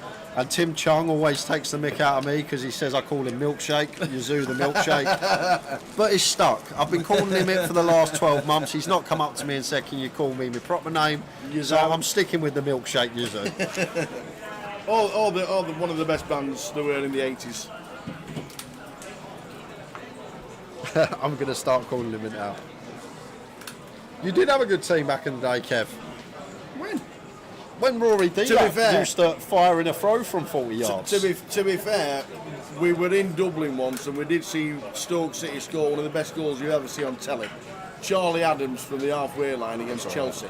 What about Peter Crouch? Oh no, Charlie Adams from the halfway line. Peter Crouch is much better. I've seen. I know the one you're on about. Yeah, Peter well, let me tell you, that Guinness didn't last long because it was everywhere. Crouchy's volley from the edge of the box when he takes it on his chest, smashes that out the water. King Jacker clubs for Abdul. A proper hand. Wow, he means business as well because it's the first time in 7 days he's taken the hat off. The hat's off. Is that a tell? That's it. Wins a hat with a half. There's actually an interview with Tony Pulis, Kev. You've probably seen it, but 10, 15 years old, and they're talking about Rory Delap. And in training one day, the Stoke lads were just having a little laugh about seeing who could throw it the furthest. Okay. And Rory Delap could throw it like twice as long as anyone else. And Pulis thought, hold on a minute. And then he stuck him on throw-ins, and that's how the old Delap thing started. He didn't actually know he had a long throw until the boys were mucking about in training one day and realised the bloke could throw the ball 50 yards.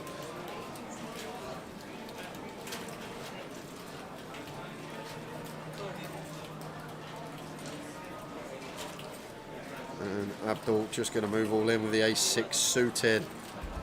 Zoo for 14, king 8 off, not going to call. And just chipping away as Abdul.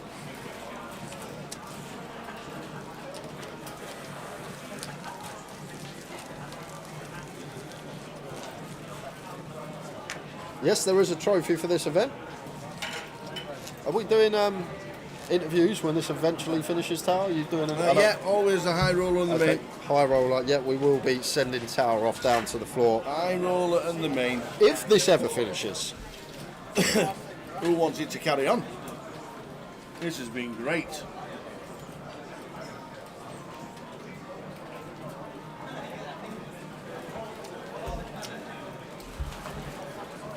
Abdul with the Jack 7. And Yazoo with the Queen 5 off.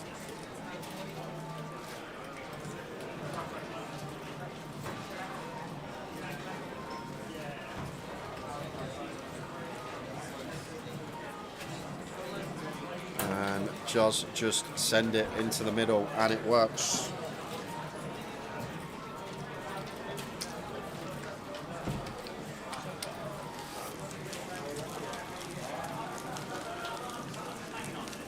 Yeah, Tower. So, Mr. Tobias, what year did Berbatov leave Spurs for Man United on transfer deadline day? Tower, take a guess first, as Jay more likely to know. Berbatov left Spurs. I didn't even know he played for Spurs. What? Let's go 2007. Close. That was the year he won the League Cup with Spurs. You've never won the League Cup. Yeah, we won the You've league. never won a trophy. We beat Chelsea 2-1 after extra time. Big John Woodgate header to put us 2-1 up. Oh, he made him millions. He went to Real Madrid, didn't he? No, he was at Real Madrid before that time. Oh, right, okay. 2008. One day Ramos was manager, I recall. 2008, we lost Hey, that was a Burma. good guess from me. Abdul checking his option. With a blind at 100k.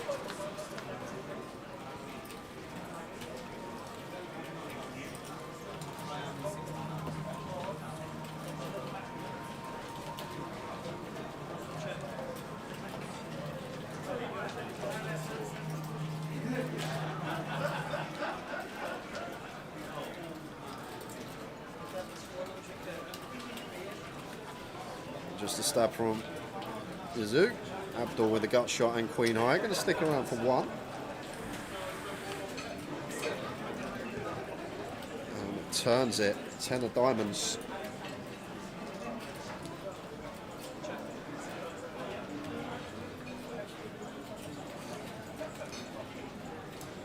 Does pick up this dummy end gutter, but can be drawing to a chop versus some queen X.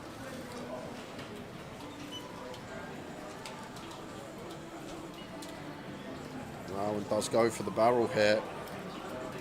There's Yazoo. 250k. Just cool here is Abdul Tower. Keep bluffs in of Yazoo. And he's going to go for jam. Maybe scared of a bare heart, but you think about it there. If Yazoo has 2 pair, he just checks with the straight on board. So once he bets, his value range is a straight or a flush. We're chopping with a straight, we're losing to a flush. We not want to keep the bluffs in because his value is probably going to start at the straight on the 4-liner. Interesting. Takes the pot nonetheless. But we go on, and it was 2 hours ago when we saw Arian Kashani exit in 3rd place. What a day. What a high roller. What a high roller. When we come back at half 1 tower with 23 players left, did not expect to still be here at 10 o'clock.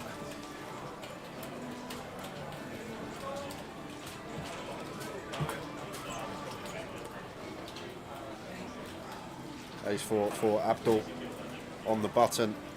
Should be going in, and does. And Yazoo with a snap call. And Here we go. Here we go again.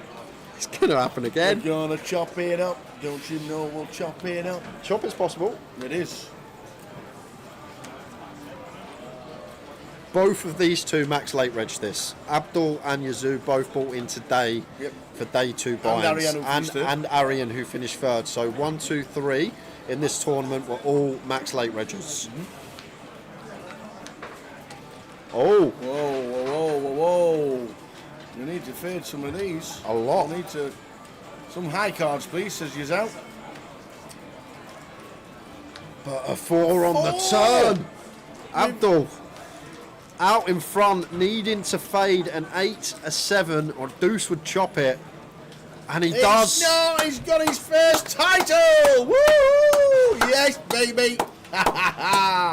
Well done indeed. What a battle that was. What a great that honestly. was great. All day long. Been fascinating action. The bubble was terrific. The heads up play was great. Amazing. And that is that. And we're going to send Tower down to the floor. Yeah. You get yourself off. Yeah, I will in a minute. I don't know whether I want to interview him. You don't want to interview him? His hat on. He hasn't got his hat on. I'm not doing it. Are we waiting until he puts his hat on? If he don't put his hat on, I'm not doing it. Are we not doing an interview? Yeah. I'll think about it. All right. Do you want me to go do it? I know what you want. You've got the Arsenal reference in your mind, haven't you? Oh, yes. Right. Well played, sir. I'll go in. If he puts his hat on, we'll talk to him. Wait. Is he? Is it going? I'm not moving until he puts his hat on, let me tell you.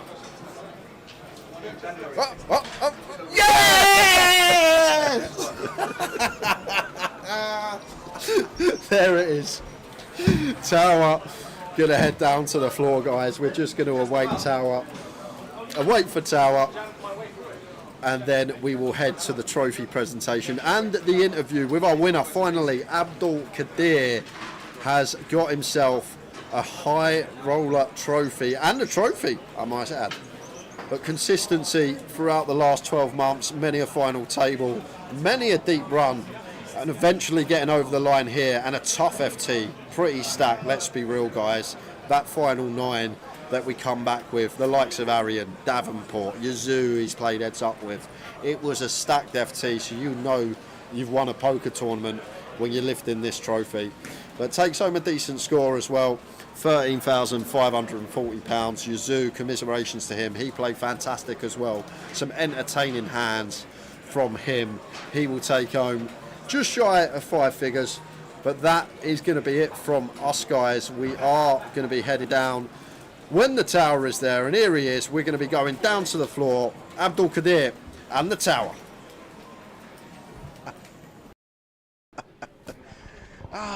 Beginning of the day, we thought 23 players, nice stack of players. It's going to be a good watch. That's turned out to be one of the best watches ever. Abdul, how are you feeling? Tired, knackered. What a battle. Yuzha is not easy. He's a great player, Yuzha. Absolute machine. I thought when I gave him the chip lead again, I was going to lose it. And then once I got it back, I'm like, I can't relinquish it. Yeah. Absolute amazing player, Yuzha. Yeah. Well, I think if you, I'm guessing you're going to be watching it back in the next couple of days. That was some battle. That was brilliant poker. Always tough fields, but we've got to make you smile. Why do you never take a picture of me when I always look unhappy? Yeah, because you never smile. That's true. Now we're going to have a picture where For you're sure. going to be absolutely beaming, because that is some win. For sure. No, for sure. Yeah. And we've also found a common denominator of why you've won. Go on. There's no Arsenal shirt inside. It's the Brazil shirt I normally wear, actually. That's the winner shirt. I got the Scarface now, so yeah. But yeah, well chuffed, man. Well chuffed. Yeah, you've for the last couple of years you've been on the circuit. You've got a few final tables, but now you've got to win. Finally. Happy? Absolutely. Finally. Yeah. Well chuffed. Yeah. Happy. Over the moon. Absolutely, fantastic. Well, we're going to get Simon to hand over the first trophy for a long time. Ladies and gentlemen, can a big round of applause for the high roller champion, Abdul Qadir Ahmed. And I actually think that this could be one of many, because this guy does play well. Well done, sir. Thank you very much. And we're going to get you sat down here, and you're going to smile for everybody to see. Oh, we'll do that. We'll do that. Top man. Cheers. Jay, take it away. And that is that, guys. Great performance from Abdul. Nice little interview there as well. Obviously, it's the Arsenal shirt. What else would it be? Why would you wear an Arsenal shirt on a final day? We're going to grab the tower back in just to close up shop for the day. A long old high roller, 9-hour day for us, longer than expected when we had 23 starting the day today. But that's exactly what I was just about to say. It's just phenomenal stuff. That bubble was great to watch. It's so nice to have a one-table bubble where we've not got like 2-3 minute breaks in between hands. We can just delve into the action, and then the heads up between these two. One of the best I've watched in recent years, I'll be honest with you. One of the best I've got to cover. It's nice when we're battling, like free betting flops, free betting rivers. It was all occurring. Totally agree. And that is what is coming up for the rest of the week. Saturday tomorrow at 12:20, 12:20 on the Sunday. It's all about the main event. And if you do want to get involved, while you're here in Leeds, if you're not playing 25.50, then come to Leeds. We've got the main event tomorrow, the dash is on, and then side events on Sunday. We've got the big shot, the seniors, and the closer to get into. It's there's plenty going on. But champion for the first time, and I said I don't think it'll be the last trophy we hand over for sure. Abdul Qadir Ahmed plays a great game. He's out in, I tell you what a great struggle. That 3-2 was... He's a lunatic. He's just a lunatic, Tower. The 3 deuce, what was it, 4-bet all in or whatever it was just fantastic to watch. But champion and a big smile on his face. Woohoo! Yes, Mr. Abdul Qadir Ahmed. Well done to him. What a great day. Thanks for tuning in and thanks for watching all day long. The high roller. We will see you tomorrow from 12:20. And now we concentrate on the main event. But well done, Abdul Qadir Ahmed. Ta-ta. Good night.